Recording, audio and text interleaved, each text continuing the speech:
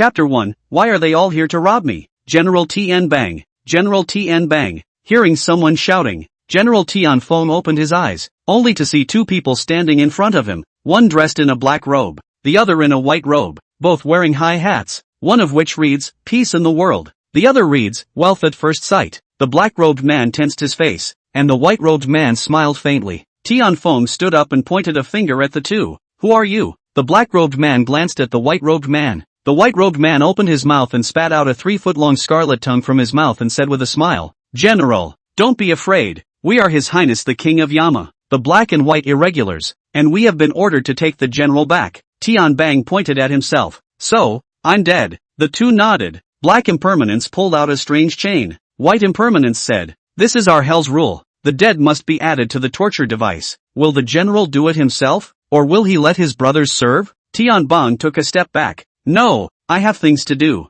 I can't go with you guys. White Impermanence also tensed up his face and glanced at Black Impermanence before looking at General Tianfeng. This can't be done. As the saying goes, if the King of Hell lets you die on the 3rd night, who dares to keep a person until the 5th night? General, King of Hell, his old man is still waiting for you to drink tea in hell. Tianfeng clenched his teeth. What if I have to not go? White Impermanence instantly became taller than ever, and a wailing rod appeared in his hand at some point. Then don't blame the brothers for having black hands, said about to charge forward. At this time a dragon roar. Black and White Impermanence at the same time, body trembling. White Impermanence is even back a few steps. Only a golden light struck in front of General Tianfeng, and General Tianfeng's armor suddenly turned golden, and the Jarius shoulder guards on his shoulders turned into dragon heads. A golden longsword was stuck in the ground, emitting a dragon's roar. Tianfeng held the longsword with one hand and pulled it out slowly. The golden light surged into the sword like a long whale sucking in water. Tianfeng is a member of our divine dragon family.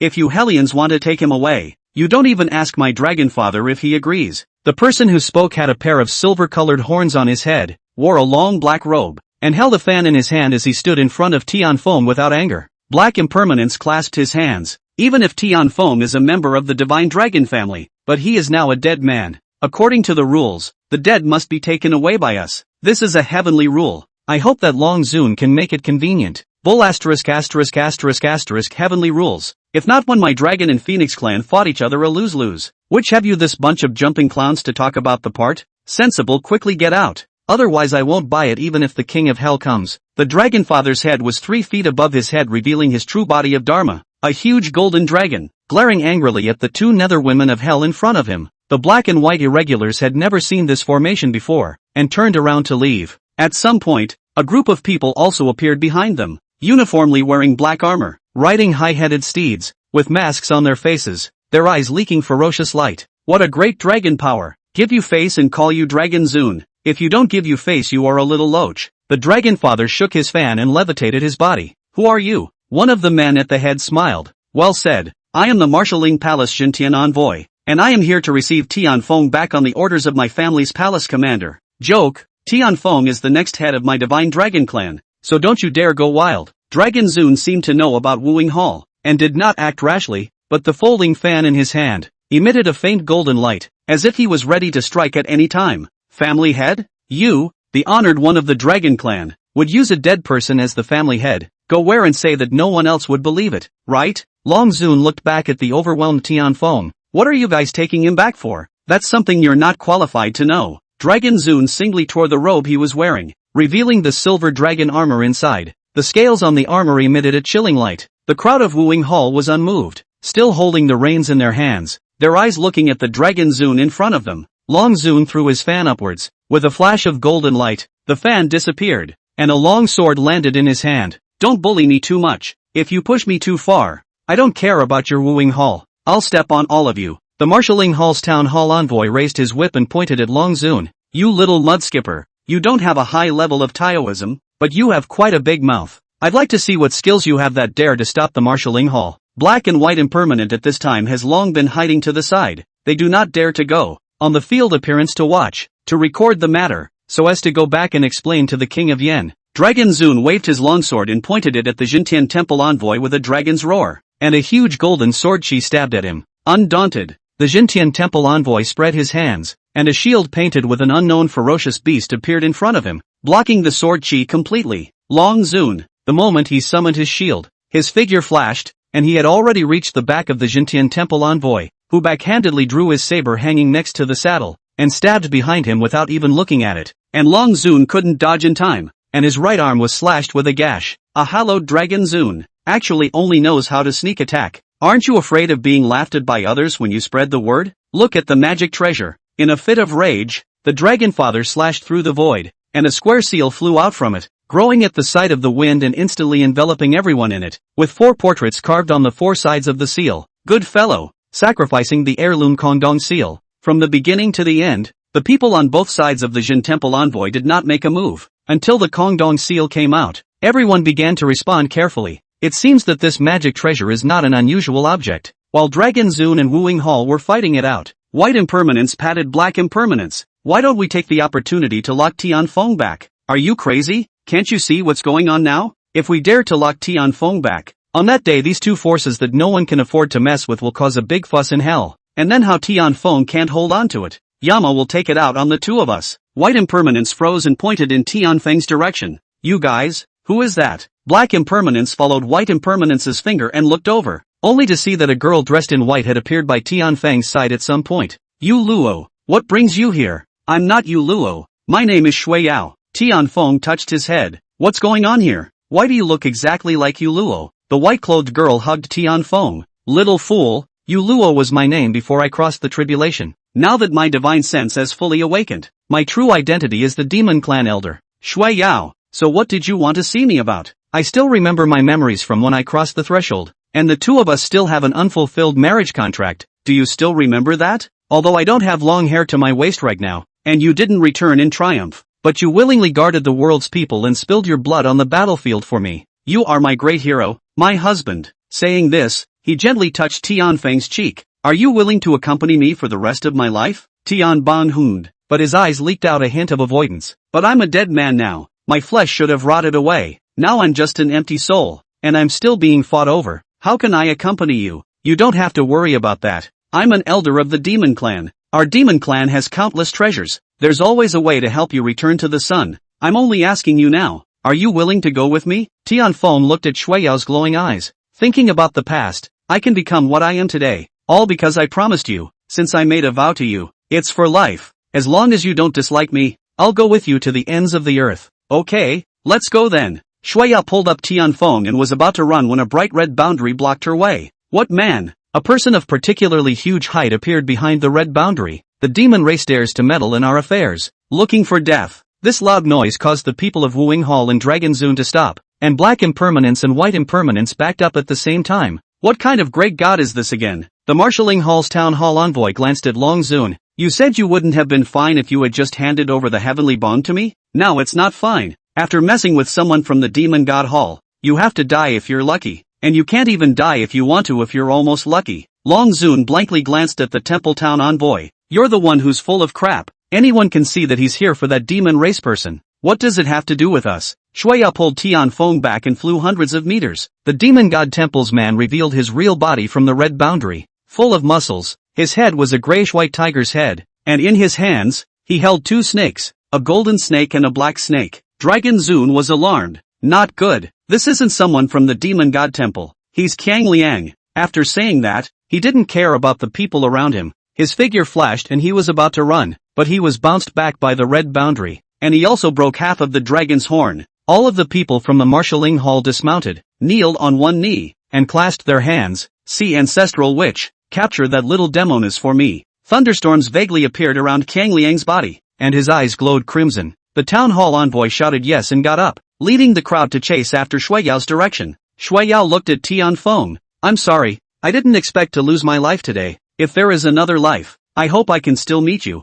and we'll never part. Tianfeng shook his head and tightly grasped Shui Yao's hand. Don't say that. I don't know what kind of enmity you have with them, but looking at them they don't look like good people. Today even if I give up my life, I'll still protect your safety. After saying that, he raised his golden sword and blocked in front of her. The Jin Temple envoy had already chased after him. General Tianfeng, get out of the way. The woman behind you is from the demon race and is our enemy. Tianfeng pointed his sword at the Jintian Temple envoy. All I know right now is that you are my enemies. If you want to kill her, kill me first. The golden sword in Tianfeng's hand shone brightly, and the blinding light caused Jiang Liang, who was not far away, to roar angrily, and the thunderstorms that covered the sky converged in the sky above Tianfeng, as if they were about to split down at any moment. General Tianfeng, don't make things difficult for us, we'll all have to die once the ancestral witch gets angry. Dead? I'm already a dead man. Big deal, my soul is gone. The ambassador of the Temple of Jin reached out and removed his mask. General Tianfeng, if you hadn't done it for a dazed and incompetent emperor, you wouldn't have ended up in such a situation. But heaven's destiny is not to be disobeyed. No matter how high your force value is, you will ultimately die on top of the battlefield, sacrificing your blood to honor the righteous departed souls. But you are a true hero. Our wooing hall is dedicated to giving a place of peace and shelter to heroic souls like you. You will most likely become the next hall marshal in our wooing hall, or even higher. Why bother offending Lord Ancestral Witch for the sake of a demonic daughter of the demon race? Demon girl? Tianfeng turned around. His fingers hooked up Shuiyao's chin and kissed her. Shuiyao subconsciously hugged Tianfeng's waist. After a long time, Tianfeng turned around, pointing at the Jin Temple envoy. I've memorized your appearance. You Luo or Shuiyao, she is my woman. I don't care what kind of people you are. You are not allowed to harm her. If I can't even protect my own woman, then what kind of man am I? After saying that, the golden sword in his hand emitted a dazzling light, and Tianfeng roared up to the sky, pointing at Zhang Liang, that tiger-headed demon. Come on, I'm not afraid of you. Several thunderbolts descended from the sky, and Kang Liang appeared in front of Tianfeng with great speed, and the two snakes in his hands transformed into long giant axes to slash at Shuiyao. Tianfeng used his golden sword to resist the thunderous attack. Then under the might of the giant axe that split the sky and cut the earth, he turned around and shielded Shuiyao tightly underneath his body. His golden armor shattered into powder, and his golden longsword suddenly turned into three longswords emitting three kinds of red, blue, and yellow light, and shook the giant axe away from him. It's actually the three-talent sword. Could it be that he is? Chapter 2, A New Era, A New Beginning. Beneath the murky sky, the heavens were thick with clouds, and hidden thunder exploded in the dark clouds with a low hissing sound. An old man wearing an apricot-colored Taoist robe, holding a mahogany sword, pointed at a vermilion coffin in front of him, and said to a young man whose pupils of both eyes emanated red and blue rays, "This is the coffin of a 1,000-year-old demonic corpse. I've already tried to attract the heavenly thunder, and I can't believe that I can't even split open a coffin made of this wood." That young man stroked his chin and squatted down to carefully observe the coffin. Master Mao, your Maoshan spells may indeed have miraculous effects against ordinary zombies, but this demonic corpse that is already 1,000 years old, I'm afraid that you're still far from Taoist enough to refine it. Grandmaster Mao turned around and waved his hand at the people behind him, telling them all to come over, then said to the young man beside him, Shao Jia, you and Lin Yu Rose yin and yang have not yet cultivated their yin and yang qi, so I'm afraid that if you venture out, you're going to be in for a rough ride. Shao Jia raised his concern, but if we don't make a move now, when the time comes for it to open itself and jump out, jeopardizing the world's life, we may not be his match. Now take the coffin and find a way to open it first. My eye of reincarnation might be able to fix him. Lin Yu Rose said on the side. Still don't take this risk, Master said before he died. This demon corpse is not an ordinary corpse. It's already fully demonized, invulnerable to swords and spears, invulnerable to fire and water, with infinite strength. It should be the legendary drought demon. Carry the coffin. First forcefully seal it. We will then slowly discuss. It's not a good idea to keep it here all the time, in case the gang from the Demon God Temple comes again. With just a few of us, I'm afraid that it will allow them to take advantage of the situation. Master Mao agreed with Shao Jia's point of view, and behind him, a group of Taoist priests cupped spiritual talismans in their hands, one for each of them, and affixed them to the vermilion coffin. Up! Lin Yu Rou looked at the coffin that was slowly lifted up by the crowd and clapped her hands excitedly. Great! It can be lifted. Master Mao shook his head with a grave expression. This may not be a good thing. Being able to lift and move means that the demonic corpse has begun to isolate itself from the earth's qi. This is a precursor to awakening. Shao Jia looked at the faraway coffin and said to Lin Yu Rou, it seems like I have to look for my second master Shuai. He might have something to do. My head is a mess. Who am I? Where am I? It was pitch black in front of my eyes, and I felt nothing in the darkness, except that I couldn't move any of my limbs, and my body didn't feel any pain at all. It was so quiet that I seemed to be falling into an eternal slumber.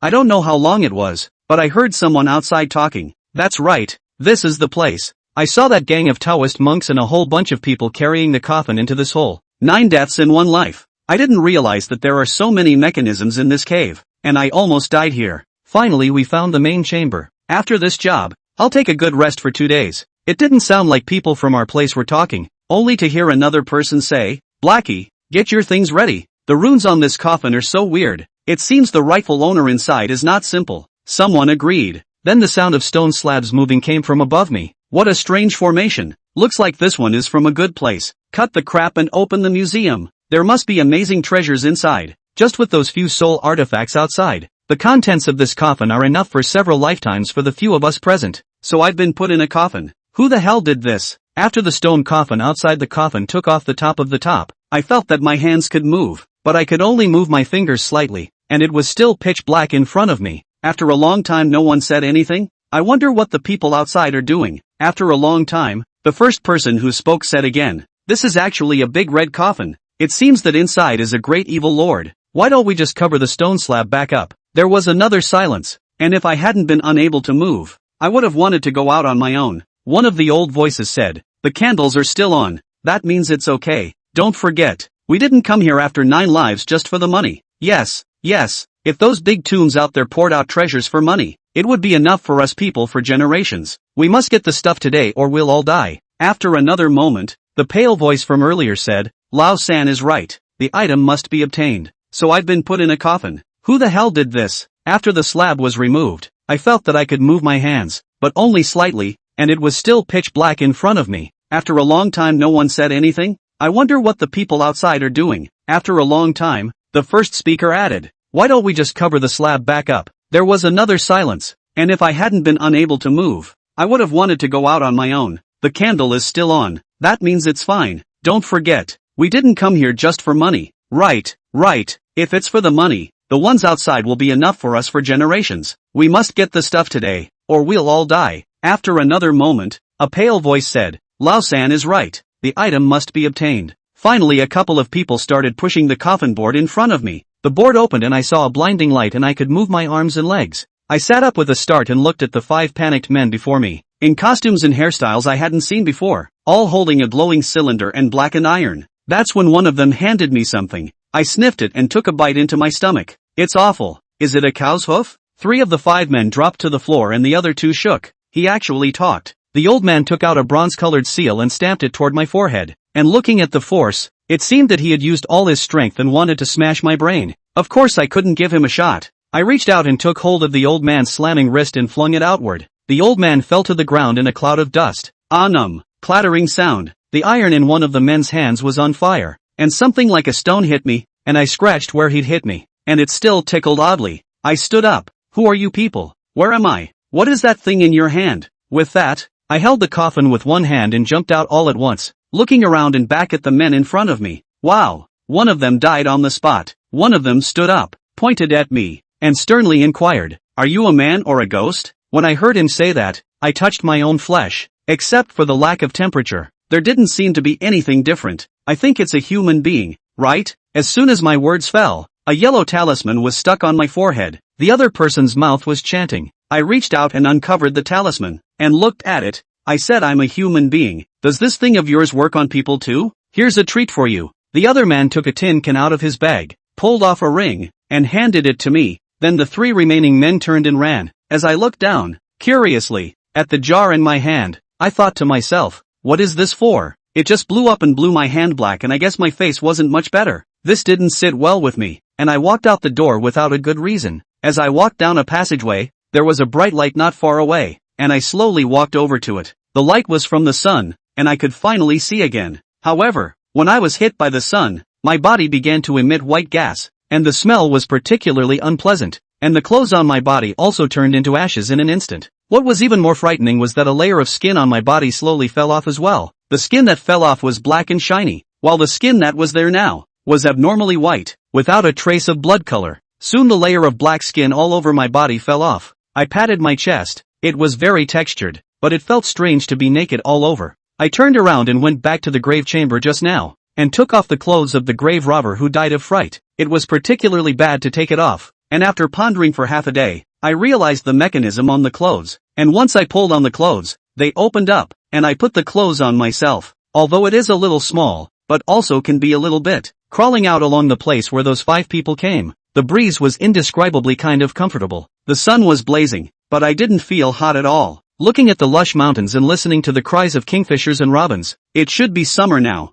I walked for a while and saw a green tent. I walked towards it. There were some tin boxes in the tent, and a small pot, wrapped in an unknown material. I wasn't hungry, but I got the idea that I wanted something to eat. I grabbed something that looked like it could be useful and headed down the hill. Just after descending the mountain, I came across a village. It wasn't big, maybe 100 or so families, and it was noon, and there wasn't a single person on the street. There were words written on the walls that I couldn't understand, and on some of the walls there was a painting with people who looked just like real people, and I stood in front of the painting and looked at it for a while. Someone tapped me on the shoulder and I turned around to see a middle-aged man carrying a dung basket and asking me with a mouthful of yellow teeth, "Which village are you from? What are you doing in our village?" I thought about it, but actually could not remember. The other looked me up and down for a while. "You outsider, are you trying to come to our village's treasure? Speak." After saying that, he yanked me by the collar. "Uncle San, let go." It was the voice of a little girl. The little girl was dressed in a floral shirt, blue pants,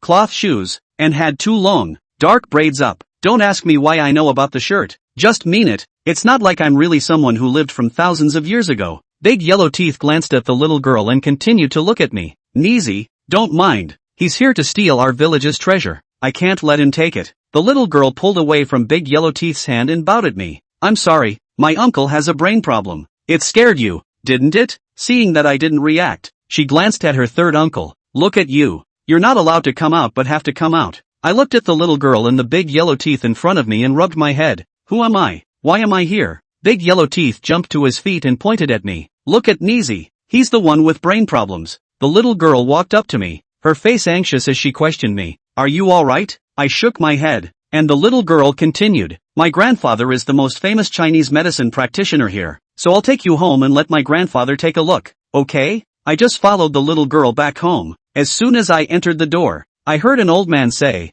"Not coming back to eat in the middle of the day. Where did you go crazy again?" Big Yellow Teeth cocked his head and looked at me. "I'm not crazy, I caught a thief." The little girl walked over to the old man. "Grandpa, he's not a thief, he's lost his memory." The old man let out an oh-so-slight sound and walked over to me. "Do you remember anything now?" I thought hard. "I can't remember anything, my mind is a mess." The old man casually pulled out a handful of silver needles, rushed to my temple, stabbed over. I subconsciously grabbed the old man's wrist. The old man's face immediately see sweat. The little girl rushed over and grabbed my hand. "What are you doing? Let go of my grandfather." I immediately let go and the little girl said, "My grandpa is trying to cure you with acupuncture." I gave a no. The little girl asked the old man, "Grandpa, are you okay?" The old man shook his head and signaled me to sit down first. I found a chair and the old man stuck me with the needle again. I didn't move. The old man eeped. "Strange, why can't it go in?" Changed another one. Still didn't work. Changed another one. Finally took away a syringe.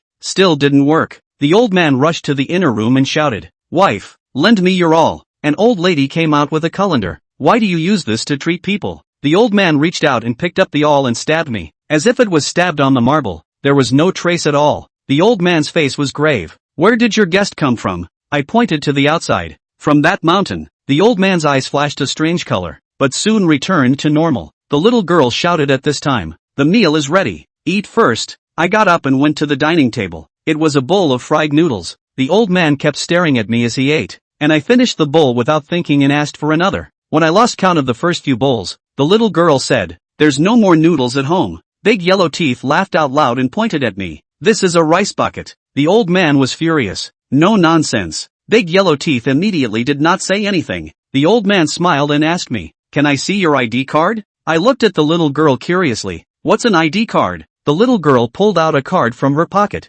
"This is it. Everyone has one." I rummaged through the pockets on my body, and found a small package. Opened it. It was full of paper. Red, green, purple, with several small cards inserted next to it. I looked at it, and there was one that was almost the same, and took it out. "Is this it?" The old man took the ID card from my hand. "Zhang Tianyu, are you from El City?" After saying that, he shook his head again. "No, the person on this ID card doesn't look much like you ah?" Iowa Sound did not pick up his words. He returned the ID card to me. "How did you get here? Walk over. Is there a gasp in the house?" Someone shouted from outside. The old man slapped the table and told his wife to take Big Yellow Teeth and the little girl back to the inner room. Outside, the people directly walked in. I looked at 7 or 8. The leader of a yellow hair directly sit next to me, looking at the old man. "Today is the 5th day. Yesterday busy did not care about up. This account is not the time to clear?" The old man from the clothes inside touched out a cloth bag, put in front of the yellow hair. Yellow Hair opened the cloth bag,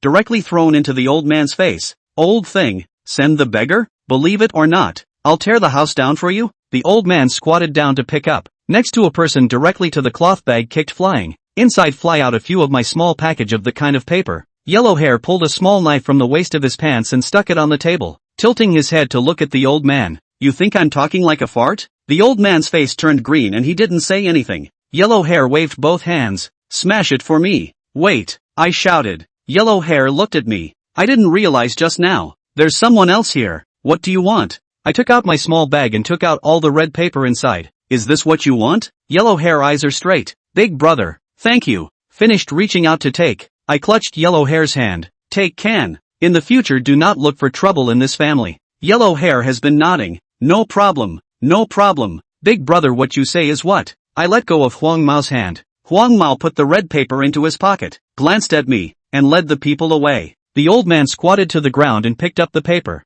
I'll pay you back that money. So that paper is called money. No need to return it. Just take it as my compensation for these days in your house. The old man froze. That's more than 30,000 yuan. It's enough to buy my house. I let out an "oh." Then stay a few more days. At night, a very amazing scene happened. The house became exceptionally bright. I looked at the beads glowing on the roof. What kind of treasure is this? This is not enough. A square box inside actually has a group of people singing. How did you put these little people in there? The old man thought my memory loss was too great, and the little girl taught me little by little, telling me that this was a TV, that was an electric light, and there were many other novelties that they just didn't have in their house. I said, thank you. The little girl shook her head. We're the ones who should be saying thank you. You've done my family such a great favor. It's our family who should be thanking you. In the evening, my wife cleaned up a room for me and took a new set of sheets and covers, but I don't sleep at all. I don't know whether it's because of the excitement of watching TV, or I didn't have the habit of sleeping originally. Still refreshed the next day.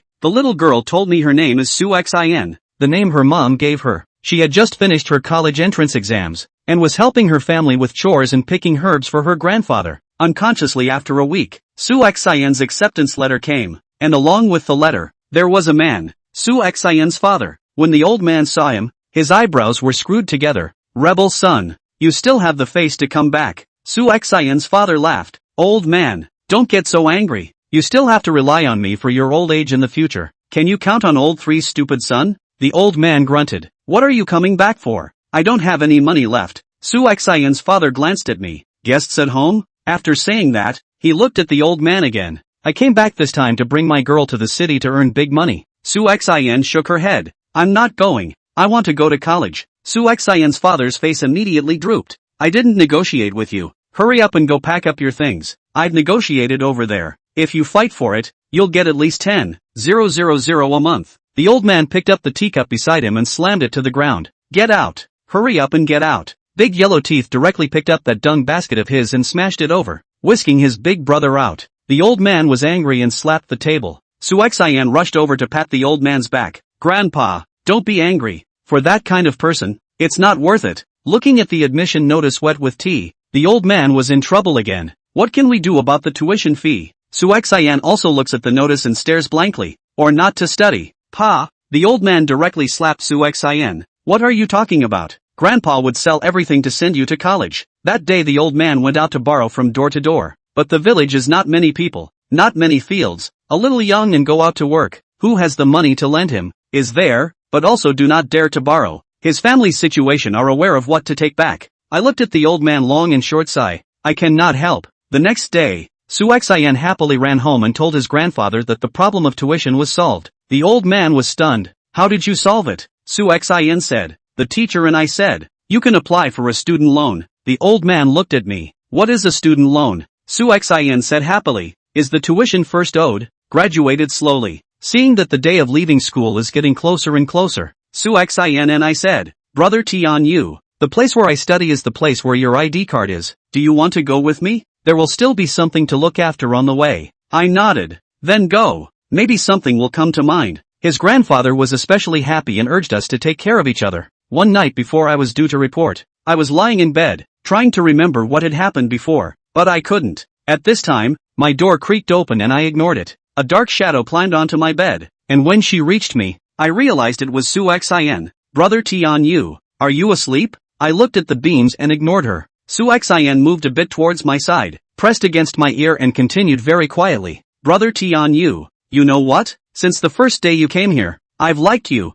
I want to go to college. I want to excel, and I miss my mom. Speaking and crying, I still opened my eyes and didn't move. Su Xian's small cold and clammy hand held my big hand. Brother Tian Yu, don't you like me? Chapter 3, First time around. I turned my head to look. Su Xian actually stared at me with a pair of yellow eyes emitting a faint green light. At night it looked especially weird, just like the eyes of a fox. She saw me looking down at her and brought her mouth up. At that moment, a thunderclap suddenly sounded outside, and Su Xian shivered, retracted, and hid in my arms. When I woke up the next day, the rain hadn't stopped, and the old man got up early to pack Su Xian in ice bags, and found a farm tricycle. Su Xian was in my arms until almost dawn when I left. See you again like nothing. Look at me, and asked me if I slept well last night, but my feelings tell me that the person in my arms yesterday was indeed Su Xian is right. Although I don't know what the purpose of her doing that last night, but I didn't ask her in front of her family. There is time to ask in private. Since I have been watching TV for more than half a month,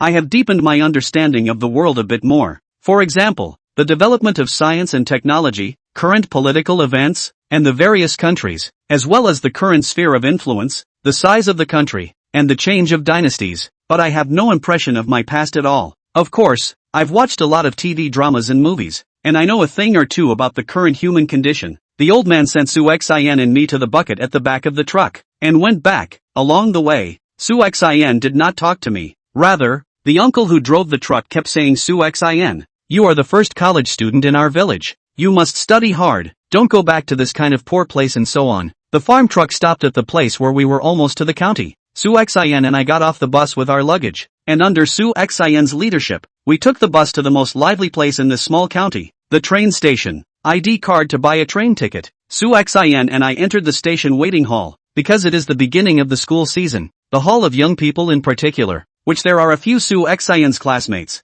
Enrolled in the university is not a place. Exchange a few pleasantries on their own on the car. There were a few other monks in the hall, guarding a pile of luggage, playing with their cell phones with their legs crossed, but looking here twice from time to time. Su Xian sat next to me, not knowing what she was thinking. Those few monks, at the same time, got up and walked over to this side. One of the monks recited a Buddha's name, and said to Su Xian, little girl, have you recently had any abnormalities? Or are you not feeling well, feeling like you don't get control of yourself? Su Xian froze, looked at me and then at the monk and shook her head. The monk with a kind face took off a string of rosary beads from his hand. Miss, it is better to meet than to meet by chance. We can meet here as a person of destiny. This is for you. In times of danger can keep you safe. Su Xian politely said, thank you, master. I'm just a rosary student. I don't have much money. The monk was first stunned, then mouthed the Buddha's name. Girl, don't misunderstand. Just put the rosary away. After saying this, he directly put it into Su Xian's hand and turned around to leave. Su Xian looked at the rosary beads in her hand of dark purple color that she did not know what material it was made of, and carefully wore it on her wrist. It was time to check the tickets and get on the bus.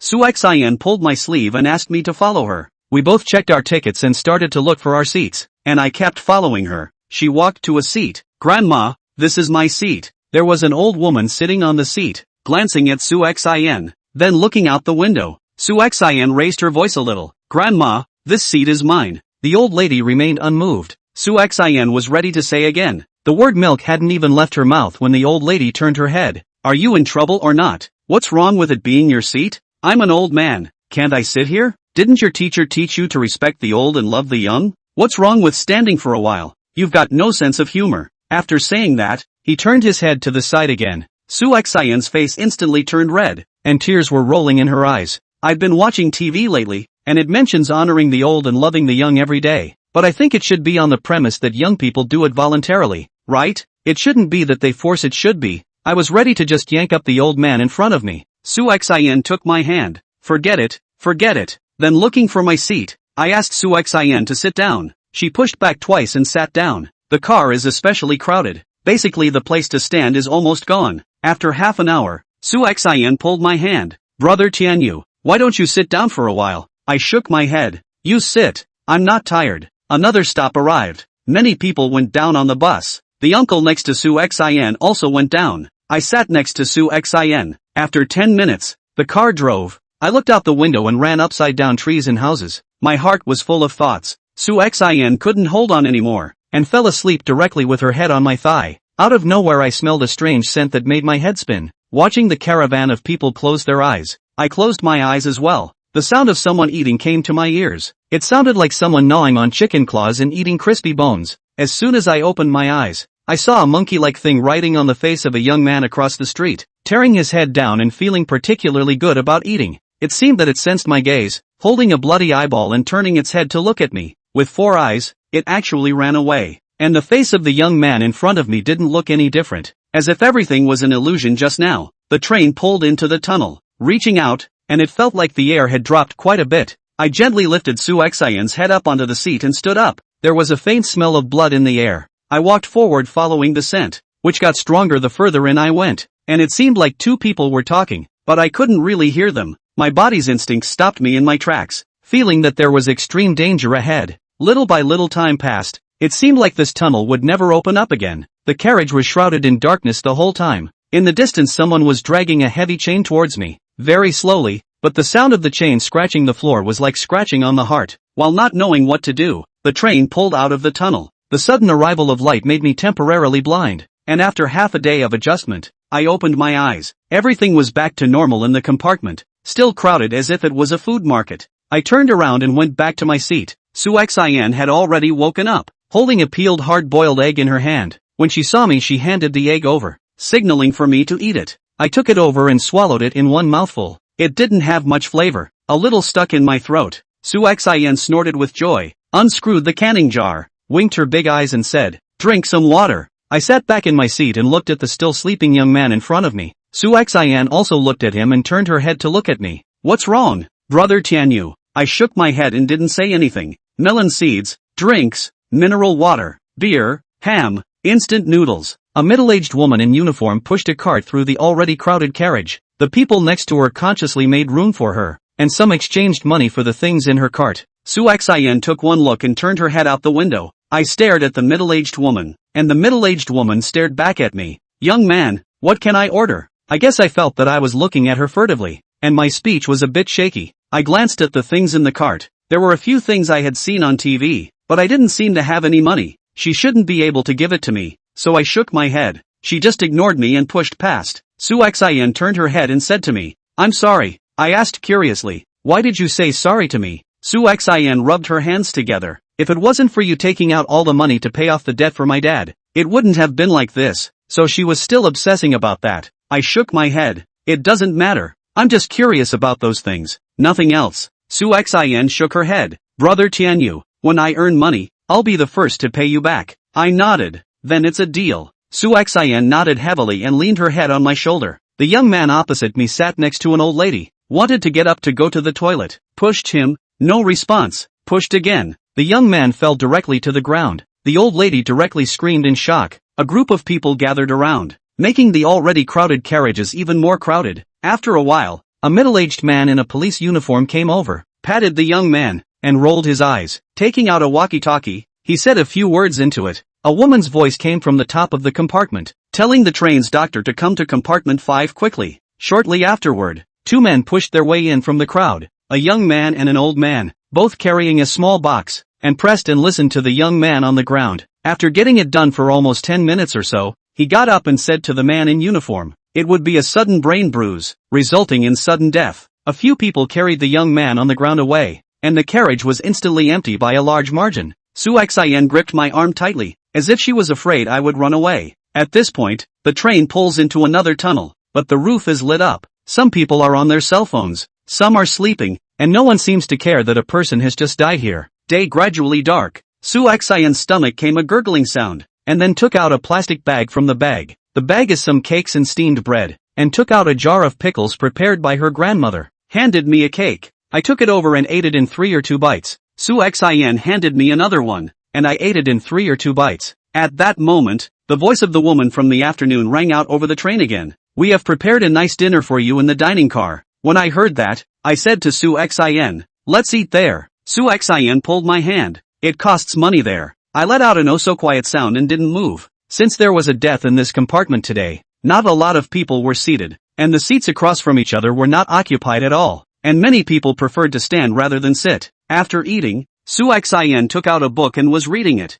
I was idle and bored and didn't know what to do, so I stared at Su Xian in a daze. Su Xian probably felt my gaze and looked at me. Her face slowly turned red, just like an apple. Su Xian lowered her head and asked me, "Brother Tianyu, why do you keep looking at me?" I hummed for a while. "I don't know." Su Xian's face turned even redder, and her ears were as if they were on fire. I turned my head away, while Su Xian buried her head directly into the book. Until the next day when it was almost noon, the train stopped at the L City North train station, which was also the terminus of this train. Su Xian and I carried our luggage out of the crowded train station. In the square in front of the station, there were a few student-looking people holding up signs that read Chujian University. Su Xian took my hand and walked to those students. "Hello, I'm a freshman at Chujian University." Saying that, she took out the acceptance letter. One of the tall skinny men took the acceptance letter and looked at it. Full of smiling looks, he shook Su Xian's hand. "How are you, senior sister? The car is over there. I'll take you there."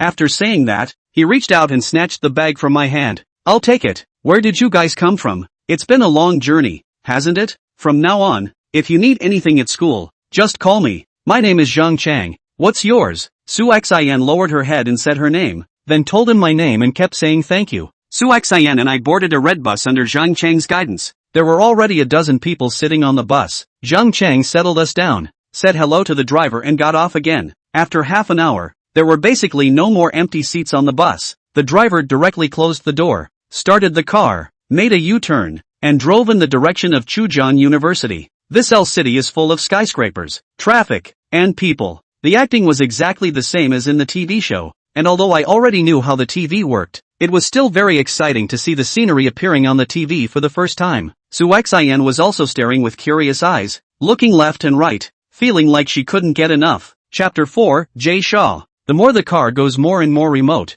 from the prosperous beautiful city until the slightly remote towns and villages have not stopped, until the end of the road. The car seems to drive into a forest as if, on both sides of the trees everywhere, this season lush trees, is a real boulevard. The car drove in the woods for less than 5 minutes, appeared the gate of Chujian University. Its gate repair is high and big, visual height of about 18 meters, 8 pillars 2 adults cannot hold. The top of the gate, the black plaque is written with the Chujian University 4 big words in gold, written in a rather domineering way, and there is also a contemporary big shot's name at the end of the paragraph. The whole gate looks very grand. The bus just entered the gate and stopped. Below there was a group of students waiting, helping the new students to take the luggage to do the formalities. Looked very enthusiastic. Su Xian and I got off the bus with our stuff, and immediately a few students gathered around and asked us which department we were from and where we were from in our hometown. Then they took us to the enrollment office, where Su Xian filled out a bunch of forms. The teacher asked her to pay the tuition and accommodation fees. She blushed and said about the student loan, and the teacher instructed her to go to the special student loan window. A student was very enthusiastic to come over to lead the way, and said to Su Xian, "If you apply for a student loan, the money loaned out may not be enough to pay the tuition fees here, and the accommodation fees and other costs here are also very high.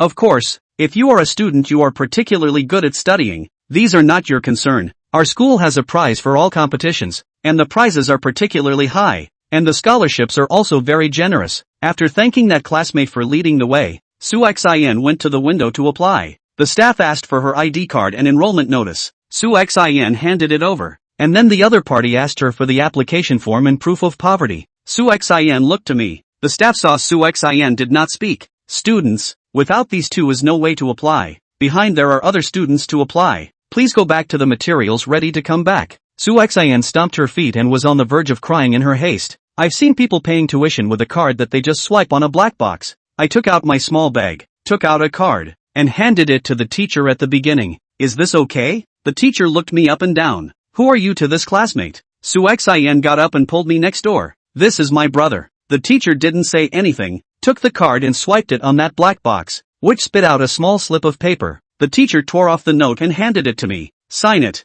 I froze. "What word?" A classmate next to me handed over a pen and pointed to a blank space on the paper. "Your name." I picked up the pen and wrote down the 3 words Zhang Tianyu in clerical script. The teacher didn't even look at it to collect the note and gave Su Xian a receipt. Su Xian looked at me. "I'm really sorry, Brother Tianyu. I've let you break the bank again." I shook my head. Although I didn't know what the card was for, I knew that the matter was resolved. Those eager students took us on the campus bus, which was free. We were told which was the library, which was the apartment building, which was the cafeteria, and which was the academic building. Su Xian got off the bus with excitement and came to the apartment building. Her classmates told her that this was a girl's apartment and she lived on the second floor. I carried my luggage and followed Su Xian into the apartment door, and was shooed out by a fierce old lady. Here, male students are forbidden to enter. Su Xian hurriedly said, "This is my brother, came to see me off, will leave in a while." Only then did he come in. The room is 1 bedroom and 1 bath. 4 people live in the dormitory, and 2 beds have already been made. There were 2 men sitting in the living room smoking and chatting,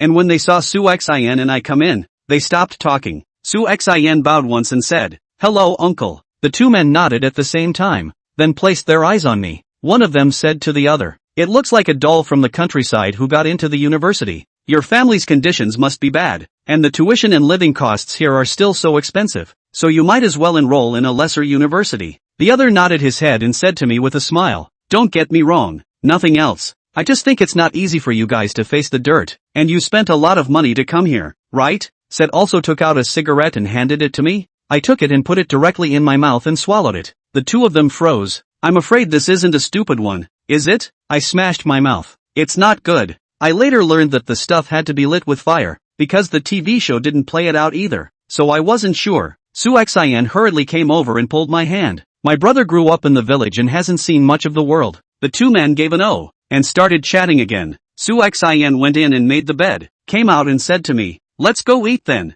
I nodded. At this time, Su Xian's 2 roommates came in, just like the twins, permed with big wavy head, face and putty, also both cone face, wearing ultra-short skirts, black stockings, high heels. In addition to the style of the clothes is different, basically is a mold carved out. Su Xian took the rare initiative to greet the duo. "Hello, my name is Su Xian. We'll be roommates from now on." The 2 men looked her up and down, walked to the side of the 2 men with a cold face, and then suddenly changed to a smiling face. I pulled Su Xian's sleeve. "Can we go eat?" Su Xian gave an awkward and pulled my hand away. The 2 of us just out of the apartment building. A movie only to see the kind of blue sports car parked in front of the apartment building. Su Xian startled. From the main driver down a man, slightly shorter than me, wearing a black half-sleeves, blue jeans, face white, wearing a pair of black sunglasses, and the side of the passenger down a female, wearing a white dress, wearing a white sun hat. The trainees on both sides greeted the 2, as if they were familiar with them.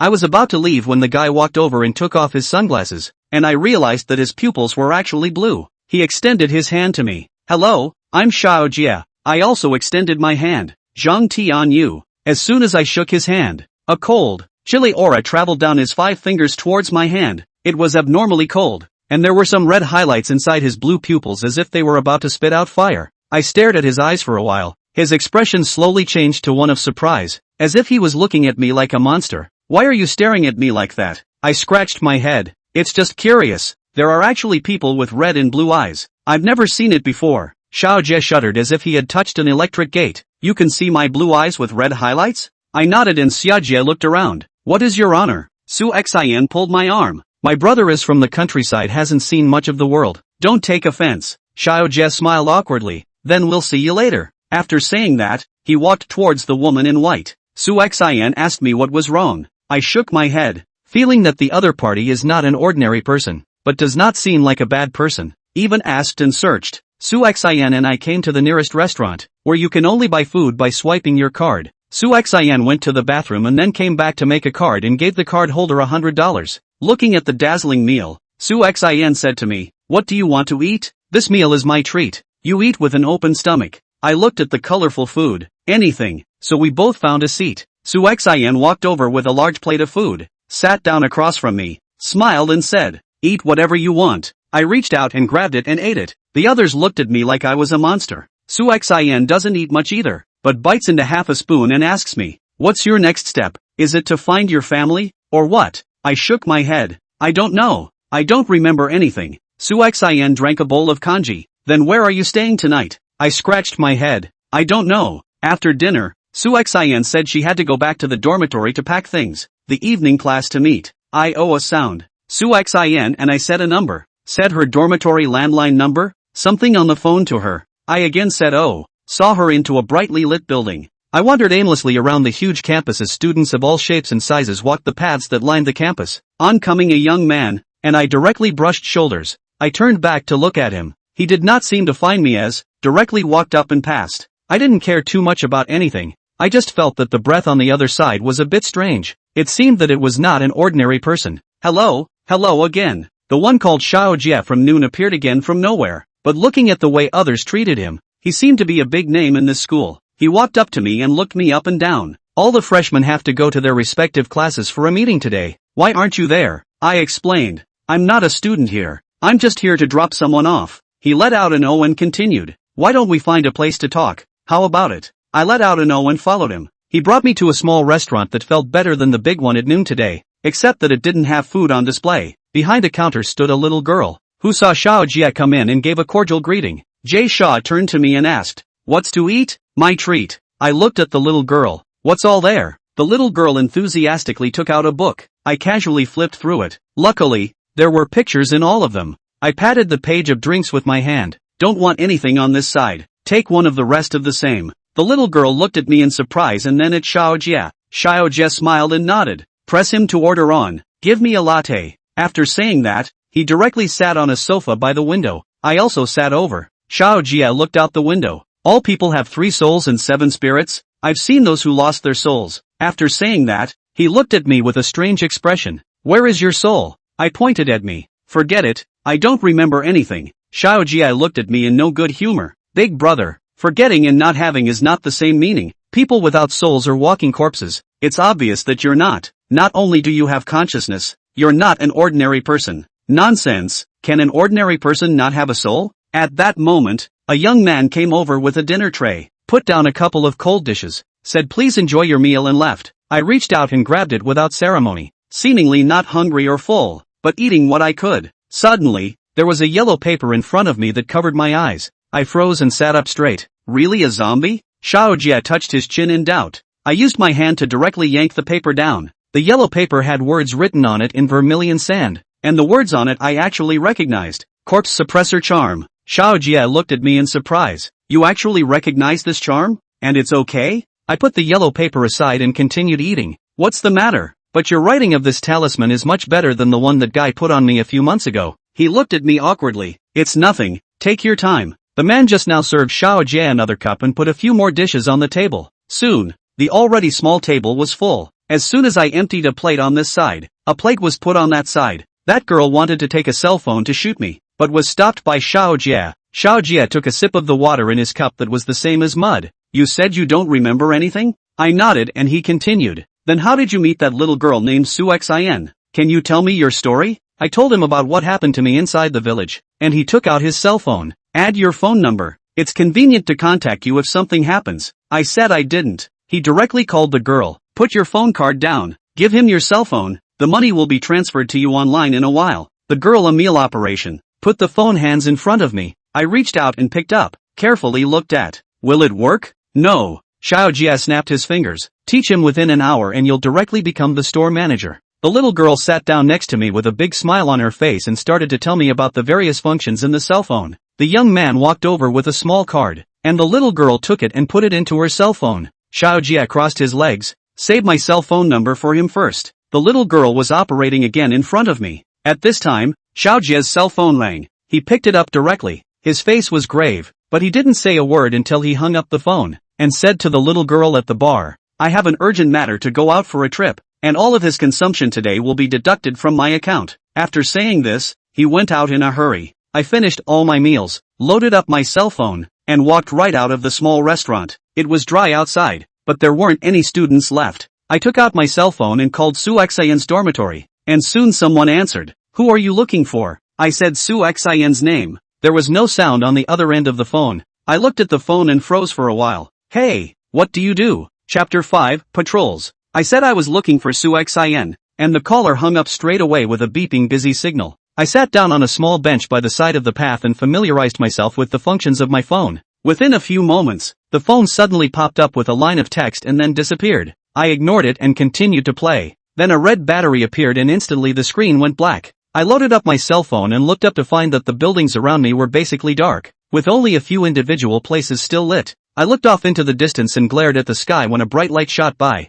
I looked for it and a couple of uniformed men walked by. "Classmate, it's late. Why don't you go back to the dormitory and rest? The one who spoke was a middle-aged man with a rather dark face. I shook my head and told him I wasn't a student here. He looked at my ID and took me to a house at the front gate. Half the walls of the house were filled with TVs, which seemed to show various parts of the school. The middle-aged man told me to sit down. So I did. You said you're here to drop someone off. Do you have his number? I gave him the phone number of Su Xian's dormitory, and he picked up the phone on his desk and called it directly. Hello, this is the campus enforcement office. Do you have a student named Su Xian there? Oh, you are it. Do you know someone named Zheng Tianyu? He then described my appearance and hung up the phone. He looked at me and I looked at him. After a while, he asked me, what is your relationship with that Su Xian? I thought about it for a moment, and it seemed like there was no relationship whatsoever. Ping pong, no relationship. He looked me up and down. So do you have a place to stay? Or any other relatives or friends of yours here?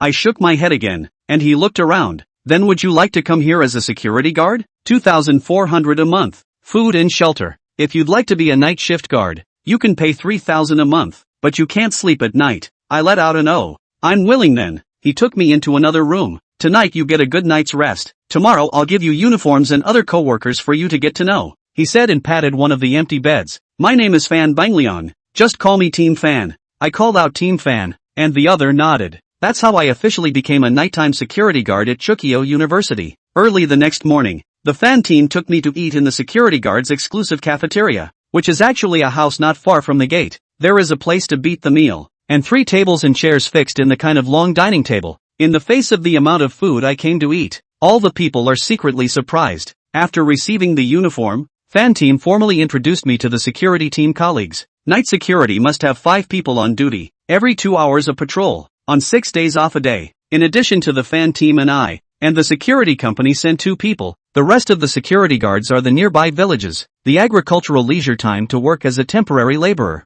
There was nothing going on during the day, so I was just chilling in the janitor's room, and remembering about my cell phone. I took it out and said to a fat security guard next to me, "This one doesn't light up anymore." He took it and pressed the on button. "Oh, it's dead. Just fill it up." After that, he took out a cable and plugged it into the end of the phone, and the phone went black and turned into a big battery. "Bro, why did you come here to be a night security guard?" Fatty asked while playing with his cell phone and looking at me. "I don't know why. I don't know. Team Fan asked me to be, so I am." Fatty took out his cell phone. "Are you a relative of Team Fan's family?" I shook my head again. "Just met last night." The fat man looked around warily, sat down next to me, a fat face full of horizontal meat almost to my ear, lowered his voice and said to me, "You know what? This school is not clean. At night that demons and evil spirits come out." I let out an "Oh," and he saw that I wasn't interested in anything while his cell phone came out with the phrase, "All hands on deck." He never said another word to me. I pressed the on button on my cell phone,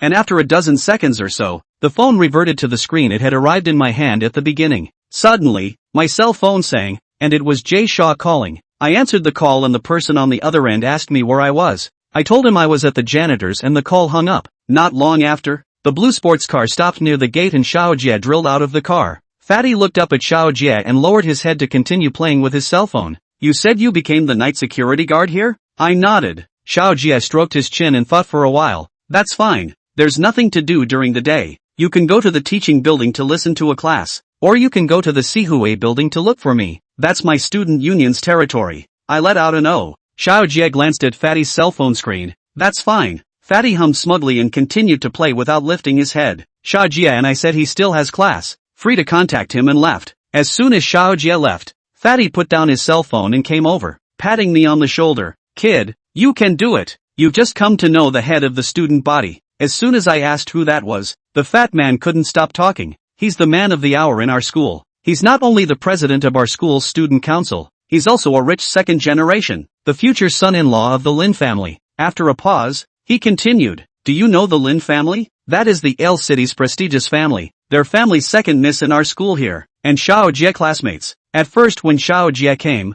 thought it was a rural doll. His good-looking point, the Lin family's second miss chased after him. That year, in our school especially sensational. I look at the fat man spit and spluttered, seems to have no intention of stopping. I picked up the phone, said I go out then no matter what the fat man said again, walked out of the janitorial room. There was a campus bus stop not far out, and I got on the bus. It was cloudy and the air was particularly stuffy, and I figured it was going to rain hard soon. The bus stops at the station. Suxin got on the bus, saw me, looked around, and sat next to my hair. I look at her look seems a little unhappy. She did not say anything to me, just resting his chin, looking out the window. The East dining room arrived and some people got off and some got on. Susan and I went into the restaurant and she got me some food and then sat there and watched me eat. I looked at her. Aren't you going to eat? Suxin shook her head and said she didn't have an appetite. I let out a no and continued eating. She had tears in her eyes and suddenly burst into tears, causing the people next to her to keep looking at us here. I asked her what was wrong. She just cried too and I just ate there. At this time, a few sniveling students gathered around. One of them, a chubby female student wearing black-framed glasses, patted Suxin's back. Senior sister, what's wrong? Is it that this kid across the street is bullying you? Something to say to your brothers and sisters. Suxin got up and wiped her tears. Thank you, senior sister. I'm fine. Then she looked at the circle of people surrounding her. Thank you all for your concern. I'm really fine. The crowd dispersed and I finished eating. Suxin led me along the forest path. Brother Tian Yu, what's your next step? Aren't you looking for your family? Maybe they are also looking for you. I didn't say anything. Seeing the people around me in twos and threes, I asked her, why don't you see any other girls in your dormitory with you? She lowered her head. We're not in the same major, and we don't have much in common with each other. I let out an "oh," and the atmosphere went silent. The sky began to drizzle, and soon it became a pouring rain. Suxin and I rushed to a roof where we could take shelter from the rain. At this time, someone honked the horn. It was Fatty who drove the security guard's patrol car over. Suxin and I hurriedly ran into the car. Fatty looked back at the two of us. I've long seen the two of you in the surveillance. What is your relationship now? Suxin hugged my arm. This is my brother Tian Yu. Fatty laughed. I think it's your love brother, right? Suxin's face instantly turned red, lowered her head and stopped talking. Fatty parked his car next to the janitor's office. Suxin and I entered the janitor's office. A few drops came from my pocket. I pulled my phone out. It was a text message. I handed my phone to Suxin. What does this say? Suxin took the phone and revealed a delighted expression. It's Senior Xiao Jie asking you out for dinner. I looked at Suxin's tight grip on the phone. You like it, then I'll give it to you. Suxin looked at me in disbelief. Really? You're so nice. After a while, Suxin asked me, what are you going to do after giving me the phone? I patted the phone on the table. Call this if you need it. When the rain subsided a little, I asked Fatty to send Suxin back to the classroom. Fatty came back and told me that Suxin seemed to be a bit withdrawn, and did not take the initiative to greet people, not at all as cheerful as she was when she met me earlier. Later I realized that it was not isolation, but low self-esteem. In the afternoon, I watched TV in the security room for a while, during which the principal came, and the fat man told me which one was the principal, which one was the head of each department, and which one was a professor, and that I must greet them and say hello when I saw them. When it came to dinner time, I ate in the security guard's own small cafeteria. The flavor wasn't as good as the big restaurant, but I wasn't picky. The meal froze the fat man in his tracks. I ate 3 times his usual food. After dinner, the day shift can go back to rest. The night shift officially work. The night shift with the team leader is a thin man, especially thin. Feel the wind a little bit can hang on the tree. Nicknamed hemp pole. I changed the uniform of the security guards. Bring the duty machine and walkie-talkie. Follow the hemp pole out. A group of 2 people. Separate patrols, to the patrol point with the duty machine card, and then to the library to meet. And then it is 2 people driving a patrol car. In the school back and forth on the line. The work is actually very leisurely. Sparrow is not very talkative. He is a person in the surrounding villages. The building of the school took up all the arable land of his family, compensated his family a large sum of money. He used this money to open a pretty big hotel in the village. Finally, because of the child treatment, and all sold, the child did not save. These are fat, and I said, he doesn't have any skill, and there is no more land in the village, so he can only come to work as a security guard to subsidize his family. His wife in the back kitchen of the East restaurant to help wash dishes. Wash dishes, because it just rained. The weather is wet and moist, and the air is relatively fresh. Sparrow in the front. I followed in the back. Along the way, in addition to a few students, and then no one else. To the punch card point, Hemp Pole told me, open the hand and flashlight like things. To this thing press this key, even if the punch card successful. Because of this time period, most of them are on the evening study hall. Not on the study hall are also looking for their own entertainment. So the park is not many people. Asparagus took me into the school of a convenience store, where the salesmen of the various stores are basically work-study students. See Asparagus too, habitually from the shelves behind them to take down a pack of cigarettes. Asako took out money from his jacket pocket, put it on the cash register, picked up the cigarettes and came out. Standing in the doorway, he opened his cigarette case and handed me one. He took one for himself, struck the fire, inhaled heavily, and then passed the fire to me, and I took a puff as he did, and an indescribable flavor filled my mouth. Not unpleasant, but not as enjoyable as his. After smoking his cigarette and continued walking, almost to the library, the spar stopped, turned his head to me and said, "You wait for me for a while, I'll go to the restroom." After saying that, jogged away. I stayed where I was, my mouth chattering about going to the toilet. I actually haven't gone to the toilet since I woke up. Big or small, it's too strange. Just as I was thinking about this, the man with the weird vibe from yesterday walked past me again. I looked at him and this time he looked at me. The two stared at each other for a moment before he spoke first. "We know each other?" I shook my head. "Don't remember." He looked me up and down with a smile on his face.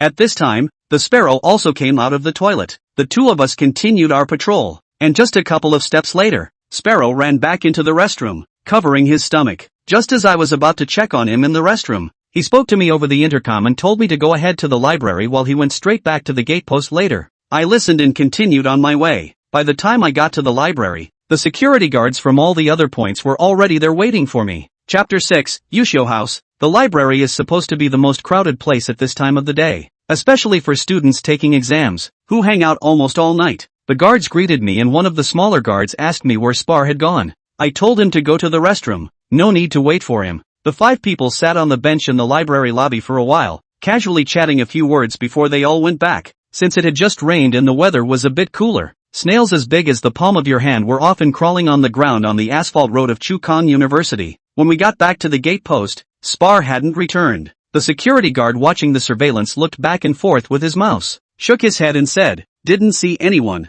The little dwarf patted my arm. "Xiao Zhang, which restroom is the Spar in?" I said it's not far from the library. The 4 of them looked at me and I looked at you. "Where is the restroom near the library?" We went to that neighborhood and went straight inside the library to use it. The older one drove to the patrol car and took me and the short one to the place I mentioned. The car stopped at the place I mentioned. I jumped out of the car, looked at the black building in front of me, and curiously pointed at the building and said, "This wasn't like this just now." Old Gao's face was unusually pale and his voice was a little shaky. "Let's go back first. There's something to go back and talk about." The little short man shivered and nodded. I turned around and got into the car, and Old Gao drove straight back to the gate post. The security guard watching the surveillance saw the 3 of us come back so quickly. "Well, did you find it?" Old Gao seemed to be very cold. The hand that poured the water was shaking. The kettle almost fell off the ground. "Sparrow, it seems to have gone into Yushio building." The little short man also nodded and said with a grave face, "If it doesn't work, hurry up and call the police." Lao Gao picked up the phone on the table and directly pressed the alarm call. After connecting, the hand that finished the matter and hung up the phone was unsteady, as if that microphone was hot.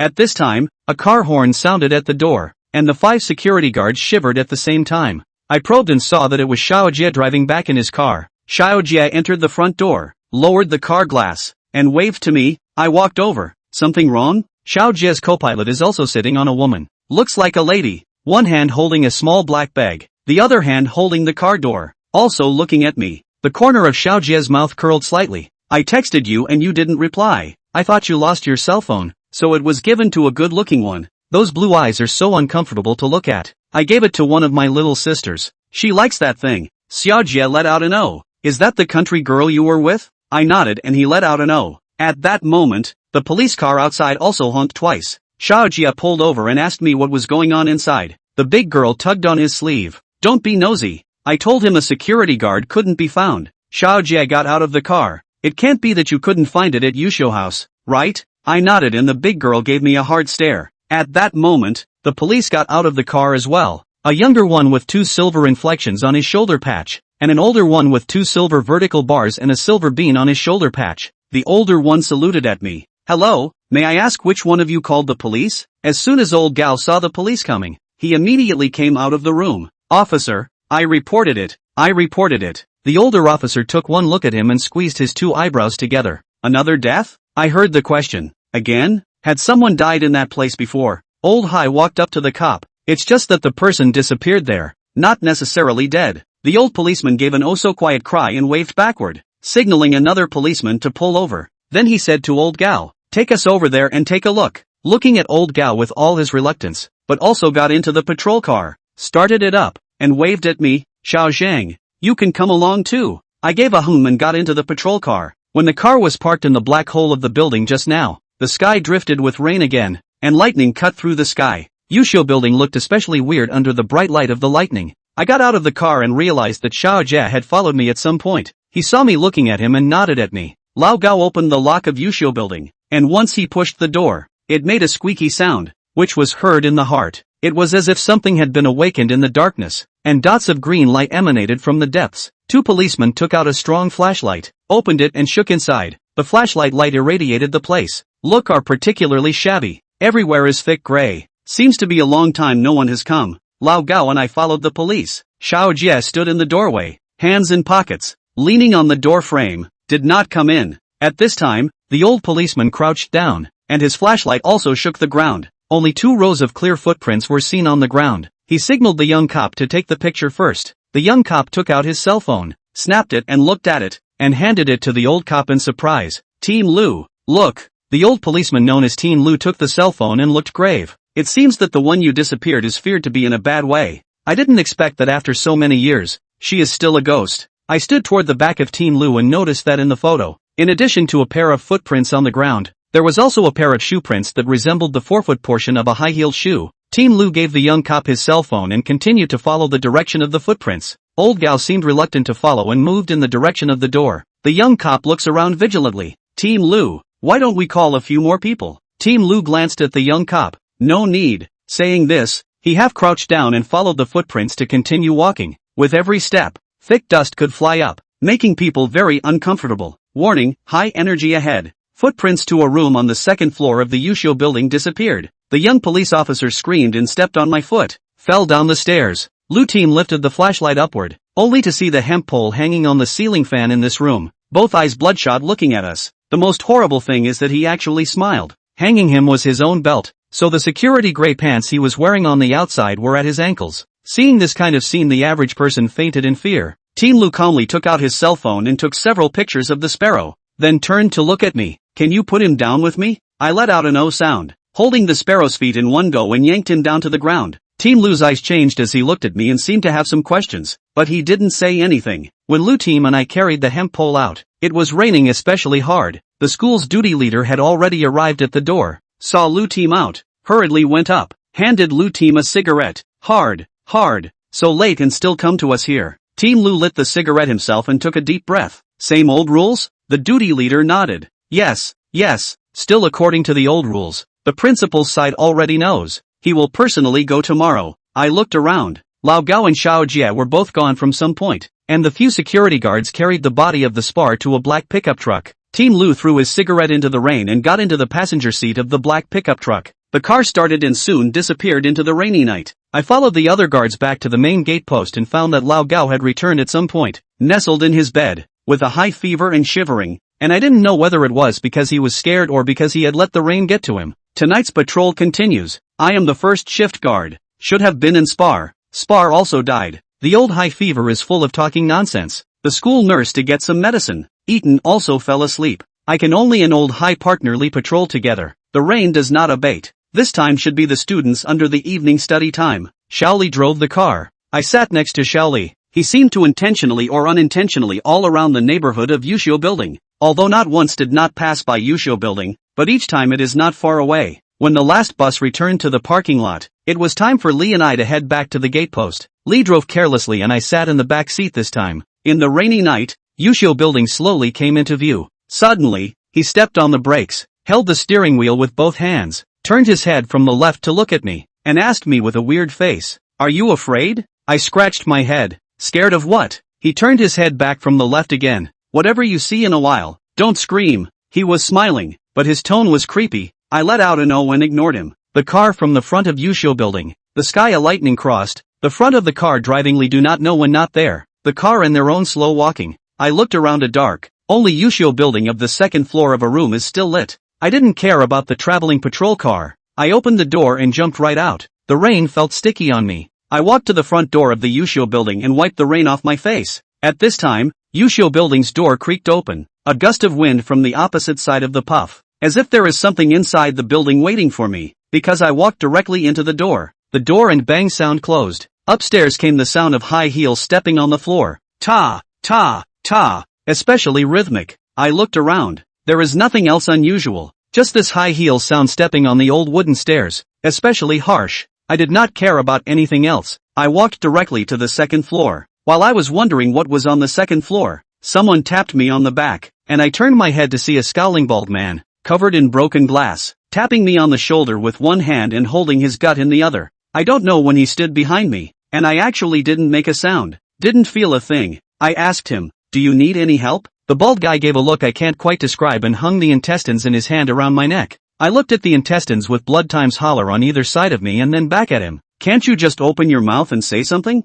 I really don't know what you want. If you want to give me the intestines, then I don't want them." The bald head angrily opened his mouth, which was also full of glass slag, cigarette butts and I don't know what else. Anyway, the flavor was particularly pungent. I pinched my nose and said to the bald head, "Who did you learn from? Why do you eat everything?" Bald head closed his mouth. Two hands dead grip his intestines, violently threw upward. Head hit the roof. Thud. Fell to the ground again. At that moment, the sound of high heels sounded again, and a hollow voice rang in my ears. "Higher man, why tease me? A bitter ghost?" I looked around. There was nothing. I didn't tease him. I just couldn't find my colleague. At that moment, a man's head rolled down the stairs from the second floor and stopped when it touched my feet. It was none other than Little Lee. I took the intestines off my neck and threw them at the bald guy, bent down to pick up Little Lee's head, and asked on the second floor, "How did you get him killed?" A pair of red heels appeared in front of me, and slowly a bright red dress and a blue, mournful face appeared, saying in a calm tone,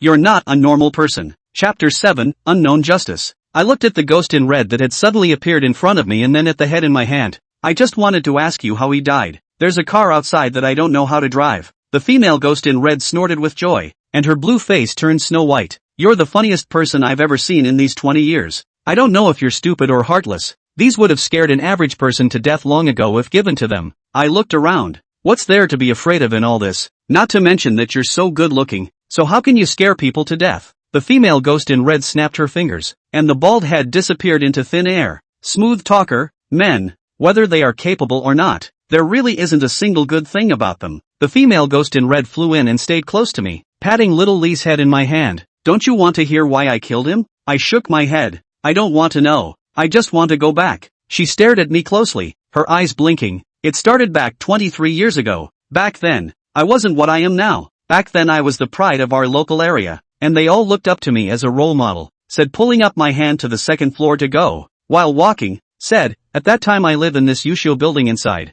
and I live with another 5 girls. We 6 girls and pro sisters as, until one day," said, "Here." She stopped, pointing at the ceiling. His face became fierce. "That day, he bullied me. The next day, he still appeared well dressed in front of everyone. Instead I became the laughingstock of the whole school, saying that I wanted to get a scholarship and specifically set him up. My so-called good sisters also sneered at me one by one, and even scolded me. I was like a street rat. Everyone stayed away from me, pointing at me behind my back. Have you ever experienced that kind of day when people poked and prodded your backbone?" Saying that, she closed her eyes and shed 2 lines of bloody tears. Then she took me into a dilapidated room with a tray of high and low beds, and she pointed to one of them. "At that time, I slept here, and I didn't dare to go home after vacation. I didn't dare to face my family. As a result, the school's 3 security guards took advantage of the night. To my dormitory, they are drunk. On my hands and feet, I was screaming for help. I'm sure that someone heard, but no one cared about me. They let a man hit me a mouth. I was beaten frozen. They also bullied me," said, "Here," snatched the head of Lee from my hand, like kneading dough to pinch Lee's already not big head even smaller. "Is that why you don't want to reincarnate and are still here to regale and kill people?" A familiar voice came from behind me and I turned my head to see that it was actually Xiaojia. Xiaojia leaned against the doorframe and looked at me and the female ghost. The female ghost's hair flew up and her face was hideous. "What are you?" Xiaojia frowned. "What a big grudge. If you feel you're wronged, why don't you talk to the king of Hades, but would rather be a stern ghost here and kill these innocent people?" The female ghost waved her hand and the air in the room instantly dropped. "Innocent people? None of them are innocent. I will let them all die." Xiaojia took 2 steps forward. "Whether they are innocent or not is another story. You killed them, then where are their souls?" The female ghost's pale hands turned into black sharp claws and swung at Xiaojia. Xiaojia's blue pupils turned blood red as he scolded in a stern voice. Daring. With only 2 words, the female ghost seemed to be pressed to the ground at once by an invisible and huge hand. Her head knocked heavily on the ground. Xiaojia walked to the female ghost. "Speak, where are their souls?" At this time, the window of the room seemed to be blown open by the wind, and a black awl pierced into the female ghost in red. It was like piercing a red balloon, and with a bang, only a pair of red high heels and the awl were left on the floor, but soon the awl disappeared into black smoke as well, leaving only the bizarre pair of red high heels on the floor. Xiaojia picked up his heels. I don't think you're going to believe her bull asterisk asterisk asterisk asterisk, are you? With that he looked up at me and changed his face again. Who the hell are you? I shook my head. I really forgot. What I know I already told you last night. Xiaojia walked up to me. You don't have a soul. It's impossible for a creature without a soul to live in this world. Who the hell are you? I looked at his face. If you don't believe me, there's nothing I can do to confirm it, but for now I'm going back to work. After saying that I walked around him and headed straight out the door. It was pitch black outside the dormitory and I followed the bright light and actually went straight out the gate post. The rain had stopped and I headed straight for the gate post. I just arrived at the main gate post and found the patrol car parked in the parking area of the main gate post. After I went in, an older point guard came over. Why are you just coming back? Did something happen? I shook my head. No. He actually didn't ask me why I didn't come back with Lee. Not only he didn't ask, everyone didn't ask. It seemed like this person never existed, but since they didn't ask, it was just as well I didn't bother explaining. Sat in the lounge and watched TV for a while. The evenings were filled with some very old dramas and TV shopping shows, but these were new to me and I've started to learn the words here. Unconsciously, with the sound of birds chirping outside, the sky is actually bright. The gate people come and go again. I ate breakfast. Fan team asked me how I was last night. Adapted to it? I nodded. He looked very happy. Said to me that during the day if not sleepy you can go out for a stroll, or go to the library to read books and surf the internet. Internet? What does that mean? I don't understand. Team Fan asked Cho, the day shift security guard, to take me to study. He happens to be on duty at the library today. Zhao's first name is Zhao Jun. Since childhood, do not study well, love to play games, keen on the internet, usually do not work well. A time is to soak the internet cafe. Playing handball and fat people have the best relationship. I entered the library with him into the first floor of the hall. He gave me a card. Take this card can enter any room in the library. The library has 4 floors. The top floor is the computer room, divided into 8 areas. 6 areas of computers can only be connected to the campus intranet. The other 2 can be connected to the extranet. The computers are all kind of old-fashioned big ass, and the speed of the network is also very slow. Because of the popularity of smartphones, campus broadband plus the unlimited traffic of the current operators, so very few people come to the 4th floor. The management of the 4th floor computer room is a nearly retired teacher, but he is often not in, because the school has surveillance everywhere, and there is nothing to steal here. Are some of the electronic garbage that will soon be scrapped, and so every day there will be a special campus cleaning to clean up the health. I sat down at the computer and Joe asked me, do you know a little, or not at all? I shook my head. Only seen it on TV. This is the first time I've seen it for real. Xiao Zhao a little proud plus show off to me to introduce the computer by what consists of, not so high up the introduction. That is to say the monitor, the host computer, the mouse, the keyboard. More than one of his own do not know, which is the boot key, which is the reboot key. All the computer hosts are the same.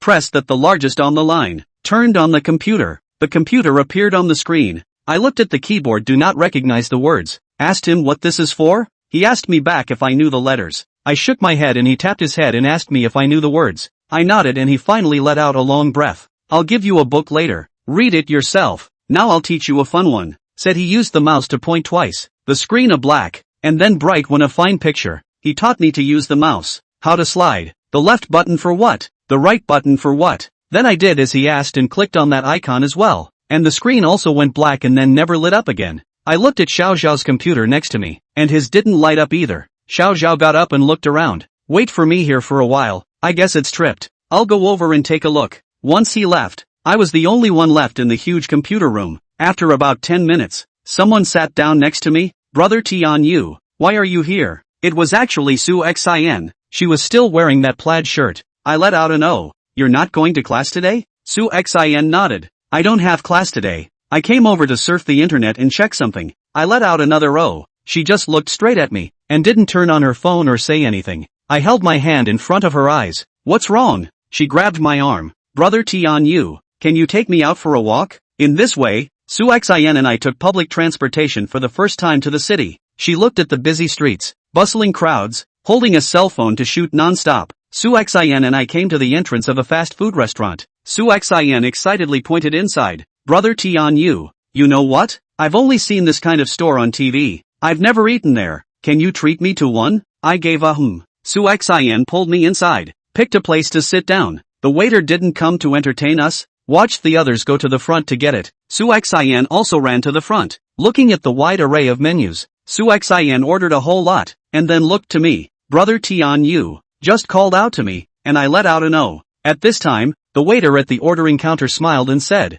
"Hello, do you need anything else?" Suxian shook her head and the waiter said, "Hello, a total of 246. You can pay with your cell phone scan code over here." Suxian let out a wow. So expensive. Then looked at me. I touched my pocket. The small bag was in my security guard's clothes, not on my body. "Can you hurry up in the front? Give way if you don't buy." I don't know who said it at the back. Suxian's face instantly turned red and she ran out with her head down. I chased out. Suxian ran out a long way and stopped, turned back and looked at me with anger. "Do you not want to invite me to eat at all? If you don't want to invite, just say it. Why do you let me make a fool of myself in front of so many people?" I shook my head. "I didn't. What are you guys arguing about here?" The big girl walked over on the arm of Xiao Jie, who was wearing a black half-sleeve with a very small symbol I didn't recognize drawn on it. Once I told him what happened, he smiled and looked Suxian up and down. "How about this? I'll treat you and this sister of yours to a meal. How about it?" As soon as I heard that there was food, I let out a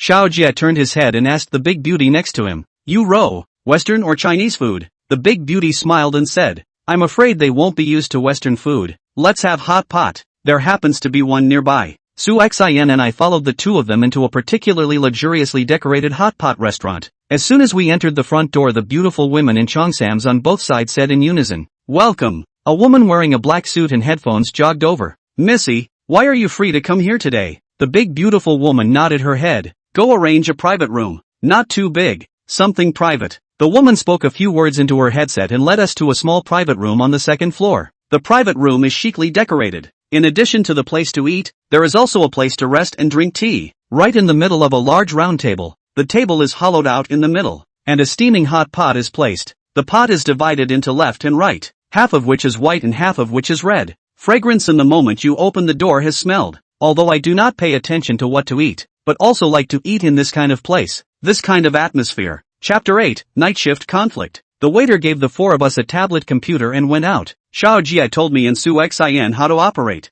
I watched as the blossoms and reds pressed a bunch of them. Not long after, the waiter in the red cheongsam served all the dishes, and Xiao Jie asked me if I drank. I nodded. Xiao Jie smiled and let the waiter take 2 bottles of red wine and asked for some juice. After waiting for the waiter to go out, Xiao Jie looked at the big girl beside him with love. "She is my girlfriend, called Lin Yuro." Lin Yuro smiled and nodded. "My name is Lin Yuro. Nice to meet you all." Suxian hurriedly stood up. "Good day, school brother and sister. I am your school sister. My name is Suxian." Xiao Jie signaled Suxian to hurry up and sit down. "No need to be formal." Then raised his glass. "Meeting is fate. Let's raise our glasses together to celebrate this wonderful fate." After saying this, he drank the blood like liquid in the cup. I followed his example and also drank it all. The flavor was strange. Say sour or not. Say sweet or not. Anyway, I don't like it. After 3 rounds of wine and 5 flavors of food, Suxian had a red face and said to me that she wanted to go to the toilet. Lin Yuro smiled and stood up. I also happened to want to go. "Let's go together." After Lin Yuro and Suxian went out, Xiao Jie looked at me. "I have something I want to ask you." I let out an "oh." "What is it?" Xiao Jie took out 6 talismans from his arms and casually threw them. The talismans stuck to the doors, windows and roof like they had a life of their own. Xiao Jie got up and sat next to me. "When I first met you, I knew you were not an ordinary person. To tell you the truth, I am begging you for nothing else but my girlfriend. Her lifespan is over. I would like to beg you to protect her with all your might. After this is accomplished, whatever you want, as long as I have it, I will be able to give it to you." I looked at Xiao Jie's eyes. "I see that your girlfriend is alive and kicking. Her body is sound. How can her lifespan be exhausted? Who told you that?" Xiao Jie waved his hand. "This matter, it's a long story. Truth be told, I'm from the underworld. Naturally I know that life and death have their own destiny, but I came here just for her. That's why I want to change my fate against the heavens." I looked at his genuine expression and let out an "oh." "Then how can I help you?" Seeing me say that, Xiao Jie reached out and grabbed my wrist. "You don't have a soul and aren't afraid of any soul attacks. I want you Rose's soul to temporarily reside in your body. When the Ghostbusters can't capture the soul, they'll temporarily leave, and I'll have a way to take advantage of this time to forcibly change the book of life and death." I almost didn't even think about it. Just like that? That's fine. Xiao Jie was overjoyed at the sound of this and was close to standing up and giving me a hug. At this time, someone knocked on the door. Xiao Jie snapped his fingers and the talismans all spontaneously combusted without a trace of ash. Su Xian and Lin Yuro pushed the door and walked in with a smile. Xiao Jie looked at Lin Yuro. I forgot to tell you guys, there's a bathroom in the private room, so you don't need to go out for it next time. After the meal, Xiao Jie had taken us to a particularly large shopping center, bought 3 or 4 sets of clothes for Su Xian, and bought me a cell phone, and after running the card, deposited his cell phone number for me. Until the evening, because I still have a night shift, Su Xian also has a class, so said goodbye to Xiao Jie, took the bus back to the school. I can see that Su Xian is particularly happy today, sweeping away the unhappiness she felt when she first arrived. Saying goodbye to Su Xian, I changed into my security uniform and went to the gate post. Due to last night's events, 2 died, 1 got sick, and there were several people who took leave, so there are only 3 people on the night shift tonight. Team Fan said that today, the time periods before 12 and after 5:30 can be patrolled, and for the rest of the time, just stay at the gate post and don't go anywhere. The 2 of them can be free. I have nothing to say. I stayed behind to watch the gate post, but I don't know anything about the process, and I don't know how to operate anything, so the 2 of them left the gate open for me to patrol in my car, saying that at this point in time the gate can't have anything at all. At that moment, the sound of a honking horn sounded at the door, and I pulled open the window to see that there were 3 buses. From the first bus came down a soldier and gave me a military salute. Hello, we're here to pick up the military training students. 2 people came out of the monitoring room next to me. One of them said to the soldier, this is always during the daytime. Why did you come over to pick up people at night today? We weren't notified either. The soldier looked at him. We're just here to pick up people. We don't care about anything else. The one watching the surveillance told me not to open the door. He went in to call the duty leader, but just as he turned around, the soldier quickly stepped forward and pinched the back of the neck of the person watching the surveillance, yanked back and pressed down to the ground. The other one rushed into the surveillance room and locked the security door. The soldier got up, lifted his leg and stomped on his forehead, and said to me with no expression, open the door if you don't want trouble. I glanced at the trampled man on the floor and looked around. How do I open this door? I just got here. I don't know. The soldier pulled out his pistol and pointed it at me, and pointed to the lift lever at the gate. Will you now? I seemed to understand a bit, so I walked over and lifted the pole. I didn't realize that halfway through the lift, the pole clicked and broke, and the soldiers around me apparently froze. A sedan drove over inside the campus, from which a middle-aged man with glasses and a slightly reddish complexion came down, pointing at the soldiers and shouting, which army are you from? We have not been notified. Please get out. The soldier kept looking at me until the middle-aged man shouted for the 3rd time. Then he turned around. We're here to find someone. The tone was completely different from earlier, as if this middle-aged man was his leader. The middle-aged man walked up to the soldier and glanced at the people watching the surveillance at his feet. You trespassed into the school district and injured our staff. After saying that, he glanced at the broken pole. You also broke our access control. Who gave you such a great right to come here and spread your wildness? That soldier retracted his foot and said to the middle-aged man in front of him, the higher-ups have instructed me to ask for your cooperation. The middle-aged man poked the soldier's chest. Cooperate? Cooperate my ass. Let your chief come over and talk to me if you have something to say. The soldier glanced at me. That's it then. I'll go back and talk to our chief. After saying that, he was about to turn around and leave, but was pulled by the middle-aged man's arm. What?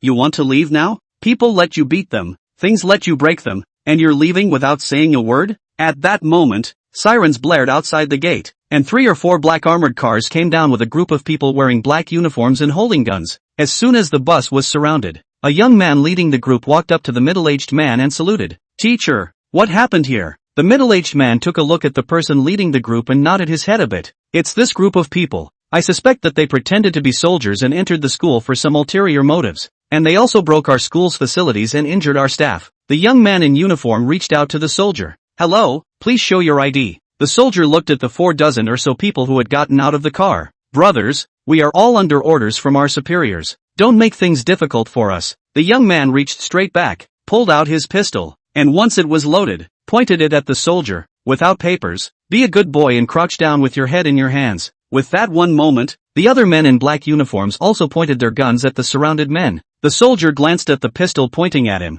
went up and removed the other's magazine, holding the young man's hand upwards. The gun immediately came off into the soldier's hand. The soldier put the magazine on, and then once it was loaded, pointing at the young man, I don't want to aggravate the contradiction. Just now hitting the person is indeed wrong, but we are indeed ordered to come here to look for a person." After saying that, he handed the gun handle to the young man in front of him. The young man snatched the gun and pinned it back to the back of his waist and waved his hand upwards as the men in black withdrew their guns. "We'll go back first." After saying that, he led the people onto the bus. The middle-aged man looked at me. "That security guard. Go and close the gate. Don't open it even if the King of Heaven comes before dawn." After saying that, he looked at the young man in black who was leading the group. "Tough night for you. I'll treat you to dinner someday." After saying that, he rushed in the direction of the monitoring room and shouted, "The two people who didn't die inside come out. Send him to the infirmary." Then turned around and got into his sedan. The driver started the car, turned around and disappeared into the depths of the campus. The young man in black also looked at me. "Listen to Director Wu. Close the door. Call the police if anyone makes trouble. If that gang comes back, don't open the door for them." After saying that, he also greeted his people and left. As soon as they left in front of me, I pushed the huge red iron doors on both sides together. There was a slight drizzle in the sky again and I sat in front of the TV to pass the time. The evening dramas were always interspersed with very long shopping commercials, but sometimes it felt like the commercials were pretty funny. Until the middle of the night, the patrol did not come back, and the three people monitoring did not come back. Because of the rain just now, the temperature difference between the top and bottom is particularly large, forming a very thick fog. Visibility is almost out of sight. However, I concentrated on watching TV, did not care about the outside, because just now the leader sent a message. I also do not bother him. Just knock. Open the door. Open the door. Listen to a particularly mournful voice. Seems to be someone lying in my ear to say. I looked back and a girl in a white shirt was standing right behind me, mouthing the words, "Open the door. Open the door." I looked back to the TV. "It'll be open at dawn tomorrow." But she is still on these two sentences. I also ignore her. After half a day, no movement behind me. The TV screen in front of me turned into the face of the girl behind me. No whites of the eyes. All black. The mouth muttered, "Open the door. Open the door. Quickly give me." I reached out to turn the TV off, but couldn't turn it off. I said to the TV, "I really can't open it. Find someone else." The girl in the TV said to me fiercely, "Then take your life." Said directly from the TV drilled out. Hands strangling my neck. Strangling half a day. Let go. Face cold. "What are you?" I shook my head. "I don't know what kind of person I am, but I know you're about to have bad luck." As soon as I spoke, a wooden sword stabbed out of her mouth, and with two gurgles in her throat, she turned into a puddle of dark green pus that flowed all over the place. Xiaojia drew back the wooden sword in like a magic trick. Something that long was gone in an instant. "Tough to clean up after yourself." Xiaojia sat down in the chair next to me and crossed his legs. "Tell me about it." I looked over at him. "Talk about what?" Xiaojia held out two fingers. "First question, why did you close the school gates? The second question, how did you close it?" After saying that, his eyes rolled. "And the most important point, who asked you to close it?" Chapter 9, The Mysterious Phalanx. I was in the principle of telling the truth, but his eyebrows furrowed at once, both eyes turning back and forth. Anyway, he had a disbelieving expression. "Are you kidding me? Can you close two doors this thick with your hands? Not to mention other things, the weight of this one door is several tons. Do you know what the concept is? Moreover, these two gates have never been closed since the construction of the school, and today they were suddenly closed. And the weirdest thing is that the entire campus seems to have formed a boundary around it, with the beings outside unable to enter and the beings inside unable to exit. What he meant was that I shouldn't have closed this gate. Then wouldn't it be fine to open the gate again?" Xiaojia hurriedly waved his hand. "Never. I've seen the layout diagram of the campus. It's a very powerful master who set up the formation. Once the gate is closed, the formation is activated. It seems to be prepared specifically to kill something. I'm afraid that opening the door hastily will trigger any bad consequences. Although I don't know what Xiaojia means, but it feels quite serious." Only to see him pull out a yellow laminated paper from his pocket, bite through his middle finger on the paper a smear, and then two index fingers around. The paper instantly caught on. Less than a moment, it disappeared. Ash or not. The blue pupil of his left eye slowly turned dark red, and waved at me, "Follow me." After saying this, he ran out of the gate post, and I followed him out. I could only roughly see his back in the thick fog, and since he was dressed all in black and fairly inconspicuous at night, it was easy to lose him. In this way we both came to the front of the library one after the other, and over the library, the air currents were circling, and the clouds around us were screwed together, and dark purple lightning flashed brightly and dimly in the clouds, and although there was no sound of thunder, anyone who saw the sight felt that a rainstorm was coming. The lights in the library were all out and blacked out. It used to be the brightest place on campus even if it was late. Now it felt like the scariest place. The door of the library was open. The black hole inside seemed to be about to devour Xiao Jie, who was standing at the door at any moment. Xiao Jie turned to look at me. His face was very grave. Although I don't know your true details, but I know that you are a person that can be trusted. Be careful. The things here. I'm afraid that it's not something that I can deal with. I nodded and he handed me an iron sword. This sword was given to me by my master. Follow me closely and be careful in everything. After saying that, a blue light flashed in his hand. A long sword glowing light blue appeared in his hand. Obviously much better than the one I have. We both had just stepped through the doors of the library when we caught a whiff of an acrid odor. And the doors closed heavily behind us. Xiao Jie frowned and looked up. Let's go to the top floor. That's the highest place in this school. And being high up, we'll definitely be able to find something. After saying that, he ran upwards. And I followed. Only heard a bang. I hit a wall. Xiao Jie, do not know where to go. The darkness does not affect my vision. But where did this wall come from? It almost appeared out of nowhere. I patted the wall. It is indeed a solid wall. There is no way back. Down a flight of stairs. Another flight of stairs. So down about an hour. In front of me appeared a door. The door is lit with a green light. The light has words I do not recognize. I simply pushed the door. It creaked open and I walked right in. Inside was a section of upward stairs. I followed the stairs upward, and after walking for nearly another hour, I still couldn't see the end above, and the road below had disappeared. Just when I didn't know what to do, there was a sound of an iron cable dragging the ground from above, slowly walking downwards. This environment and atmosphere, giving people a hair-raising feeling. I heard a movement from above and hurriedly walked upwards, but as soon as I went up, the sound disappeared. I accelerated my speed, and finally saw a back, a familiar back. Xiao Jie turned to look at me. Familiar face, familiar tone. The situation here is a bit complicated. Let's head back. I let out an oh and looked to his right hand. Where's that sword of yours? How did it become a blackened blade? Xiao Jie looked at me in surprise. Oh, I can't believe you found out. After saying that, his face showed a smile.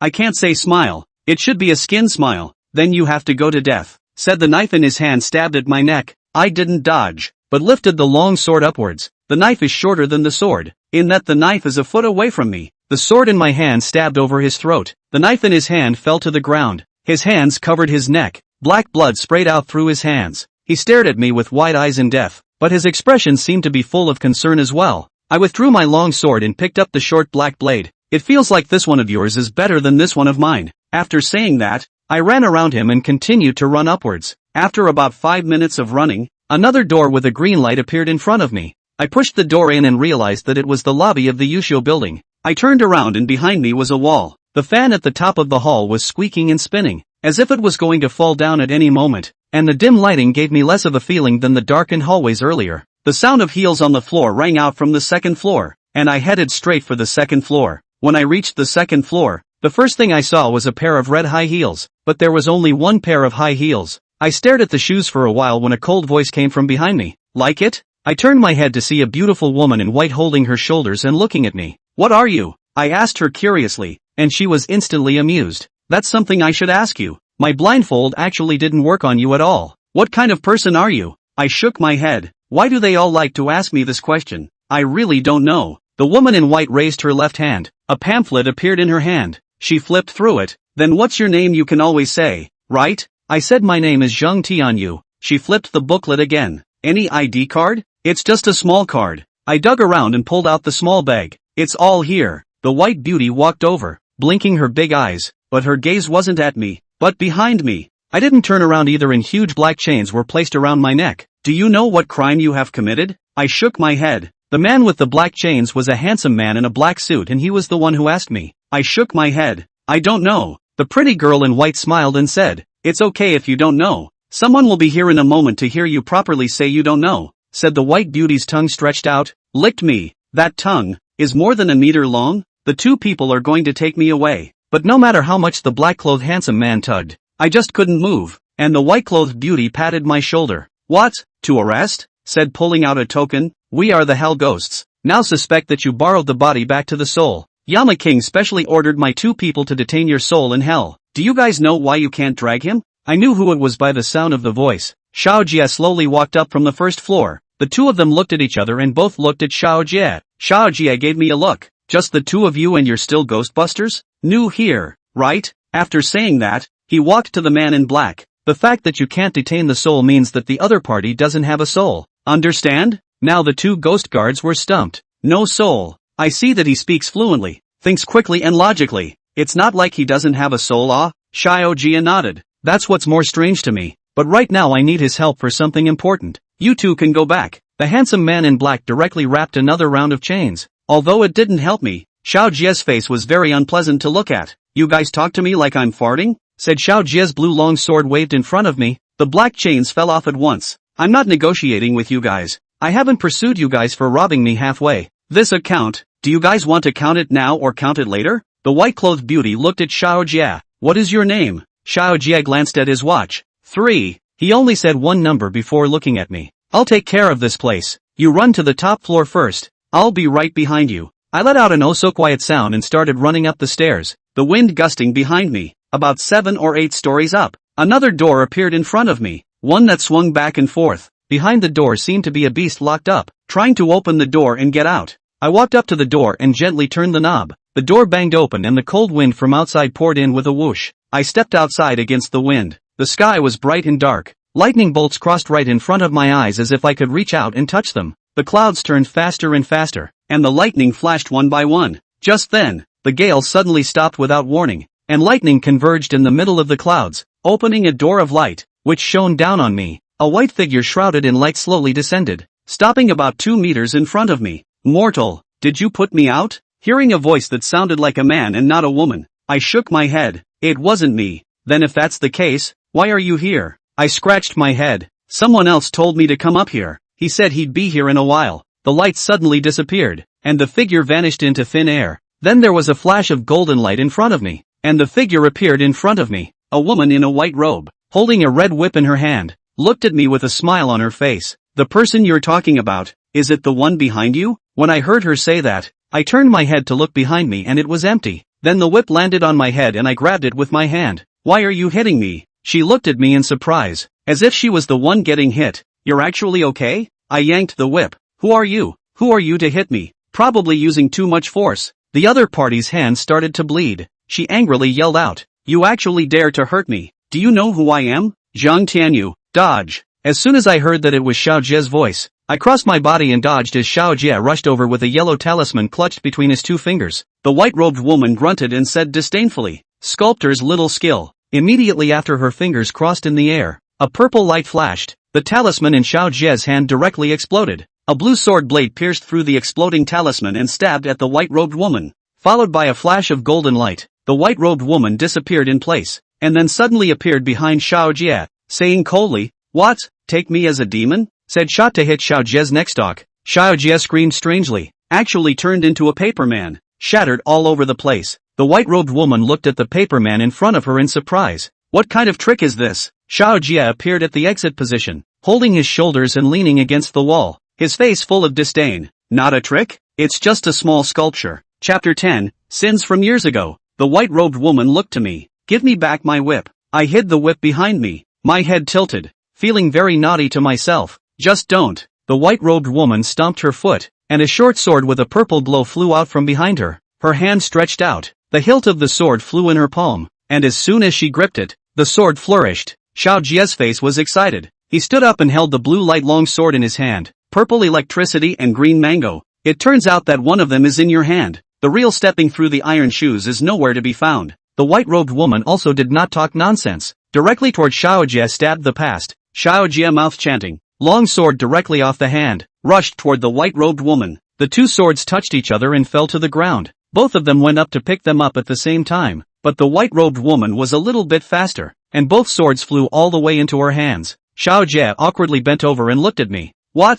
Not helping me out? I handed him the whip. Then you trade this with her. Xiao Jie looked at me with a face full of black lines and did not take the whip. The white-robed woman looked at the 2 of us. You're from hell? I shook my head, stating that I had never heard of it before. Xiao Jie also shook his head. No. The white-robed woman's face was grave. Then I wish you good luck. After saying that, she flew back into mid-air. Xiao Jie and I turned our heads at the same time. A black and pressurized group of soldiers, wearing armor and masks. From the slits of the masks, black smoke was constantly emitting ghostly aura. At this moment, one by one, they were climbing up from the edge of the rooftop. Xiao Jie walked in front of me. Be careful, it's the underworld soldiers of hell. I looked around and asked him, are they here to catch us? Xiao Jie raised his sword brow. I don't know. It might be the two Ghostbusters who brought them here, but they're definitely not coming for good. Be careful how you deal with them. I went up and pushed down directly a piece, but there are still countless soldiers in the upward climb. Next to climb over towards the white-robed woman surrounded the past. The target does not seem to be me and Xiaojie. I stopped. The white-robed woman looked at the feet of the soldiers even running and jumping stacked up, immediately almost touching their own time. The hands of the purple electricity glow, splitting down against the wind. The following whirring black smoke. Xiaojie hands do not know when more than a copper mirror. At this time upside down to fly up, radiating a light shining at themselves. The soldiers are also around the past. The building shook slightly, and the four hellish beasts landed on the rooftop. The white-robed woman continuously waved her purple electric short sword, but the effect was actually getting smaller and smaller. At first it was able to beat the hellish soldiers to death. Slowly the hellish soldiers were just missing their arms and legs. Now they simply retreated a few steps, but then quickly rushed up again. The hellish ferocious beasts let out a low roar and leapt up at the same time, rushing towards the white-robed woman. The white-robed woman's entire body flashed with golden light, dodging the pounces of the four ferocious beasts, but her range of motion seemed to be only the rooftop, and no matter how much she cast and dodged, she couldn't get anywhere else. The four ferocious beasts jumped back and forth, and the soldiers also gathered more and more. I didn't have a place to stand anymore and moved towards Xiaojie. Why don't we leave? There's nothing interesting here. Xiaojie glanced at me, and then at the golden light in the sky that was dodging back and forth. If we can catch her, Uro can increase her lifespan by 10 years. As he said that, Xiaojie's eyes turned from dark blue to blood red and emitted a faint glow, only to see his hands clasped together. A pair of huge skeleton palms appeared out of nowhere in the sky and grabbed at the white-robed woman. The white-robed woman's left hand had a green aura and her right hand had purple electricity. The two rays of light spun up and rushed towards Xiaojie's position. Xiaojie held his breath. The two skeleton palms gathered and buckled down. The white-robed woman's body flashed with golden light, instantly arriving in front of Xiaojie, raising her sword to stab. Xiaojie was undaunted and gave a cold smile as he stretched his hands forward. The greenish aura in his left hand transformed into a golden rope binding the two arms of the white-robed woman, while the other end of the rope appeared in Xiaojie's hand. The white-robed woman struggled frantically, but she was deadlocked by dozens of soldiers and could not move. Do you know who I am? You hells dare to arrest me.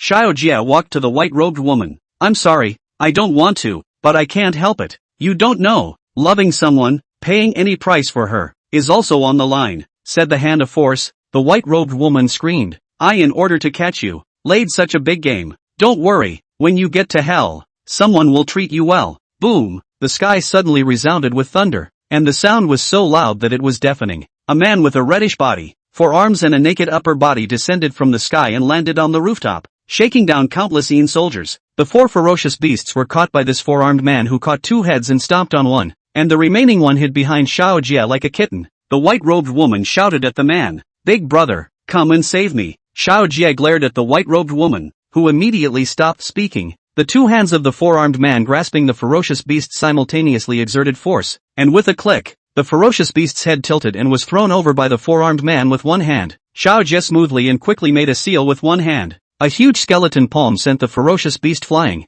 followed by dozens of unlucky soldiers. The 4-armed man stomped on the ground with his toes, so heavily that the ferocious beast went to the next level even with the floor. What else you hells have? Use it all, said 4 hands. 4 weapons appeared at the same time, which were a bronze hammer, a golden mace, a silver hook, and a steel whip, and his body also skyrocketed nearly 3 times or so, and he glared angrily at Xiaojie and me. Xiaojie twirled his fingers and recited an incantation from his mouth. The sky thundered loudly and the soldiers retreated like a tidal wave. A pure white lightning struck at the 4-armed man. The 4-armed man waved his golden mace. A spark, not moving a bit. Xiaojie's finger was raised high. 10,000 lightning bolts struck at the 4-armed man. The 4-armed man roared. His body flickered with a golden red light, like an eggshell. When the two were fighting, I heard a movement behind me, and when I turned my head, I saw a white long sword, emitting black gas stabbing at the white-robed woman. I subconsciously blocked in front of the white-robed woman. The white-robed woman shrieked. The long sword was held by me to death, the black gas quickly scurrying towards my body. The owner of the long sword was wearing a black jacket and a pair of black-framed glasses, well-mannered and more like a student than Xiaojie.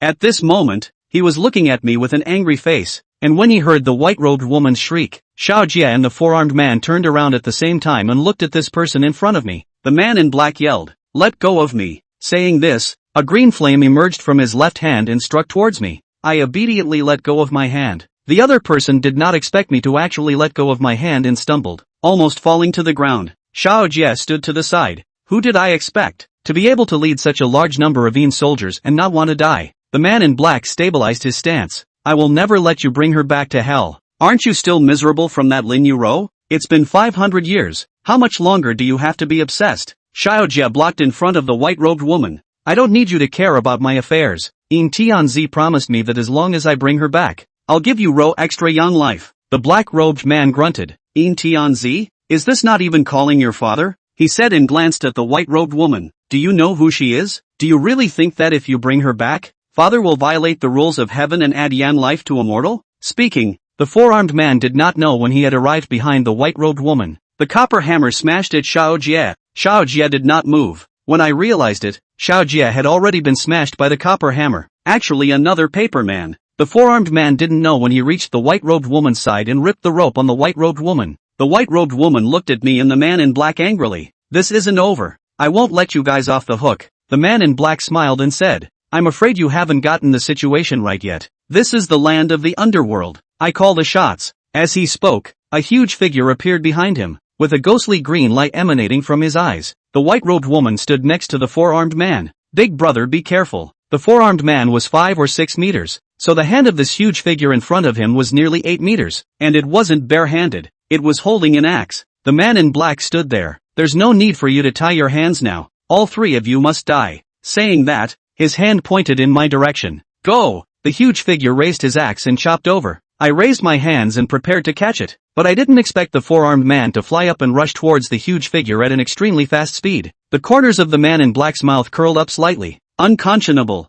How capable do you think you are? If it wasn't for the fact that I was afraid that you guys would run away, I wouldn't even bother to set up a boundary. The other hand of the huge figure gripped the four-armed man at once and slapped him violently on the ground. A huge flying dust will covered the already small roof, and the other party didn't know whether he was alive or dead. The white-robed woman flew to my side and grabbed my arm. Please, save my big brother. I glanced at the white-robed woman with a pitiful expression, and my heart actually trembled. So I nodded my head and walked towards the man in black. The man in black took a step back, pointed at me and turned his head to the giant figure. Stop him. The huge figure axed across and stopped me, and the white-robed woman shouted to be careful, and I didn't dodge, and it seemed too late to do so. A spark came out from the axe chopping me, and a huge gaping hole actually appeared in the huge axe head, and the whole building shook. The man in black had an expression of disbelief. Where are you from? I was speechless as I spread my hands. I really don't know. Can you stop asking this question? If I knew, I would definitely take a pen and write it on my face, okay? The man in black mumbled under his breath and reached out to me. How is it possible that there is no soul, only a body? And also a body with consciousness. The white-robed woman grunted. Losing you are still a person from hell. Have you never seen a zombie? The man in black glanced at the white-robed woman and then at me. Zombie? Could it be Shogun? As soon as I heard zombies, all that came to my mind were those people with charms plastered on their faces, jumping all over the place. The man in black bites his lower lip. Zombies are not under the control of hell, nor are they from my underworld. The white-robed woman shouted. Then what? I'm under your control? Why are you arresting us? A blue glowing sword was inserted in front of the white-robed woman. Although it's been so many years, have you forgotten what you and that big brother of yours are trapped here for? The one who spoke was Xiao Jie. Of course I didn't know if this was a paper man or him in person. The white-robed woman seemed to have been taken. Her face flushed. I have a bitter reason that I have no choice but to do so. Xiao Jie glanced at the man in black. Lin Yuan, put that trick of yours away, he said and walked to the white-robed woman. What? Let me help you recall your memories? Seeing that the white-robed woman didn't say anything, Xiao Jie continued. More than 500 years ago, during the Mid-Yuan festival, the ghost gate was wide open, and 100 ghosts traveled at night. But after the Mid-Yuan festival ended, more than half of the ghosts actually did not return. The king of hell sent hundreds of ghost guards out to look for them, and actually none of them came back. After saying that, he looked at me. Do you know what happened in between? Me? I don't even know who I am. How could I possibly know about this? The white-robed woman shook her head and said, at that time, it was also forced to do so, and I had no choice but to come up with this plan. And my master. Xiao Jie interrupted the white-robed woman's words. Your master. There is still a face to mention your master. Do you know? Just because of your stupid practice, let the hell empty a big half. No ghosts can be reincarnated. The hell is afraid of the heavens to send down the guilt. Unlock the city of wrongful death. Open the 18 layers of hell, so that those who should be eternally not reincarnated to return to the earth, resulting in the world's chaos, strife, grief and sorrow, this karmic obstacle.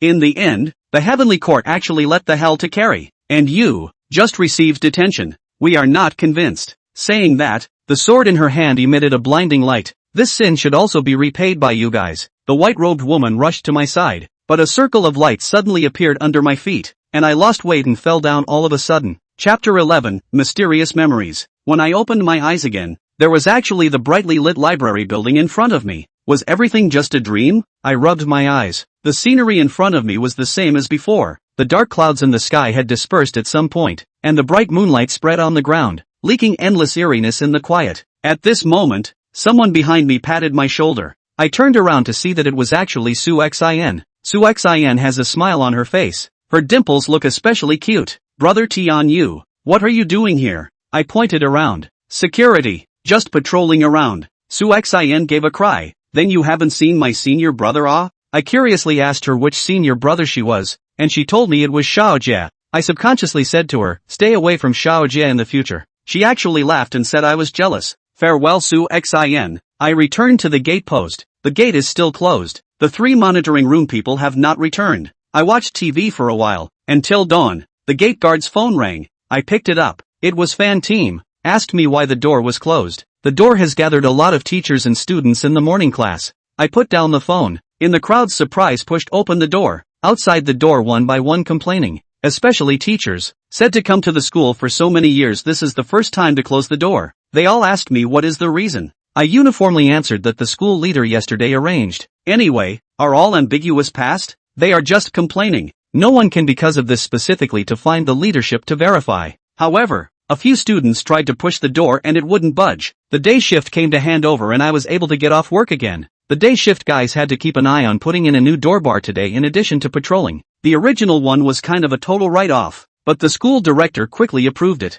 I arrived on the roof of the library and it felt nothing like last night. Or rather, 2 places at all. I feel like the place I came from last night, and the place I'm standing in now, are not the same place at all. I walked over to the rooftop of the library and there was a man half leaning against the wall with his cell phone in his hand, putting it away when he saw me coming. There you are. I let out an "Oh, who are you?" He smiled. Don't ask me who I am yet. Do you remember who you are? I clenched my fists. Which pot calls the kettle black? I'd really like to beat up whoever asked that question one by one. He smiled and waved at me as I walked over. Don't be mad. Let me help you remember your memories. Saying that, he pointed down. Look who she is. I subconsciously looked down, and a huge force behind me directly pushed me down. There was a spinning of the sky. Then my eyes went black and I fainted. When I opened my eyes again, I was in a long shirt, riding a horse with a long sword on it, walked to a small town, temporarily stopped to rest. I did not expect less than a bowl of tea. A group of horses surrounded the town. Young and vigorous I drew my sword on, but 2 fists cannot beat 4 hands. I was forced by the other side of the crowd no retreat. A red figure suddenly out of the blue,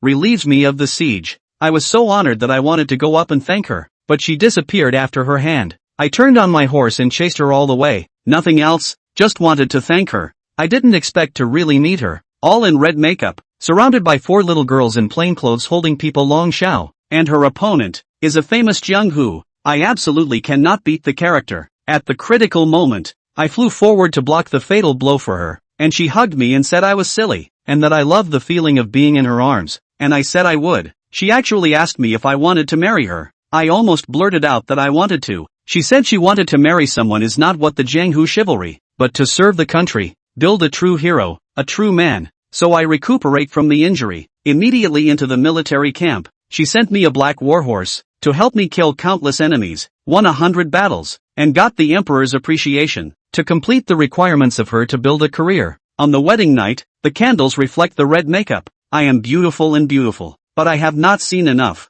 The border on the urgent report, I can only in her encouragement, abandoned his new wife, promised her triumph day, take her to the ends of the earth, no longer care about anything, only in her heart to live. But I broke my word. When she finally saw me, I was already a cold, scarred corpse. She was wearing an arcane robe, and with an expressionless face, she said only one thing to me, I don't count my words. Just as I was falling into endless sadness, a man walked up to me. Well, come to think of it yet? I looked up at him and he snapped his fingers and the scenery around me swished and ran backwards until it reached the top of the rooftop of the library. I looked at the man in front of me with an expressionless face. Was that me just now? The other man nodded and I reached out and grabbed his arm. And who the hell am I? You tell me. The other person actually turned into ash and floated away with the wind without a trace. I was disoriented and walked down from the roof of the library one step at a time. My mind went through the images that had just appeared in front of me, especially that stunning face, which was deeply imprinted in my mind, and it was hard to erase it again. When I just returned to the entrance of the library, I found 4 or 5 security guards running in the direction of the main entrance. I reached out to stop one.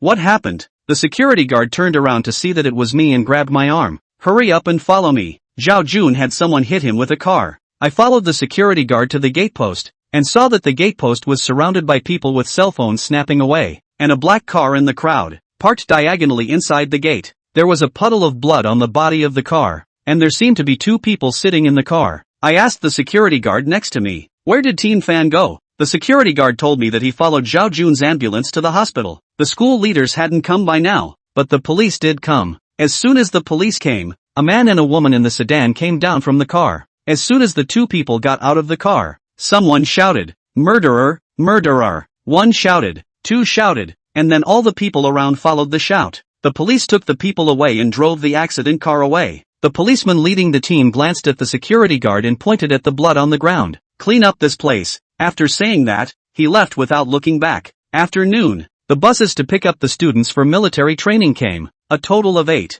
The one leading the group was not the same person as the one last night, and the style of the uniforms was also different. After the freshmen had gathered, they boarded the buses one after another, and after signing 2 pages of paper, the officer in charge of the team also boarded one of the buses. In the afternoon, I had no place to go, so I went to the library, looking for a few books to read, but in my mind is still that face, cannot be erased. In a trance I seemed to see Ling Yu, sitting at her desk, writing and drawing. She seemed to have sensed my gaze, looked up at me, and nodded and smiled at me, then continued to busy herself. I walked over and saw her drawing a dress that didn't look like something a modern person would wear. Hello. She stopped her brush and looked up at me. Can I help you? I pointed to the drawing she was doing. Can you help me with a drawing? She nodded and I depicted the characters as they were in my head and hers as soon as she took a couple pencils and waved them back and forth on the paper. After the drawing was done, she looked at the painting she had drawn in surprise and looked at me in disbelief. Are you sure you recognize this person on the painting? I looked at the painting that Ling Yu drew, and it was exactly the same as what I had in my head. Yes, that's what it looks like. Do you recognize her?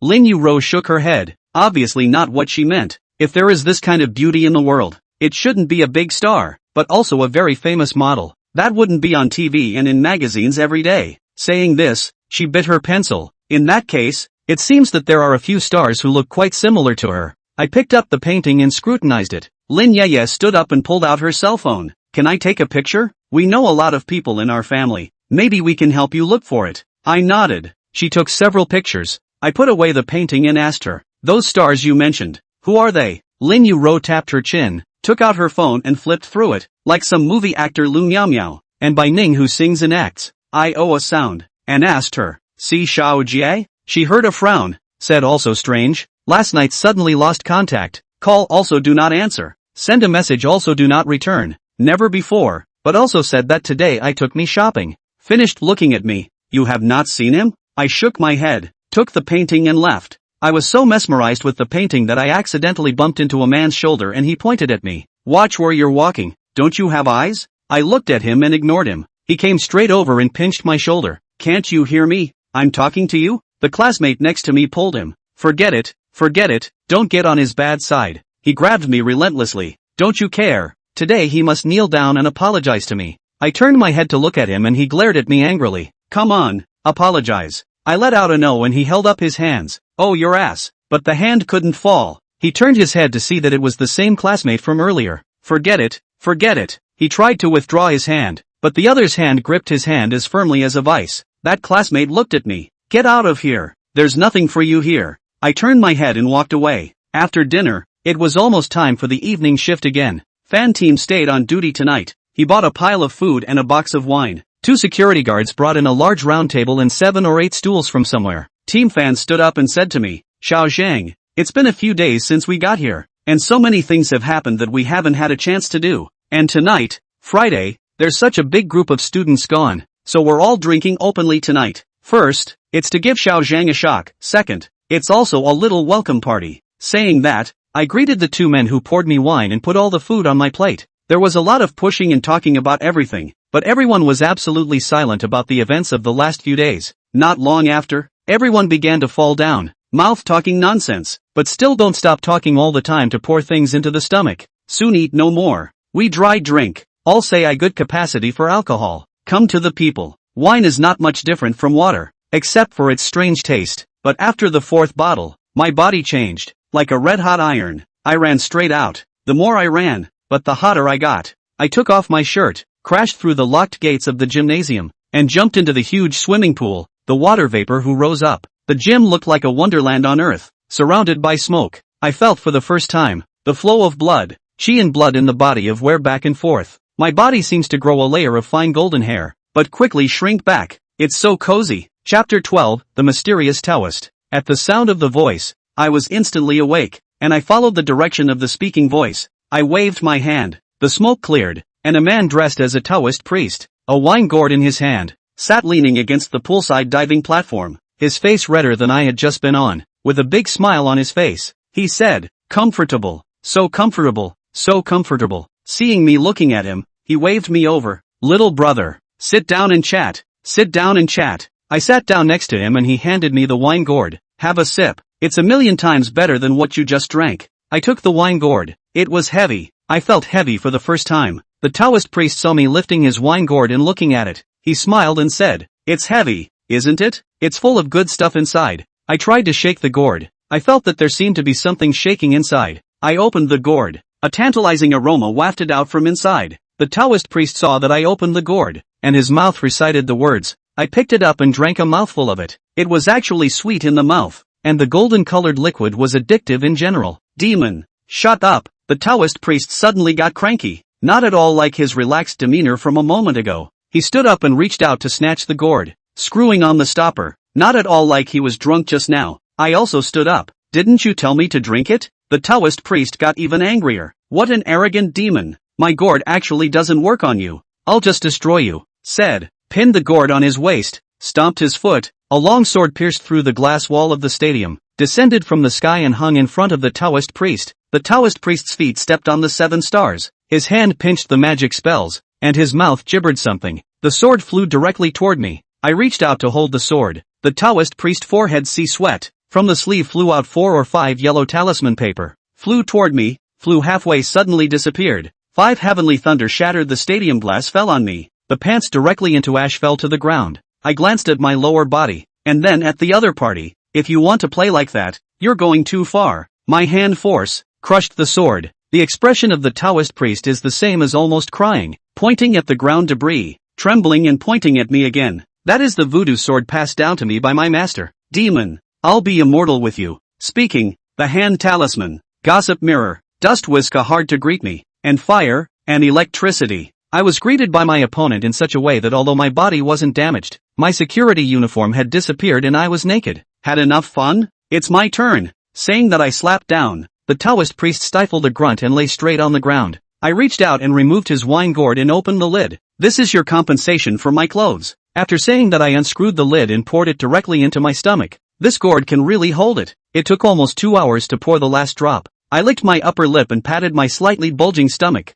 For the first time I had a sense of satisfaction. At this time, the sky dark clouds. A number of lightning struck me. I impatient feet back and forth to dodge. As far as possible, none of them struck me. The dark clouds pressed down again. Basically reach out to be able to reach. And several lightning struck down. One of them directly struck the Taoist priest lying next to me. The Taoist let the chop go and stood straight up, spat out a breath from his mouth, looked at me in surprise, touched the gourd on his waist, turned around and ran. I was busy dodging the lightning, so I didn't care about him. The dark clouds dispersed. I rushed to the gatepost, halfway to see the clothes I threw away, picked up and tied on the waist. Back to the gatepost. Some of them are lying on the table, some are lying on the ground. I changed a set of clothes, moved my arms and legs. I don't feel as stiff as the original. In the latter part of the night, people woke up one after another. Those who went to the toilet and those who looked for water. 2 of the toilet goers suddenly ran in, screaming that they had seen a ghost. Fan team let them both slowly. They sat down and said,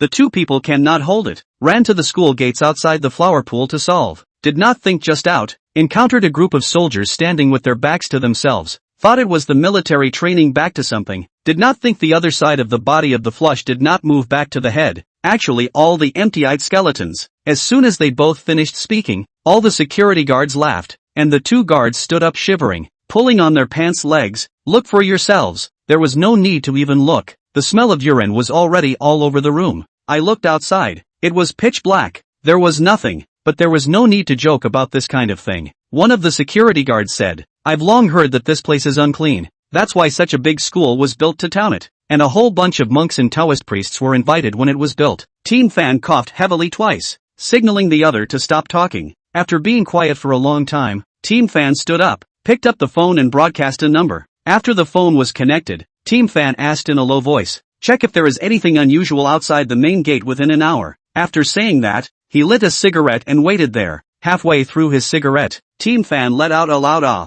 and the cigarette fell straight to the ground as he asked loudly, "Is it true?" "Good." Putting down the phone, Team Fan looked at us with a strange expression. Everyone gathered around Team Fan and asked him what was wrong. His chest was heaving violently. "The surveillance shows that 2 hours ago, I took 5 of you and entered the gatepost from outside the gate, and after 10 minutes, Xiao Zhang came back from inside the school." After saying that, he looked at the crowd. "Where did we go 2 hours ago?" After saying that, he looked at me. "Where did you just go again?" I said I went to take a shower, and Team Fan asked if they were there when I went to take a shower. I said yes. Fan Team did not ask anything else. This matter was also as a secret to be suppressed. We also have a special tacit understanding to never mention this matter. The next day after a quick wash and breakfast, I arrived in the city in Team Van's car. The second time I came, especially by myself, I just got off the bus and couldn't find the North Fan Team and I said, "Really cannot find. Just take a cab." I was walking aimlessly on the road when a man came up to me and bumped into me. I saw his hand go into my pocket and I grabbed his wrist. "Why are you taking my cell phone?" Immediately a bunch of people gathered around me, berating those who were ready to see what all the fuss was about. A bald guy walked across to me and patted my hand. "Dude, let go." I subconsciously let go of my hand. The other party took the cell phone directly into his pocket. I just reached out. The bald man pressed my hand. "What?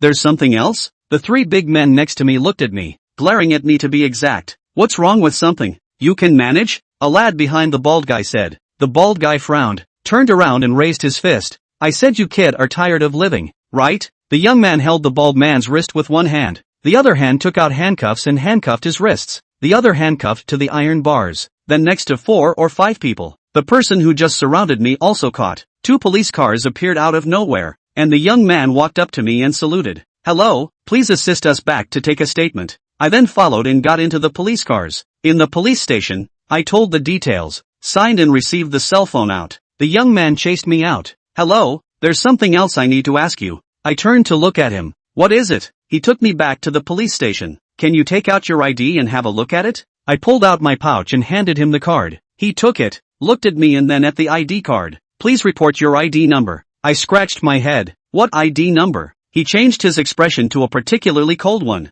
looking at me like I was a prisoner. "Tell me, who the hell are you?" I wasn't sure what to do when the phone rang. It was my cell phone. I picked up the phone and it was Xiao Jie calling, asking me where I was. I handed the phone to the person on the other side. He picked up the phone and his expression returned to what it was a moment ago. Hanging up the phone, he pulled out a cigarette. "Smoke?" I shook my head and he put the cigarette away. After half an hour, a policeman knocked on the door. "Team Wang, there's someone outside looking for you." The young man known as Team Wang got up and walked out. After another 10 minutes or so, the door opened and Xiao Jie and Team Wang walked in one after the other. Xiao Jie looked at me and said to Team Wang, "Yes, that's him." One team picked up the ID card. "This ID card is invalid. You can't use it anymore. You have to get a new one. You can change the name to another one or continue to call it that, but the ID number can't be this one anymore." After saying that, he looked at Xiao Jie. "You can talk to him about the rest," then walked out. Xiao Jie walked to my side and said to me, "The original owner of this ID card is a group of grave robbers. One of them fell into the net a few days ago,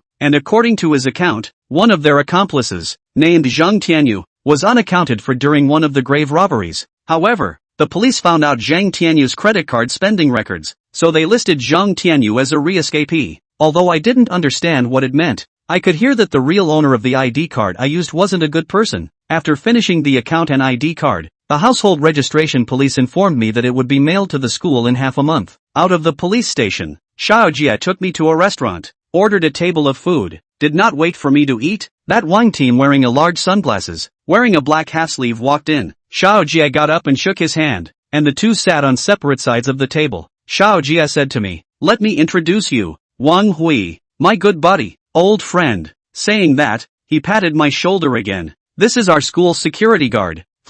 I don't know how old you are, but you're definitely older than the two of us. Let's call you Brother Tianyu." Wang team is obviously not willing to call someone brother, just nodded at me. Xiao Jie picked up the cup in front of him, knowing that Brother Hui doesn't drink. I ordered the drinks. "Let's clink a glass." Such a big table. In addition to Xiao Jie and I are closer, the Wang team happens to be particularly far away from the two of us. How to touch? Wang team just raised his cup and took a sip. I picked up the chopsticks, and began to wind up. The Wang team at this time revealed a hint of surprise, took the initiative to sit down next to me. "What exactly are you?" Since I came out of the coffin, countless people asked the same answer, but I made an exception for him, pulling out the painting that Lin Yu drew for me. "I've lost my memory. My mind only remembers this person. Maybe if I find her, I'll know who I am?" When Xiao Jie heard this, he stood up and also came over to look. Wang team's eyes flashed a trace of surprise, but it was fleeting, and I wasn't paying too much attention, only to see him take out his cell phone, photographed the person on the painting. "I'll help you go back to check. Looking so pretty, it should be very good to find." I let out a and Xiao Jie smiled and said to Team Wang, "Then I'll thank you for Brother Tianyu." I also turned my head and said to Team Wang, "Thank you." Team Wang waved his hand and looked at his cell phone. "Don't worry about it, it's just a show of hands." Chapter 13, Accidentally Going Viral. The atmosphere at the table, I do not know how, more and more good. Wang team looked at as the kind of people usually do not smile, actually also told two cold jokes. Xiao Jie is even more ostentatious, feeling close to turning cartwheels in place. I stared at Xiao Jie and asked curiously, "Why are those eyes of yours blue?" Xiao Jie blinked. "After knowing each other for so many days, I thought you weren't going to ask, but since you asked in good faith, then..." He hadn't finished speaking when Team Wang pointed directly at him. "This kid was born with a pair of reincarnation eyes, while others have one at most. He has a pair." Xiao Jie smiled awkwardly. "That's right, it's a reincarnation eye." I let out an "Oh, what's a reincarnation eye?" Wang team looked at me. "Not bad, last time I said this, others thought," and he pulled cartoons. "Simply put, it's the eye of the hell god of death. How many functions are there?" This kid also did not tell me. Xiao Jie pointed to his own eyes. "It's not that exaggerated. It's just a little more advanced than the so-called Watsitol Yin and Yang eyes, and it's not like I can see through everything. Brother Tianyu, I can't see through it." Team Wang's expression was grave. Xiao Jie nodded his head a little. "Can't see through it, non-human, non-ghost, not a demon or elf, not a fairy or devil, no soul, at least I can't see it." Unconsciously actually talked for more than 3 hours, until the hotel waiter came in to urge. Xiao Jie finished the bill, said to us, "Time is still early. Why don't we go to my master's tea house and sit for a while? Let's drink some water and chat for a while." Team Wang got up and waved his hand. "I have a mission this afternoon. You two go. Get together again when you have the chance," he said, walking to me. "Don't be a security guard. Come and be a public security officer with me. We are here in a few days to recruit assistants. You come in first, do a few big cases, make a merit, and then turn you into a formal civilian police." Xiao Jie directly blocked in front of me. "You can stop. Brother Tianyu is the guardian god of our school. I can't afford to give up if I give it to you." When the two were carrying on, Xiao Jie's cell phone rang, picked up the phone and said a few words and hung up. Wang team asked him what's wrong. He looked at me. "My master called me. Said last night Wudong Lingshu Taoist priest passed by our school, found inside the demonic atmosphere. After going in, not only did not beat the demon, but also let the other side of the refining pot of the demon in the stuff to drink. More annoying is the sword that his master passed on to him is also broken. He went back to the Wudong overnight to organize a bunch of people want to come to revenge. Because in my master friendship is still good. Know that I will help me then," he said. "Because in my master friendship is not bad. Know that I study in this school. Let me to help then." Finished looking at me. "Brother Tianyu, you are a night security guard. Our school is haunted by demons, don't you know?" I carefully recalled. "You said that Taoist master is not wearing a Taoist robe. Waist sat on a look not big, holding a quite heavy mahogany gourd, goatee, nothing to look at, drunk and raging, initiated anger to eat people, so an old man?" Wang team patted Xiao Jie's shoulder. "People find see, this does not belong to my management. I'll go first." Finished saying, his head did not return out the door. Xiao Jie looked me up and down, excitedly said to me, Tianyu brother, that newbie old road one ever suffered such a big loss. That person you do not know, usually can be cross, This looked down, that looked down, finished, suddenly clapped his hands.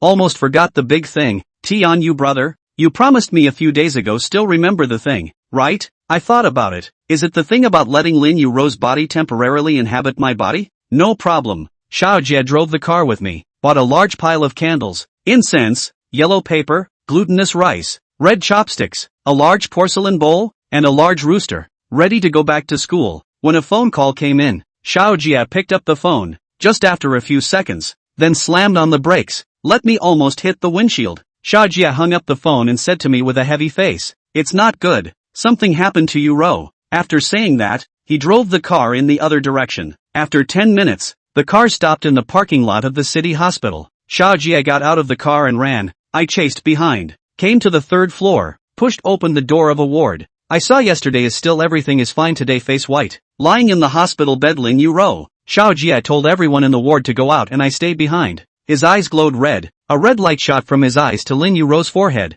clenching his fists. Who did this? How come Yuro only has 1 soul and 3 spirits left? Saying this, he didn't care that I was right in front of him. He directly opened Lin Yuro's collar. What a powerful soul detaining technique. The protective blood jade that I raised with my heart's blood, shattered with such a big gash. I actually didn't even feel it. I asked him what to do next. He told me that Lin Yuerue is just a mortal. Detain her soul must be to blackmail their own. And now we can only wait for the other side of the door, but also said that this is good. Better than letting the ghosts arrested. Xiaojie said that he had to find a way to change the book of life and death first, and then go to find the rest of the soul of Lin Yuezhua. Let me not go back to school first, go out and see the world. The most important thing is to avoid a little Wudong people, although I think I'm not afraid of them, but there is no need to make the relationship stalemate. Find the right opportunity to go to Wudong Mountain to make amends and apologize. After saying this, Xiaojie and Lin Yuro's parents said hello and drove away without stopping. I was out of the hospital by myself, with nowhere to go,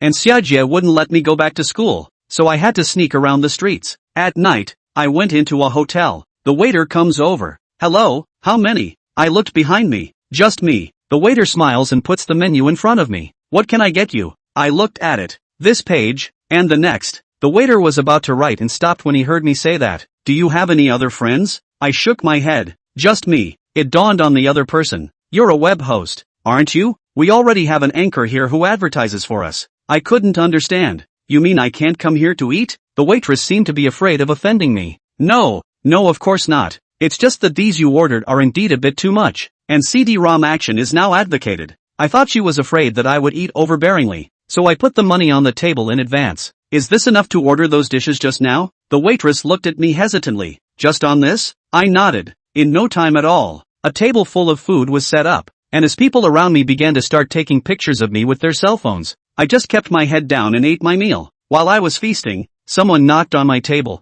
I looked up and it was a meaty fat guy. Dude, you're a rookie just starting out? Didn't you ask around before you came here? This is my place. I've signed a contract with the owner of this store. Saying that, he looked around. You're a newbie, aren't you? You don't have all the equipment. Which one is your photographer? I was listening in a cloud of confusion. I didn't know what to make of it. One of the people next to me whispered something to him. He smiled and nodded, turning to one of the people who took a picture of him with his cell phone. He said, "Today, I met someone who specifically came to challenge me. When have I ever been afraid of this? Open the whole thing." After saying this, he walked over to me and said to me, "Buddy, since you can eat so well, let's compare." I glanced at the table, not many dishes. Think this fat man is trying to eat these things. I polite. I'm already almost full. You feel free. The fat man reached out to the other man. Boss, clear the 2 big tables. I'll pay for all the meals he ate today. The people around them let out cheers with their cell phones, wondering what they were celebrating. I was invited to another table, this time with more food than I had ordered, and most of it was full of chili peppers.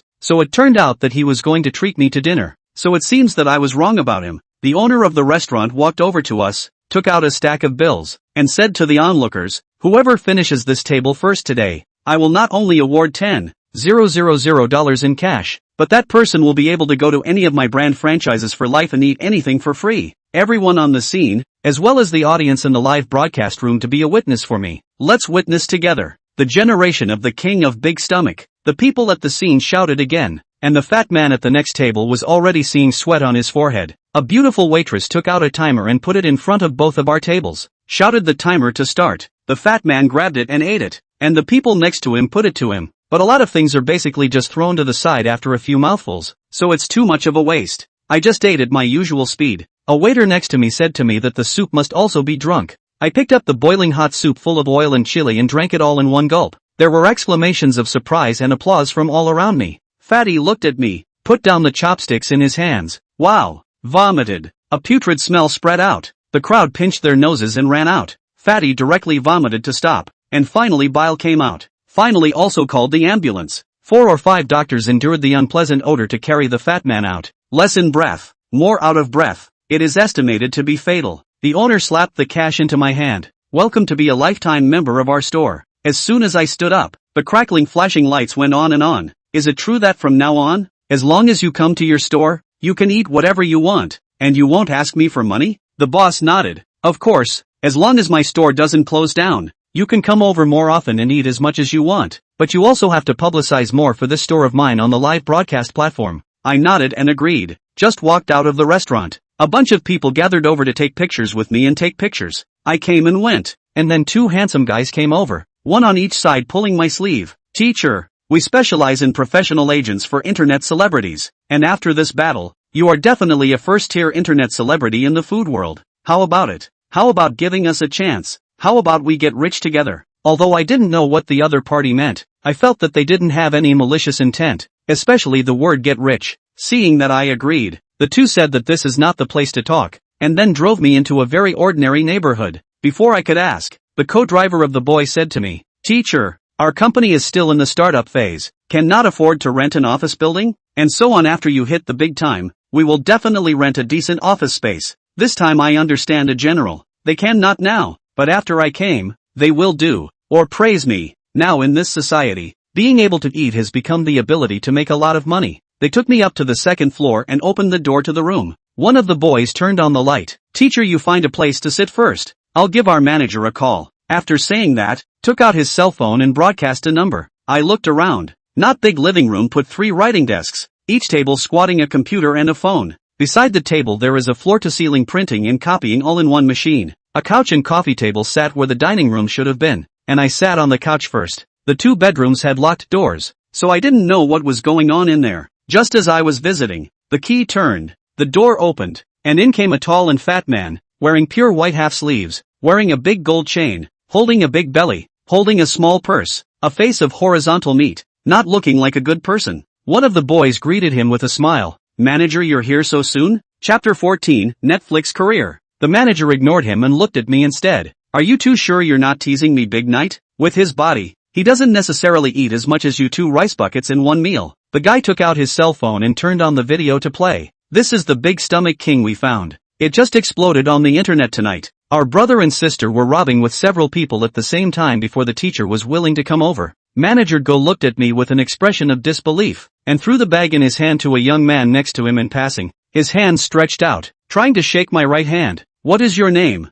teacher? Speaking quite politely, I said my name. Teacher Zhang, said the man next to him. No eyes. Bring the contract to Mr. Zhang. One of the boys hurriedly jogged and pulled out a piece of paper filled with writing from the printer, handing it over to the manager with both hands. The manager took the contract, sat down next to me, drew a pen from his pocket and put it on the coffee table. Teacher, sign it if you see nothing wrong with it. I picked up the contract and took a look at it. I didn't really recognize most of the words. The manager pointed to a blank space at the bottom of the contract and said with a smile, You can just sign here. I gave a cry, picked up a pen and signed my name, and a young man brought me some sealing clay and asked me to put my fingerprints on the name. After I pressed it, the manager jerked away the contract in a flash and looked at it. You 2 take Mr. Zhang to rest first. I'll go contact the business. As soon as the manager left, the 2 boys walked up to me. I'm Liang, he's Jia. If you need anything in the future, just arrange for the 2 of us to take care of it. After saying that, Jia opened one of the bedrooms. Teacher Zhang, I'll ask you to spend the night here tonight, and I'll charter a hotel for you tomorrow. I let out a hum and went into the bedroom. In the small bedroom, there are 4 high and low beds, and in the center there is a table, on which there are beer bottles, buckets of instant noodles and cigarette butts. Liang hurriedly picked up the dustpan and broom and started to clean up. I'm sorry to make you laugh, but I'm usually too busy to clean up. I looked around. Are you 2 the only ones here? The 2 of them looked at each other. Ajay said, Not really, originally there were 5 of us in this group, but there have been no good resources, and we couldn't make payroll, so all three of them left. Leon nodded. If we hadn't met you today, we would have planned to jump ship and do something else. The three of us sat awkwardly on the bed, and Liang said, "Would Teacher Zhang like to have a snack?" I nodded, and Liang took out his cell phone and gave it a whirl, then looked up and asked me, "What would teacher like to eat?" I thought about it. Anything. Ajay patted the bed. "How about we get to work tonight?" Then he went over the plan, and Liang looked at his phone. "A good idea, but I'm running low on my balance, and I have to pay off my credit card for next month." Ajay gritted his teeth and asked me, "Teacher, you're sure you can eat that much now, right?" I hummed, and Ajay took out his cell phone. "I'll order takeout. Liang, you take care of the filming." Not long after, the delivery boys came to the door one by one, and sometimes 2 or 3 of them knocked on the door together. Some curious ones poked their heads in. "Are you having a party here?" Liang took the delivery. "No, this is a Big Appetite King's bedtime snack." Hearing Liang say this, the delivery boy also took out his cell phone and went into the bedroom to take pictures of me. In this way, I became a hot network of food celebrities, the major hotels and restaurants, to be able to invite me to dinner as a matter of pride. Everywhere I go, people want to take pictures with me. Every day just shooting ads, can be tired until midnight. The manager, also special to me, chartered a hotel, rented a commercial car that day, and a group of people from a restaurant performance. The cell phone rang. I took it out to see. Is Su Xin called? I picked up the phone. The opposite side of the petite voice. "Tian Yu brother, are you all forget me?" I said no. She said I'm red and don't go to her. Then she asked me where I live now, to come and see me. I told her the hotel room number. At night, I returned to the hotel. Liang and Ajay stayed next to me for the convenience of taking care of me. I just turned on the TV. The door outside rang. Before I could open the door, Liang and Ajay had already come out of the room. "What are you doing, little girl?" Su Xian looked at the two and said timidly, "I'm looking for my brother Tianyu." Liang shook his head. "No, Mr. Zhang is resting right now. If you are his fan, come back early tomorrow morning." Ajay looked around warily. "Yes, right now. Mr. Zhang is justly popular. Please understand." I opened the door. "What happened?" Liang turned his head. "Nothing, just a little fan of yours wanting your autograph." Su Xian starts to shout, "Brother Tianyu, it's me. I'm Su Xian." I push the 2 people in front of me away. Su Xian looks up at me. I say to the 2 people around me, "You guys go back. I know her." Liang and Ajay glanced at each other. Liang looked like I understand and said to me, "Teacher Zhang, don't play too late. Tomorrow's announcements are a bit much. I'm afraid you won't be able to handle it." After saying that, he directly returned to his room. I didn't understand what Liang meant, and directly let Su Xian into the hotel room. Su Xian looked at everything in the room with surprise, then fell on the bed. The mattress directly bounced her up. What a comfortable big bed. After saying that, she looked at me. "Brother Tianyu, can I sleep here tonight?" I nodded. Su Xian excitedly got up and hugged my arm, kissed me on the cheek and went into the bathroom. Not long after, the sound of running water came from the bathroom. I had just opened the door to my room, and Liang and Ajia followed, and I entered their room. Liang asked curiously, "Where's the little girl?" I turned on the TV in my room, taking a shower. Rio nodded and pulled a small purple bag out of his wallet. "Is that what you want?" I didn't take it. "I'm hungry." When Liang heard me say that, he hurriedly called the front desk to order food.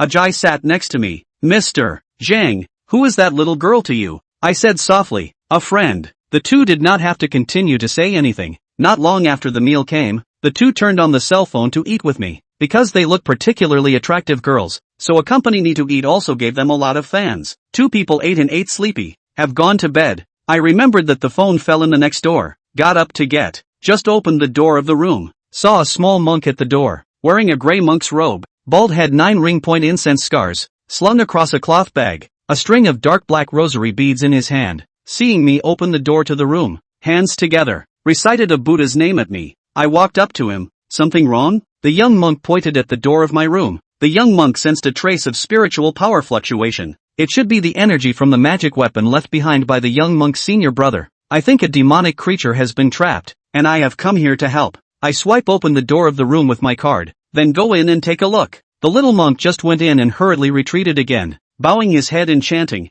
"Amat Ba Buddha, Sin Sin Sin." I went in to take a look. Su Xian naked, sleeping particularly ugly, lying on the bed. I picked up my clothes and threw her on the body. Su Xian woke up at once, found her appearance, red-faced, burrowed into the quilt. "There are guests outside. Hurry up and get dressed." Su xin like a mosquito like oh sound. I turned around and went out. The little monk still lowered his head, red-faced and recited the Buddha's name in his mouth. After a while, Su xin got dressed and walked over barefoot. I patted the little monk. Where is the thing you are looking for? The little monk let out an ah, glanced at me and then at Su xin, hurriedly lowering his head again. The item seems to be on this female monk. I looked at Su xin. You took someone's stuff? Give it back to him. Su xin looked at the little monk, holding her arms with a disdainful face. I don't even know him. How could I take his things? This person must be a fake monk, specially out to cheat money. The little monk hurriedly shook his head. Monks don't lie. The little monk really felt the power emanating from senior brother's things, and only came to take the liberty of asking. I seemed to remember something, and said to Su xin, when we first came here, someone gave you a string of rosary beads. Take it out and show him if it's this thing. Su xin gave an oh, took out the rosary beads from her pocket and handed them over to me. The young monk looked up, reached out and grabbed it. Thank you, master. This is exactly what the young monk's senior brother had. After saying that, he turned around and ran away. Su xin grunted. What a cheap bastard. Giving something to someone else and coming all the way to ask for it back. Su xin had just finished a sentence when the little monk went and returned, with an extra brass mantle in his hand, which came out of his hand, and an orange light irradiated Su xin's body. Su xin seemed to be burned by the fire. A white smoke rose from her body, screaming strangely and running towards the house. The little monk recited the magic spell. The bowl flew back to the monk's hand. Demon, don't show yourself, said he was going to rush in. I reached out to stop. The other actually looked at me angrily. Daring, said 2 words. I feel the floor gently trembled a little. Good strong momentum, completely not a small monk can send out. Although the other party was very imposing, but I did not give in. The small monk's mantle smashed towards me. I reached out to catch it. The other party's mantle light disappeared, and fell directly to the ground. The small monk flabbergasted for a moment, picked up the mantle and turned around to run away. I didn't go to chase, but returned to the room. Su xin directly collapsed on the bed. I saw that she was not seriously hurt, so I didn't care about her. The next day, I was eating breakfast and looking at the news on top of my cell phone. The manager came over with a big hello, Teacher Zhang, eating? Saying that, he sat his butt down next to me and took out a particularly thick contract from his bag. Big business. We'll be rich if we sign this. I glanced at him and put down the food in my hands. Don't you make enough money now? He froze for a moment, then smiled. The netizens are saying that you eat so much, you don't hyperventilate, and you're not fat, so there must be some secret. In this contract is the secret that you can make money and binge eat without gaining weight. Saying that, he typed the first page. Diet tea. How about that? How about a 1-year signing fee? $30 million, and a 3-year contract, $90 million? I slapped the table. I didn't talk to you about this contract. I'm asking if you don't make enough money? Manager GE's expression was cold. If you think this is less, we can still raise the price upwards. As long as you nod your head, all of this is negotiable. At that moment, Ajay walked over. I got up and said to Ajay, your manager is a bit drunk. I'll leave first. Let him come back to me when he sobers up. Ajay glanced at manager Gu, and when he looked at me again, I was already up the stairs. When I returned to the room, Su xin had already woken up, seeing me pulling my arm. Brother Tian Yu, talk to your manager. I also want to enter your studio as an anchor. I asked her why. She said that it can make money and be famous. Everyone in her dorm is doing anchoring. I called for Aliang from next door. Aliang looked Su xin up and down. Since it's Mr. Zhang who gave the word, I'll give it a try. Su xin excitedly bowed. Thank you so much. Aliang took out a writing pad. Tell me, do you have any specialties? Like singing, dancing, acting, whatever. Su xin bit her lower lip and gently shook her head. Aliang let out a long breath, took out his cell phone and made a call. Didn't know who he was talking to for half a day, hung up the computer and said to Su xin, then wait a moment. Then he said to me again, teacher, get ready to start. Ajay is waiting for you in the parking lot. I let out an oh so quiet sound and went down the elevator to the parking lot, ate from morning to afternoon and walked through 3 hotels. When the lights came on, Aliang drove up in another car. I asked him how Su xin had arranged it. Aliang took out his cell phone and showed me a video. Very hot music. Su xin twisted back and forth dancing. Then the camera flashed. Su xin changed to particularly revealing clothes, makeup. It feels like the whole person has changed. Liang asked me, is this okay? Teacher Zhang. I specifically borrowed a makeup artist from another studio to do her makeup. I asked Liang, did Su xin herself agree? Liang said Su xin was happy to sign a 3-year contract. I nodded and never asked about it again. Chapter 15, Requests for Help. In the evening, I played with the new laptop Ajay bought me. The TV was playing the latest dramas, and songs were playing on my cell phone. Suddenly, the glass broke. I stood up at once and looked at the window. More than 20 floors. How did the window break? Soon, the person who explained appeared. It was the Taoist priest who was in the gymnasium that day. I saw him pinching the goatee on his chin. He was calm and relaxed. He seemed to have come prepared. Sure enough, following them in were 3 Taoist dress-up lookalikes. Lingshu smiled and said to me, "Demon, how are you doing? I've been waiting for you at school for so long, and if I hadn't seen how hot you are online, I really wouldn't have been able to find you. The days have been quite enjoyable." I got a little upset. Left hand crossed my waist, right hand pointed at him. "Don't be a demon. Didn't I just drink some of your wine? Besides, it was you who made me drink it, and you stabbed me with a sword and summoned a thunderbolt to blow me up." Lingshu was furious and stomped his feet. "Shut up. Here I and a few senior brothers have already set up a boundary.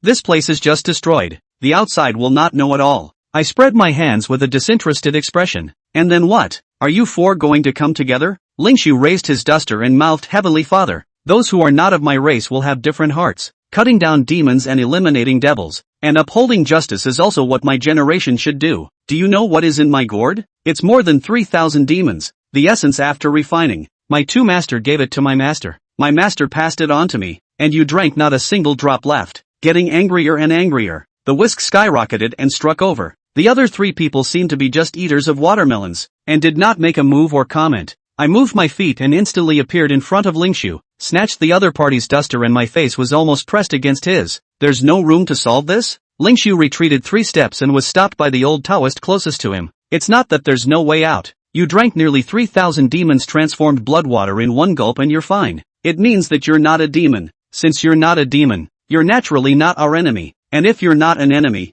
you can be a friend." I instantly understood. Can be friends? Looks like you guys came here today to ask for something, right? As soon as Lingshu opened his mouth, he was stopped by the old Taoist next to him, and the old Taoist in the center nodded. "Since you, Taoist friend, have guessed it, the poor Taoist will not be polite." I nodded and the old Taoist continued. "Originally, my senior brother was ordered by the sect master to go down the mountain to exterminate the demon. I didn't expect that the demon didn't encounter it, but was even teased by little friend, making our Wudong mountain lose face in front of other sects." I raised my eyebrows. "What?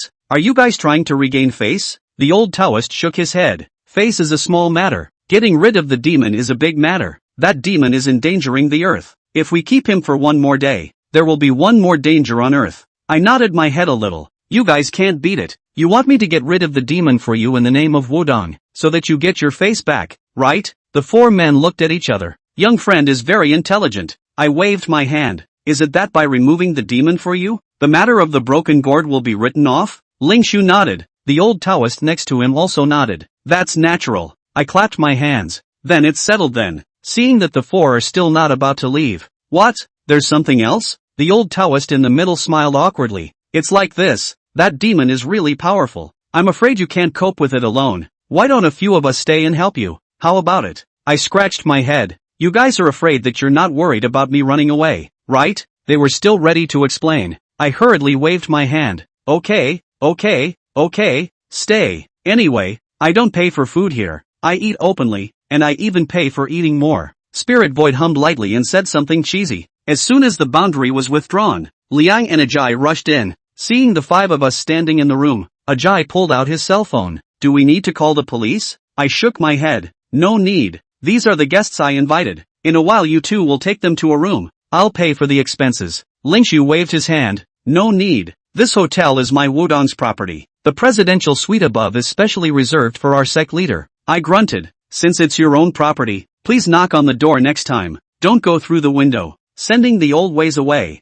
I continued to watch TV, play computer and listen to music. The autumn wind was blowing my hair back and forth. The whole house was filled with wind. It was so annoying. I should have gone to the presidential suite, so that they can feel the coolness of autumn, but I just whined in my heart. But I still called the front desk. The room attendant came over to take a look and said that it could only be repaired tomorrow when the maintenance master went to work. So let's change the room for tonight. I had no choice but to go to the room at the end of the corridor. At night the whole room became foggy. I had a rare feeling of drowsiness. I don't know whether I was awake or dreaming. A woman in black appeared in front of me. I couldn't see her face. I only knew that her complexion was like snow and her lips were bright red. Cold hands cupped my face. You finally woke up. Do you know how many years I have waited for you? After saying that, she heavily kissed my lips, bone-chillingly cold. I don't know how long it was, but I heard a burst of Brahma sounds, and I stood up from the bed with a jerk as the blinding sunlight shone on my body. My body felt heavy, a feeling I had never felt before.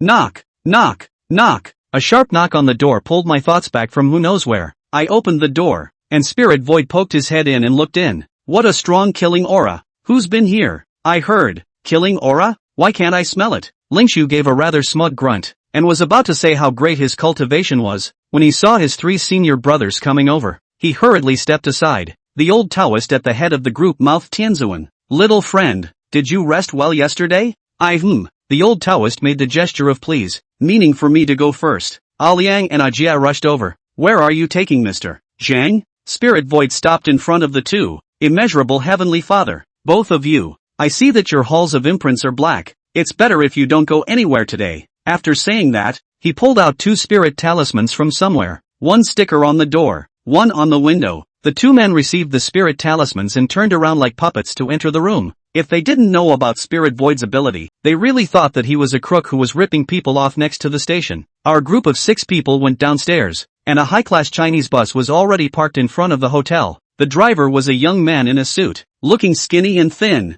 but his eyes were quite spiritual. When we were all seated, the car started and drove out of the city in a short while. Once out of the city, the nature of the young man exposed, driving a special wild, a foot of gas down, and on the wings will be able to take off directly. No wonder that the 5 old guys came up to fasten the seatbelt, so old and not afraid to fall apart. The car went into a mountain road, swaying left and right. Around the car is good shock absorption, but also cannot withstand such a mountain road. After crossing the mountain road, a small village appeared in front of us. Looking at the deserted appearance, it should be an abandoned village. I rubbed my temples. The demon you guys are talking about won't be in this village, right? The old Taoist Ling Guizi, who was at the head of the group, nodded gently. Little friend is right. That demon is right here. I took stock of the situation. This place was only 2 mountains away from Linjiang University. Turning my head to look at Spirit Void, it wouldn't be you who whisked it here, would it? Lingshu looked at me in disbelief. How did you know? Instead of answering him,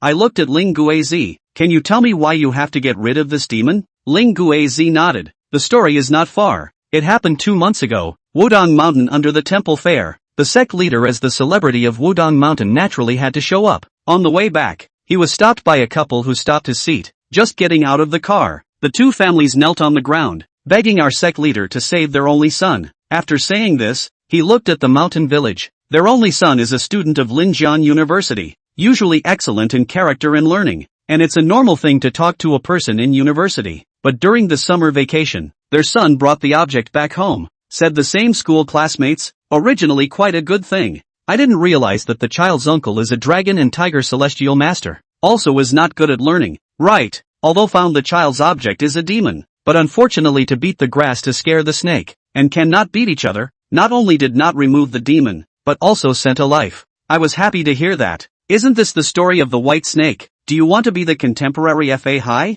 Besides, when the heavenly master of Longhu Mountain was killed, Longhu Mountain didn't care about it, so why did they come to you? Wudong Mountain? Lingshu interjected. The incident happened in Wudong Mountain. Besides, people begged us. Getting rid of demons is our job. We can't ignore it. I spread my hands. Fine. I won't ask. Anyway, after catching the snake demon for you guys, we'll be clear. The 5 people nodded their heads at the same time. I looked around. Open an opening in your boundary to let me in. Lingshu recited under his breath and a green door of light appeared in front of him. I walked to the door and turned my head to look at the 5 old Taoists. You are not making up stories to trick me and lure me into a trap, right? The 5 people's faces changed. Lingshu took a step forward. We Wudong is a famous family. I waved my hand and interrupted his words. Anyway, suffer a loss and be fooled just this time. There is a snake demon for you to catch. There is a trap for you to step on. And the matter is written off. Finished or right off. After saying that, I stepped into the boundary with 1 foot.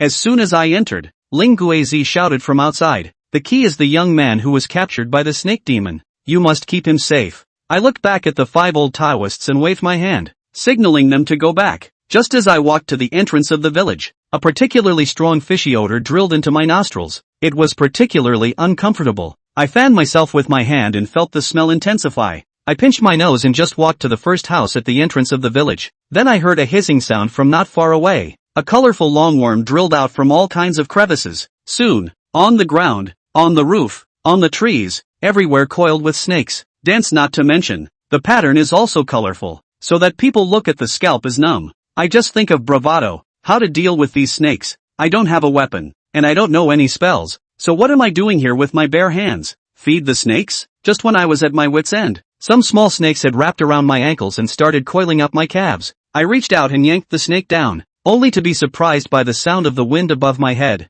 and a large mouth swallowed me at once, tight and stuffy, as if I had been wrapped up in a quilt and thrown back into the original broken coffin. My hands forcefully gouge out a hole from the left and right. Feel the things wrapped me began to wriggle crazily. I gouged the small hole into a big hole, bloody and slimy from the belly of a large python. An empty voice rang in his ears. Yo, there's a little brother here this time. Before the words fell, a long, black worm crashed through a room. Its huge snake head 4 or 5 meters wide, its 2 eyes as bright as car headlights, spitting out letters and looking at me. I looked at the behemoth in front of me. Where are the people you took? They won't be eaten like me, will they? The big snake's body coiled. The lower body supported the upper body, selected in the air. Why do you guys want to break up, Hong Yu and I? The two of us are true love. Besides, what era is this? Do we still have to talk about what people and demons are different? I hooned. That's for sure. I've been watching TV for the past few days, and I've learned quite a bit. A human is a human. A demon is a demon. You were originally 2 species. This kind of monstrous love, it's better to cut it off earlier. The black snake opened its mouth and spewed out a stream of green smoke.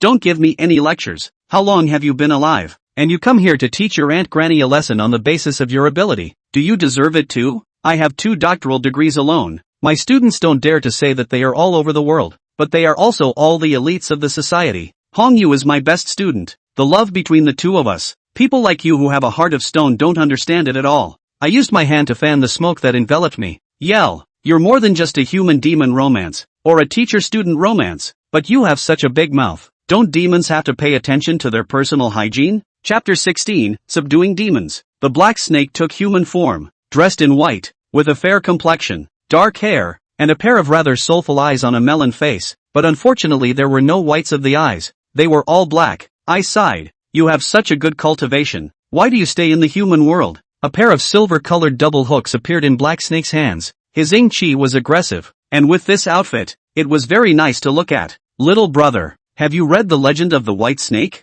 I said, rather smugly. That's the second TV show I've ever watched. And you're going to compare yourself to someone from a TV show? That's all made up. Besides, the other Baisuzhen came down from the mountain to repay her kindness. You're purely coveting someone's young body. The corner of Black Snake's mouth curled up slightly. So you're going to be that FA high? I waved my hand. Sounds familiar. That's what I said to the gang of old Taoists this morning. But there's really no way. Who let me owe them? You just have to be honest and follow me. I'll just hand you over to them. I guarantee I won't hurt you in the slightest. How about it? The black snake rushed straight over. Then let's see if you have the skills. I reached out with both hands and directly grabbed the black snake's silver hooks. The lower half of the black snake turned into a prototype and curled around my body. It's not too late for you to beg for forgiveness or I'll wrap you up in pieces. I roared and crushed the twin hooks, stabbing the black snake with the shards. The black snake was furious, and his lower body became even harder. I looked at the snake's body that was getting bigger and bigger as I held it in. Do you know why human-demon love has not been allowed from the ancient times to this day? The black snake said as it exerted itself. I wish to hear about it. I squeezed my hands out of the snake. You know who the ancestor of all demons is, right? That's right, it's your old ancestor Nywa, and the legend of how humans came to be. You've heard it, right? The story of Nywa creating man. What does that mean? Nywa is the ancestor of both demons and humans. When Nywa created man, she had already laid down a bloodline boundary, which in today's terms is called racial segregation. Since you are known as a dual doctoral degree holder and have lived for so many years, I'm sure you don't need me to explain such a plain and easy to understand truth to you. Do you? I also just want to say to you, from the moment there were people, it was originally impossible to have the next generation with demons or other species. So all the previous myths and stories are all fake. You old demon watch less dramas and read more than anything else. After I finished, I inserted my hands at the snake's gallbladder. With a slight force, the black snake ate the pain and trembled. If you move again, you'll pull it out. The black snake let go of me and transformed into human form, covering her small abdomen.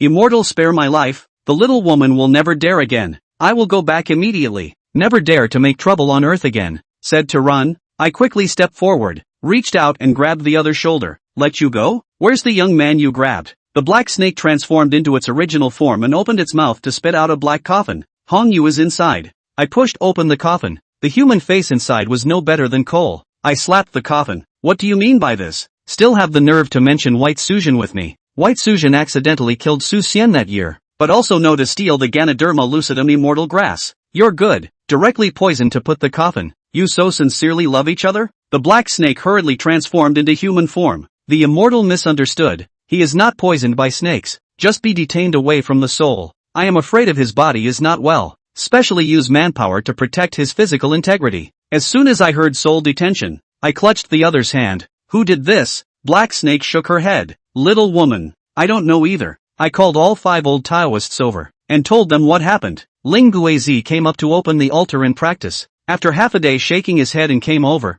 I tried my best. I couldn't find any trace of his soul at all. I glanced at Lingshu. I've brought the demon to you, and saved the person for you. Are we pulling back from that? Spiritual Void looked at Black Snake and whispered, we can't beat it even if you bring it here. I poofed. Why do you suddenly feel like a child? So what? I'll get her killed again for you? Black Snake hurriedly clasped her fists and bent over when she heard this. Immortal, forgive me. My little daughter has never done anything to hurt the heavens or the earth. I scratched my head. That's difficult. Lingshu waved his hand. She said she had never done anything to harm the heavens. This kid's uncle, the Dragon Tiger Heavenly Master, was it her who killed him? I looked to Black Snake, who froze. What uncle? And Dragon Tiger Heavenly Master? Lingshu was furious. Still pretending. Can we still wrong you? Black Snake heard also unconvinced, covering the belly. Lama has lived for thousands of years. According to the seniority of the White Suzhen is the Song Dynasty's 1,000 years of Snake Demon. Lama is today's 1,000 years of Snake Demon. You a few bull-nose old road is also worthy of doing Lama's rivals.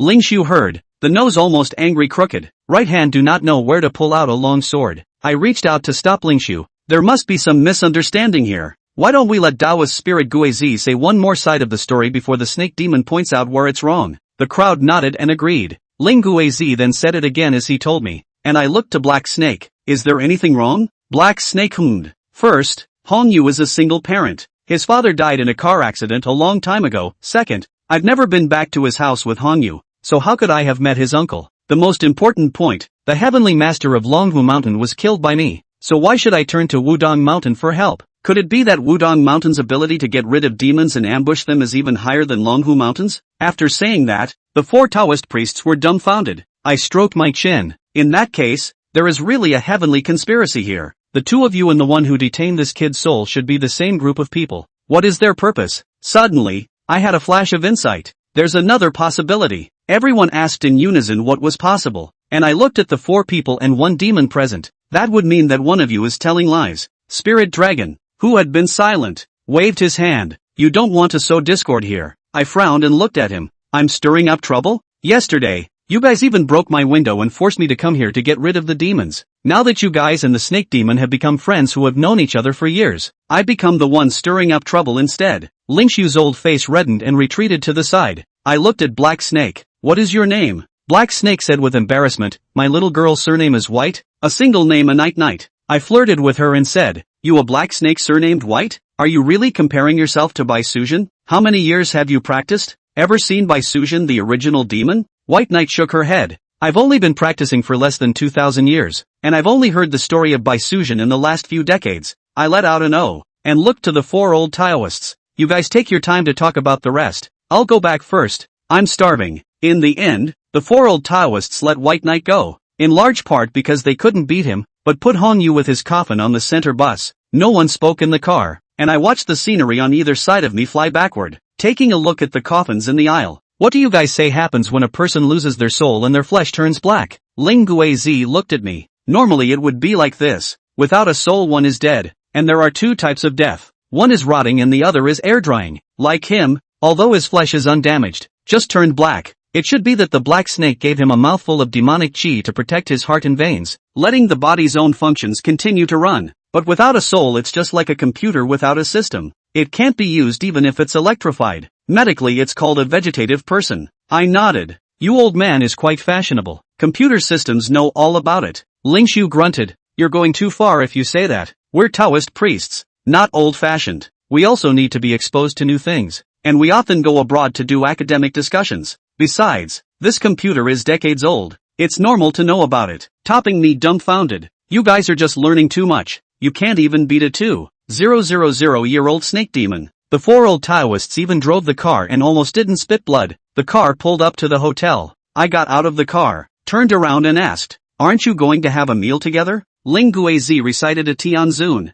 "No, this matter is not yet finished. I just booked the latest flight to Longhu Mountain on my cell phone. When this matter is completely over, poor Taoist invites you to dinner." I gave a turned my head and entered the hotel. It was over and I was able to go back to school. I just spoke to the manager, who touched his thick and long gold chain like a disc of rosary beads. "What's wrong, my dear teacher Zhang? Is it that these 2 ungrateful ones didn't serve you well?" I shook my head, and the manager asked again, "So it's because you think we paid less?" I shook my head again and the manager's face pulled down. "Neither this nor that. So what's wrong with you? You have a better platform to invite you. So you look down on our small temple, Master Buddha Zhang?" I said I wanted to go back to school to be a security guard. The manager almost laughed. After half a day, patted my shoulder. "Good, my teacher Zhang. You have food and drink here, the right job, and someone to serve you. The money, we have to be honest. We have never treated you poorly. You said not to sign the advertisement endorsement. 30 million a year." I didn't even blink. I pushed it away. "You can't do this to me even if you have to be more considerate.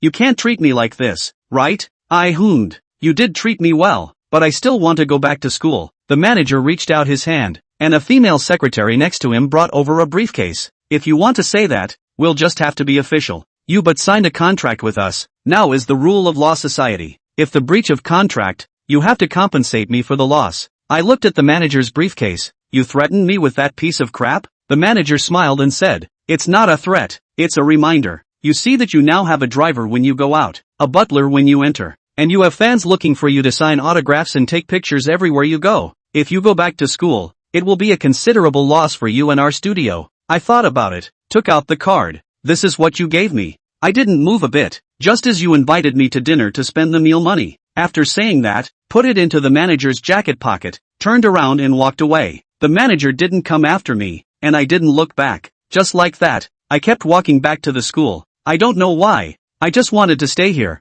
That's all. I don't know how long I walked, but a van pulled up next to me. The passenger window rolled down, and Liang tapped on the door. "Teacher Zhang, come on up. We'll take you back." I got into the car. The one driving was a Jai, and in the back of the car was my luggage. Liang pulled out a card from his jacket pocket and handed it to me. "Teacher Zhang, this is what the manager told me to give you. You've been busy for so long. You can take a break if you want." I took the card and gave a not saying anything else as Ajay started the car. The fall rain was pouring down, and the atmosphere in the car was particularly depressing. Soon Linjiang University arrived. The ordinary van did not attract college students, but attracted security guards. Wang Jianzhen is the earliest security guard at Linjiang University, even earlier than the fan team. He saw the unfamiliar vehicle and came out to register. I opened the window. Wang Jianzhen saw that it was me. "The big name of our security team is back," said, hurriedly pressed the remote control to raise the lift lever. Chapter 17, Back to School. The car stopped at a place sheltered from the rain.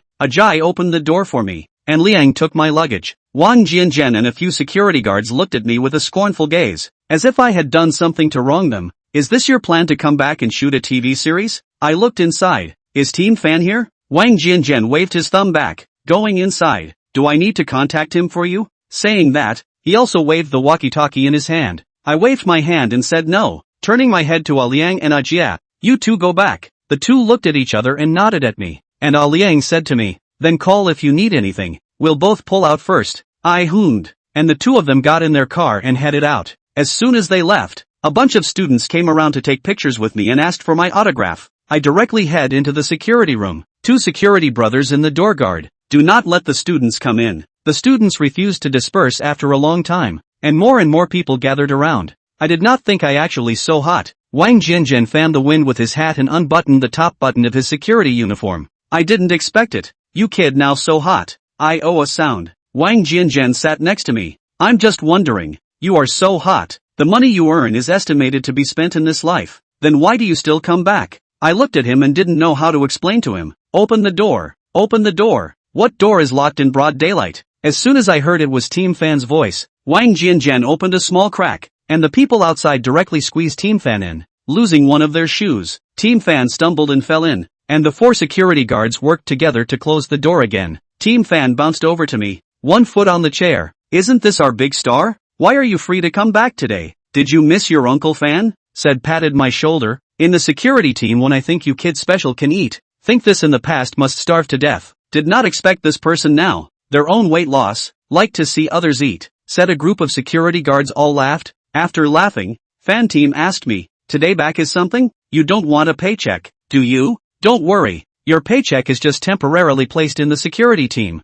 Uncle Fan will get it back for you in a couple days. Wang Jianjin shook his head. Team Fan, this kid doesn't know how to be obsessed, letting go of the big stars and not earning white money. He has to come back as a security guard again. Fan team heard, with the little thumb pulled out his ears. People on the age, hearing is not very good. Old one, you say again? What does this kid want to do? Old one looked at me. He wants to come back as a security guard. Mr. Fan said, he's going to do that. I said also, security is good. Although we do not earn much, but every penny is earned solid. Although our status is not high, but without us, the people inside cannot sleep. Security guards are quite good. Quite good. Wang Jianzhen let out a sigh. I knew it was our fan team that gave this kid the magic soup, otherwise we wouldn't have left. And just like that, I was back to being a security guard. At first, people took pictures and recorded little videos everywhere I went, but slowly the heat went down and life returned to calm. The autumn sun is still hot, but the autumn wind is still blowing through a kind of austere atmosphere. The school trees are slowly starting to yellow,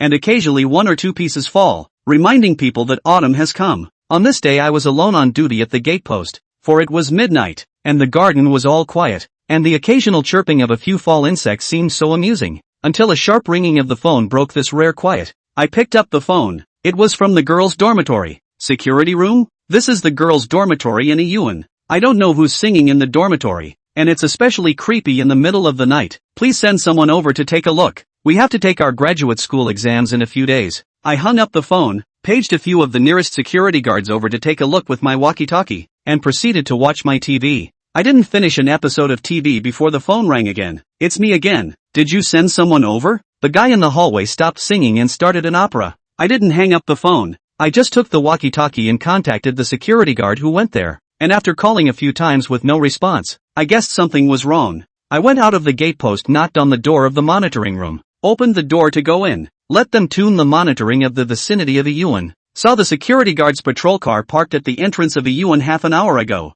2 security guards carrying flashlights went in. Then the screen appeared to flicker once. Then the screen to the front of the girls' dormitory building. The 2 security guards knocked on the door. The door opened, and the 2 men went in, and then went in, and the door automatically closed. And then the screen flickered again. I asked one of the CCTV watchers to watch the gate for me for a while, and I got myself a bike and headed for Jardine. When I arrived at a Yuan, I felt a particularly strong resentment inside, overflowing down the dormitory building. I knocked on the door of the girls' dormitory, but there was no response, and I couldn't push it even after pushing, because the dormitories all automatically turn off the lights at the end of the day. Only the lights in the bathrooms and the hallway were on now. I took 2 steps back, looked up and realized that the 3rd floor bathroom window was left open. I took 2 more steps back, and then towards that window. My calves gave out and I jumped in at once. And of course even the window frame went into the ground with me, shattering glass all over the place. The loud sound was especially harsh in such a quiet dormitory building. I came to the hallway. The whole building seems particularly dim. The light bulb in the hallway seems to be struggling to glow brightly, feeling ready to go out at any time. I just kept my ears open and didn't hear any singing or chanting. I headed for the 1st floor first, to see if the lodger was there. When I got down to the 1st floor, there was a huge mirror on my left hand, and on my right hand was the hostess's room, with curtains hanging from the windows, which glowed orange. I knocked on the glass and it was so loud that I'm sure if I knocked again, the glass would shatter. But for that much noise, there was no response from inside. I stomped my foot directly on the door of the hostel, and the door fell straight down. There is no one inside. The hostel's bed is messy. I learned from the detective movie. Feel the temperature of the bed. Feel that the person should have just left. I went out of the door of the hostel and began to look for 1 floor. When I went back to the 3rd floor, I heard a slight sound on the 3rd floor. Very small, but in such a quiet hallway, it should be quite big. I followed the sound and sought it out. It got louder and louder the further in I went, and when I was almost there, the sound came to a screeching halt.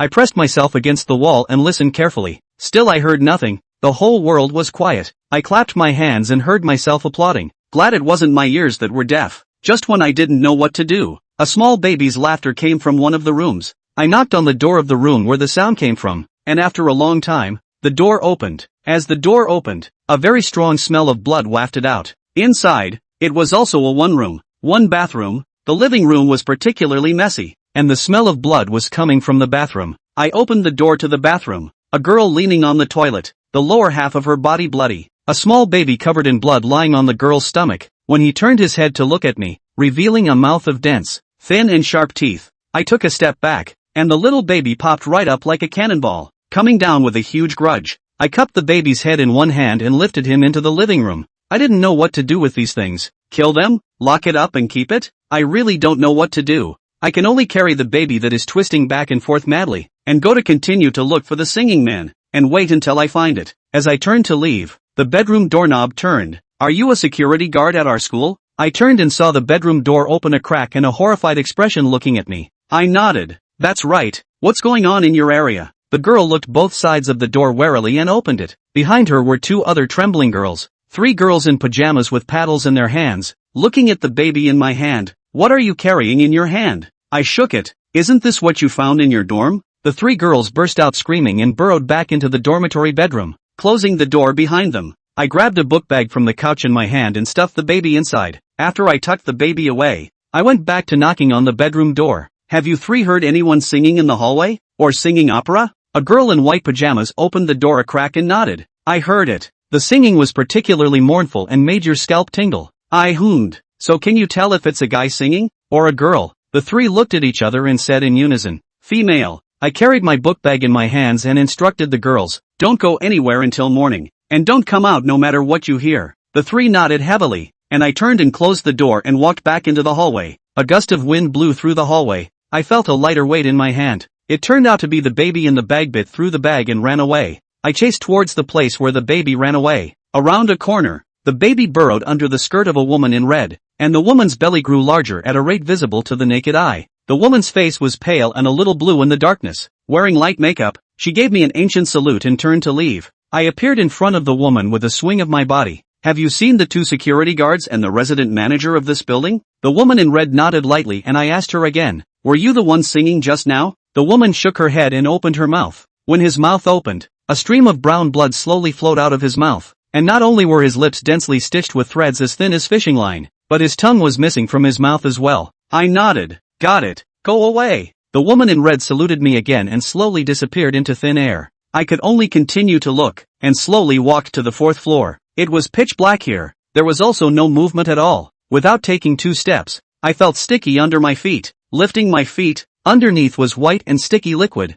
At this time, the 2 security guards walked towards me, but it seemed to be a little different from usual. I could see them clearly, but they seemed to be able to see me in the dark as well. Slowly walking towards me, their expressions seemed to be very intoxicated, walking as if they were robots. Looking at their appearance, 4 words came to mind, puppet on a string. Thinking of this, I quickly stepped forward, picked them both up and ran down below. I didn't expect to just in front of them, a huge net popped over. This net is particularly sticky. Actually, the more it moves the tighter. So I also gave up struggling. Would like to see what the other side of the demons and ghosts. I was going to take them both, but I didn't realize I was now being dragged by them. Chapter 18, The Garden of Excelsior. Surprise. The 2 security guards dragged me like this deeper into the corridor, and along the way, they saw several things that looked just like chrysalises, only dozens of times bigger than normal chrysalises. Thanks to the slippery liquid on the floor, the guards didn't have much trouble dragging me, and in no time at all, they dragged me into a room and spilled out, dropping me to the floor. I looked up and around the room,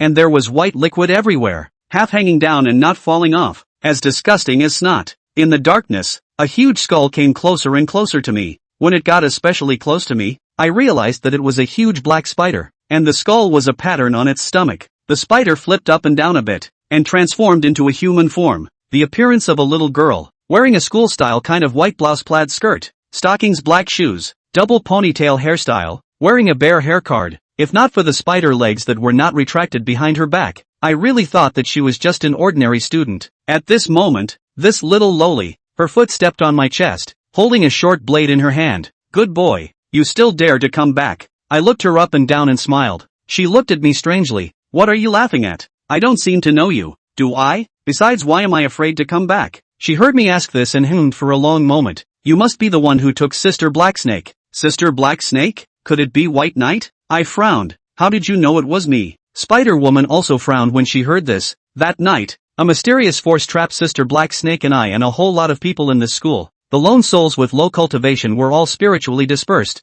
We goblins were better off. And then the boundaries opened up and we started to observe secretly. Until one night, an old Taoist came over. And ended up being teased by you. And I knew that this thing must have something to do with you. So, did you call me and lure me here? She actually shook her head. Not her? I asked her again. Was that you singing the song? She rolled her eyes and thoughtfully moved extra close to me, almost face to face. You heard that? This time I shook my head, and with great speed she brought her short blade down to my neck. If you know what's good for you, release my black snake sister, or else. I tore away the spider silk wrapped around my body. She was shocked and rushed back. I took 2 steps forward, reached out and cupped the short blade in her hand. My face was at the same distance as it had been a moment ago, also almost pressed against the other sides, and asked, how about otherwise? She tried to draw the short blade and it wouldn't budge, so I said to her in a mocking tone, what use can you be to me with such a fruit knife? She let go straight away at that, crossed her arms and said to me, do you know who my master is? I snapped the short blade in half and casually tossed it aside. What? You think you can't beat me and start mentioning people? Who your master is none of my business. After saying that I flashed my body and pinched the spider legs on her back. I'll give you half an hour to restore this place to its original state and release the people you tied up. Otherwise I'll pull out your spider legs one by one. You're ruthless. Spider-Woman was already facing away from me as she spoke, while I was still holding the spider's leg in my hand. That's just my decoration. Like to give it to you. I flung the black smoking spider leg in my hand to the side. So you won't? Spider-Woman waved her hand. Someone will play with you for me. See you later. After saying that, she leapt out of the window. A crystal clear spider silk instantly popped out. The Spider-Woman made a face and flew to the roof. I turned around to chase out. My feet slipped and almost slipped. I stabilized myself and found that the walls had turned from the soft spider silk from earlier, to hard, obviously frozen. At this time, a miserable singing echoed in the hallway. Really expect to tie the knot woman with her husband singing? Who knows that the marriage is not yet completed? You left me to die early. I feel very uncomfortable. The soulful face appeared in my mind. I sought the sound of the chase over the past, only to see a woman wearing a green robe with her back to me, singing while doing the action of wiping tears. Turn around, turn back, a snow-white face, pink eyeshadow, deep eyes, and the TV's famous Mercy is not the slightest difference. Looked at me. The voice suddenly stopped. The green-robed woman moved with small broken steps and walked in front of me. Slave. I directly pulled her cold hand with one hand. One hand made a gesture of individual speech, put his face to the other side of the ear, whispered, you show building of female ghosts are you beat the soul, right? The green-robed woman flung her sleeve, and found that she couldn't break free at all. The hand I grabbed grew sharp claws, and the other hand held a black awl and stabbed at my chest. I held her hand with the awl in one hand, and broke it with one hand with force. Click! A trace of blue smoke came out, and the green-robed woman screamed in a strange way that was particularly piercing, and her snowy white face turned into a black skull, still smoking black smoke. What exactly are you? My gaze was stern.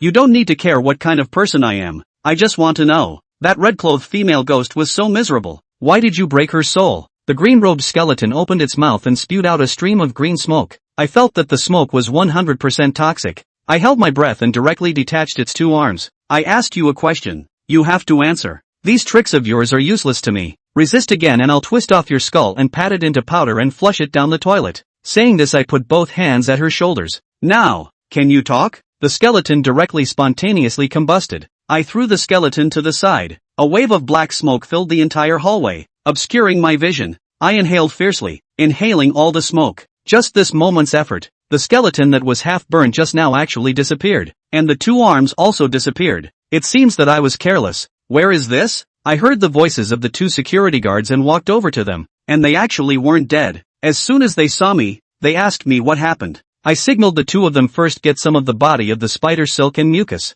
The 2 of them look rushed to take off their clothes. Did not expect a piece of not yet off. The 2 straight and lie down. Face green. It seems to be poisoned. I took out my cell phone and called the hospital emergency number. Not a moment later, the emergency vehicle rushed into the campus and stopped at the entrance of a UN, and 4 male nurses carried the stretcher up the stairs. Probably heard the sound of the ambulance. The whole building was suddenly bustling with screams, shouts and cries. The police car at some point also rushed in. 4 or 5 police also rushed up. Leading the team is still Lu team. The last time the old police, Yuan in the boys' dormitory also came a lot of people. Also not upstairs as around the girls' dormitory. Yuan immediately followed the bustle. One ambulance was not enough. 3 more came. The school leaders also came 3, stabilizing the students and letting them go to the library for a temporary rest. The police surrounded the entire girls' dormitory building with a cordon. Team Lu looked at the girl whose lower half of her body was covered in blood and dead, and sighed. Looks like tonight will be another sleepless night. Since I was the one who made the emergency call, Team Lao invited me into the police car with a book. Tell me, what happened tonight? I received a call from the girls' dormitory, walkie-talkie call, and then come to see for myself and said it all, hiding the 2 female ghosts and the Spider-Woman. Team Lu stared straight at me for half a day. Nothing? I nodded. He asked again. Only these? I let out a He closed his book. The phone in the security room has caller ID, right? I hummed. Go, show me which dorm called. Lu and I drove back to the gate post. Lu flipped through the call logs. What time was the call? I thought about it. Probably between 12 and 1. Team Lu pressed the lookup button on the phone, turned his head to look at me and continued to press the lookup button. Explain. I looked at Team Lu's face. Explain what? There's no record of the call? Team Lu took out his cell phone and broadcast a number. Shaoli, ask the female students in the library who called the gate post. After about a quarter of an hour, Team Lu hummed and hung up. No one has called the gate post at all. I suddenly thought of something, fiercely stood up. Not good. They must still be in the dormitory building, did not come out. Saying this, I was ready to run towards the Yuan. I didn't expect Team Lu to directly pull out a pistol. Don't move. I looked back at him. Didn't you hear me? There are still people in the girls' dormitory building who haven't come out. It's dangerous there. Team Lu pulled the trigger. Nice play, but you have to know, that building is blocked off by our men. There are our men downstairs patrolling back and forth to guard it. That's really not a very good excuse for you. I heard him say that and walked towards him. Team Lu fired a shot at my feet. Don't move. What? Still want to attack the police? The corner of my mouth curled slightly. What do you think you have in your hand? What harm can it do to me? If I really wanted to do something to you, you would already be dead in front of me. Team Lu's face did not look good. You have a big mouth. I want to see how you can make me die. Saying that, he pulled the trigger. I dodged my body and looked at him face to face. My left hand pulled up his right hand. My right hand put the bullet in his palm. Can I do it now? Team Lu took a step back. What do you want? I was organizing my language and preparing to speak axiomatically when Team Lu's cell phone rang. Picked up the phone and listened to it for a while. The expression on his face became particularly wonderful, and after hanging up the phone, he said to me, there are 3 girls in the girls' dormitory who have jumped off the building. I spread my hands. How's that? Can you believe me now? Team Lu swallowed a mouthful of water. Let's talk about the 2 of us later. Can we go to the scene first? I let out a Team Lu drove me to the scene. As soon as the few police officers on the scene saw Lu team coming, they saluted. Lu team, just 10 minutes ago, we heard a loud noise from above. Then these 3 girls jumped down together. Saying that, he pointed at the 3 white sheets on the ground. The people are right there. Team Lu went in. I followed to go in, and was stopped by the police. Team Lu turned to look at me. Let him in. This is one of our own. I ignored the strange looks from the side and walked directly to the white sheet. Team Lu opened the first list, then the second, then the third. Team Lu looked to me. Did you find anything? I nodded. These 3 people didn't commit suicide at all. Team Lu gave a and gestured for me to continue.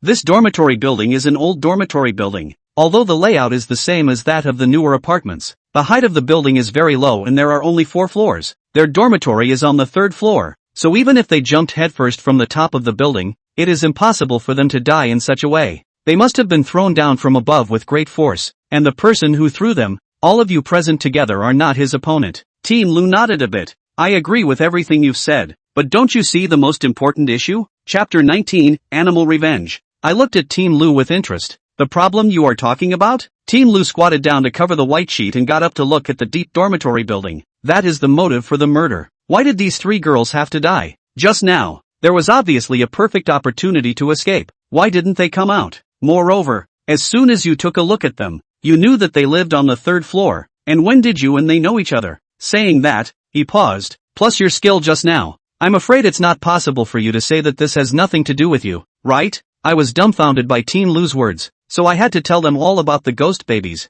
The female ghost in red and the green-robed skeleton ghost. Team Lu looked me up and down. Can you take responsibility for what you said? I nodded. Team Lu got up and walked out of the cordon. This is just the beginning. You'll have a lot of things to do in the future. Go back first. Don't ever leave the school. he said and walked away without looking back. By the time I got back to the gatepost, it was dawn, and after the coroner had pulled the bodies of the 3 girls away, the school was completely quiet at that point. In the past few days, in addition to the parents came over to make trouble for compensation, nothing else happened, but I know that although the surface is fine, but secretly has long been a dark tide. I seem to be involved in a huge conspiracy vortex. Maybe in the beginning to stay out to eat and drink to be a small netizen is also quite good. Just when I didn't know what to do, things came to me of their own accord. Su Xin called me. I picked up the phone and asked her what was wrong. She first cried and then said to me, that perverted manager had to ask me to livestream the abuse of small animals, and when I didn't do it, they threatened me with my contract and made me pay them a large sum of money.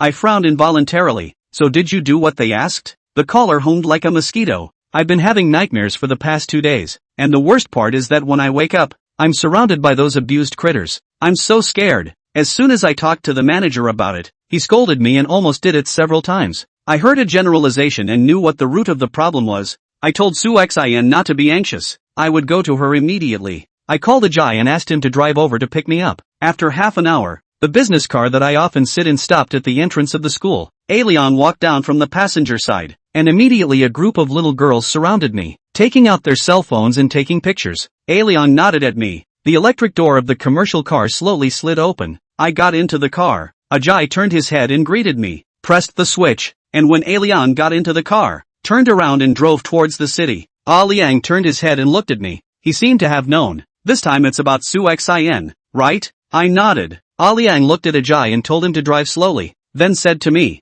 you have to understand us on this matter. We also need to eat. We also need to support our family. Now the network is updating too fast. When you were there, we still had gimmicks. There were many people who paid attention to us, and we were able to earn money by legitimate shooting. As soon as you left, we also tapped into the right newcomer. Spend a lot of money also did not hype, but also lost a large sum of money. There is really no way out. We will have to do back to the old business. I closed my eyes and didn't say anything. You mean your old job? Ajay nodded. People nowadays, all have a hunting mentality. A lot of people like to subscribe to all sorts of programs on the net. What we do is only a very small part of it. Besides, those little animals would have died. People eat meat anyway. Some people pay money to like to see the process of those little animals dying. We'll just film it for them to see. That's all. It doesn't hurt the sky. It doesn't hurt the reason. I gave an O. I know. I don't care about your business. I just want to take Su Xin away. The car drove out of the city and entered a villa area. The security guard opened the lift when he saw the car from afar. Ajay and the security guard said hello and drove in directly. The car turned around in front of an inconspicuous villa and stopped. I got out of the car.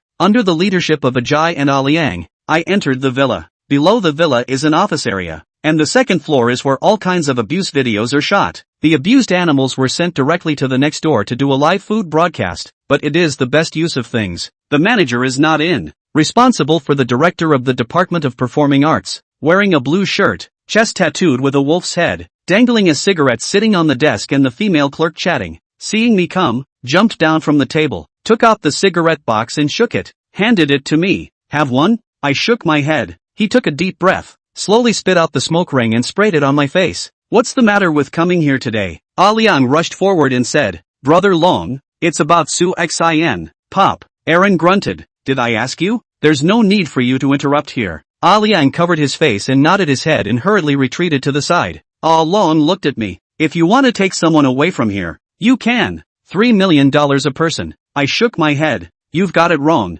I'm not taking her away. She was the one who took the initiative to come in the first place. It's just that she called me and said that someone was playing a prank on her. So I came over to take a look. Long looked me up and down. His face was very arrogant. That's so. Liang, then you can take him to have a look. I followed Leon up to a room in the middle of the second floor. Each room has glass. From the outside you can see inside. From the inside you can't see outside. I saw Su Xin wearing a black super short dress, black stockings, gold high heels, and very heavy makeup, sitting on a red sofa, legs together. There is a white fluffy bunny on it. Su Xin feeds it with a vegetable leaf in one hand, and gently caresses the rabbit's head with the other hand, and there is already a puddle of blackened blood on the ground. Obviously a lot of small animals have died here. Across from Su Xin there was a cameraman and a man with a notebook writing urging her. Alright, hurry up and shoot. After filming this one, there's another task. Su Xin looked at the fluffy rabbit on her legs. Does it have to die? The person with the book slammed it down on the chair,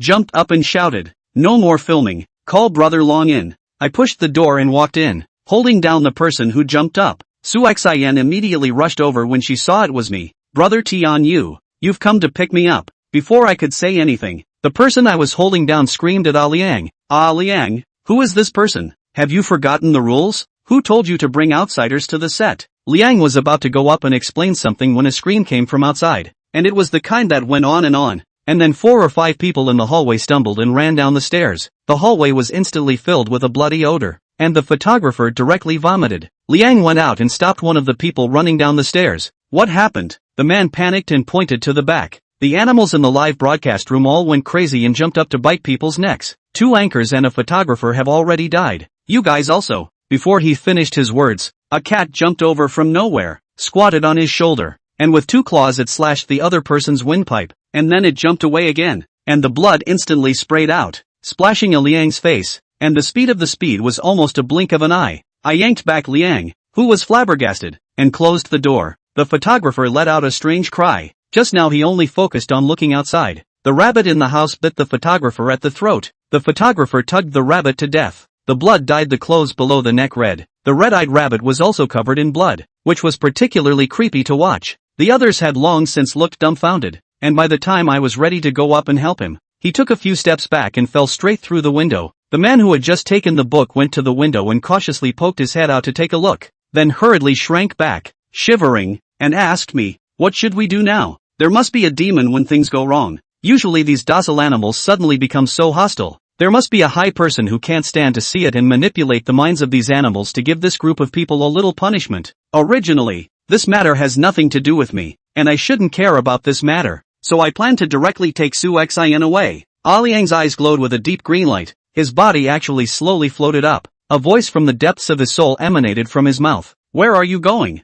Su Xian trembled and hid behind me, tightly tugging at my sleeve. The other person also retreated to the window, ready to jump at any time. I walked over to Liang. This has nothing to do with me. Let me go. Ah Liang sneered and floated to the door. Nothing to do with it? How many animals have you eaten? If it weren't for the existence of people like you, how would so many living things have died? Saying that, he raised his hands. The nails on his hands instantly turned into sharp claws. All evil humans, go to hell. The claws came whistling with an astral wind. I turned around and hugged Su Xian, dodging the fatal blow. The astral wind directly shattered the glass. The glass slag stabbed the man by the window in the face. The man screamed and fell from the window. Ah Liang's speed flew. His claws crossed and stabbed at me. I pushed Su Xian away and held Ah Liang's wrist with both hands. Ah Liang had a treacherous expression, opened a bloody mouth that was impossible for a human to do, and bit over to me. I didn't care about the nausea. I probed ahead and bit the tip of the other party's tongue, and then violently threw my head back. A stream of black blood soared out, spreading all over my face. Ah Liang twisted violently.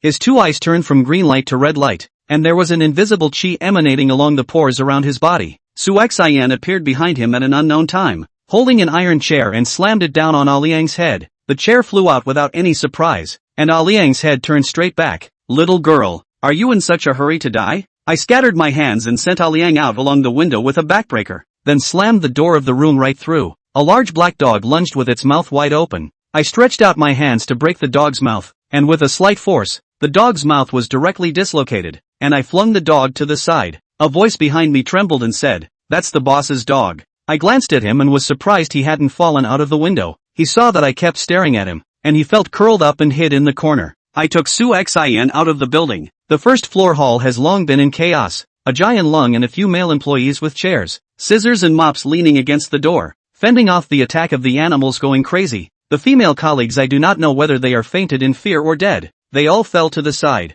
Ajay saw me and shouted at me, "Teacher Zhang, come and save us. The gate is locked by who knows who. It won't open at all." I brought Su Xian downstairs. The other one was dead in the water. I picked up a broom in my hand and looked around, making sure there was no problem before walking to the first floor, behind the group of animals. I cleared my throat. I know they're the ones who are wrong about this, but there's a reason for the injustice. So why are we dealing with these innocent people? Hearing me say that, the animals all stopped and turned to look at me. A woman's voice said coldly, "Innocent people? You say them? Where are they innocent? Did someone force them to do this?" Before I could say anything, one of the employees raised his hand and shouted, "Of course they were forced. I grew up not eating meat at all, and I can't stand what's going on here. But I have to make money, and I have to make a living. When he said that, everyone around him chimed in, saying that they were all forced by life, not by choice. And who would do this kind of unethical work if they had a choice? A female employee stood up at once, her eyes glowing green, and slowly floated up, looking down at the crowd and saying coldly,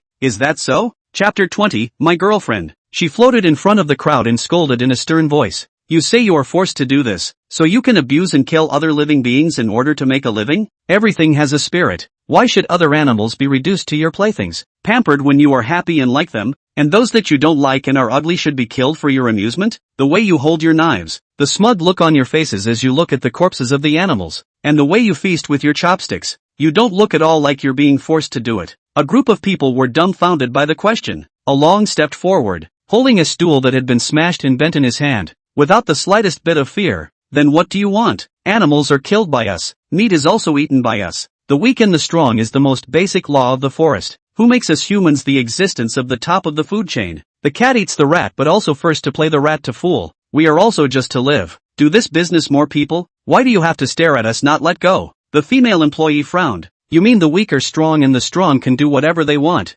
right?" Ah Long hummed. "That's right, I'm the one." Before he finished his sentence, his body floated up and flew in front of the female employee, who grabbed him by the neck. "Then I'm stronger than you, and I'll abuse you, so you should have no complaints, right? Amit Ba Buddha. Heaven has the virtue of good life. Why do you need to create another killing karma?" I sniffed and turned my head. It was the little monk who asked me for the Buddha beads at the hotel that day. As the little monk walked past me, he glanced at Su Xin, then nodded and smiled at me before walking over to the female employee. The female employee glared angrily at the little monk. "I hate you so-called righteous people the most. Thinking that you have practiced a few years of spells, you are fighting to get rid of demons and ambush devils, full of benevolence and morality. In actuality, I know what you all think in your hearts." The little monk folded his hands. "My Buddha is merciful. Heaven has the virtue of goodness. If you can put it down, I would like to ferry you out of the sea of suffering." The female employee directly broke Along's neck and hit the little monk. The little monk's face was expressionless. His mouth recited the Buddha's name. The mantle flew out from nowhere, shooting out a golden light to stop the other party's attack. The female employee's whole body's hostile chi skyrocketed.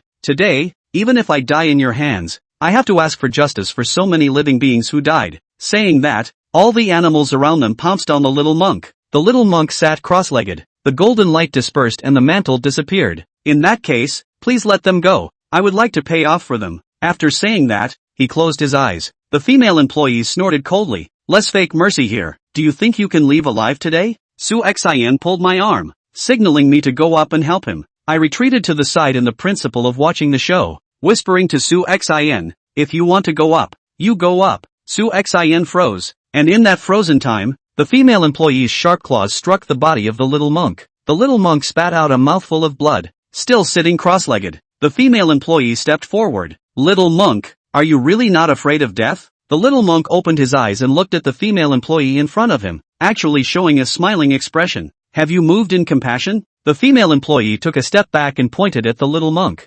"Good, good, good. Even if Buddha comes today, he can't protect you." After saying this, there was an extra dagger in her hand that scattered black gas, and she shot it over. The little monk was still. Between the flashes of lightning and fire, Su Xin behind me did not know when to block in front of the little monk. Blocked the dagger for him. A mouthful of blood sprayed the little monk's face, looking particularly creepy. Then Su Xin collapsed in the arms of the little monk. The little monk looked at Su Xin in his arms. "Why are you suffering?" Su Xin had fainted. The female employee's strike failed and she had another dagger in her hand. "I can't imagine that you're still a flower monk. Your mouth says that you're acting on behalf of heaven, but you're actually still hooking up with this little goblin. You don't know how to be shameless." I walked in front of her and held her wrist that was holding the dagger. "Haven't you heard of a saying? If you have to spare people, you've already killed so many people today, even if they all deserve to die and the heavens can't blame you, but you've already planted the cause by striking out at him. If you really have to kill him, this karma, can you, a little weasel, afford it?" The female employee was shocked. "You can actually see my dharma?" With a slight force in my hand, I snatched the dagger and the black gas on it instantly disappeared. "Maybe you started out with good intentions, but slowly the killing gas took over your mind, making you slowly enter the devil's path. The slightest carelessness of 1,000 years of cultivation, destroyed." The female employee clasped her fists. "Many thanks to the Supreme Immortal for his guidance. The little demon is grateful and is willing to do the work of a dog and horse." I waved my hand. "Forget about serving. I'm also seeing that it's not easy for you to cultivate. Just erase their memories and go back to wherever you came from. The female employee clasped her fists and fainted. I don't know why, but since I drank the wine from the Taoist priest's gourd, I could see the original spell after the demon possessed me. After Huang Daxian finished casting the spell, the only ones who remembered today's events were me and the little monk. The little monk took out his cell phone and called an ambulance, then said to me, "They may have to sleep for a long time. Once the ambulance comes and sees this situation, the police will surely come as well, and they will inevitably go to jail." I let out an "oh," and looked at Su Xian who was still in his arms. "Evil chi into the body. Can you cure it?" Upon hearing this, the little monk hurriedly put Su Xian down and stood up. "Sin sin sin sin. Can cure can cure." Saying this, he mouthed the Buddha's name and slapped Su Xian's injured part. A golden swastika penetrated through his body, and the black chi was directly followed and ejected. The little monk got up. "As long as you recuperate for a few days, the trauma can be healed." I had a hint of teasing look at him. "What? Aren't you going to cut down demons and get rid of them? Why did you make an exception today to treat the demon's injuries?" The little monk mouthed a Buddha's name. "This may be Buddha's test for me." After saying that, he walked away without looking back. I looked at the mess and didn't know what to do, but someone shared my worries. Wang Hui, Captain Wang. At this moment, he was looking at me with a frown. "Why are people dying everywhere you go? What's going on here?" I sat across from Captain Wang. "You're a professional. Once the forensic examines it, it'll be 8 or 9. Besides, many people are still alive. Isn't it okay to ask them?" Captain Wang said to me with an expression that I know everything. "The medical examiner can only tell me how they died. The rest of those people have amnesia. How do you want me to write this report?" After saying this, he got up and came directly to me. "There is also the Linjiang University dormitory suicide case. How did I hear that it is also related to you?" The Lu team responsible for that case was my trainee teacher. He didn't talk to me about it in detail, but I knew as soon as I guessed it. "There must be you. Tell me what you know." "I'm not going to write about it, am I?" "You satisfy my curiosity." I thought about it. "That's fine. You wouldn't dare to write in it anyway if I told you." After saying that, I told him about what happened today and the haunting of a Yuan. He stared at me with big eyes. "Half a day before he came back to God. I used to know Xiao Jie as much as I can and ghosts to deal with. Did not expect to meet you, but also have to deal with monsters. This year's case is not good to break, and the above is urging the tightness of the said. Captain Wang launched a wine, and until the evening he invited me to eat beef ramen. I ate to the third bowl when he stopped. He asked me what my next step was. I thought about it. The Linjiang University matter isn't that simple. I'm going to check this out before I make any other plans. Captain Wang nodded. Team Lu is my old-timer. I'll say hello later. If you have anything, look for him. After bidding farewell to Team Wang, I went back to the hospital to see Jia and Liang, and I didn't expect to run into the manager. The manager smiled awkwardly when he saw me and stretched out his fat hand full of rings. "It's been a long time, Mr. Zheng." I gave a I didn't shake his hand. After half a day of silence, the manager rubbed his hands awkwardly. The company had such a big incident. It's most likely going to be yellow. This matter is making a lot of noise on the internet. Some people said that it should be sentenced to imprisonment. I asked a lawyer to consult with the counseling. In the end, I can't tell you what's going to happen, so I have something I'd like to trouble you about. I looked at him. Go ahead. The manager nodded. I know that you work as a security guard at Linjiang University. In fact, my daughter is also attending school there, a sophomore this year, called Jiawei. Trouble you to give more care there. I'll thank you in advance here. Saying that, he pulled out a card from the bag he was carrying under his armpit. No matter what happens in the end, this is a small token of my appreciation. Please do take it. I took the card just to reassure him and then he drove me back to school. Not out of 3 days, the manager was arrested. The charges involved in the black, illegal fundraising and several other crimes. Several crimes. I guess this life will be in the inside.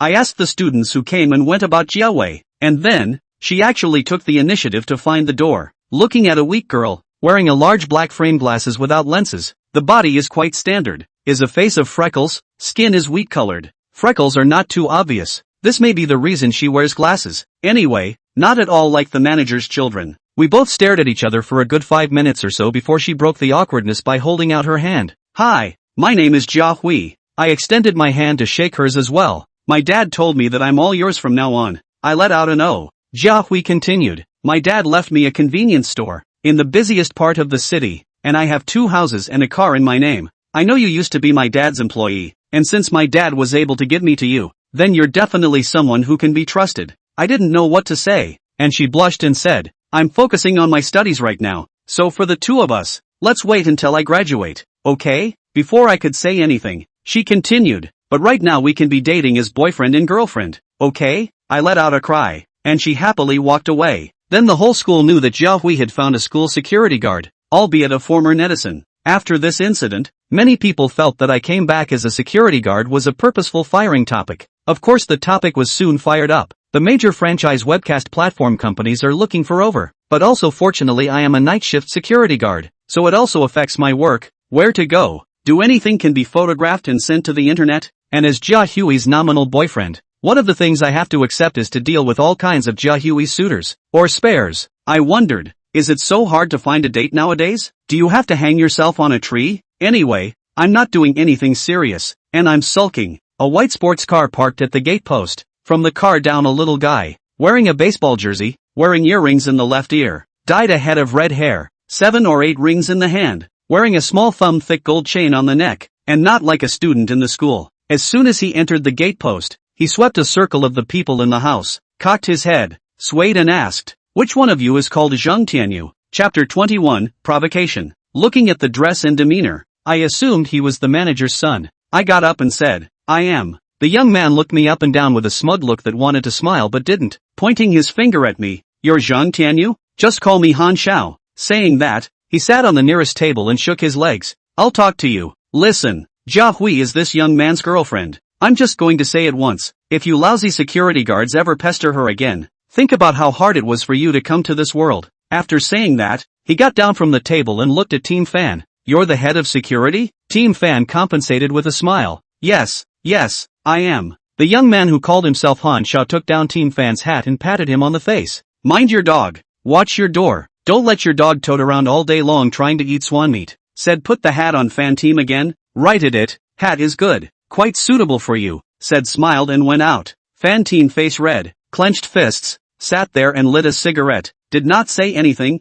It turns out that just now the goods are not the manager's son. I naturally understand what the other side means, but I'm not sure what the other side to such a point of use. Suaxian was hospitalized for a few days and is now back on campus and doesn't seem to be having nightmares. In order to solve her eating problem, I introduced her to Xiao Jia's small restaurant at the school to work odd jobs and manage her food. Speaking of which, I haven't seen Xiao Jia for more than 3 months now, and I don't know how he is doing. While I was lying down watching TV in the security quarters, the phone rang. It was an unfamiliar number. I picked up the phone, and inside was Jia's voice. "Teacher Zhang, this is Jia. Are you free today? Liang and I would like to invite you for dinner." I promised him I was free. According to the address he told me, I came to a small hotel in the middle of a city village. Liang's left arm is still bandaged. Ajay is a little better, but also swollen and bruised. I looked at the two of them. "You guys are looking for me for more than just dinner. So simple, right?" The two of them looked at each other, and Ajay nodded. "Teacher Zhang,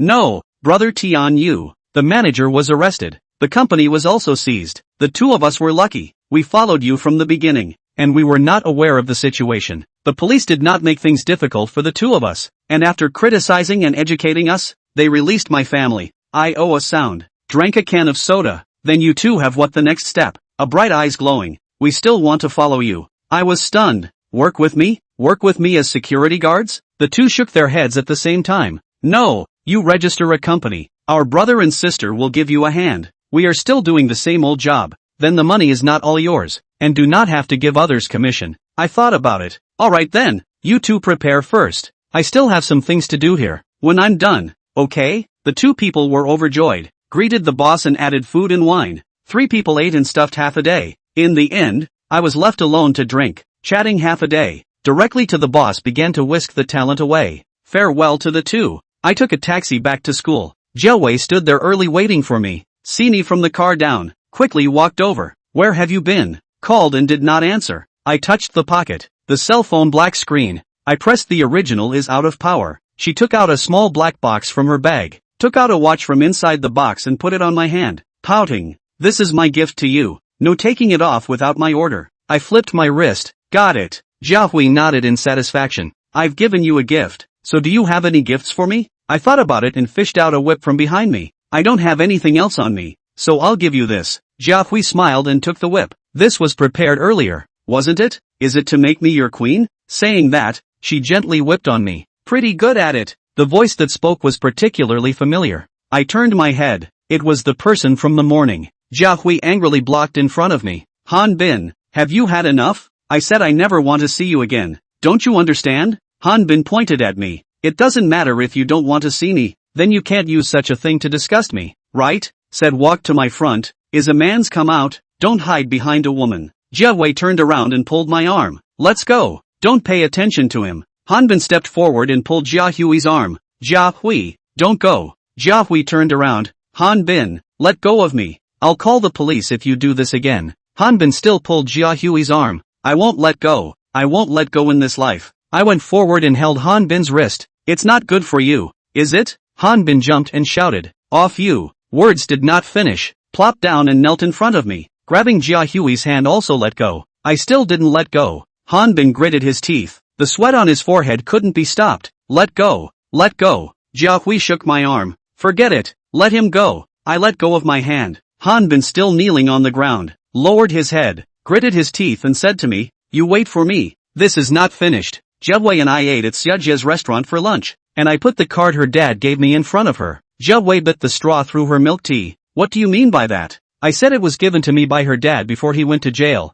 and she laughed and pushed the card over again. Then this card is for you. Keep it. I let out an "oh," and without pushing, I took the card back again. Jia Hui blinked her big eyes. Don't you want to ask how Han Bin and I met? I shook my head and she showed an angry expression. No, you have to ask. Women are such strange creatures. Then tell me. Jia Hui rolled her eyes at me, but still explained to me that Han Bin's father Han Yunfeng and my father was originally a business partner. A few years ago, I don't know what happened to his family. Suddenly became particularly rich. What business? What business earns? And slowly this big business of his family can't see my family as a small business. And later on, I was in high school, and his son, also known as Han Bin, and I happened to be a class. Know that after, have to chase me. I to study first. Of course, did not agree. He was dead set on chasing me. But there is a good thing. He drove away a lot of suitors for me. I think also to deal with her than to deal with a group of simple. Agreed to do his girlfriend. In this way, he actually did not pester me. I can also be quiet for a few days, to enter this university. Recently, I don't know who I heard it from, knowing about the two of us, came looking for trouble again. While Jia Hui was spitting all over the place, Su Xian sat down next to me. Brother Tian Yu, why are you free to come here for dinner today? Jia Hui stopped and looked Su Xian up and down. And you are? Su Xian naturally took my arm. Hello senior sister, I'm your freshman sister in the Chinese department. Jia Hui coldly slapped the table. I am asking what is your relationship with Tian Yu? Su Xian blinks her big eyes and smiles with a smile on her face. It's the relationship between a brother and a sister. Jia Hui pulled out $100 and slapped it on the table. No more food. Tian Yu, send me back to the dormitory. I let out an "oh" and stood up. Su Xian also got up and picked up 100. This school sister, you spent a total of 132. Jia Hui held back her red face, pulled out another 100 and casually threw it away. No need to look for it. After saying that, she tugged me and walked out. Su Xian did not forget to make up for it. Then you're welcome to come back next time. Senior sister. Jia Hui and I left the restaurant and walked on the campus road. The fall wind swept up the fallen leaves, whirled them around, and blew them to the side again. Jia Hui was wearing a black leather trench coat, while I was wearing a long-sleeved security blue shirt. How the two looked mismatched. Passing by a few classmates, Jia Hui greeted them cordially. The two of us walked for nearly half an hour or so and stopped in front of the apartment building of the biology department's genetics. Jia Hui turned and tugged on my collar. It's getting cold. Take care of yourself. I nodded and she waved at me and turned to go upstairs. The moment I turned around, a black shadow swished past. I ran towards the direction where the black shadow disappeared, and after about 10 minutes, I stopped at the entrance of Yuan. Since this was temporarily blocked off, the police were withdrawn and all the students returned to their dormitories. Team Lu left me a phone number and told me to contact him beforehand. Although it was just dark, there were no students inside Yuan, including the surrounding area. The students ate dinner. In addition to the class, the other home early hot water are back. The night school leaders specially approved without lights out. Here all night lights. I walked into the Excelsior and looked up at the room where I had jumped in the first place. The light was actually on there as well, which was a little strange. I pushed the door into the apartment building and was about to head up when the door to the dormitory opened and an older woman poked her head out of it. What's going on? You're a male security guard, breaking into a girl's dormitory in the middle of the night. It's not appropriate, is it? I turned to look at her. You're new here, aren't you? Auntie came out of the house, sticking her hands in her pockets. What's wrong with being new? You can't go up there no matter how soon you come. I didn't say anything to her. I just turned around and walked away, out of the apartment building, to see that the dormitory manager did not follow out, and there was no one in all directions. I toward the direction of the third floor, body slightly crouched, and then violently stomped, flew up, hands braced against the bedroom window, pushed, actually can push open. I opened the curtains and jumped in. Inside 4 beds, all installed bed curtains. I lifted one, nothing, the second also nothing, the third, the fourth, is not right, the fourth one as soon as I opened, a long hair cloaked face, lowered his head, kneeling on the bed, his mouth made a very small cackling sound. I pulled out my flashlight and shook her. What are you? She jerked her head up, then lunged with her hands forward and her legs, and I sidestepped, grabbed her long flowing hair in the process, and threw her into the living room in a 180-degree earth throw. When I got up and came into the living room, the man had actually disappeared. I looked around, nothing, and finally I locked my eyes on the bathroom. With a square stomp, I kicked open the bathroom door. Sure enough, here it was, only there was another one, with the same long hair covering her face, muttering something under her breath, but soon both were lunging at me at the same time, wondering how they could see me with such dense long hair. I retracted my flashlight and stretched out my hands to pinch both of their necks, and both of them stretched out their hands at the same time, and on top of their pale, bloodless fingers, purple-black fingernails ran toward my eyes like blades. Chapter 22, Interrogation. I subconsciously hands hard grip, feel pinched both of their necks, but both of their attacks did not stop. It seems that a broken neck cannot cause any harm to both of them. I let go and leaned back, dodging the other party's attack. My hand smoothly clasped the other party's wrist, clicking, actually only the sound of bone cracking, not a bit of flesh. I let go and lifted my foot and stomped on it, blowing them both right up and exploding in green smoke. I grunted and said behind me, had enough of the drama? What else can you do? Use it all. What answered me was a deathly silence. I looked around, my figure flashed, and with a double finger point, a man in black appeared in front of me, flew out backwards, and spat out a mouthful of blood. I went up and stomped on the other guy's chest. Tell me, who are you? Why are you dealing with me again and again? The man in black looked at me angrily. It's not that we have to deal with you, it's that you're the one who ruined our good deed. I half crouched down and patted the other person's face. I've been watching TV dramas for the past few days, and the main character always wants to ruin the bad guy's so-called good deeds, but the bad guys have to be warned first, and if the warning doesn't work out,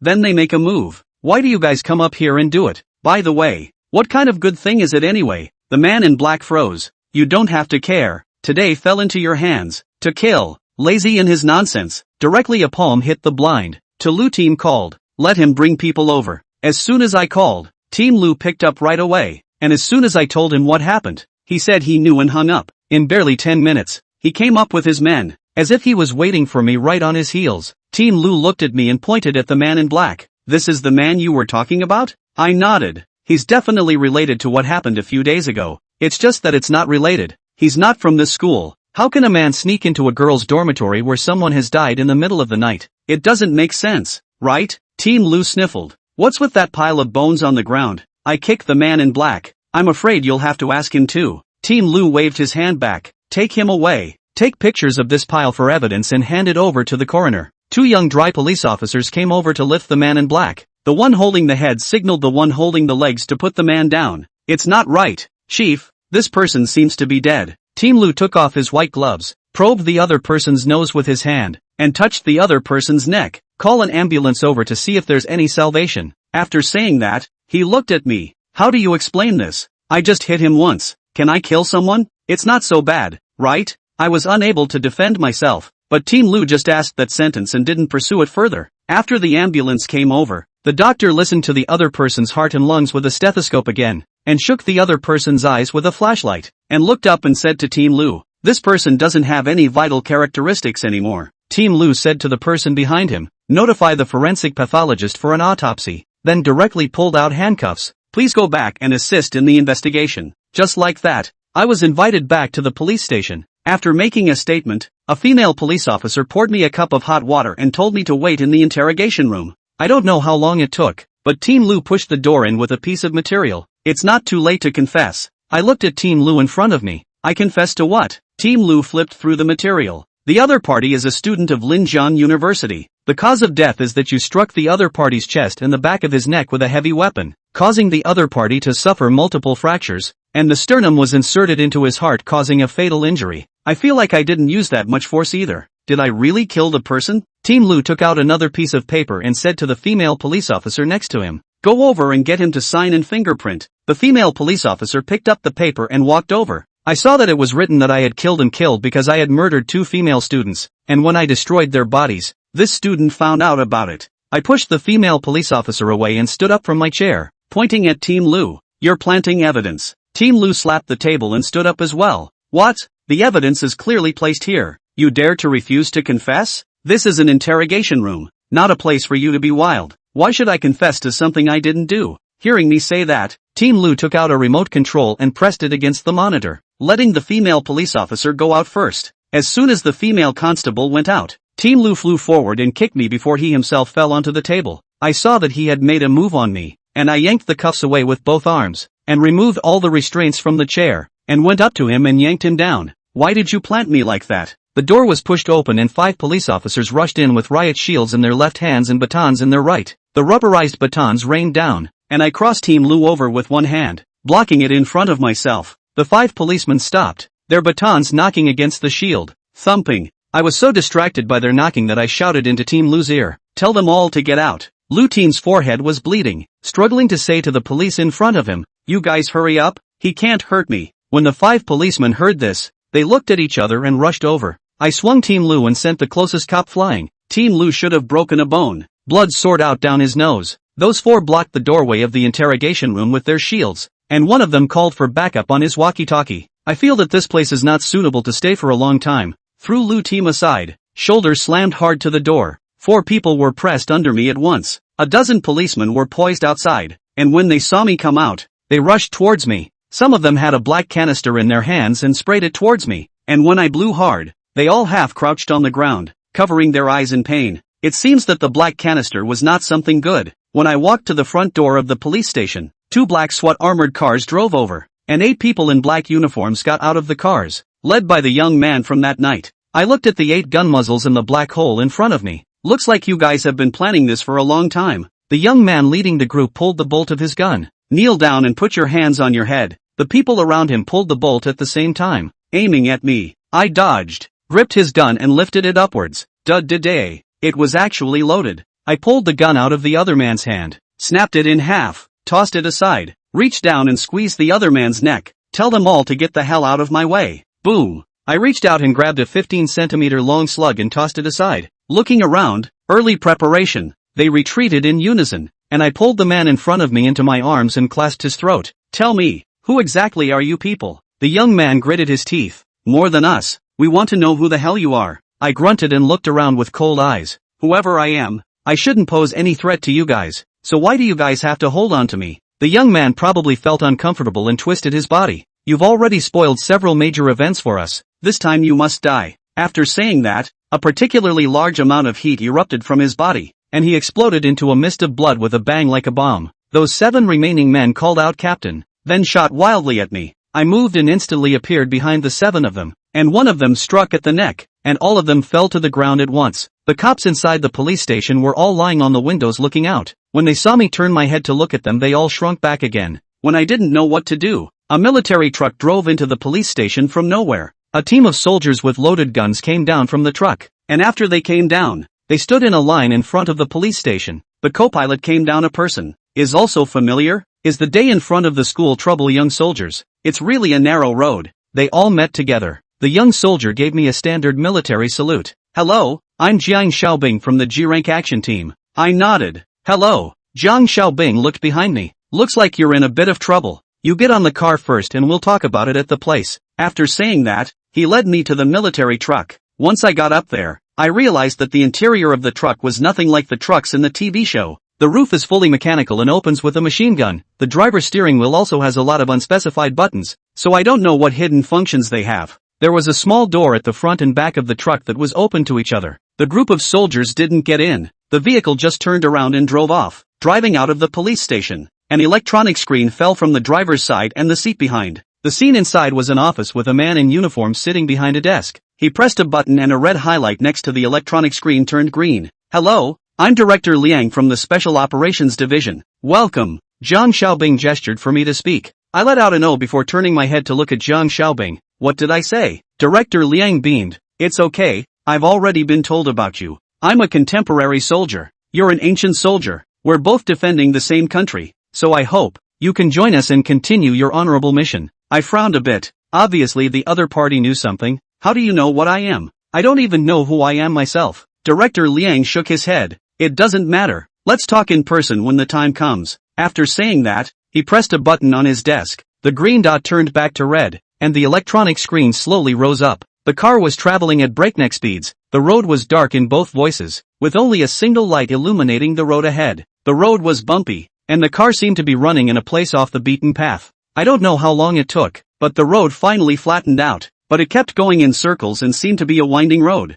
The car was quiet, except for the driver who drove intently, and Zhang Xiaobing began to doze off on the side. Suddenly, a dazzling red light shot by, and the driver subconsciously slammed on the brakes. The car took a hard hit and crossed into the center of the road. I saw a four-horned ferocious beast about the size of the truck's head pushing its head against the body. Zhang Xiaobing got up and pushed open the sunroof and pulled the trigger at the ferocious beast, which roared up to the sky and directly slapped a claw at the front of the car. The front of the car was only slightly flattened. The driver jerked the direction, pressed the gas pedal to the bottom and crashed hard. The ferocious beast jumped and landed behind the car, and the driver took advantage of the situation to increase the gas pedal and began to go downhill. When the car passed the third curve, it flew straight off the roadside cliff. Chapter 23, Deserted Mountain Service Area. Zhang Xiaobing retracted and opened that little door in the back seat, pulling me backwards, and when the car was about to fall into the cliff, we both had already darted and jumped to the side of the road, and it was all in the blink of an eye. Zhang Xiaobing rolled over a few times,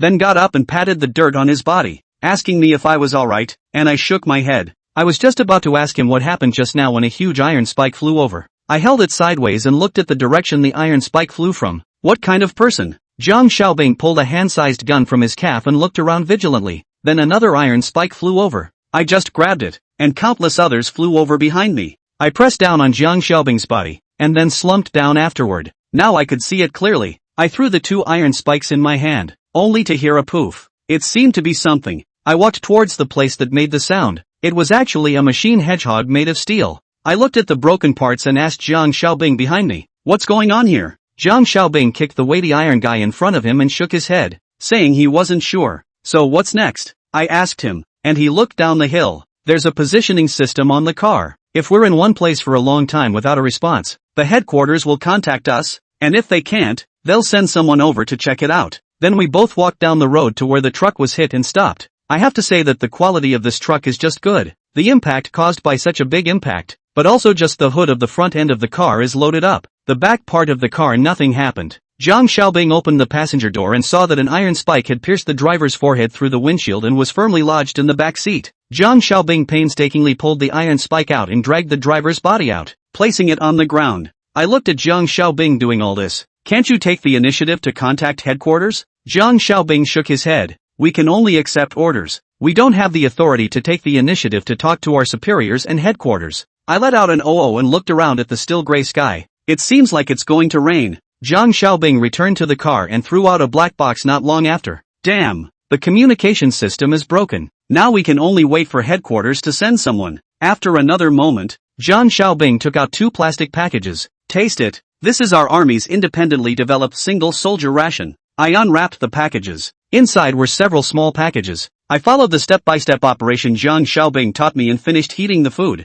We both sat against the car. "How was it? Does it taste okay?" I nodded. "It's pretty good. It's nice to have a meal like this in the wilderness. It's just the dead guy next to it that's a bit of a buzzkill. Enjoy your last meal you too." Zhang Xiaobing and I looked up at the same time. There was a man standing on the car at some point, wearing a black trench coat and a white mask with a fox face. Zhang Xiaobing drew his gun and pointed it at him. "What are you?" The man snorted coldly and told him with a spread of his hands, "Do you think your scrap metal will do me any harm?" Zhang Xiaobing directly pulled the trigger. The silver bullet flew towards the man in the black trench coat. The man reached out and directly caught the bullet. "What?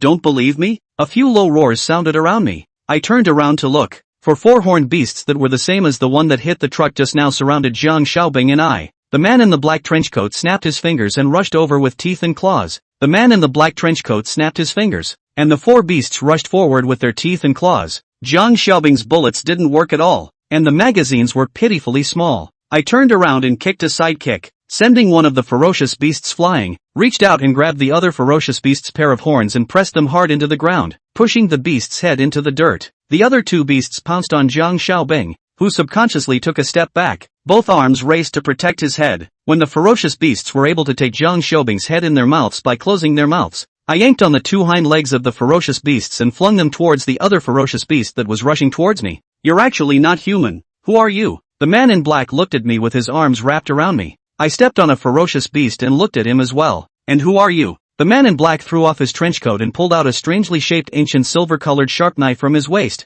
His figure flashed and suddenly appeared in front of me. When the tip of the knife was half an inch away from me, I used my fingertips to clip the tip of the man in black's knife. I didn't expect that the tip of his knife was as hot as magma. It scalded me and I subconsciously retracted my hand and retreated several steps. The man in black wore a smug look on his face as the sharp knife flipped up and down in his hand. Jiang Xiaobing suddenly rushed up and snatched the sharp knife in 2 swipes, then rushed behind me. I directly forward a foot, kicked the chest of the man in black. The man in black flew out backwards, directly crashed through 3 trees before stopping. I went up to uncover his mask. I did not expect the other side of the finger up and down a wobble. In front of the rise of a smokescreen, the smokescreen disappeared. The person also disappeared, but the mask stayed down. I picked up the mask and looked at it. It was a very ordinary plastic mask. There was nothing unusual about it. Jiang Xiaobing walked over with the knife. Does this knife gram you? I looked at the knife in his hand. I felt that the knife was going to fly up and stab me at any time. I retreated 2 steps. I don't know how it happened.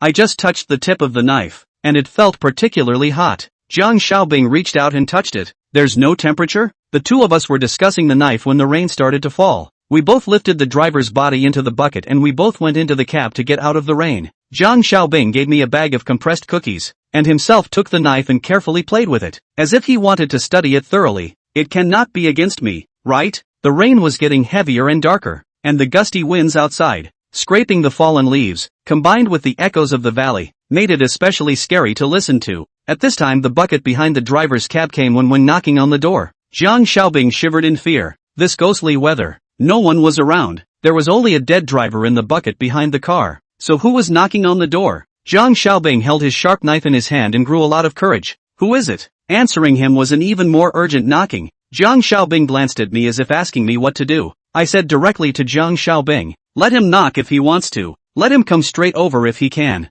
Jiang Xiaobing didn't expect me to say this, and let out a cry, staring at the door with his knife. I rummaged through the cab and pulled out a couple more bags of compressed crackers and a couple bottles of mineral water. Finished eating the cookies and filled another bottle of water. Got up and kicked open the door. By the huge impact, the thing knocking on the door by the huge external force flew out of the bucket and landed in the rain. And it was really the driver. Jiang Xiaobing followed and walked into the bucket. Could he still be alive and knocking on the door to ask us for help? I cocked my head and looked at him. Even if he was still alive just now, he's definitely dead now. After saying that and looking at Jiang Xiaobing's complicated expression, I hurriedly explained to him, the iron thorns on his body were pulled by you just now. Even if he didn't die and was seriously injured, could he have that much strength to continuously knock on this door? What answered me was the heavy rain outside and the driver who got up from the rain. The driver's nose was broken. One of his 2 eyeballs was drooping outside the socket at the moment. He had lost a few teeth that he didn't know about, and the blood that flowed from his mouth was definitely his own.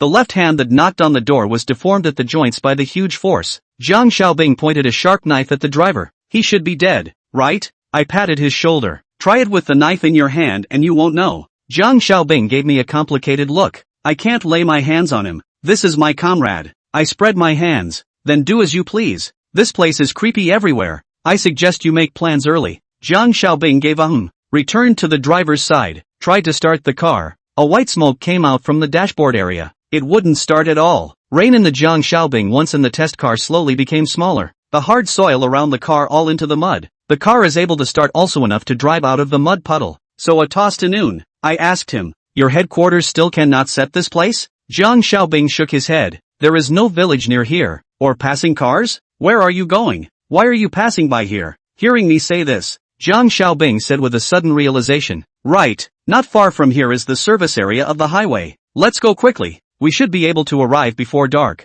I looked him up and down. You're afraid you can't differentiate between the concepts of near and far, right? It's noon now. Is it not far to get there before dark? I feel like I can go back to the city in the dark and have a good meal and then watch several episodes of a TV show. Although I was saying this, I still walked with Jiang Xiaobing towards the road to the highway service area. When we came out, that driver was also going to be gone. There were still a lot of snakes, insects, mice, ants, jackals, wolves, tigers and leopards preparing for hibernation in the woods. Although it is already late fall, there are still a lot of mosquitoes in the mountains. But these mosquitoes see me go around. See Jiang Xiaobing, that is simply a feast. Jiang Xiaobing took out his military character, all the way through the teeth and marching. 3 hours to see the service area, he said. I don't know if this place is really remote or what. This service area, in addition to a bathroom, gas station and convenience stores, are not available. Jiang Xiaobing went on a large, and washed his face, and asked me what to do next. I had a black line on my face. Obviously you brought me here.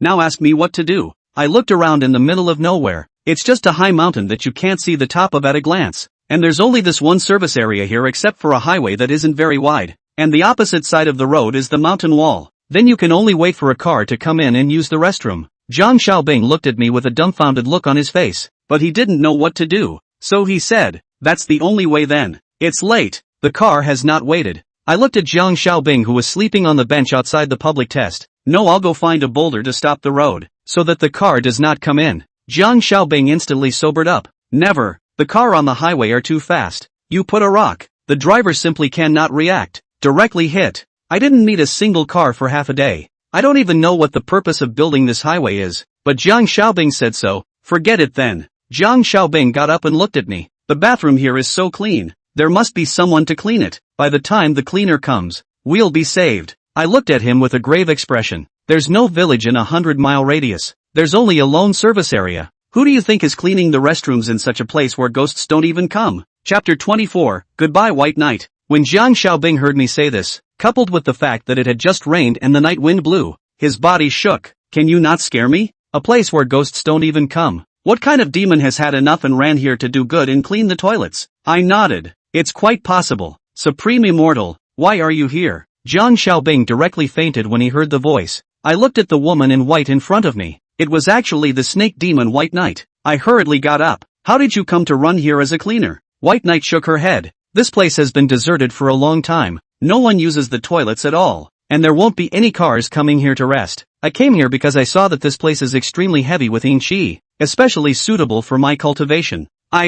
White Knight then asked me what I came here for. I said that I let the car break down on the road, so I could only come here to take my chances. Then asked if she had anything to eat. White Knight took out a pile of rat meat. Each rat grew to be as big as a domesticated cat. Is Shang Xian still used to eating? I lifted the tail of the rats and took a closer look. Eating is not much of a problem. The key to this is how the rats have all grown so big. Before I could eat it, a huge white cat pounced over, biting the neck of a mouse and running away. But the white cat's hind legs seemed to be injured, and it couldn't run at all. I asked White Knight what happened to that cat, and White Knight shook his head. I don't know. It just came a few days ago. It couldn't catch mice by itself, so it stole the mice I caught to eat. I was bored here alone, and left it as a companion, so I didn't harm it. I let out an "oh," grabbed the mouse and prepared to eat it. The white cat hissed towards me, looking at White Knight with hostility. I put down the mouse and glanced curiously at the white cat, turning my head to ask Bai Yi, how did those Wudang Taoist priests release you in the first place? Bai froze, obviously not expecting me to ask her this question out of the blue. Didn't they see that I didn't do any harm, so they let me go? I threw the rat to the side. Why is this rat bigger than a normal rat? White Knight looked at me. What do you mean? Immortal. The young woman doesn't understand. I walked up to Jiang Xiaobing. Then I'll open up and tell the truth. Who sent you here to harm me? White Knight looked aggrieved. I came here last month. I didn't know you could come here. If I had known, I wouldn't have come here even if I had died. I glanced back at the white cat, who at some point squatted onto a concrete pier, licking its hind legs. Jiang Xiaobing woke up at some point and looked at White Knight and I. You two know each other? White Knight looked at him and revealed a smiling face. This little brother is so handsome. What do you do? Jiang Xiaobing immediately got up. Hello, I'm Jiang Xiaobing, an active duty soldier. Looking at how formal Jiang Xiaobing was, Bai Yi snorted with joy. I turned my head to Jiang Xiaobing and said, she's a snake demon. The cleaner you just said had to clean this place so well. Jiang Xiaobing backhanded the sharp knife in his hand when he heard me say that, and White Knight quickly waved her hand. Even though I'm a snake demon, I don't harm people. Jiang Xiaobing glanced at me and then looked at White Knight. That won't work either. The troops have discipline. Those who aren't of my race will have different hearts. White Knight inserted his waist. Their hearts must be different. It doesn't say that they are harmful to others. You hold a knife against me like this. I can act in self-defense. Jiang Xiaobing scratched his head and actually put the knife away, looked at me and said, I think she has a point. I pointed at the huge pile of rats on the ground. You let her explain this and then you can see if it makes sense. Jiang Xiaobing crouched down and picked the huge rat on the ground with her knife. Oh, this one is called a chinchilla, not a mouse. As soon as I heard that, I twisted my head to look at the white cat, which was also staring at me at the same time with a pair of big eyes as well. White Knight pointed at the white cat. It must be this guy who set up old mom. Let's see if I don't eat you alive. The white cat seemed to understand human language, gave a strange cry and turned its head to run away. White Knight did not go after. Jiang Xiaobing rubbed his hands and looked at her. When I was a child, I often watched TV dramas. Can you also cast a spell to let me open my eyes? White Knight said,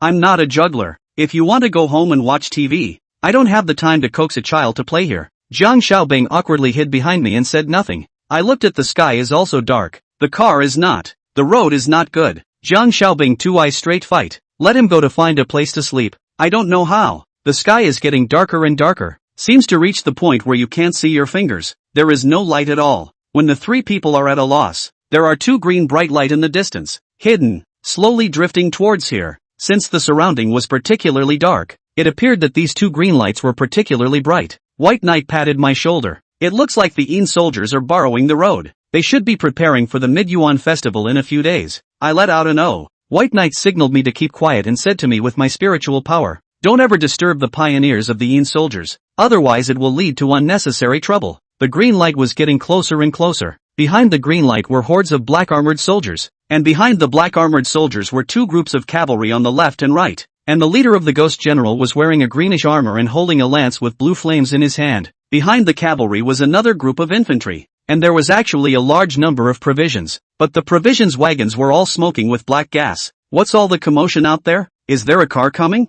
As soon as Jiang Xiaobing spoke, White Knight flew forward and hit Jiang Xiaobing at the neck stalk. Jiang Xiaobing planted himself again, but it had already startled the Yin soldiers. White Knight flung out both hands, and the silver hook appeared in his hands. It feels like the enemy's spiritual power is far above mine, and with their anger and so many people, I'm afraid I can only hold out for a quarter of an hour or if the other party's main general doesn't make a move. I blankly glanced at White Knight, talking so hilariously, do we have to fight? If you're alarmed, you can't run away with your cultivation? While speaking, a large number of Yin soldiers had already rushed over. The leader of the ghost general galloped over on his horse and pulled the reins. Who are you people? Looking at a large number of already materialized Yin soldiers and ghost generals, I know why Baiyi looks like an enemy. Because with this group of ghost soldiers and ghost generals in front of us, the 2 of us can't possibly retreat in one piece that easily. I looked up at the ghost general. And who are you? Why did you appear here? The ghost general's eyes emitted blue flames. Tiny rat, you're worthy of asking your grandfather. Let's see if I don't kill you.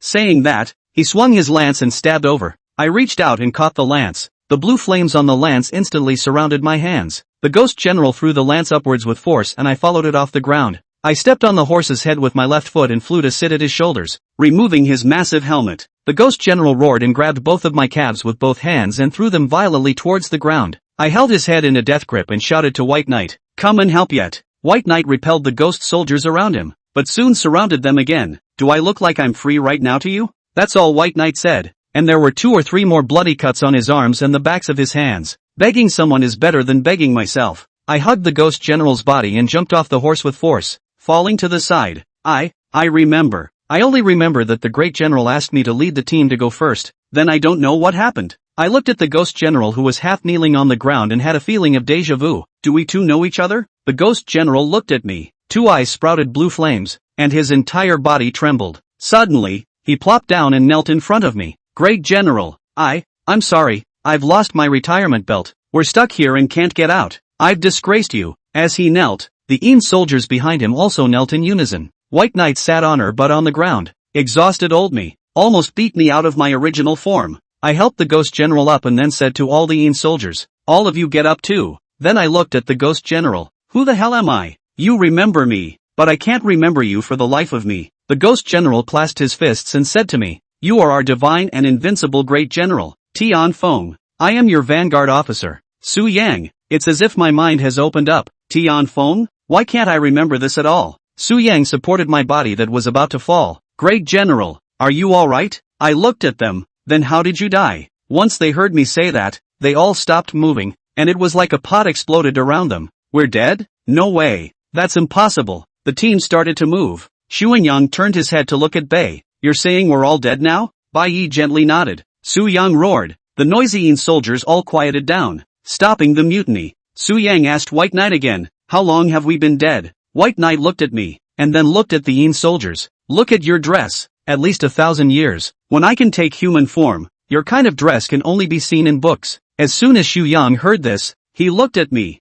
Then General, you are also. I nodded. I should also be dead, but I don't know why my flesh is still there. Xu Yang patted himself. Our flesh is just as well and ah. White Knight glanced at him. You guys are so hard all over. I'm afraid it's hard to say you're made of flesh. The mountain was foggy and covered the sky. Sunrise looked at me. General, what are you going to do next? I sat on a concrete pier. Get out of here first. This is no longer our original world and we don't need to fight anymore. After saying that I looked to White Knight. Do you know the way out? White Knight shook his head. I also just came here and don't really know the way out. Jiang Xiaobing suddenly appeared. If you can fly, you must be able to. Xu Yang shook his head. I'm afraid we don't know how to fly. White Knight said to me. It's just not possible even if they can fly. They are all ghosts now. When they encounter the sun their souls will surely fly away. After saying that, he took out a bag. This is the last time Shun that would on old Taoist. You can take them all in, but you can't take the initiative to take them in. They can only come in voluntarily, and go out as well.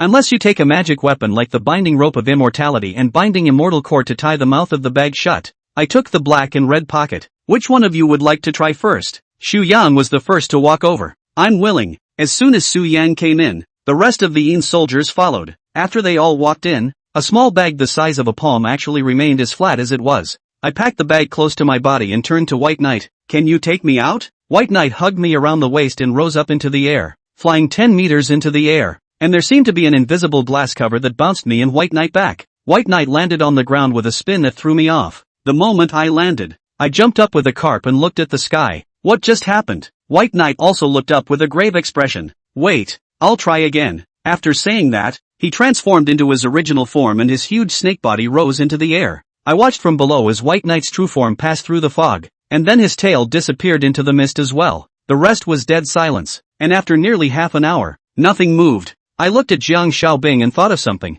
so I busily asked him, how do you know there's a highway here? Did you hear about it from someone else or did you come here yourself? Jiang Xiaobing looked at me. What do you mean by that? I grunted. Let's not talk about the inconsistencies in your words. You've wasted some time bringing me here on purpose, haven't you? Jiang Xiaobing's face went cold, and his eyes were different from earlier. What do you mean by that again? Do you think I'm harming you? The tone of his voice was like another person, and in his hand, the sharp knife flickered. If I'm not mistaken, the real Jiang Xiaobing was already dead when the truck fell down the cliff, right? I directly poked at his poor acting skills, and Jiang Xiaobing nodded. A black aura emanating from the pores and crevices of his entire body, enveloping his body. Chapter 25, Returning to School. It seems I've underestimated you, but you can't escape this place even if you say anything today. The sharp knife in the hand of the fake Jiang Xiaobing in front of me emitted a burst of pale white light, and I could feel the scorching air waves it emitted even when I was 10 meters away from it. I slowly took a few steps backward and looked around with my afterglow warily. I can tell. Why do you have to kill me? Fake Jiang Xiaobing didn't answer me. Instead, his body's black aura surged, shrouding his entire body in darkness. Only at his eyes, 2 points of red light emerged.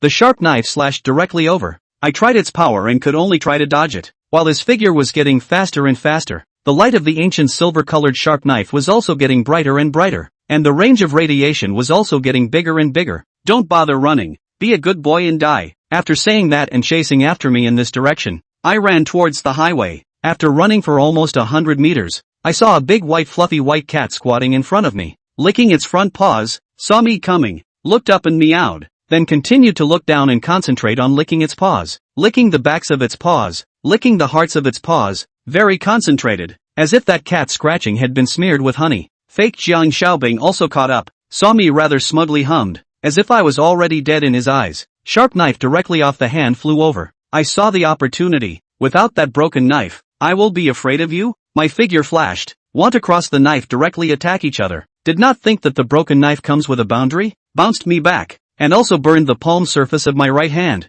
But to the naked eye to see the speed of recovery, a little scar did not leave, just particularly painful. And the sharp knife's attack did not weaken at all. Straight to me, when only 1 meter away from me, the sharp knife suddenly fell to the ground. Just when I felt unbelievable, I realized that the white cat had squatted on my shoulder at some point, and the sharp knife was also opened by the white cat with a claw. I reached out my left hand and clamped the white cat in my arms, and with my right hand, I dispersed the black chi on the black-clothed man in front of me with a slap, and his original face appeared, and it was actually Su Xin. Just as I was surprised, Su Xin did a backward somersault, turned around and disappeared into the mist. I looked at her back. Who the hell is she? Why did she want to kill me? Why did you do it here? I looked at the white cat in my arms, which also looked up at me at this moment. The two of us just followed the original road back to the original disc road. Actually very smooth back. The driver's body is gone, but the truck is still there. I found 3 packs of single rations and a few bottles of mineral water in the truck. Unwrapped a pack and cooked it and fed a little to the white cat, and I ate the rest myself. After eating, I carried the big white cat and headed out of the trail. Finally in the afternoon I saw a not-so-small village with a tarmac road and entered a kiosk. There were only 2 shelves with cigarettes, canned goods, beer, liquor, drinks and other snacks. There are also 2 electric mahjong tables, 1 empty, the other 4 people playing, 3 people watching. Seeing me come in, one of them who seemed to be the boss directly took out a banknote from the drawer and put it on the counter. Young age, with hands and feet, go ask for it somewhere else. I looked at the bill on the counter. I don't want money. Can I borrow my cell phone to make a call? The owner came back over and looked me up and down and pulled out an old cell phone. I took it. What is the name of this village? They told me the name of the village and I dialed a phone number. When it went through I told the person the name of the village and asked them to pick me up and hung up. The boss supported his hand on the counter. Young man, what do you do? I said I was a security guard. The other party seemed to look disbelieving. I don't think so. You look like a police officer. My son is a police officer. That energy in you is exactly the same as my son. I didn't say anything. He thought I guessed right. Busy asking me which city I work in. I said I really am just a security guard. He had a look of I get it. I know there are undercover agents in your line of work. You can't just expose your identity. I get it. After saying that, he carried down a bunch of food from the shelves. Haven't eaten anything yet. Hurry up and eat. Uncle's treat. I nonchalantly picked up a bag and ate it. The boss just looked at me. After eating and making small talk with my boss in reply, I was interrupted by the sound of a car horn outside. As soon as I got up, Ajay walked in. Brother Tian Yu, we've found you. You know, as soon as we heard that you were taken away by the police as a school security guard, we started to look for you through our connections. It was not easy to find out that you were picked up. We took our chances like we were ready to go to J City, and we didn't expect to receive your phone call halfway. I asked Ajay for $100, gave the boss. The boss is to say nothing, said we come out to carry out the mission is not easy, and dangerous, but also earn no money. Look at me to think of his son. The more he said the more pitiful, almost did not pour to me $100. Bid farewell to the boss, got in the car, passed by a town, bought another new clothes, found a veterinarian to give the big white cat a brief examination of the back legs of the injury. The veterinarian applied anti-inflammatory medicine to the big white cat and wrapped it in gauze, saying that if he was unsure he could go to a regular pet hospital in a big city to take another look. Along the way Ajay and Leong, 2 people drive each other's shift, really sleepy, in a hotel not far from the city to stay down. Just arrived at the front desk, was told is not allowed to bring pets, but the front desk is a nymphomaniac little girl, cannot withstand the flirtation of the alien, originally intended to open 2 rooms, and finally opened 3 directly, counting the money for 2. I carried the big white cat into one of the queen-sized rooms, and the big white cat jumped right onto the bed and flopped down between 2 pillows, and was asleep in no time. I took a cold shower and turned on the TV, and within a minute, the big white cat pressed its paw on the TV's on-off button and the TV went black. I glanced at the big cat that turned off my TV without raising an eyelid. You're a cat demon, aren't you? How many years have you been practicing? The big cat still ignored me until there was a commotion coming from next door, and the big white cat turned the TV back on for me, and also thoughtfully increased the volume. The night passed quickly. In the morning I hugged the big white cat and ate breakfast at the breakfast store next to the hotel. Liang and Ajie should still be sleeping, so I didn't disturb them. After breakfast, I returned to the hotel. Ajay was already up. I'll go back by myself. You and Liang have a good rest. After saying that I took the big white cat out of the guest house, Ajay stopped a cab for me. I got in and left. I had the driver stop at one of the best pet hospitals, paid the fare, and walked in with the big cat in my arms. Originally as noisy as a food market, the pet hospital was instantly quiet. Cats and dogs are very well behaved lying in the cage. Do not move. The nurse carried away the big cat. I paid the money after taking a long list of bills, sitting in the waiting area. After an hour, the big cat was carried out by the nurse after a bath. The big cat seemed to like being tossed around by them, actually stretched out and fell asleep in the cab. and only woke up when he arrived at the entrance of Linjiang University. As soon as I got out of the cab, a bunch of people surrounded me. Brothers, that's him, Hanbin with the black sunglasses, sitting in the driver's seat of a sports car. I've been waiting for you for a few days. Today in front of so many people waste you, said from the car drilled out, teeth and claws. What happened today? I am responsible. A group of people were about to go on. I reached out and shouted a stop. Hanbin arrogantly walked over. Why did you wimp out? It's not good to wimp out. If you crush my hand, I'll crush your head. I put the big white cat down. You go to the side and wait for me for a while. The big white cat strutted and jumped on the hood of Hanbin's red sports car. Hanbin actually did not care about me, turned around to catch the cat. When the big cat slipped Hanbin several laps later, Hanbin inserted his waist and stopped, gasping for breath and pointing at the cat scolding. The big cat very despised him licking his hind legs. Angry Hanbin took down his several thousand a pair of shoes to smash the cat. I patted his shoulder. The shoe pressed down. Why bother with a cat? Hanbin pointed to the big white cat. You are not aware of. Just said a sentence. Turned his head and looked at me, and looked at the ground that kneeling, lying on the ground of several big men. You a bunch of waste, said put on shoes, into the driver's side. You wait, this is not finished, said started the car. I leaned down and knocked on the glass. What?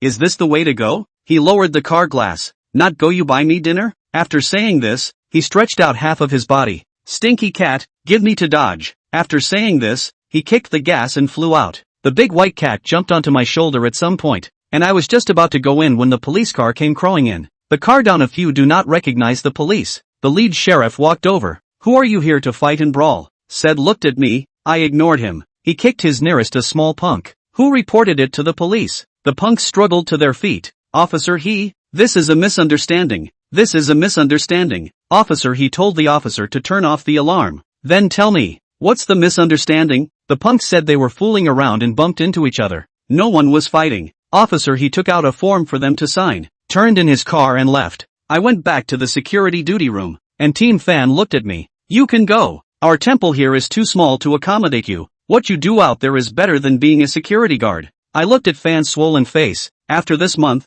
I'll leave at the beginning of the month. Okay? Team Fan gave a sigh and went out without saying a word. Lao Gao patted my shoulder. You do not blame the captain. He also has no choice but to suffer. Our brothers to do this job is not easy. The security guard is a what? To put it nicely is a gatekeeper. Looking at people with money and power, the fart did not dare to put. I did not take his words, turned around and went to the small restaurant opened by Xiao Jia. The receptionist was still a work-study student, and I asked her about Su Xin, who said she hadn't been here for several days. I also asked her if Xiao Jia had come back yet. She said the boss was still there in the morning, or just went out. I inquired about Xiaojia's class and ordered a bully. After eating, Xiao Jia sat down in front of me. How come you have such a heavy inchi on you after not seeing you for 2 months? I slapped the table. Let's not talk about this first. A lot of great things have happened in the 2 months you were away. Xiao Jia waved his hand. I know. I knew about it before I even entered the school gate. And a rich second generation robbed the department flower of the biology department.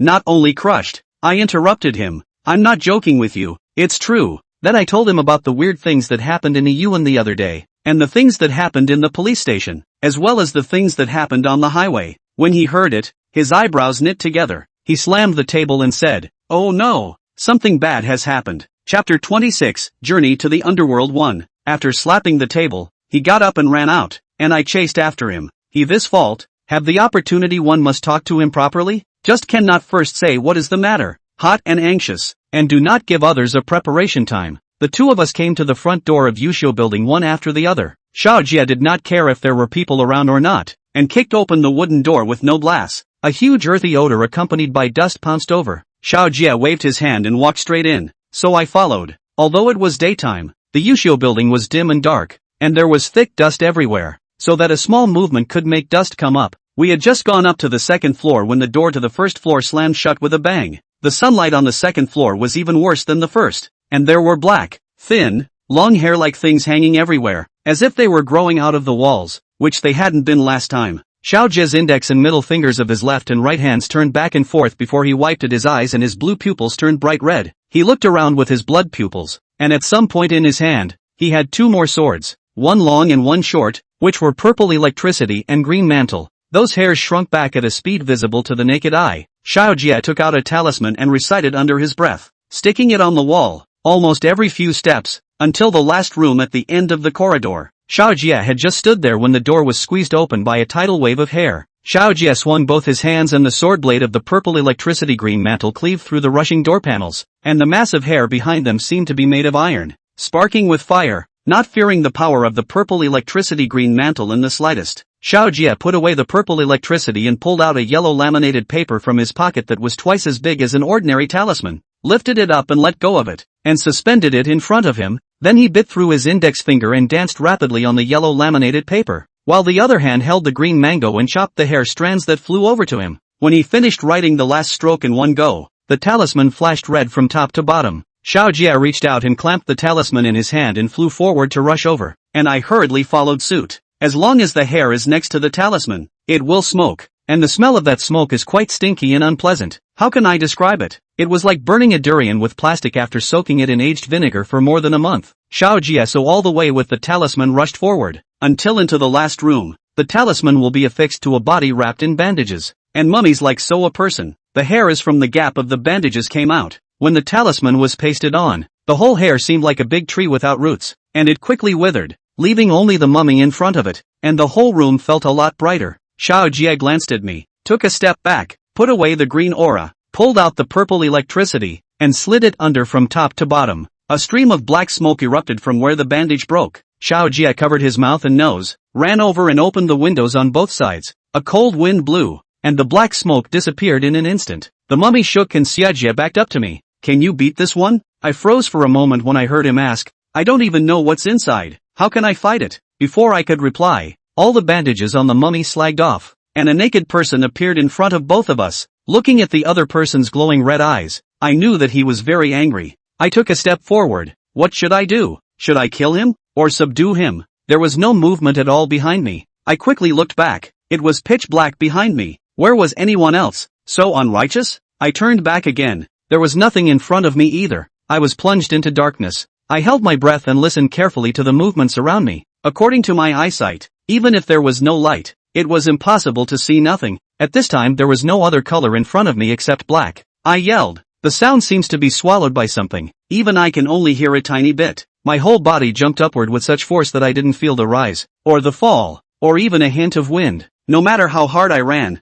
or swung my fists, no matter how hard I tried, it was a simple slap, and there was no sound. Even if I was deaf and blind, I couldn't feel nothing at all. Could I? I felt tired for the first time. I simply sat down with my legs crossed, not thinking about anything and emptying my mind. The whole body seemed like it wasn't my own. Slowly floating up, I seemed to be able to see my body, staring as if watching a monitor. It felt the same as an out-of-body experience, staring at me from a bystander's point of view. Tick, tick, tick. There is a sound. The direction of the sound seemed to come from all directions, and it was impossible to hear it. I simply do not care, as if I did not hear it, but in my mind, it should be a face that floated in front of me, a familiar and strange face. She just looked at me coldly, and then a clear tear flowed out of the corner of her eyes, crossed her cheeks, and dripped down her chin, dripping into my eyes. Then the whole world suddenly lit up. I was standing on the edge of the cliff, holding a long sword in my hand. In front of 6 masked men in black holding a long knife rushed over.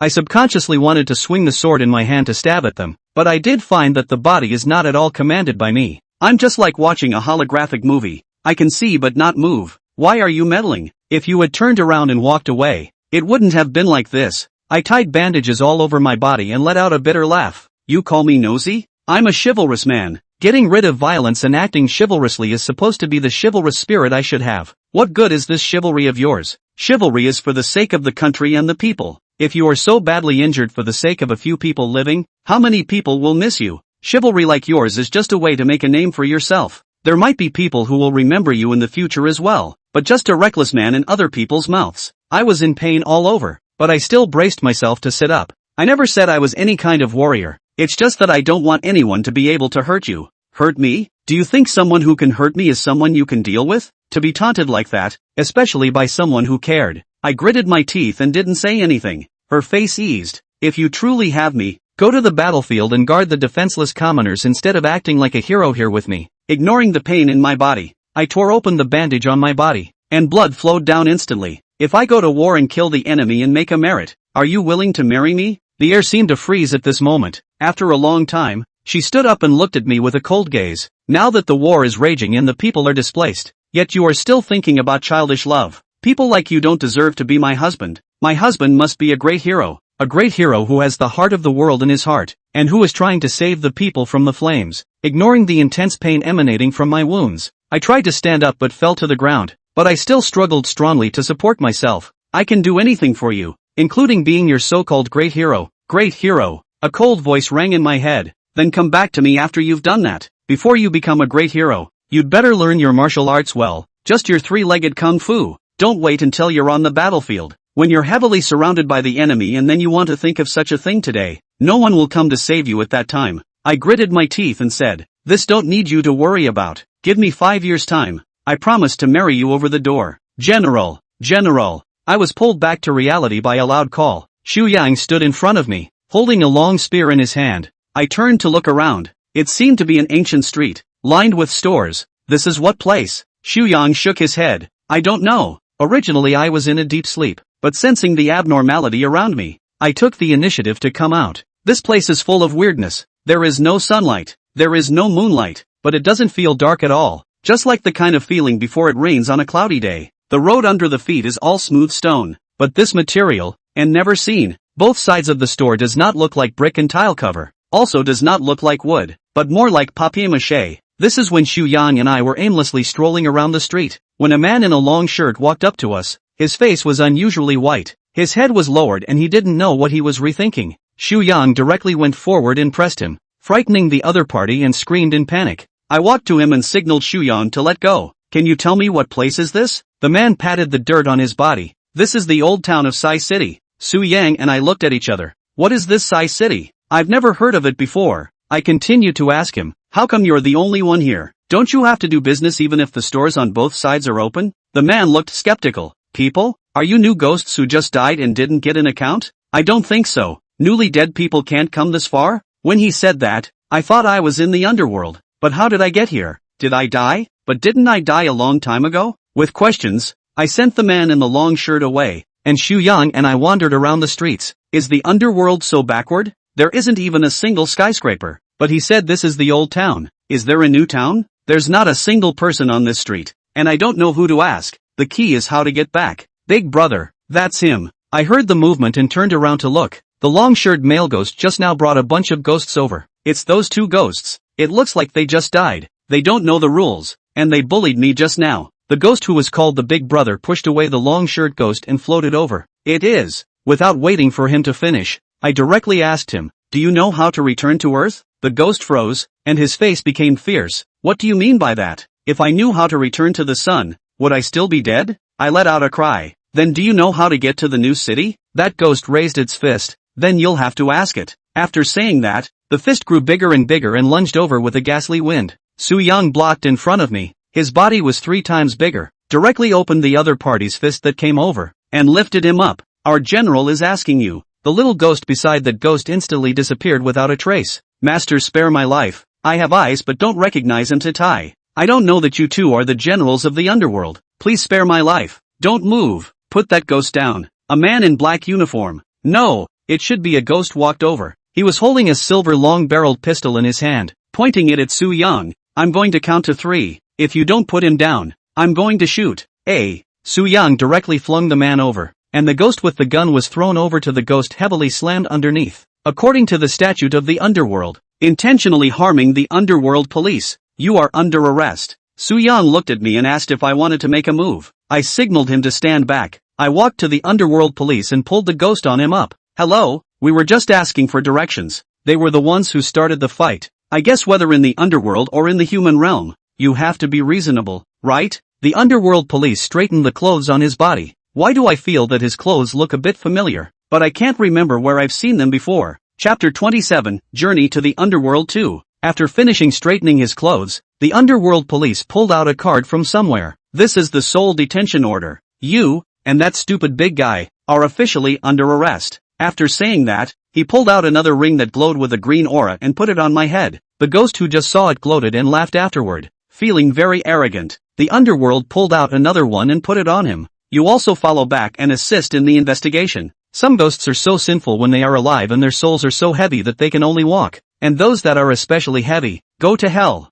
Some ghosts, who lived an ordinary life, have a light soul that can float around. For those who have great merits and virtues, their souls are so light that they can go to heaven. Of course, all of them are now in the police car of the underworld police. The biggest difference between this police car and the earthly police car is that it has no wheels, just like a boat, but it can hover 2 inches above the ground, into the underworld of the police department, only to know what is called high-tech. The police station does not have any interrogation room. Once into the hall there is a similar to the security check things, to go over, the mistakes made in life. After death committed crimes will be in the underworld police computer show up. After Xu Yang and I walked over, the underworld police, who was sitting behind the computer, stood up, pointed at Xu Yang and I and said, "Those 2 ghosts, go back and walk again." Xu Yang and I looked at each other and walked again. It shouldn't be, the machine is broken? Saying that, he stood up and let the 2 of us step aside, letting the other ghosts walk through. The underworld police slammed the table. "Catch those 2 ghosts, they're trespassing in the underworld." All the surrounding underworld police stopped what they were doing and pulled out one of those long-barreled silver pistols to keep the 2 of us still.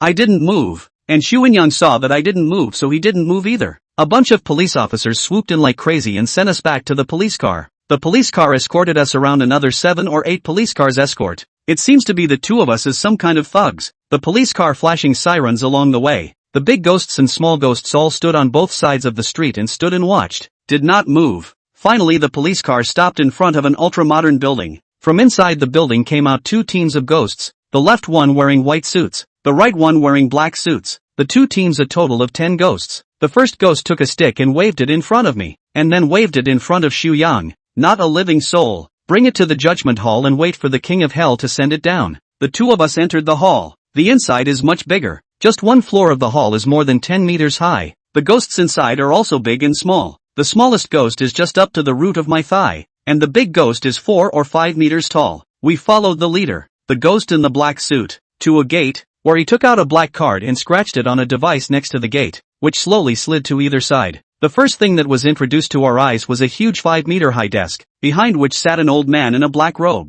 holding a pipe and playing with his cell phone. When he saw us come in, he snapped off his cell phone, put on a pair of glasses that seemed to have no frames, and placed his pipe on the pipe holder. "Are these the 2 little ghosts that trespassed into the Sai City and didn't register in the case?" The ghost who brought us in made a bow. "Yes, Master Yama." Master Yen gave a "You guys go down first." The 2 teams saluted at the same time and walked out. After the door closed, Master Yen took off his glasses again and wiped them with a glasses cloth. "What are your 2 names? When did you die? How did you come to Sai City?" In the face of Master Yama's 3 consecutive questions, the 2 of us did not know where to start. "I don't know how I died. I'm not even sure I died, so I want to go back." "I don't know how I managed to say that." Yama stood up and put on his glasses again. "Dead for sure. Don't know how you died? Then you should go to the city of wasted death." I stepped forward. "Master Yama, I still have unfinished business on Earth." Master Yama picked up his cell phone and didn't know who he was chatting with, typing rapidly. "The ghosts that come here all say this.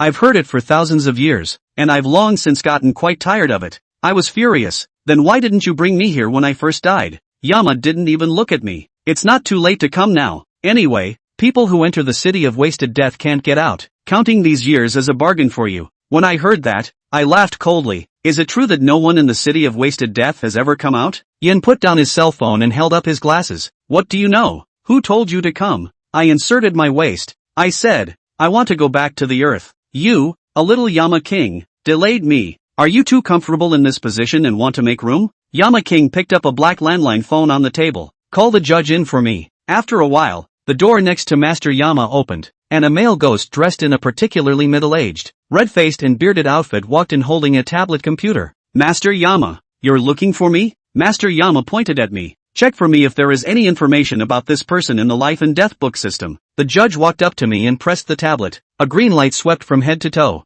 "Back to Yama. The system has no information on this person." Yama pointed at Xu Yang. "What about him? Also not available?" The judge pointed the tablet at Xu Yang. "Checked. This ghost was called Xu Yang when he was alive, and he was reincarnated in the 3767th year of the Hades calendar." Master Yama cocked his forefinger on the table. Then, the judge shook his head. "Nope, just this bit of information." The king of hell slammed the table. "Nothing? I don't know where 2 people popped up. One only has the time of reincarnation, and the name of the person after reincarnation. The other one is even better. Nothing. What do you guys do on a regular basis?" Can't you understand this kind of work? If the authorities blame us, we'll all have to be reincarnated again. After the two of them muttered for half a day, the judge left. Yama looked at the two of us. You just said that you still have unfinished business on Earth. You are specially authorized to return to the sun, but you can only go through the ghost gate. After saying that, he pressed a button on the table. A hole appeared under my and Xu Yang's feet, and weightlessness made us both fall down directly. When the end of the free fall, the two of us in front of the appearance of a door. Push open the door is a modern metropolis. In addition to always gloomy sky, basically in the real world is not much different. The street ghosts come and go. All kinds of ghosts. What kind of ghosts are also there? The underworld of the car. I do not know what fuel to add, but also run very fast. Here there are parks, squares, office buildings. There are also luxury homes. Commercial areas also have giant posters, large electronic screens. There is no legend of ghostly appearance. This should be the new city of Phantom City. Xu Yang has not seen a modernized city. At once looked silly. I suddenly understood the reason for the existence of the old city. Not every ghost's ability to accept new things is so strong. This place may one day become the so-called old city. Later I realized that the so-called old town is where people who died a long time ago live, and the new town is where people who died recently have developed. Just as the two of us were feeling a lot of emotions, a poorly dressed little ghost came over. Have mercy on me. My family hasn't burned paper money for me for a long time. I'm afraid I won't make it through the Mid-Yuan festival. I touched my body. Coincidentally, I don't have any either. He turned his eyes for help to Xu Yang, who took one look at him with his blue flame eyes, and the little ghost turned around and ran away. I reached out to stop a passing female ghost. Let me ask how to get to the ghost gate? The female ghost gave me a blank look. No, her eyes were white throughout. No other color. You just died? Not qualified to go out of the ghost gate pass. I clenched my fist. Just say whatever I ask you. The female ghost seemed to be scared by me and pointed to the yellow car. Take a cab. After saying that she was going to leave, I stopped her again. And then what? She grinned. How ugly to be ugly. Not smile, closed eyes, still like a normal person. So look at it. The death is not at all wrong. Definitely ugly death. Take a taxi. Can take a taxi? I still need to ask for directions? I don't have any money. How can I take a taxi? The female ghost pulled out a card from a bag. Swipe my card. This female ghost has a beautiful soul. So helpful. It's too bad to come here. If it wasn't ugly, it would definitely go to heaven. Hitching a ride with the female ghost, Xu Yang and I arrived at the Ghost Gate Pass. The Ghost Gate Pass was now heavily guarded. The Yin soldiers had modern weapons in their hands, and there were silver heavy machine guns on the gate building. It wasn't time yet, so the gates weren't open yet. I don't know why all the weapons in the underworld are silver. Could it be some special material that has a special effect on ghosts? Although I had doubts, I didn't even want to try it, thinking that the effect would be the same as the effect of that ancient silver-colored sharp knife from the other day. The female ghost invited us to eat the candles. I took a bite and spit it out directly. It seems that the food in the Yang world is still more suitable for me. Xu Yang seemed to like it quite a bit and tasted two of them. As the time to open the door is getting closer and closer, there are countless ghosts crowded in front of the ghost gate. Men and women, young and old, not to mention, there are also pairs, a family of 3 or 4 whole. I really don't know how they all died. Go out for what? Traveling? The 2 sets of huge stereos on the city gates played the precautions, mainly what can be done on Earth, what absolutely cannot be done. The cock crows before dawn must return. Those who do not return according to the regulations will be subjected to the following various penalties, followed by article of the punishment of the matter. Scroll play several times. Ears are almost calloused. In the old days, it was always the ghost general who guarded the gate who shouted from the gatehouse, "The ghost gate is wide open. Let no one come near." Then the stone drum would be struck 3 times with a heavy hammer, and then 100 ghosts would walk at night. This year, the rules were suddenly changed. 3 gates were set up in front of the ghost gate, and all the ghosts swiped their ID cards to go out. When it was almost time, 40 to 50 Yin soldiers stood on both sides of the gate to maintain order. Xu Yang and I were dumbfounded. How to get this ID card? King of Hell is screwing me again, letting me go back and not giving me an ID card. I asked the female ghost for advice again. The female ghost was just about to laugh. I directly stopped her and told her to speak quickly. This is the identity card of the underworld. 1 for each person. Only ghosts who have stayed in the underworld for more than 3 years are eligible to apply for it. I let out an "oh," whispered to Xu Yang. You go in the bag first. I'll figure out how to get out. Xu Yang nodded. I took out the small bag, ready to take Xu Yang in. I didn't expect Xu Yang to wait to come in. The tens of thousands of Yin soldiers inside the bag seemed to be attracted by something outside, and all of them rushed out, making the already crowded ghost gateway even more crowded, because it was the first time they had ever been to the underworld. and they didn't know what the situation was. Outside, these ghosts like delicacies. Poor willpower of the soldiers directly grabbed the ghosts around them to nibble. A nibble, next to the nibble, soon started a chain reaction. A large number of small ghosts into the soldiers of the dish. The meat on the edge of the mouth. Ghost gate pass on the gate tower. Soon discovered the abnormalities here. Because the ghost gate is the most important gate of the underworld, so there are heavy guards. Soon thousands of soldiers from the barracks out. But not at all the opponent of this group of soldiers have been materialized. The weapons in their hands on my side of the soldiers does not seem to be effective at all. On the contrary, it provoked them to fight the blood. I stood in the middle of the team, suddenly had a kind of return to the battlefield feeling. Stop. Chapter 28, Journey to the Underworld 3. There's no need to doubt that this is what I shouted, though I don't know if it worked. Have you all been soldiers for so many years that you've become fools? What did I teach you before? Our big swords and spears are to deal with the enemy, to build a career, to protect our unarmed people, not for you to bully the weak. Look at what you've done. Alive and dead, we are all hot-blooded warriors who fight on the battlefield. Until death do us part. Till death do us part. Till death do us part. The soldiers and generals shouted in unison, and the big little ghosts around us have long run away without a trace. The guarding underworld soldiers on the city gates aimed their guns at us. All stop. No one is allowed to approach the ghost gate pass. The soldiers around me have long since torn open the gates made of unknown material. I pointed at the medieval soldiers. Something you go to find, King of Hell. Dare to stop me. Believe it or not, I'll tear down this ghost gate pass for you. The rising sun even became as tall as the city building, and his eyes were blazing with blue fire. Then, under the gaze of the soldiers of the underworld, I led tens of thousands of soldiers to walk out of the ghost gate pass with great vigor. But after leaving the ghost gate, I took back all the soldiers and ghosts, including Su Young, looking at the dark forest outside. This is considered a return to the young world? Yes. I froze. Turning around, it was actually that female ghost again. Why is it always like a ghost? Are you going back to visit your family? The female ghost nodded. I hurriedly waved my hand. See you then. After saying that, I took a big step forward. The female ghost seemed to lie on my shoulder as if I was turning around. Turning around? Do you still have something to do? The key is too ugly. The female ghost floated up to me. Don't you recognize me? I looked her up and down. I really didn't recognize her, so I shook my head. The female ghost closed her eyes for a second, rubbed her two hands on her face, and the moment I lowered my hands, I remembered like an electric shock and pointed at her. You're the girl who jumped off the building in the UN girls' dormitory. The female ghost nodded. I didn't expect you to remember me. I looked around. Why did you jump in the first place? Why did you change your face when you entered the underworld? The female ghost gently shook her head. By the time I knew I was dead, I was already in Sai City, so I'm not sure how I died. As for why I changed my face, it was just so I wouldn't be bullied, and more importantly, it was for this ID. I let out an "Oh, so you're looking for me?" The female ghost smiled awkwardly. This time it is not ugly, but always feel that still we're still strange. But which strange and cannot say. Anyway, it ended up back in the young world. Because of that big fuss at the ghost gate, there weren't many ghosts on the Yellow Springs Road, and most of them were lone souls trying to sneak back into the underworld while the ghost gate was wide open. Beyonce, Soul Break. What a familiar voice. I quickly stepped forward. A man in black stood on top of the head of a hellish beast, cupping spells in his hands. It was Lin Yuan who led the soldiers on the roof of the library building that day. At this moment, opposite him was a 10-meter tall Azura, holding a huge wolf tooth stick, smashing over with scarlet flames. Lin Yuan stepped on the head of the hell ferocious beast and flew to the back. The wolf tooth stick directly smashed the head of the hell ferocious beast into powder. Azura grunted and pointed at Lin Yuan. Coward, if you don't have the ability, dodge aside. Lin Yuan pinched his ice blue spell and raised his hands high. A huge figure descended from the sky, a head taller than the opposite Azura. The corners of the Azura's mouth tapped slightly. This is still a bit interesting. The huge figure wore a lock armor, held a huge axe in his hand, and wore a huge skull of an unknown creature as a helmet on his head.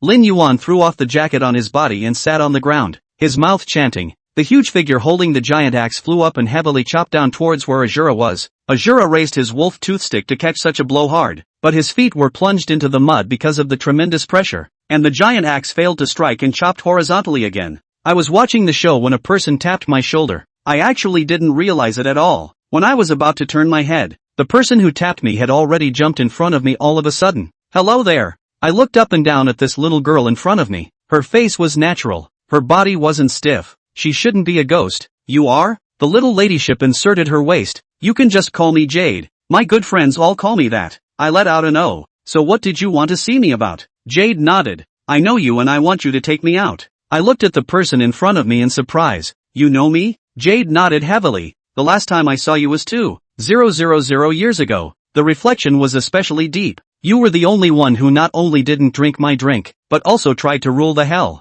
Originally, you were able to go to the heavenly Tao, but as a result, you were forcibly pushed into the human way because of the fuss you made in the Hellmouth. I used to have such honorable deeds? How come I didn't know any of it? I looked at Jade. So how did you recognize me? Could it be that I look exactly the same as I did before the 2000? Jade shook her head. No, others recognize people by looking. I recognize people by smelling. I raised my arm and smelled my body. What smell? Jade, why did you run out again? Lin Yuan ignored the fierce fight with Azura in front of him and flew over in a separate body. As soon as Yuer saw Lin Yuan coming, she immediately lowered her head and said in a petulant manner, Little brother Battle Liang, the yellow spring is so boring, I want to go out and play. Lin Yuan pointed at Yuer just to say something, turned his head to look at me, and was shocked. You are the one. That one didn't say it even after half a day, but his face changed violently, and he spat out a mouthful of blood, which dyed the whole chin red. That Azura punched through the huge figure's chest and threw him over. Yuer blocked in front of me and Lin Yuan, and her hands emitted a dazzling green light, directly fixing the flying huge figure in place before slowly placing it on the ground.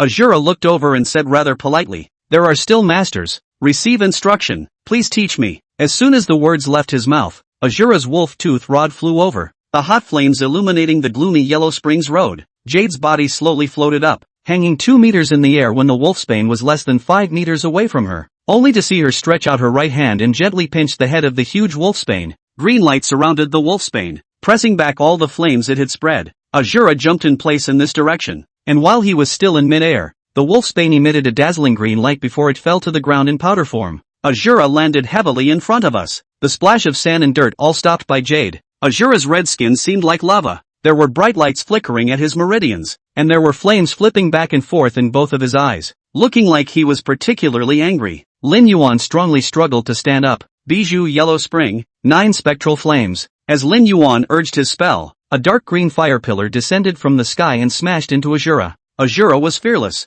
With a flip-side kick, he caught the pillar hard with the soles of his feet. Sculptor's skill. The dark green flames in the pillar of fire leaked down like ink, quickly enveloping Azura's lower body in flames. Lin Yuan told Yuer to hurry back to where she should be. Yuer grunted, glanced at me, turned around and floated away. Lin Yuan walked over to Azura. All living souls are forbidden on the Yellow Springs Road. This 9 Hell's fire will not burn your flesh. It will only burn your soul. Azura did not say a word, fell straight to the ground, transformed into a skin bag. Red liquid flowed all over the place. Bones seemed to have all melted away. Not a single one was left. Yellow Springs Road is not allowed to have a living soul? I'm a bit skeptical of the reason why King Yama had to let me pass through the ghost gate. Lin Yuan wrapped the Azura's skin pouch, and his index finger made a stroke in the air, and a blue aperture appeared. Lin Yuan glanced at me and threw the skin pouch in, the circle of light automatically shrinking and disappearing. Haven't asked for advice yet. And you are? I looked at Lin Yuan, who had a nonchalant expression in front of me. Zhang Tian Yu. Lin Yuan looked me up and down with a grave expression. It's the exceptionally bullish great stiffs, whose bodies all have a wisp of soul in their bodies, and even if they don't maintain the normal operation of their bodily functions, they still have to have human consciousness and instincts. After saying that, he circled around me. A zombie like you that doesn't have any soul and can think, eat, drink, and talk is the first time I've seen and heard of it. The main thing is that with this flesh of yours, no ghost of any level can get on it. It's too evil. You look at Lin Yuan studying me so much. Are you done analyzing? I'm leaving. Lin Yuan looks at me and blocks my way. Where are you going? I heard a hint of something wrong in what he just said. Ghosts can't get on me. Meaning he tried? I took a step towards him and squeezed his shoulder. You've just suffered a very serious injury. I'd suggest you go back to getting better and recuperating. I don't think you'd stand a chance against me even if nothing happened to you. After I said this, he glanced at my hand that was squeezing his shoulder before staring into my eyes. I'll give you a piece of advice as well. Hand over those dead souls you're hiding on your body or you'll be a mortal enemy of the entire underworld. My eyes narrowed and I added a little more force to my hand. And if I don't? Lin Yuan's body shortened a bit from the pain. Zhang Tian Yu, you are not afraid of the damage to your soul. None of my means will work on you, but don't forget, those soldiers and ghosts in your pockets can't stand it. If you forcefully want to take them away, I can turn them all into ashes with a single finger. There won't be a single bit of crumbs left. I really had the heart to just crush the other party's shoulder blades, but I held back. So what do you want? Lin Yuan rubbed his shoulders. Let's make a deal. 1 stern ghost for 1 soldier. 2 stern ghosts for 1 ghost general, and the most powerful one inside you. Exchange it with a woman of the Azura race. When I heard that, I roughly calculated that there were more than 10,000 soldiers and ghost generals in total. I can help you, but these soldiers and ghost generals I have to stay with, Lin Yuan said with a facial expression. Yes, but you can only keep half of the soldiers, and you have to sign a contract. After saying this, he didn't know where he pulled out a laptop, and with one operation, a yellow paper slowly appeared from the side of the laptop. Lin Yuan pulled out the paper and handed it to me. If you think there's no problem, just press your fingerprints. I pressed my handprint without looking. Lin Yuan took the paper and looked at it. No fingerprints? Then press your whole palm on it. After saying that, he handed it over again. He put away the notebook, and took out a 4-square seal, dark green, with 4 lifelike little ghosts engraved on it kneeling facing outward, carrying a lid, which seemed to have a sentence engraved in clerical script, but I didn't see what it was a sentence. After I pressed my handprint and he pressed the seal, the contract flashed a red light and disappeared. Chapter 29, Journey to the Underworld 4. Now that the contract has been signed, you can go. After saying that, Lin Yuan mouthed the chant and prepared to leave. I reached out and pulled him back. How am I going to hand over the capture of the Lich Demon Inshura to you? Lin Yuan slapped his head. Look at this brain of mine. I forgot. After saying that, he took out a small bottle from his pocket. This bottle is connected to the entrance of the City of Wasted Death. You just need to point the mouth of the bottle at the lidi and recite the mantra, and the lidi will be sucked in. After saying that, he recited the mantra in my ear again, then handed me the bottle and his figure slowly disappeared from the spot. My surroundings slowly darkened, and when I opened my eyes again, it was none other than the dark corridor of the Yusho building, and in front of me, standing with his back to me, naked, was the same man who had come out of the bandages that day. Who are you? The other party slowly turned around. Not as scary as expected, just a very ordinary middle-aged man. He moved his muscles a little, and a sound of cracking bones came from his body, and he opened his mouth, which was full of densely packed baby teeth, and from the corners of his mouth flowed a stream of black mucus with a foul odor. I was only 5 paces away from him, and if he made any move, I could have crushed him instantly. Does this person look familiar to you? Xiao Jie suddenly appeared behind me. I heard him say this and looked up and down, shaking my head. No impression. Who is he? Xiao Jie pulled out his purple lightning and pointed at this person across from me. Speak for yourself. His eyes rolled right into white. He raised his hands and swung them over. I grabbed his right and left hands and hit across, and kicked him against the wall. The skin on his body began to fall off inch by inch, revealing white skin inside. Now it seems like a bit of deja vu. So familiar. What the hell is he? Xiao Jie walked over to me. He's the real Zhang Tianyu, the grave robber. After Xiao Jie's introduction, I remembered. How did he get like this? Xiao Jie tilted his head and looked at me. That's for you to ask. I pointed to myself. Xiao Jie walked over to that Zhang Tianyu and put a talisman in front of him, turning to look at me. Where Yu Ro's soul was detained, I found him and brought him back. After DNA testing, as well as the identification of those associates of his, it was confirmed that he is Zhang Tianyu. I looked at Xiao Jie, feeling a bit unnatural. What do you mean? This has something to do with me? Xiao Jie looked at me with a disdainful expression. I thought you were even an unearthly zombie supreme, but it turns out that you are a puppet made by a supine master. Counting. This is the 3rd time I've fallen into your hands, but this time you and your master won't be so lucky. Although I was in the clouds and didn't understand, I knew that Xiao Jie was going to make a move on me. The purple electricity and green ons glowed brightly, and the 2 sword blades came at me.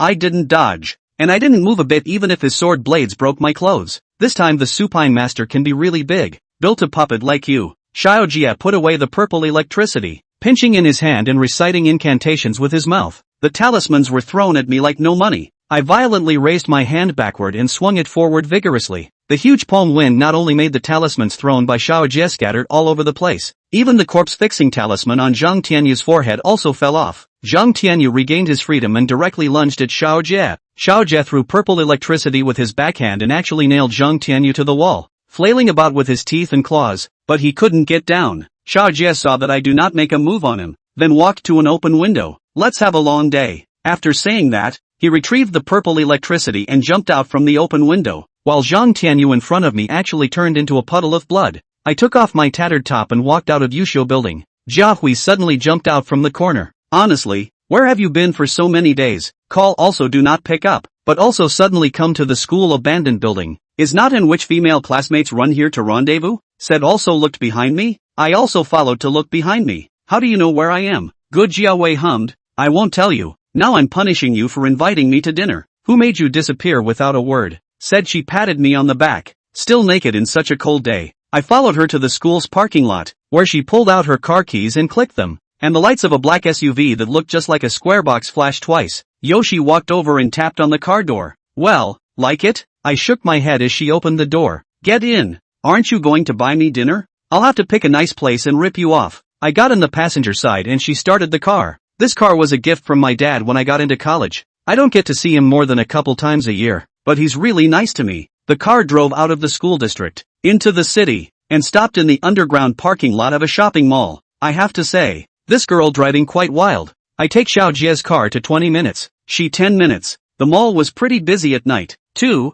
so we both came to a fast food restaurant, ordered our food, and found a place to sit with our plates. She looked at me. You know what? This was my favorite place to come and eat when I was a kid, but my dad only took me there once. I hummed and didn't say anything. I didn't know anything about her family. I didn't know what kind of person she was. Just the fact that her father asked me to take care of her made her think that I was her father's boyfriend for her. Looking at the food in front of me, I felt especially tasteless, as if chewing wax-like texture, but looking at Jia Hui happily eating, I also symbolically ate a few bites. Jia Hui looked at the plate in front of me. What? No appetite? I shook my head, and she reached out and yanked my plate over and took a big bite, as if she hadn't eaten these delicacies in a long time. After dinner, she asked me to accompany her shopping. The street is crowded, but surprisingly quiet. Everyone seems to be mute, as if the street stores do not play music, and there is no snack call, the noise of the night market, and not even the roar of the car. So I suddenly remembered, how did I get to the underworld? And how did I get back from the underworld? I looked at the hurrying crowds around me and then looked up. I'm still in the underworld at all, right? After I finished speaking, I turned my head to look at Jia Hui beside me. Jia Hui's face twisted, then turned into the appearance of a man. Someone I didn't recognize. His hand wrapped around me like a tree root. Since you found out so quickly, I originally wanted to let you enjoy yourself for a couple of days. It seems that you didn't. I didn't wait for him to finish his nonsense. I simply tore off his wrapped me that arm and squeezed his neck. Who told you to pretend to be Jia Hui to trick me? I was answered by a cloud of pink smoke and he exploded directly in front of me.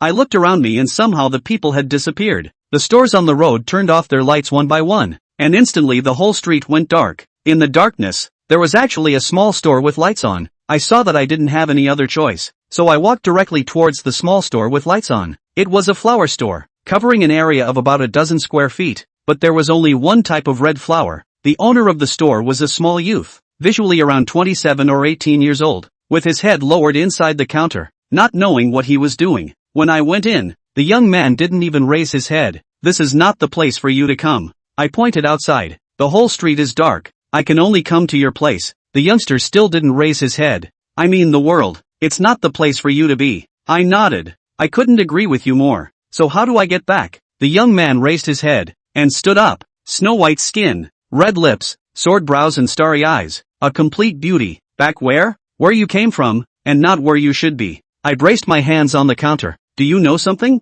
The corners of the young man's mouth turned up. It seems like I know something, but the store manager isn't here, so I can't say anything. I looked around. When will your store manager be back? The youngster took out a business card. When it's time to come back. Naturally. I took the business card. The words on it I actually recognized. Black business card. Hot gold lettering. Low key. Luxurious. How do you sell these manjusery in your house? I was planning to buy something, although I didn't know if the money I had on me could be used in the underworld. The upturned corners of the young man's mouth came down again. You actually know manzanita? I nodded. Not only do I know that this flower is a manzanita, I also know who you call the store manager. He revealed an interested expression, seemingly waiting for me to reveal the answer. And when I said Xiao Jie's name, he actually shook his head in disappointment. At this time, the door opened again, and a middle-aged uncle walked in, wearing a pair of gold-rimmed eyes and carrying 2 wooden boxes in his hands. How strange. Why is the ghost market all closed so early today? The young man came out from the counter, took the boxes,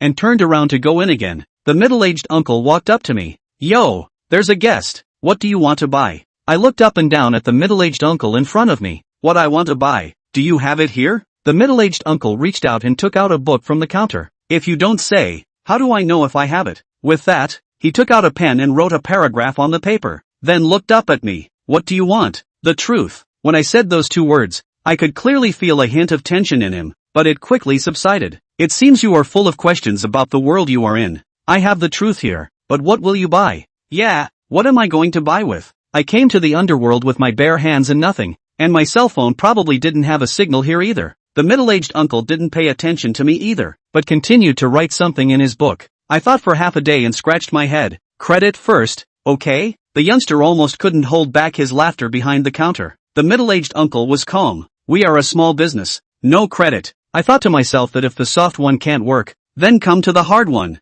And in one breath, I called out Xu Yang, whose huge figure left to take up no space in the store that was not so big in the first place. I still have more than 10,000 people here. Can't all call you out? The middle-aged uncle closed the book and put it inside the counter. What?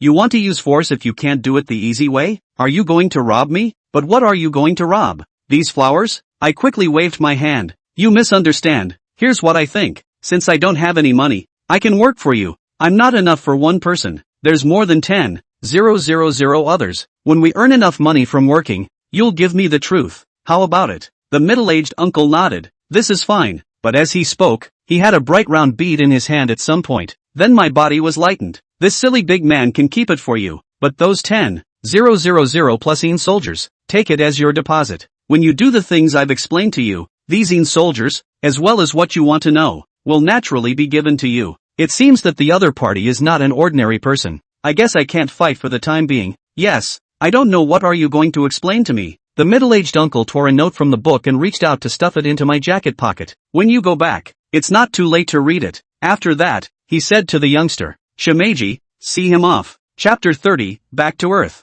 I just heard this sentence, and then immediately after two black eyes. When I opened my eyes again, again Yushio building, did not wait for me to think about what is going on when, in front of me Xiao Jia and bandage people fighting sound attracted me. The two do not know how long to fight, still fight hard to distinguish. He saw me have moved, then began to shout, Tianyu brother, you still froze for what? Come and help me. I sniffed and stepped forward to hold the bandaged man down, and the bandages around the bandaged man actually began to wrap around me. Slowly revealed the figure hidden inside the bandages. Is a body covered with hair? Heavy return to the ancestors, or directly is a big monkey without a tail. Xiao Jie saw that the bandages were going to wrap around me, and the purple electricity was pinned to my side, and the bandages were not wrapped tightly, so I tore them apart. As soon as I pinched its neck, it revealed a look of indifference. The hair on its body instantly grew numerous times longer, wrapping around me like water. This hair was harder and more resilient than a bandage. The key was that the harder I pressed, the tighter it wrapped around me. This is not like a monkey spirit, it is simply a spider spirit. As soon as I said spider spirit, I suddenly remembered the spider spirit that I saw in the girls' dormitory in Iyuan, and wondered if this person was related to him. Wait a minute, I'd been fighting the monkey spirit. What's Jack Xiao doing? In the beginning, he was fighting with the monkey spirit. After I joined, I instantly became the main force. Xiao Jie slowly retreated, and now I am alone fighting with the monkey spirit. When I thought of this, I suddenly got a chill down my back, because as the old saying goes, it's easy to dodge a gun and hard to guard against an arrow in the dark. I then rushed back to see where he was, not realizing that it was better not to look, but to look at a place I didn't even recognize. That Shimeji didn't send me back? Where the hell am I now? The current situation does not allow me to think too much. First resolute the trouble in front of me. I reached out and grabbed the monkey spirit's hands in a death grip, and in a backward slam, threw the other man out, then held him in place and spun him around wildly, in an earth upward throw, and his body disappeared, with his fur in tow, before my very eyes.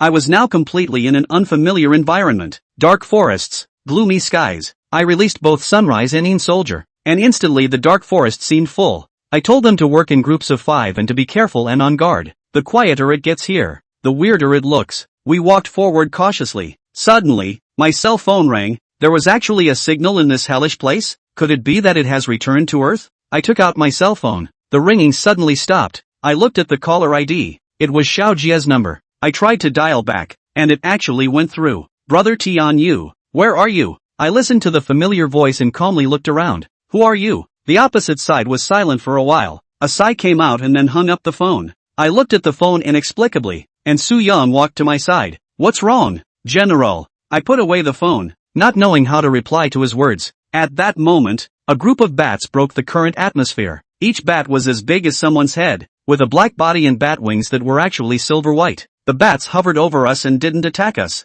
they just flapped their wings. I told the soldiers to deal with them carefully and not to actively attack them. Just like that, I slowly went out of the black forest and came to a clock tower. This building does not look like the style of the place where I am, but rather like the building of the country outside as acted out in the TV. The time on the clock was 11:59 minutes, and it was about to reach the 12 o'clock position. All the Een soldiers, including me, looked up at the clock, ignoring the bats that were not far away from us. Dang, dang, dang, the bell rang, and the 2 stone statues on the bell tower flew up as if they were alive, pulling a huge coffin over. Xu blocked in front of me, his hands spread out, and my heart warmed. But the coffin was thrown down by the stone sculpture when it was 3 meters away from Xu. I don't know if it was intentional or specialized. The coffin is not the kind I sleep in, and it doesn't even look like a coffin, like a huge buckled lid box. But why call him a coffin? Because there is a person lying inside, wearing a suit, wearing a red tie, combing a big back hair. His face is very pale. Open your eyes is actually green,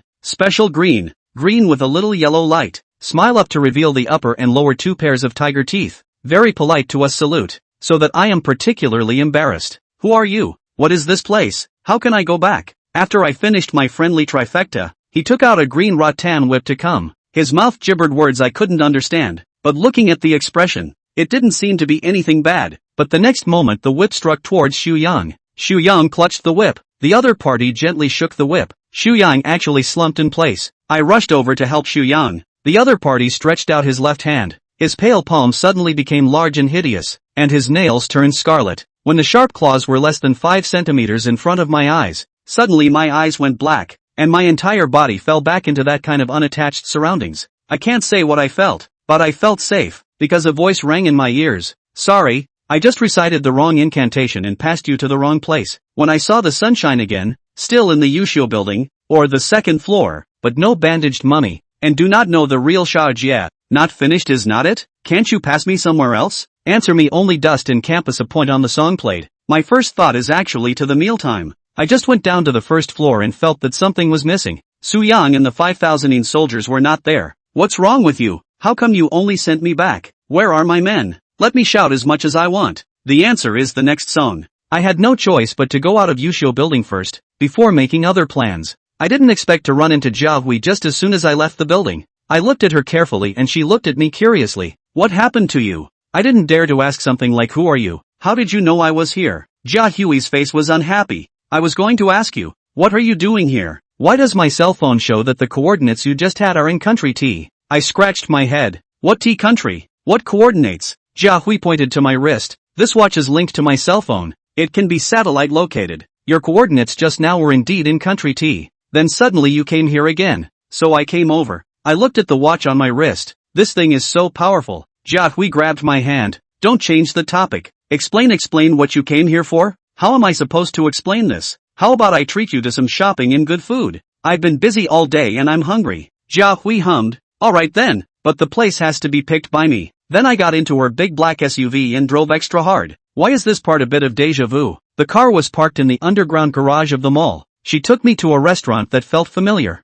It won't start serving candles in a while, right? While I was terrified and skeptical, the waiter brought over the menu. Jia Wei let me pick. The waiter at this time set 2 candlesticks at both ends of the table, took out his lighter and was ready to light it. I reached out and stopped it. Can we have something we'd eat in the young world? The waiter looked at me like I was a psychopath. Jia Hui had a head full of black lines. 2 steak set meals, another borscht, give him 10 toast breads, dessert later. After saying that, she gave the menu to the waiter, who collected the menu and still lit the candles. The food came up quickly. Jia Hui left hand fork, right hand knife. Busy, I have winded. She didn't care. She sliced off a small piece after half a day and put it in her mouth. When I reached the 5th piece of bread, she had only finished half of it. Tell me what's going on in Tea Country? I was mainly curious about the green-eyed man. Jia Hui introduced me to Tea Country, a country across the ocean, very far away, with the same long history, but now in decline. I described the man's appearance to her, and she shook her head.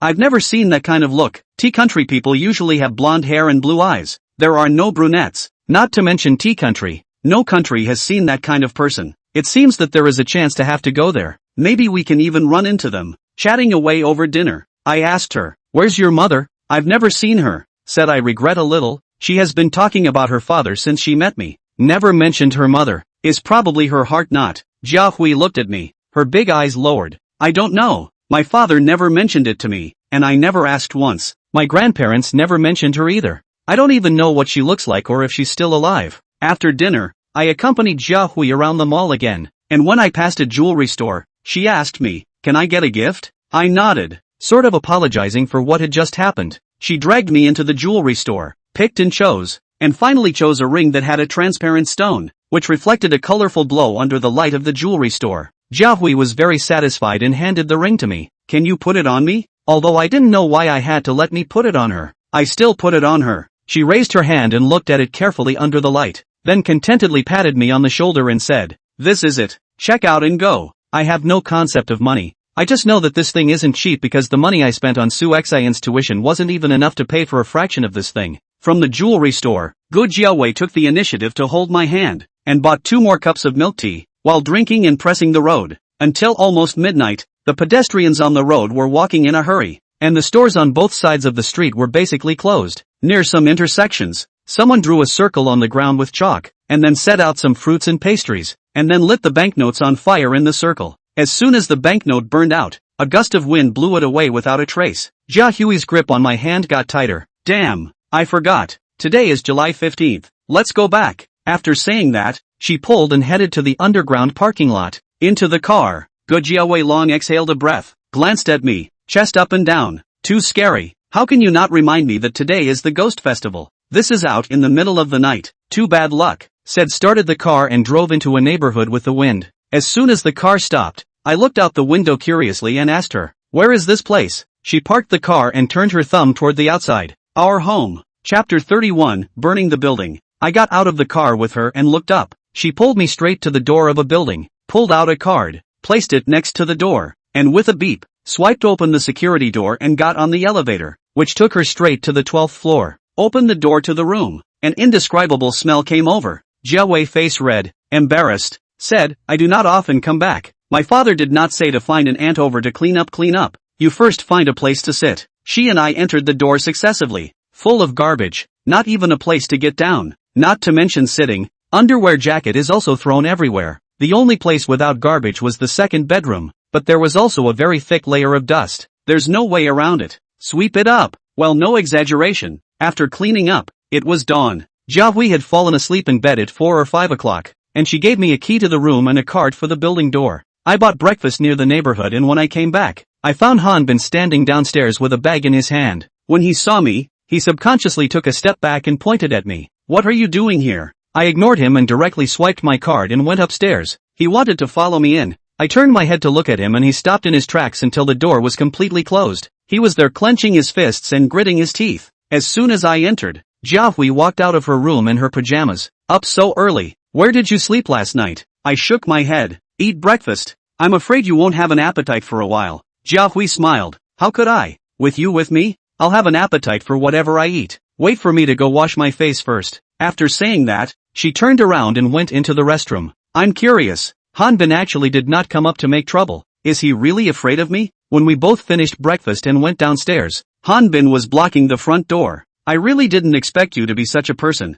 Thanks to me chasing after you so genuinely for so many years, you actually brought another man back to spend the night while dating me, and gave him the key to your house. What is this called? Shameless." Surrounded by all the morning exercise of the grandparents, heard Han Bin said so, all gathered over to Jia Hui pointing and whispering, "To give someone else, even if it is false. Buy him to have a style so say, also shy to find a crack in the ground to drill." Jia Hui inserted a waist, pointing at Han Bin said, "You do not take a piss and look at yourself. You such virtues still run to create rumors about the old lady. You open your dog's eyes to see here," said stretching out his left hand, with his right finger pointing to the diamond ring on his left hand. "See, we've been engaged for a long time. You illiterate. Didn't your adult teach you to brush your teeth after eating? Isn't it against the law to spread rumors? If you keep making up rumors here, you won't be able to pay for it with the little money you have, okay?" After saying that, he looked around at the people. "What are you looking at? All scattered, right? Want to listen to gossip? Go home and watch TV."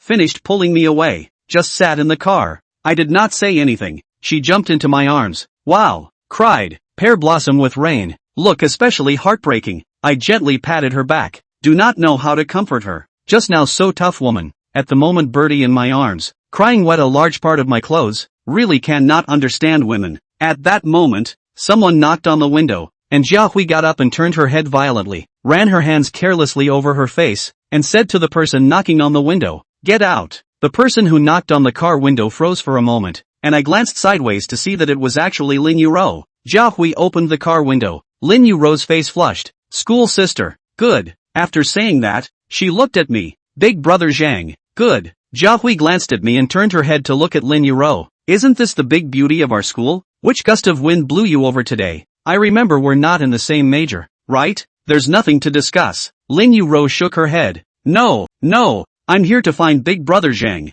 Looking for me? Jia Hui's fire-breathing eyes looked at me as if to say that you're my mother's man. Stranger, don't come near. The three of us found the nearest cafe, sat down and ordered drinks before anyone spoke. The atmosphere was particularly awkward. Go ahead. What is it that you're looking for the two of us? Jia Hui first broke the awkward atmosphere. Lin Yuro looked at me. Brother Zhang, have you seen Xiao Jia in the past few days? I haven't seen him for a few days now. The phone calls are not in the service area, and there are no words left at home. It's never been like this before. I thought of him treating me like that yesterday and nodded. I've seen him, but he doesn't seem to be too good-tempered lately. Lin Yuro stood up. Really? Where did you see him? I didn't say Yushio building, but said the small restaurant. Lin Yuro's expression changed. What small restaurant? I was asked by her. You don't know? Xiao Jia opened his own small restaurant at school? Lin Yuro didn't reply to my words and hurriedly took out her cell phone, broadcast a number and got up to go out. I was ready to chase out to take a look. I was yanked down by Jia Hui.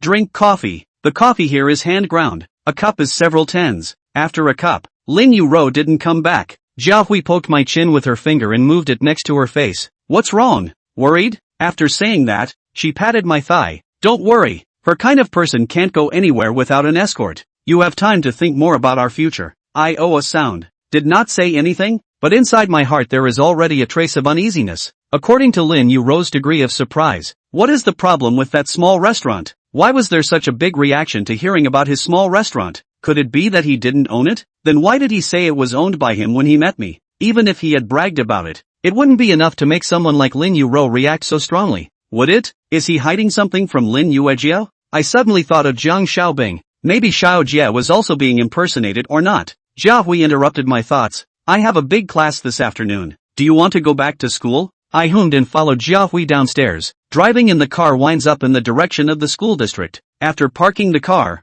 Jia Hui patted my chest with the back of her hand. I get out of class at 6 p.m. Remember to pick me up for dinner. After bidding farewell to Jia Hui under the gaze of the crowd, I returned to the gate post, and Team Fan settled my paycheck directly. After chatting about some unimportant words, I asked him, did you see Xiao Jia today? Team Fan lit a cigarette. Strange. Several people asked about him today. I quickly asked him, who all asked? Fan Team took a deep breath. His object, the big beauty in our school, that little sister of yours, and his homeroom teacher, Su Xin? I quickly took out my cell phone and broadcast my cell phone number to Su Xin. The caller beeped twice and connected. Hello? Which one? I said, it's me, Zhang Tianyu. The other party's sweet and greasy voice. Brother Tianyu, you haven't come to me for a long time. Why did you think of calling me today? Is it because you miss me? I asked her out at the small restaurant where she works part-time, and Su Xin sat directly next to me. Are you at school these days? I asked the question first. She nodded. It's freshman year now.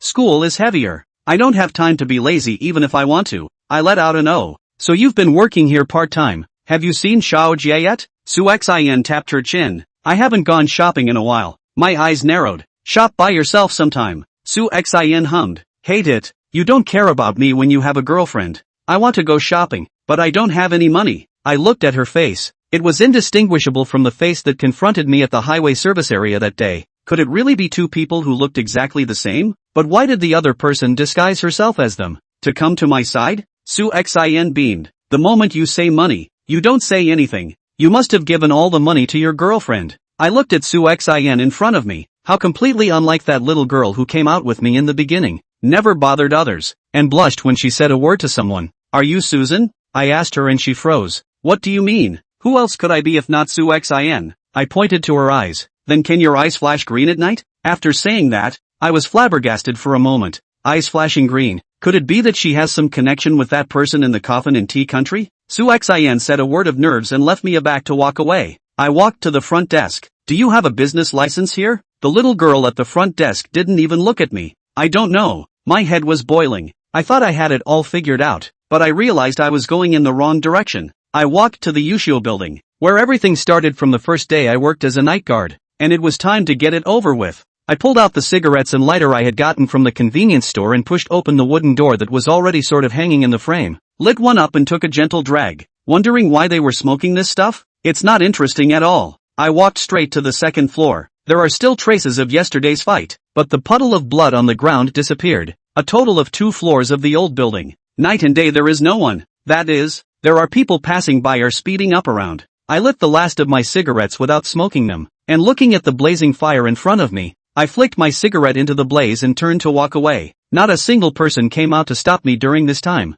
and nothing weird happened. Just let the fire burn the whole building to ashes. When the school realized that there was none here, it was already several days later. The surveillance here had been broken for a long time, and no one had been over to repair it. And anyway, there were no casualties, so the matter was left unsettled. But Xiao Jia has not been heard from since that day when he led me to Yusho House. I'm also out of work, and there's no place to eat. It just so happened that Ajay called me to discuss the specifics of opening a company, so I agreed. And Jiao Wei was dead set on going with me, so I agreed. At the dinner table, eating and chatting, pushed the cup more and more happy to talk. And finally in the discussion of the main thing, open a what company? There is a disagreement. Ajay and Aliang's intention is to open a network live and small video company, or the original set. But Jiao Hui disagreed with me to do what I look forward to show up again network anchor. And her father is because of this arrested. No matter how to say Aliang, Jiao Hui just do not agree. It is not necessary to listen to Jiao Hui cannot, but she is willing to shell out 3 million to do the company's startup capital.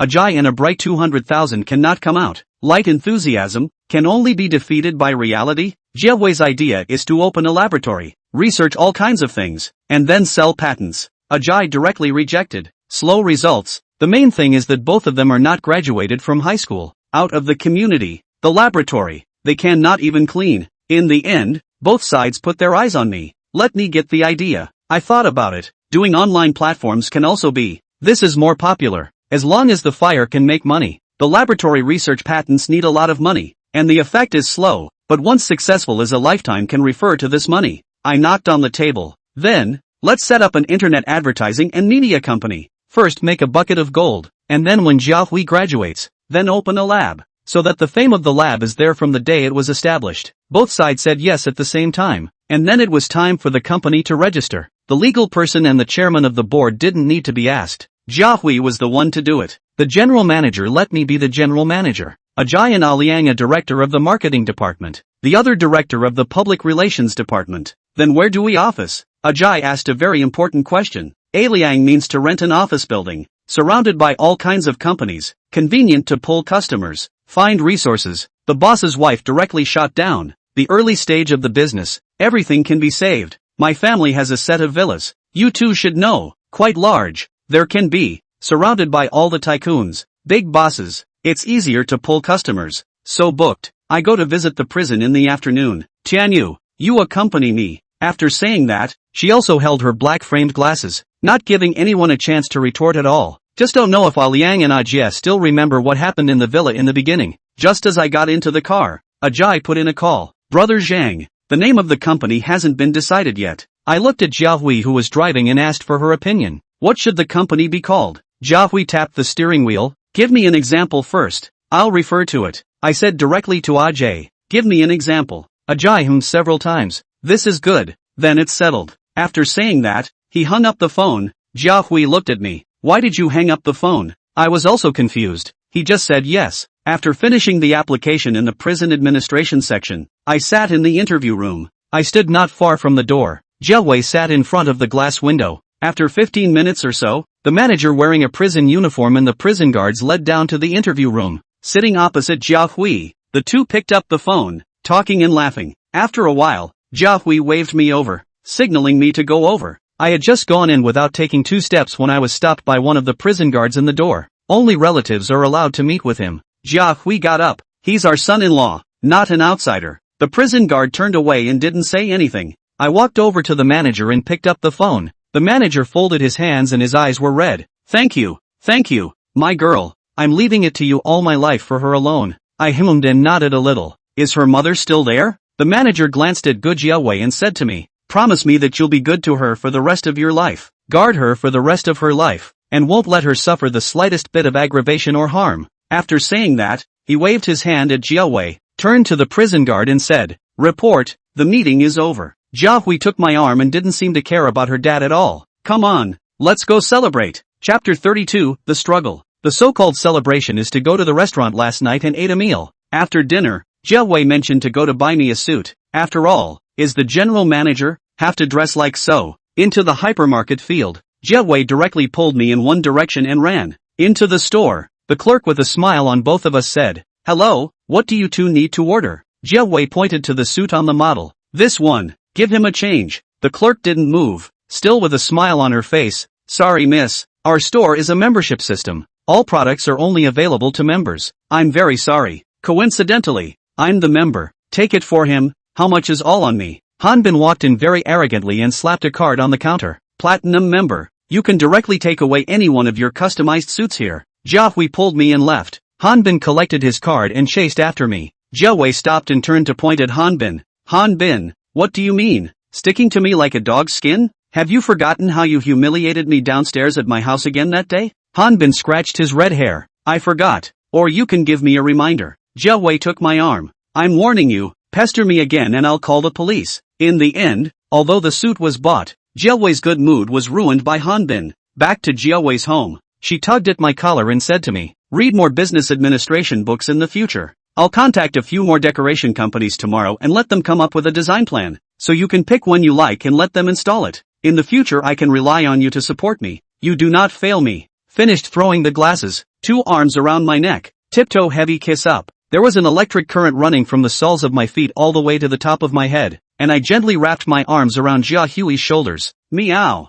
A cat's cry broke the ambiguous atmosphere. Jiahui red-faced and lowered her head. Where did the cat come from? I looked over along with the place where the cat called, only to see the big white cat licking its paws and not raising its head. This is the cat I raised. I don't know how it followed me here. Jiahui walked over to the big white cat and squatted down, reaching out her hand to gently scratch the big white cat's chin. The big white cat raised its head comfortably. Too cute. Jiahui directly picked up the big white cat and walked over to me. "Did you name it?" I looked at it. "No." Jiahui held it and swayed it back and forth. "Call it Little White. It's too vulgar. Just call it Baby White. What a cute name. I'm going to sleep with you in my arms tonight." The big white cat's smug eyes couldn't be hidden at all, certainly when it was being bathed by Jiahui before. While I'm curious as to how it followed me here, I'm even more curious as to how the school is doing now. The next day, while I was still playing the game, Ajay called me, and I was in a pinch, so I just hung up on him, and when I was done, and remembered it, it was already afternoon. I called Kit back and no one answered.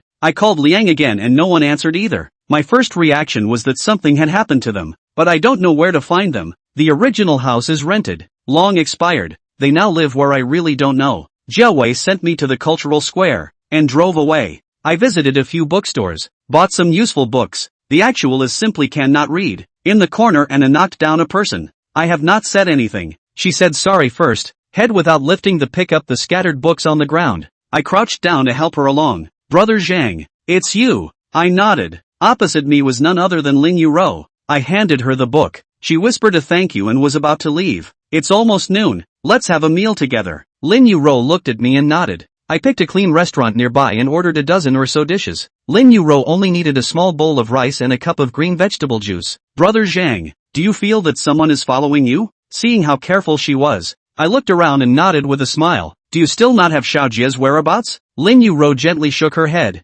"No, but his master can't be contacted either, and his parents don't know his whereabouts either. A few days ago, Xiaojia's father also said to me that the business in the mine was not good in these 2 years, and that he wanted to go back to his old job, and wanted us both to get married next year to flush out the joy." The food was served quickly, so I picked up my chopsticks and ate, and when I finished eliminating the 3rd plate of food, I asked her, "By the way, where did you go that day? Is that small restaurant Xiaojia's?" Lin Yuro looked around nervously. "This is not the place to talk. I'll definitely tell you when I have the chance." After saying that, she took a sip of vegetable juice, took her things and got up to leave. I shook my head as I looked out the window at Lin Ye's anxious back, as well as the 3 sets of people following her not far away. When I finished eating, I asked the waiter to come over and settle the bill, and the waiter said that the lady I was eating with had already settled it. I wiped my mouth with a napkin and glanced at the 2 men in jackets and sunglasses at the next table. "Settle the bill for both of them." The waitress froze for a moment. $500,000 total. "No, 80. I paid and walked out of the restaurant. turning around and going inside a restroom. After about 10 minutes, the two guys from the restaurant just now came in at the same time, and when they saw me, they looked at each other, and then walked over to the urinal, and just as I unzipped my pants, I took one hand and shoved it into the urinal by holding down both of their heads. Tell me about it. Who told you two to follow me? These two people did not say anything. My hand slightly used a little force. Their faces immediately red. Veins also burst out. Or do not say. Do you want to hear the sound of your skulls cracking? The man to my left knelt down and propped himself up on the ground with his hands. What do you want us to say? The corner of my mouth quirked up. You two should introduce yourself to each other first. The two suddenly stopped moving. I lifted them both up. They had closed their eyes and were not breathing. Dead? So fast. Before I could run, the police were already blocking the doorway. To be able to come so fast, it seems that they had planned this in advance, and I let them put me on the spot. A young police officer held an arrest warrant in front of me. Zhang Tianyu, you are suspected of multiple homicides. An arrest is being filed against you. I hope you will cooperate and go back to investigate. I looked at him and the people behind him for a second. Suspected of murder? An arrest? Like this case should be directly shot on the spot, right? After saying that, I grabbed the opposite policeman's hand. You guys are pretending to be fake cops, but you won't get a light sentence. Let go. The cop in front of me struggled twice, and a couple of cops behind him pointed rubber rollers at me to let go. Because the restroom was small and the two of us were blocking the doorway just enough that they couldn't get in, while the two of us were having a tug-of-war. The expression on the cop's face in front of me suddenly changed, from anger to panic, struggling even more, and the swarm of people behind him had long since run away. I heard a movement behind me, pushed the fake cop away, and turned around just in time to run into the daggers in the hands of the two men in jackets. The flesh on their faces had rotted off, maggots were still writhing in their eye sockets, and the daggers looked more like calf bones sharpened to a point. Anyway, they looked horrible and disgusting, but one thing was for sure, they weren't in league with the fake cops. I hold both of their arms, hands directly sunk in, like grabbing a puddle of mud, the feeling to be more disgusting and more disgusting. Fortunately, they still have bones. I directly to both of their hand bone 360 degrees of rotation. The whole arm was I dragged by and the hands of the two of them do not seem to know the pain. No arm also mechanically attacked me, but the action is particularly slow. That's when my cell phone rang at an inopportune moment, but it was just as well that I was too lazy to play with them both. Screwed their heads off, and turned to head out of the bathroom. I picked up the phone and it was Jie's call. Brother Tianyu, you finally answered the phone. Someone kidnapped me in Liang and asked to see you by name. I asked for the address and took a cab out of the square. The cab drove out of the city and stopped in front of a nearly deserted factory. I gave the fare and was just about to leave when the driver rolled down the glass. Buddy, do I need to help you call the police? I gave him a look. No need. The gate of the factory was long gone. I walked directly to the warehouse designated by the phone. A man wearing black sunglasses and a black leather jacket watched me walk over and pinched the cigarette in his hand. You are Zhang Tianyu? I gave a He waved his hand back and the door was pushed open. There were at least 40 or 50 people inside, and Jie and Liang were tied back to back on chairs. They didn't know what had been stuffed in their mouths, and when they saw me coming, they whimpered excitedly, but were quickly silenced by a kick from one of the people next to them. At the head of the group was a big bald fat man with a string of black beads coiled in his hand. Kid, quite a bit of guts. Really dare to come alone. I walked to the fat man. I've come too. What can I say straight? The bald man nodded and patted my shoulder. It's especially simple. Stay away from Jiahui. It's best to stay away from L City. And there's also the fact that you'll have to have your right hand wasted for you. I looked around at the people with iron bars and machetes in their hands. Are you guys sent by Hanbin? Bald poked my heart with a finger. The ask. Should not ask, don't ask. If you agree, so settled. Do not agree, also do not, brother. Door hand black. Today happy can give you. I directly hold his wrist. The back of the hand twisted to the palm of the hand. I recently more things. Go back, and he said. This period of time do not mess with me. And so busy. I properly accompany him how to play can be. The reaction of the bald head is really slow. I have finished my words. He only drew back his hand, sweating and pointing at me, hysterically shouting, give me to cut him to death. 40 to 50 people charged at me with yelling and screaming. If you're all like this, it's not going to be fun. I casually raised a chair on the ground without a back and slapped it at the person closest to me. He actually spat out blood. I turned around and caught the person rushing behind me. A backdrop dropped him onto the body of the person who had just spat out blood. All stop and drop your weapons. What a familiar voice. I turned my head to see Officer Wang rushing in with a team of police with guns, surrounding the dozens of people. Looks like that cab driver called the police. These guys should thank him properly. Since the police are here, there is no need for me to make a move. The bald guy picked up a katana on the ground and slashed at me. Officer Wang directly shot him in the left wrist. Whoever is acting rashly, don't blame the bullets. Everyone hold their heads and crouch down. These are all punks. As soon as they saw the gun go off, they all squatted on the ground and held their heads. The police officers brought by Officer Wang went up to handcuff them one by one and called for backup. There were too many people for the car to fit. I walked up to Officer Wang and before I could say anything, he spoke first. Let's talk about what's going on back at the station. On the way back to the police station, Officer Wang didn't say a word, and I didn't say anything either. All the way into the interrogation room, made a statement, pressed the fingerprints. He took me into his office. Have you seen Jay Shaw lately? I asked him first. He poured me a glass of water and poured one for himself, signaling me to sit down and talk. After I sat down, he looked out the window. Recently our city is not peaceful, although the surface looks calm, but behind the scenes there has long been a dark tide. He didn't answer my question directly. There are already several parties whose forces have infiltrated this place. I hope that with your power, I can minimize the serious consequences that may occur from this matter and ensure the normal life of our city's residents. I nodded. Then what do I need to do? He looked at me with a serious expression. I want you to keep in mind that when this matter is not resolved, don't believe anyone's words. Remember, it's anyone, and that includes me. I looked at him. You are afraid that I will be taken advantage of? Officer Wang nodded. Yes, no matter who you usually have a good relationship with, don't trust even those who have slept with you. After saying that, he took out a white remote control and pressed it. The sides slowly darkened. The following is classified at level 2. When the room was completely plunged into darkness, a projection flashed a beam of light hitting the snow-white wall. It was a person wearing a mask, but looking at the physical features it was very much like Xiao Jie. This is the person we've been staring at for a long time. We suspect that he's the person in charge of the supine masters in this city. The specific news from our undercover agent. The supine masters are now up for infighting and are divided into 2 factions. One faction is led by this man, using the dead as mediums to cast, turning them into puppets on strings. After saying that, the light on the wall flashed again, and a woman wearing a white lab coat Siswan appeared. This person is the head of the other faction. Their faction advocates the simulation of people, that is, using the power of high technology to imitate people who are exactly the same as real people.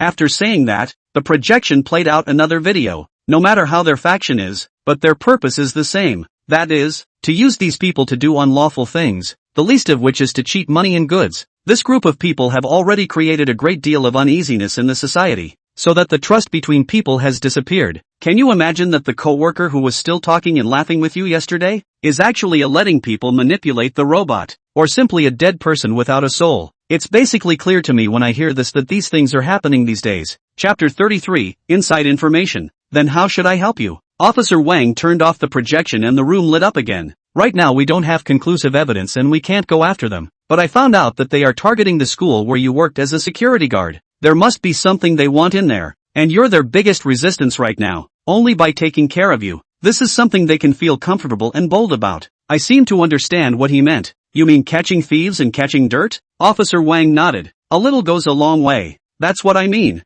Only by knowing their true purpose can we find the evidence to catch them. I took Jia and Liang out of the police station, feeling the sunlight particularly harsh, as if the dark clouds over their heads had lifted. I turned to the 2 of them and asked, how were you tied up? Ajay glanced at Liang. Liang blushed and lowered his head, and I guessed in my heart, so I didn't continue to ask deeper. In the evening Jia Wei called me and asked me to have dinner at a restaurant. I told Jia and Liang to rot this in their stomachs, and the 2 nodded their heads like chickens eating rice. At the dinner table, Jia Wei looked at Ajay and Liang. What did you 2 do today? Is the business license done? Ajay nodded. The materials have been handed over. Jia Hui nodded and looked at Liang. Why do you look like you've been beaten? Liang shivered for a moment. No. I was just so happy that I didn't look at the road and bumped into a utility pole. Jia Hui smiled happily, held up her frames and looked at me. What about you? Did you buy a book? Books? I don't know where I threw it away long ago. I glanced at Ajay. Ajay understood. It's like this.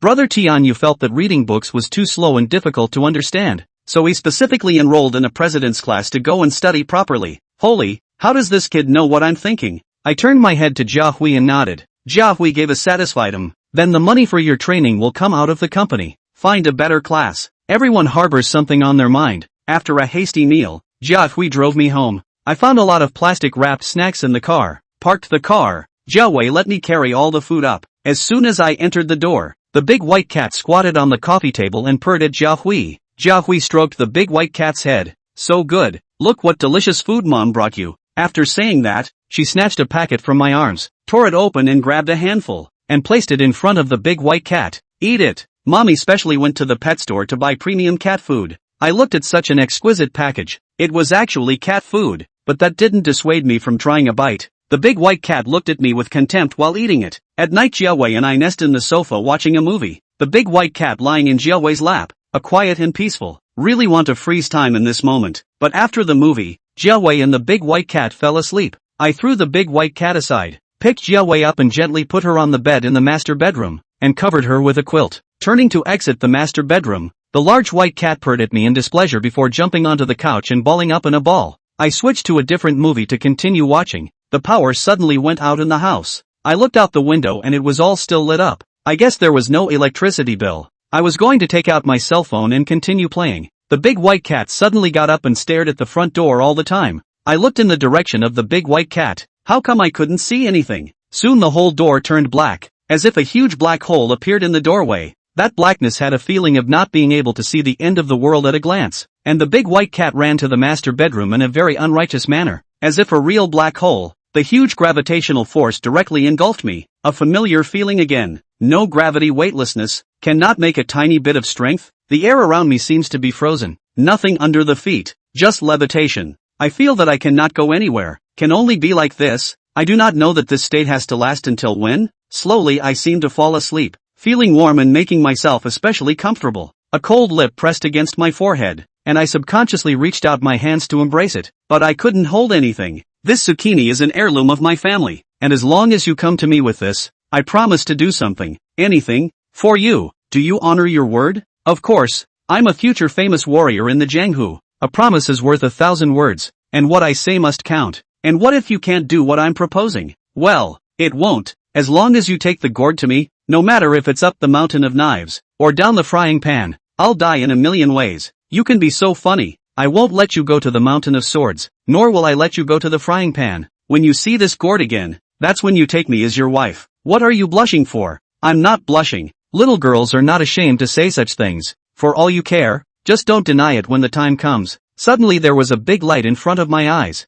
The call came in. The movie was halfway through, as if I was dreaming, and there were only 2 words in my head, Hulk. Just when I was wondering, something weird happened. My hand happened to hold a small emerald green gourd. The whole gourd is hollowed out. The pattern is particularly peculiar. Holding in the hand is not cold, but warm. What is going on? If I can't figure it out, I don't want to think about it. Since I opened my eyes until now, I've seen all kinds of strange things. I just worry. This gourd's owner is what kind of god? Now in this situation to give me such a thing, what purpose? Most importantly, the conversation just now, was it something I had said? I put the zucchini close to my pocket and got up to cook a bag of instant noodles. Just as I brought the noodles to the table, the big white cat leapt up, squatted on the table and purred at me twice before looking into the refrigerator. What's inside the refrigerator? I walked up to the refrigerator and my mind went to the horror movie I just watched today. There couldn't be a human head in there, could there? Either that or human internal organs? I turned my head to look at the big white cat, who urged me to hurry up and open it.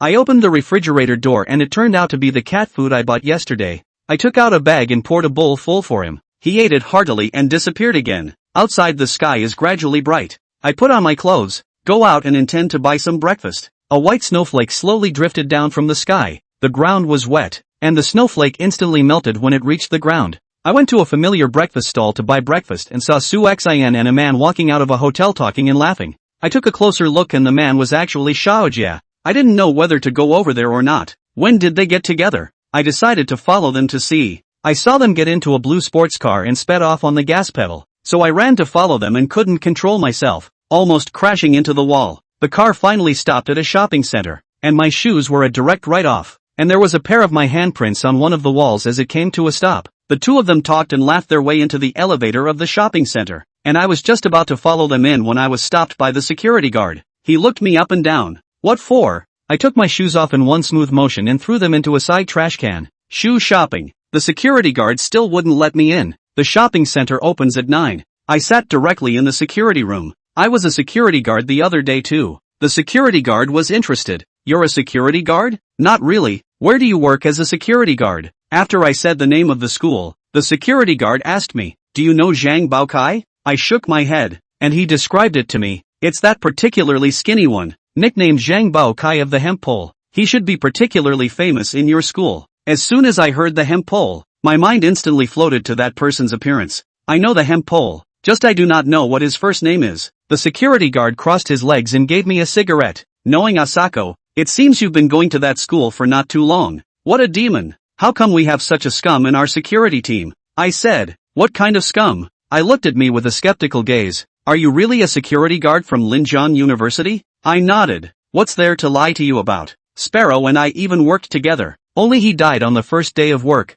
just a few months ago. The security guard stood up at once, shivering and pointing at me. You've seen a ghost, right? Zhang Baokai was sentenced to death a dozen years ago for killing a female college student at the school. And even though this was suppressed, everyone who worked as a security guard there basically knows about it. My mind boggled for a moment. So what was that I was seeing? A ghost? But that was actually carried out by me. And so many people saw it. Can it be a ghost? The security guard saw that I didn't say anything. Knocked on the table. Don't you believe me? When that school in order to block the news but spent a lot of money. Those few big words can't read. A few security guards have become the school's official workers. I looked at him. Then how do you know? And who did you hear it from? He stammered. I can't tell you that. I learned a trick in the underworld. Money can make the ghost push the mill. I took out a bunch of money. One by one. Shot to him. He still did not let go. I began to draw back one by one. Just drew the third. He directly pressed my hand. Looked around. I'm telling you, you can never say that it was me who said it. Said directly put the money into his pocket. Also did not care whether I agreed or not. Then whispered to me, Linjiang University's current deputy director of student affairs is my cousin. My face showed an expression of disbelief. Even if what you say is true, he is really your cousin. How could he tell you such an important thing? He stood up directly. I can still lie to you. This person usually mouth can be strict, but cannot drink. A drink cannot hide the words. This is his own mouth and I said. In addition to me there are several relatives heard. I let out an oh so quiet sound and my face turned. You're not afraid I'll turn around and tell? He smiled and waved a hand. No way. It's dead in the water. And no one will check or believe that. No proof? Why do I feel that this security guard is telling me this on purpose? Could it be that those few security guards who became regular employees are also dead? Just as I was about to ask something more, a car honked outside. The security guard went out to collect the fee. The car drove away, and I saw from the surveillance inside the security guard that it was Xiao Jie's car. When the security guard came in, I asked him in a chatty tone,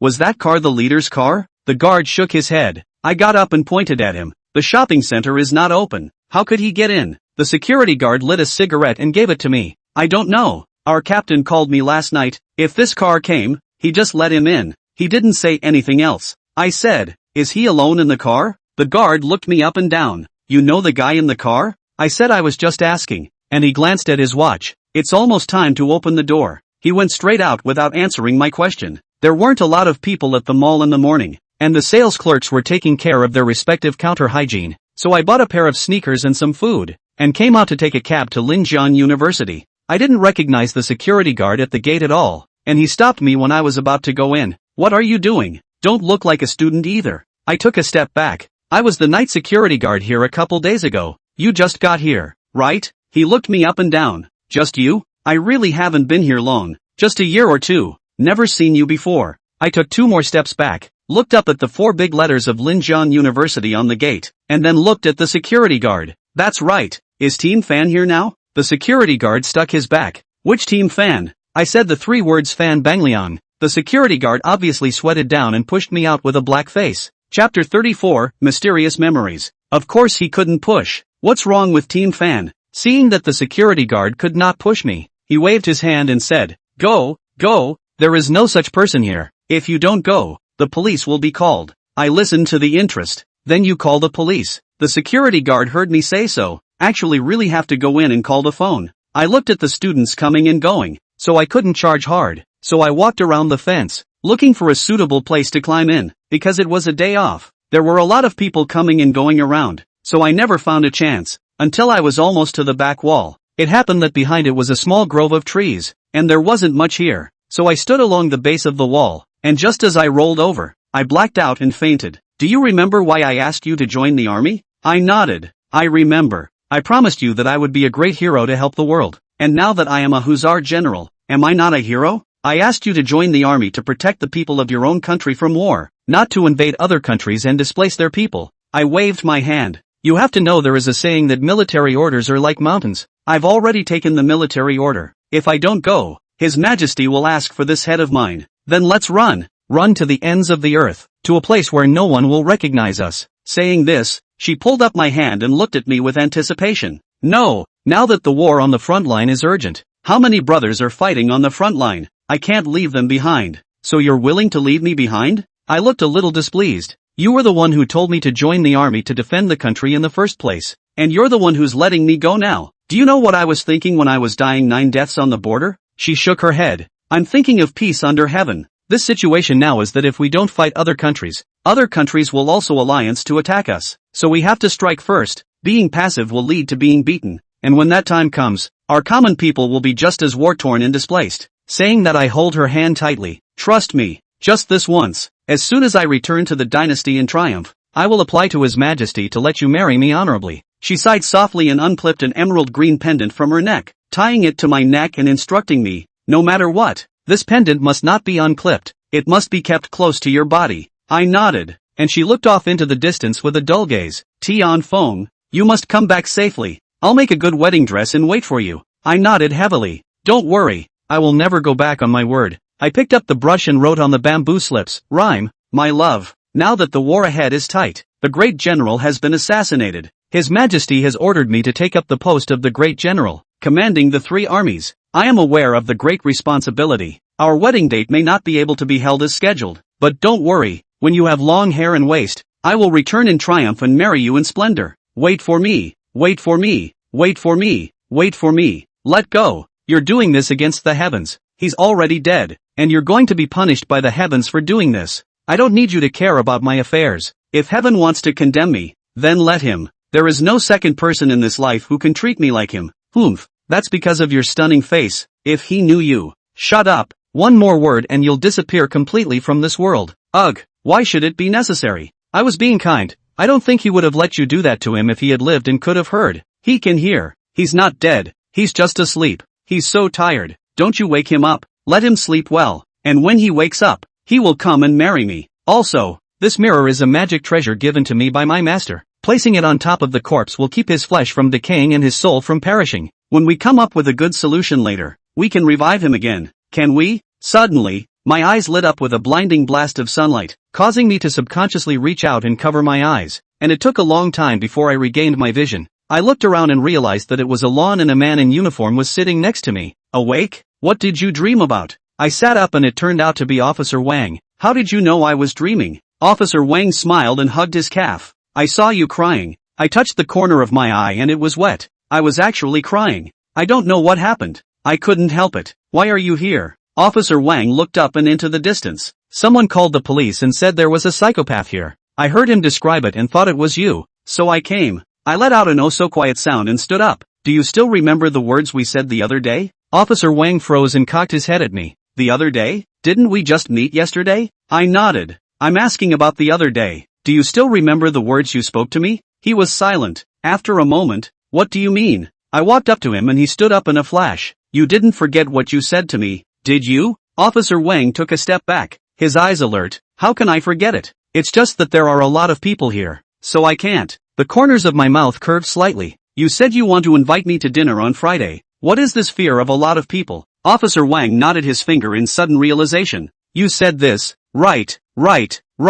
Let's go then. Order whatever you want to eat. I tapped him on the shoulder and he shivered. Didn't you say you know a particularly delicious place to take me to? Officer Wang hummed. Look at my memory. I've been too busy these past 2 days. Go, I'll take you to the most famous buffet here. Officer Wang took me into a large SUV and changed into civilian clothes. I sat in the back seat and asked him. I used to be a security guard at this school. How come the security guards here don't even recognize me? He turned his head and looked at me. Are you sure you worked security here? I reached over and twisted his head around, only from the other direction. What's not to be sure about? He let out an oh. I don't know then. Are they the ones who owe you a paycheck, and now they won't admit it? Or is it something else? I took out my cell phone. Damn, it's dead again. Can you charge it in your car? Officer Wang stepped on the gas. There's a jack right in the back seat. I looked for it, and there it was. After I turned on the machine, a call came in. I pressed the answer button. It was Jia Hui's voice. Where are you? Why did you disappear so early in the morning? I glanced at the rearview mirror and realized that Officer Wang was watching me.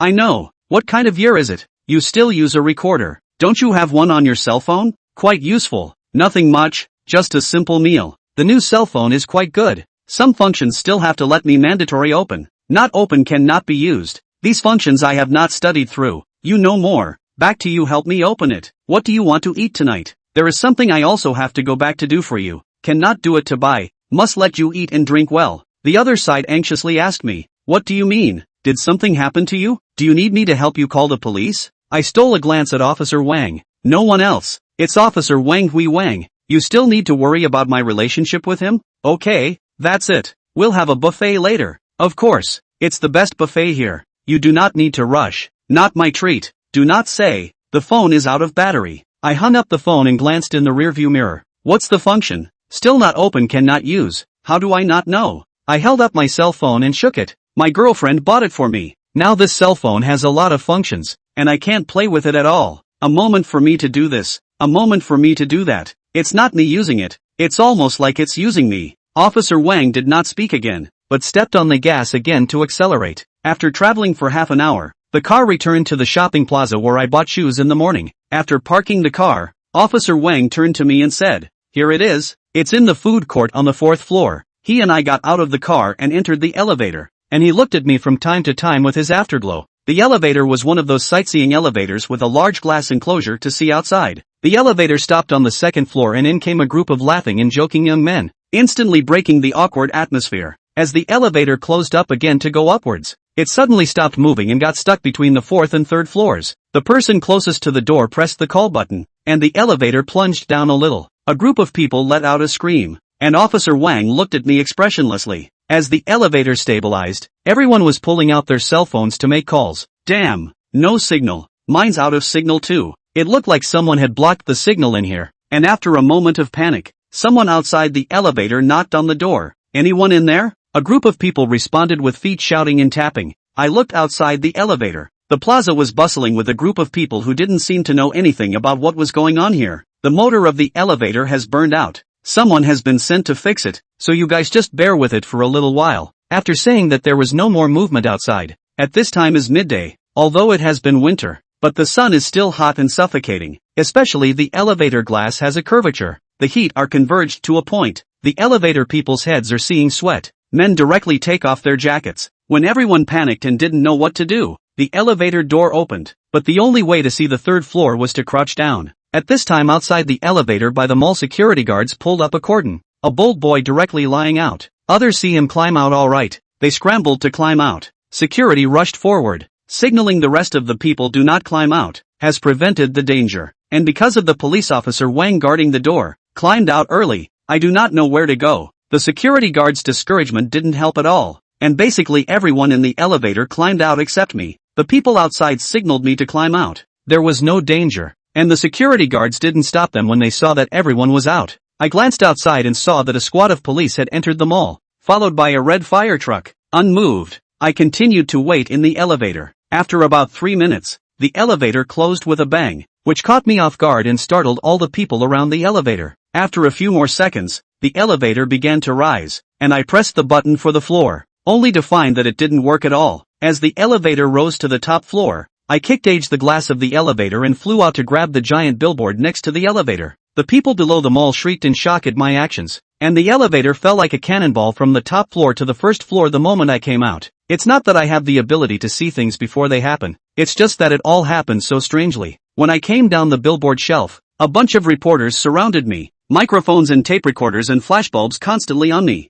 Luckily, Officer Wang, who was in full police uniform, squeezed out a path with 4 or 5 policemen to take me to the police car and whizzed away. I sat in the back seat and said to Officer Wang, "Are there any more of your co-workers at the plaza?" Officer Wang glanced at the co-pilot, and the cop and the co-pilot turned his head to both of us and said, "There are still 4 of them cooperating with the fire department, troubleshooting the cause of the accident." I nodded. "Tell them to hurry to the surveillance room in the plaza to save all the surveillance from today. I'm afraid that if I'm late, it'll be too late." Officer Wang smiled. "I didn't expect you to really have a mind for solving crimes. Our colleagues are already doing what you said." The car drove back to the police station. Just parked the car. Jia Wei came over, face anxious, and grabbed my arm. "Are you okay? Are you hurt?" I shook my head. Nothing. Officer Wang patted my shoulder. If you're fine, come back and make a statement. After making a statement just about to leave, Officer Wang picked up a phone call, listened to it and stood up directly. His face was grave, and his eyebrows were wrinkled to a piece. Chapter 35, The Supine Master and the Puppeteer.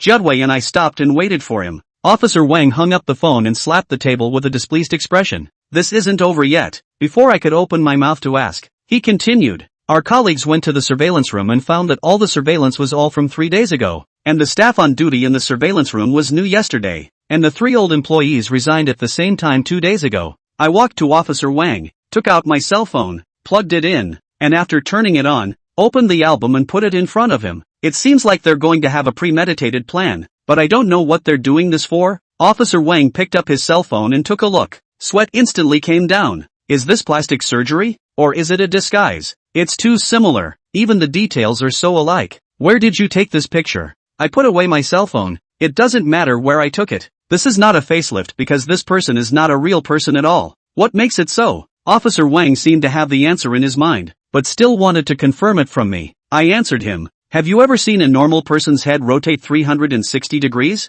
Officer Wang grinned and Jia Hui fell to the floor in shock, let out a piercing scream and let out a particularly loud fart. I stepped forward and pushed Officer Wang down, stomping on his chest. Who the hell are you? Where is the real Wang Hui? Officer Wang grunted. You're assaulting a police officer. There's a surveillance camera here. I can just shoot you just like that. I exerted a little force on my foot. I could hear a very slight sound of metal breaking. Do you think a gun is useful to me? Officer Wang laughed. Do you think your skills are useful to me? I directly stepped on his neck to the thickness of a water pipe. He still did not change his face. Do you know how much my neck costs? With this blow, $400,000 is scrapped. You don't know how much this head of yours is worth? Said I directly bent down and forcefully yanked his head off. A kind of blue liquid flowed all over the place. Very well. I'll mark down this expense for you, and let you pay it back later with interest. I looked at Officer Wang's body. That's not right. According to him, a neck is hundreds of thousands of dollars. The whole body must be tens of millions of dollars? This Officer Wang is definitely not the one he met in the morning.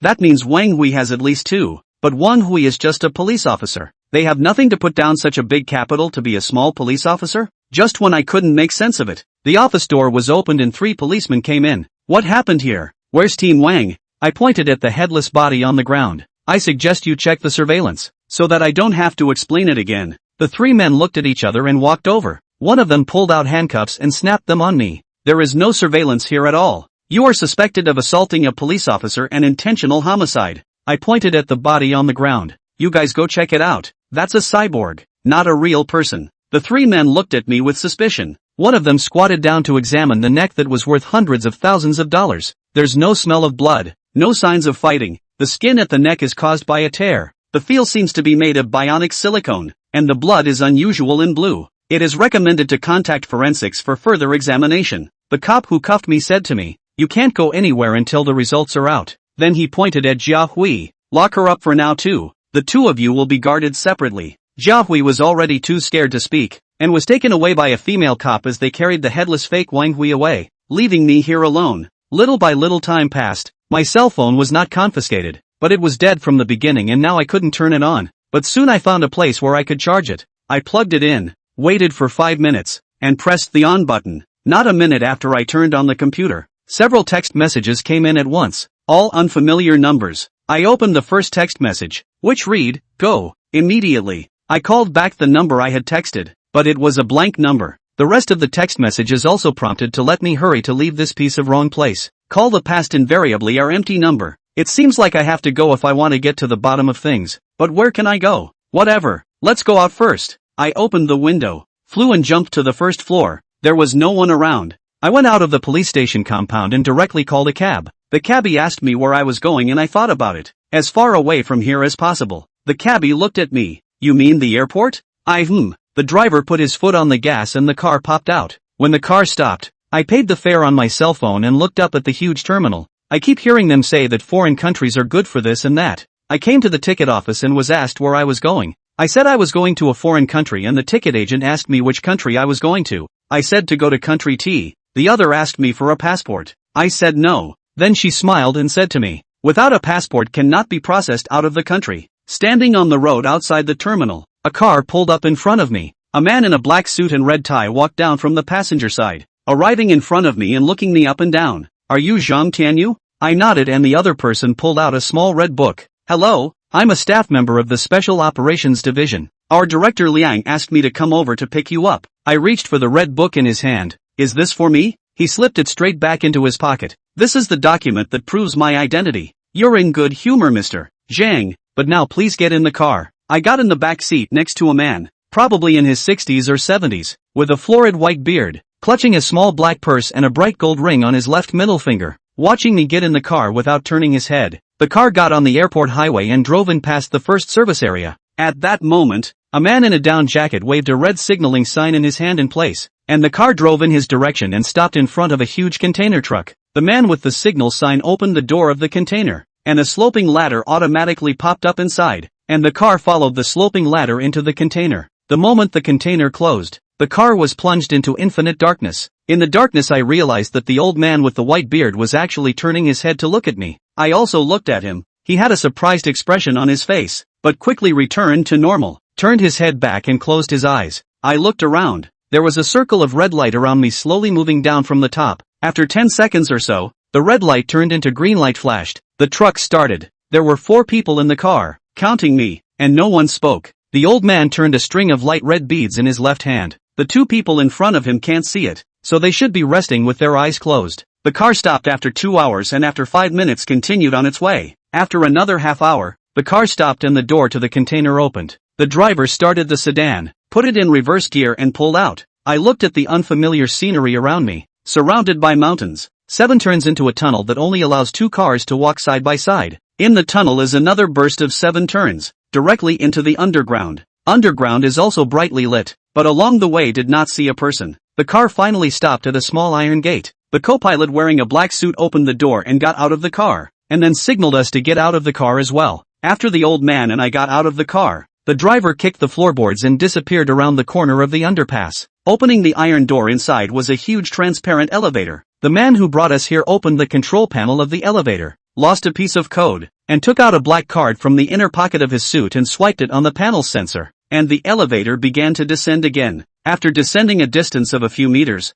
it opened up, and below was an underground city, with high-rise buildings, office buildings, electric cars, and asphalt roads with all kinds of people. The old man didn't seem to be curious. His gaze narrowed into a line, and he didn't know what he was looking at. The elevator stopped at a platform, and the man who had brought us here led us into an electric car before turning and walking away. The driver didn't even look at us, started the car and drove slowly along the road, which was just like a modern commercial street except that there were no trees or plants on either side. On both sides of the people wearing any kind of clothes, but they are all some standard clothes, and I do not know what they are busy. One of them are looking particularly anxious. The car pulled into a parking lot, and after the driver let us out of the car, he took us inside a tall building closest to the parking lot. There was also a front desk in the lobby, and the driver said to the front desk staff, "These 2 are the people Director Liang wants to see." The staff smiled and said, "Please wait." After saying that, he picked up a landline phone and dialed a number. "Hello, is this the Operations Division office? This is the front desk. Division Liang's man is here."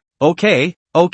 After saying that, he hung up the phone and said to the driver, "Division Liang is in a meeting. Secretary Dong asked you to take the 2 of them directly to Division Liang's office." The driver nodded and signaled for the 2 of us to follow him. The old man and I followed the driver into a large office, the same one I had in the video of Jiang Xiaobing's car. The old man and I sat down on the sofa. A female secretary brought us both 2 glasses of water, and the old man said thank you. The driver and the female secretary whispered a few words and went out. Only the old man and I were left in the large office. The old man turned his head to look at me. "You know Xiao Jia?" I nodded. "Recognize. Why?" The old man didn't say anything but looked around. There are surveillance probes and listening devices everywhere. Saying that, he pointed his left index finger back and forth a few times, then said to me, "I'm Xiao Jia's master, and no matter what the people here say, you can't believe them." After saying that, he shut his mouth. The door of the office was pushed open and Director Liang walked in. "Sorry to keep you all waiting. I came immediately after the meeting." After saying that, he sat down on his huge chair. "This is the first time for the 2 of you to come, isn't it? This is the headquarters base of the Ministry of National Security. We are under the direct leadership of the headquarters, so we have more power, and also to facilitate work." The old man glanced at me and then looked at Director Liang. "Now can you tell us what you called us here for?" Director Liang nodded. That's of course. You two have precious time. How dare I waste it? I'll make it short. Yen sure. I'm sure you two have also dealt with them, right? It's a real headache to talk about. But you guys don't know that besides the ceasefire master there is also a puppet master that can manipulate both the living and the dead. And now the two forces have all arrived at the precinct I belong to. The old man coughed lightly. Commissioner Liang means for us to eliminate these two forces? Return peace to El City? Director Liang shook his finger. No, since I can't invite the two of you to come, I won't hide it from you. The chief director of the supine division is 2 levels older than me. We are both in the same department. Although on weekdays, well water does not offend the river water are 2 irrelevant departments. But in the end, they are under the management of one leader. After a moment's pause, sipped his water. So I want you two to help the supine master to get rid of this stream of puppet masters, or let them go somewhere else to cause trouble. As soon as I heard this, you're saying that you guys are in cahoots with the supine master? Liang sure nodded. That's right, but they used to be called supine, now intelligent robotics research and development engineers. They are also responsible for national security. What else can they do besides being able to make dummies? Liang sure laughed and said to me, you don't say that this is the biggest skill. I don't know if you guys have had such an experience. There is a particularly famous person who suddenly died, but before most people realized it, this person appeared again. This is their handiwork. In order to avoid causing unnecessary panic, wait for this person's influence to slowly drop down, and then let him really die in front of the public. There are also our leaders, to go to have security risks, and have to go when. We'll also let the supine master make a double to go forward, which not only ensures the safety of the leaders, but also solves a big problem for the security work. To put it bluntly, the credit and the role is bigger than us, so they do things to press us head on everywhere. Understanding the supine master, the old man asked again. This puppet master is nothing more than the use of spells to manipulate corpses and living people, and supine master is simply irrelevant. Director Liang pressed his hand. I know what you were going to ask. This catching corpses, ghosts on the body, to put it bluntly are the puppet master's tricks, but they in addition to these, they will also use these crooked ways to harm people's lives, seek people's money. Get everywhere is a broken home, greatly affecting the stability and unity of the society. The most critical thing is that they put this buckle to the supine master, which triggered the struggle between the two forces. Although there is no loophole at all in Director Liang's words, from my first contact with the robot made by supine, I knew that everything was not as simple as he appeared to say. The old man seemed to be more anxious than I was, and asked directly, since you know them so well, what's the point of calling the two of us over? Director Liang pointed outside. Yenshire's Science and Technology Building is just opposite to our action office. 18 action offices, divided into 18 places. This gang of puppet masters where to make trouble is not good. They have to come to my turf to make trouble, and they are hiding in the dark. Very cunning, can't see who is the puppet master at all, and I don't have anyone in my hand who can penetrate their interior, so I invited you two to come. Chapter 36, My Little Tale. You mean you want the two of us to be undercover agents and penetrate them? Director Liang shook his head again, as if that wasn't what he meant either. I don't know if the two of you have noticed that the puppeteer has been contacting the two of you, or the people around you. You guys are like bait for fishing. After saying that, Director Leon leaned back in his chair and crossed his legs. You want the two of us to lure them out for you and then kill them all in one go? The old man didn't seem too happy as Liang lit a cigarette. You misunderstand. I do want to lure them out, but I just want to ask them to change places. That's all. I followed his example and leaned back on the couch, crossing my legs. So what's in it for me? Director Liang exhaled a smoke ring. The benefits have already been given to you in advance. After saying that, he took out his cell phone, opened a picture and showed it to me. It was Jia Hui's picture. I stood up and pointed at the leathery man in front of me. What did you do to her? Director Liang waved his hand. How do you not move a brain think? You so ordinary individuals. To money no money, to status no status. So beautiful a college student. Put the rich too do not want to be begging to follow you so a security guard. Figure what? What do you want? Like a terracotta warrior plucked out of the earth. I clenched my fists. So Jia Hui was deliberately placed by my side? Director Liang pressed his cigarette out and crossed his arms to rest his chin. That's not true. I just took her father's life and $5 million in cash to get her to leave you behind. That's all. The corner of my mouth curled up slightly. Looks like I'm pretty valuable. Do you think the beauty trick will work on me? Director Liang nodded. It worked surprisingly well. You were always there when you were supposed to be. Although I didn't understand, I knew that his plot had succeeded, and it had a lot to do with my presence or absence. The old man stood up. Then what did you call me here for? Director Liang banged on the table. You should be able to guess without me saying. Originally I wanted to invite that good disciple of yours to come here, but he refused, so I had to invite his master who he treats like his own father. The old man clenched his fist just like me, except he also slammed the table in front of him. Why should I help you? Director Liang waved his hand. Help me? Remember, this is to help yourself. Do you think you do things on a regular basis without God knowing? Tiny beads of sweat seeped out from the old man's forehead, his hands resting slowly on his legs. Seeing that both of us were silent, Director Liang stood up from his chair and rested his hands on the table. Do you two have any other questions? If not, I'm going to start deploying the action plan. Coming out of the building, the old man's face looked bad. He looked at me without saying anything. I looked at these two tails behind me. Your food and lodging are your own responsibility. I don't care. The two people behind me looked at each other and held back nothing. It was already the next morning when I returned to L City. I called Jia Hui and she was already out of the police station. When she appeared in front of me, she looked very uncomfortable and pointed at this person behind me and asked, "Who is she?" I glanced at this tail. "Introduce yourself." The girl behind me took a step forward and slightly bent her waist. "Hello, my name is Yu Bing. You can just call me Xiao Yu. I'm Mr. Zhang's newly recruited secretary." Jia Hui's face was even more ugly than earlier, but she still gritted her teeth and said to me, "It's okay. You recruited such a good-looking female secretary behind my back. Can I also recruit a handsome male secretary someday? By the way, how did you get out of the police station?" I looked around. This isn't the place to talk. Let's go home and talk. After saying that I got into the car first, Xiaoyu was about to get into the car as well. I stopped her. "You can just go straight to the office. You know where it is anyway." Jia Hui gave Xiaoyu a blank look and slammed the car door heavily. When I returned to Gu Jiaowei's house, I ordered takeout first and then took a shower. After washing, I sat on the sofa and watched TV. Jiawei sat next to me. "Tell me, how did you get out of the police station? And where did you find that beautiful woman?" I turned my head to look her in the eye. "The person who approached you in the first place set it up." She frowned and her tone went cold.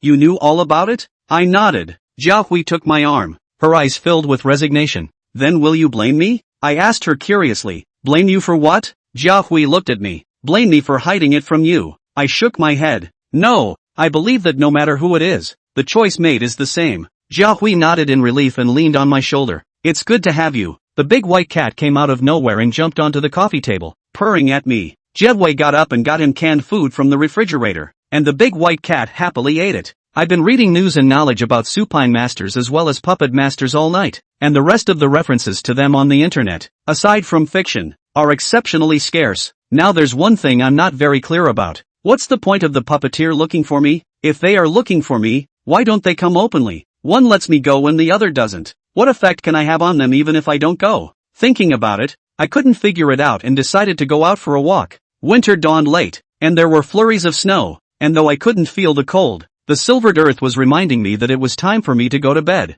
and so I leaned back in my curb chair and yawned, my vision getting blurry and my eyelids starting to fight. At that moment, a morning walker came over and pushed me. "Young man, are you alright? You can't sleep here. The ice and snow and then catch a cold," said and pushed me several times. See, I did not respond. The mom directly called an ambulance. Ambulance Ula came, gathered around a circle of morning exercise and work, a few male nurses to carry me to the ambulance. The doctor took out the flashlight to turn over my eyelids, and listened to my heartbeat with a stethoscope. After listening to the rush to press, and then listened to it after pressing, I tried my best. "This person, no longer in," said patted the person next to me. "Reflect upward, ready to notify the family to deal with the aftermath." I can feel everything happening around me, but my body is not under my control. I can't move. I can't blink my eyelids. The doctor covered my whole body with a white sheet and the ambulance went off again in a crow. Along the way the nurses and doctors discussed my identity and cause of death, and when we got to the hospital, I was carried straight to the morgue, had all my belongings removed and the police called, and then stuffed into a cooler where I was completely unconscious. I don't know how long it has been, and I don't know where I am. I only feel that there are countless gazes around me looking at me in the darkness, and time seems to have stood still here as well, and the surrounding area is terribly quiet. I tried to calm my mind as a great golden light enveloped all around me. It was as if my body had been re-injected with fresh blood, and I slowly gained warmth and felt alive and human-like again. Why is this necessary? Cultivation is not easy. Is it worth it for you to use up thousands of years of your cultivation for a mortal? You also hitched a ride on one of my spiritual treasure magic weapons. You could have let him reincarnate here, and it would be fine for the two of you to renew your previous relationship. Now, if you do something against the heavens, whether he can live or not is one thing, and you're sure to be in big trouble. If he is reincarnated for a few decades at most, you like this even if you succeed, it will also have to be 1,000 years. The speaker's tone is special price strange, but I think there is nothing wrong with what he said. You don't need to say anymore. This magic weapon is considered a favor I owe you. As for his life, death and future destiny, I don't need you to worry more about it. Spiritual weapons I have plenty. With our relationship, your business is my business. Just the demon emperor side, it is really not good to account for. You naturally do not matter. She cannot control you. I cannot. If she knows that I took out her Luo River map, she must roast me to eat meat. The Luo River diagram is returned to you, and I have plenty of heavenly materials and treasures in my palace. I have already ordered people to build a special coffin. After 1,000 years, he will be immortal and will always be with me. Fine. Suit yourself then. My eyes snapped open to a white ceiling, snowflakes drifting outside, and Jia Hui playing with her cell phone down by the bed. Where am I? As soon as Jia Hui heard me speak, she threw up her cell phone and ran out to call the doctor, then returned and grabbed my hand. How are you? Is there anywhere you feel uncomfortable? I shook my head. The doctor walked in with 2 nurses. Do you feel anywhere uncomfortable? Or any strange feeling in your body? I shook my head. The doctor looked at the ECG next to me. Your heartbeat is also too slow. When I first brought you in I thought you. I turned my head to look at a small TV-like machine next to me. A line on it fluctuated from time to time. I reached out and touched my own chest. A heartbeat? I have a heart. Jia Hui looked at the doctor. What's going on here? The doctor came over and touched my forehead. This has to be diagnosed by a neurologist before a conclusion can be made. Don't worry. The dean is already aware of this and will talk to you about compensation afterward. After saying this, he explained a few words to the nurse beside him and turned around to go out. Jia Hui held my hand. Well, are you thirsty? Do you want to eat something? I nodded. And outside the door Xiaoyu walked in. Mr. Zhang, I think you should be able to be discharged. Jia Hui stood up and faced Xiaoyu. I don't care where you're from. Since you called him Mr. Zhang, you're an employee of my company. Remember I'm the chairman. Xiaoyu looked at Jia Hui expressionlessly. So, Jia Hui pointed outside. So you're fired. Xiaoyu stretched out her finger and shook it. I think Mr. Zhang will definitely not let me go. If you don't believe me, ask him. I looked at the 2 people in front of me and strongly struggled to stand up. I'm fine now. I can go. Xiaoyu hummed in triumph and turned around to go out. At this time, Ajay stumbled in, glanced at Jia Wei, leaned over to my ear, and whispered, the manager committed suicide in prison. Jia Wei slapped Ajay's shoulder. What are you talking about? So mysterious. And you're afraid I'll hear you. I looked at Jia Hui with a complicated expression. Ajay said this to me. Surely he didn't want Jia Hui to know. But what should I say to Jia Hui? How did you know? I could only change the subject first. Ajay got up and stood in the doorway. That side called me and asked me to take care of it. I thought I should tell you about it first, so I came over first. Liang is still waiting for me downstairs. You get well, I'll leave first. After saying that, without waiting for Jia Hui to ask, he turned around and ran away. Jia Hui sat next to me. Is it because my dad is gone? I looked at her in surprise. The fact that she asked me this with no expression on her face made me feel especially horrible. Did you already know? Or did you guess? Jia Hui seemed to be talking about a very common thing. Ever since the last time I saw him, I knew. Sooner or later. I took her hand. Aren't you sad? Jia Hui gently shook her head. Why would I be sad? I was stumped by her question. Jia Hui looked at me. Do you think that when a loved one goes, you have to cry bitterly? Isn't it normal for people to be born, grow old, get sick and die? She's right to say that, but there's something weird about it. Chapter 37, Tidbits of Information. Xiao Yu gave me a discharge procedure, and the subsequent compensation issue was Jia Wei contacted by the hospital, so I didn't ask any more questions. Since the company was under renovation, I didn't have much to do. Jia Wei had to attend classes, and Ajay and Liang were preparing for the company's subsequent needs. I became a big idler. In fact, the company opened up. I don't know anything.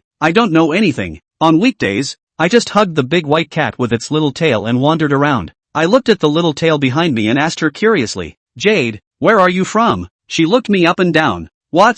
I stroked the big white cat's head. Nothing, just curious. Xiaoyu didn't say anything else. Instead, the big white cat climbed onto my shoulder in an unfaithful manner, attracting a lot of attention to me, because in other people's impression, cats are a very high and cold animal. Rarely are they so clingy. Xiaoyu stared viciously at the big white cat. I don't like it. I turned to look at Jade. Only mice hate cats. Since I have the feeling of a heartbeat, I feel less strong than before. My body is more flexible than before, and I'm getting more and more like a living person anyway. Since it had just snowed, the weather was rather cold, so Jade suggested a hot pot, but all the stores declined to admit pets. And in the end, at Jade's insistence and the big white cat's compromise, I temporarily hosted him in the pet store next to the hot pot restaurant. The waiter had just put the bottom of the pot on the table when the dabbler arrived. Hanbin sat down in the middle of Xiaoyu and I didn't realize that you're even more of a scumbag than I am. Xiaoyu looked at Hanbin expressionlessly before looking at me. Your friend? Hanbin smiled and looked at Xiaoyu.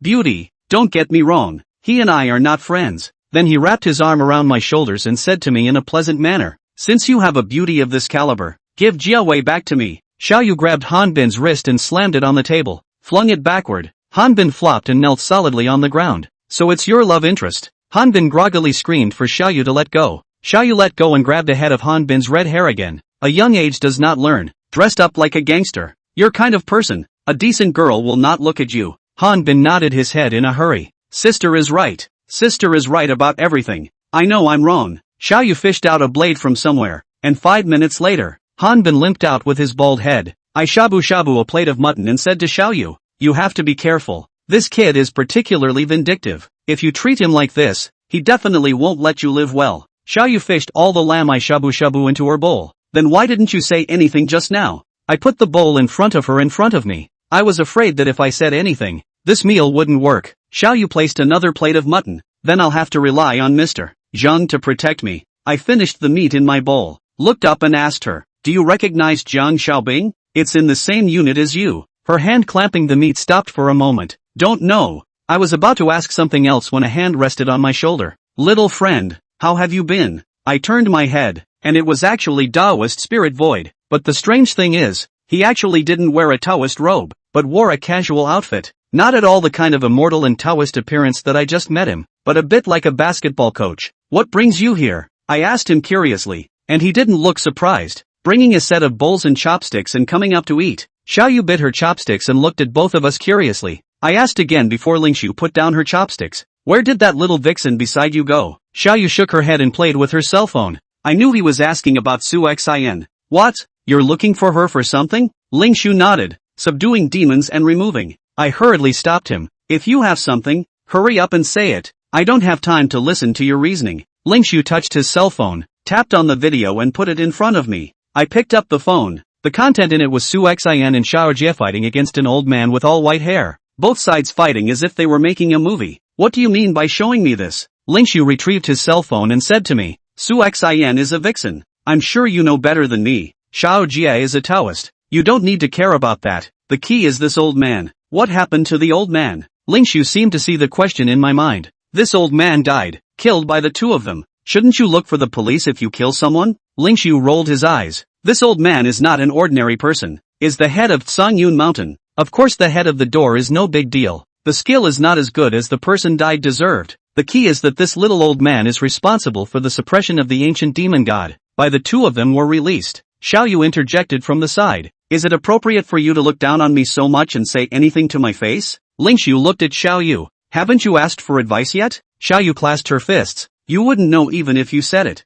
Lingshu's temples jutted twice. I knocked on the table. So, what is it that you came to see me about? Xiaoyu looked at Lingshu. This demonic beast of Sangyun Mountain is an ancient ferocious beast. Those with exceptionally high cultivation may not necessarily be able to beat it. Then those with general cultivation will definitely not be able to beat it. So it can only be sealed. But the method of sealing it has long been lost, and it is rumored that it is only recorded in the Book of the Unwritten Heavens. Lingshu looked at Xiaoyu in surprise. Where is your excellency from? I tugged on Lingshu's sleeve. A wordless heavenly book? How can it be written without words? Lingshu turned his head to look at me. The appearance of this demonic god is a catastrophe in the world. We cultivators should. I hurriedly stopped him. Why are you looking for me? I'll tell you in advance. I don't know where Su Xian and Xiao Jie are. I also don't have time to help you look for them. This ancient demon god is not a small demon. I definitely can't beat it. I haven't even read this heavenly book with words, and I don't know even more about this one without words. Lingshu pressed my hand. Before I came here,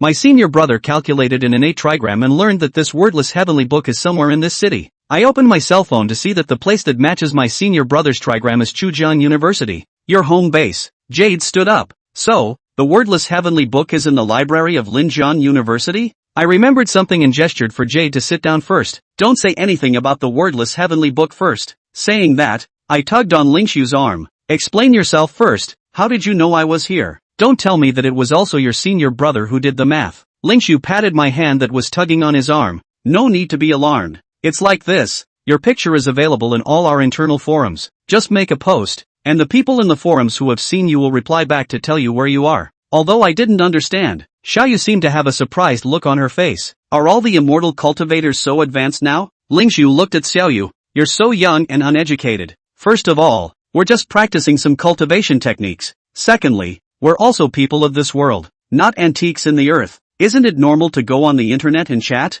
What's all the fuss about? Xiaoyu let Spirit Void dislike her and had no more words, so she got up and went to get the meal paid for. As soon as Spirit Void saw that someone had settled the bill, he mouthed the words of Heavenly Father and had the waiter serve several more plates of food. It was then that I realized that I wasn't eating as much as I had been. I don't know if that's a good thing or a bad thing. As soon as Spirit Void said something about the heavenly book, could it be that the puppeteer was looking for me for the same thing? It seems that I still need to go back to Linjiang University. After all, that's where all these things came from. Sending Spirit Void away. I took Little Tail back to Linjiang University. This time it went surprisingly well and the security guard let us in straight away. Jade looked at me. Isn't it curious why the security didn't stop you this time? I hate being read through people's minds. What's so curious about that? It's just that I'm not sure if Team Fan is one of you, or if these security guards later on are one of you. Jade looked at me with a smirk. So what do you think? I spread my hands. As it is, it's all of you. Jade tapped her head with a finger. Being too smart isn't a good thing.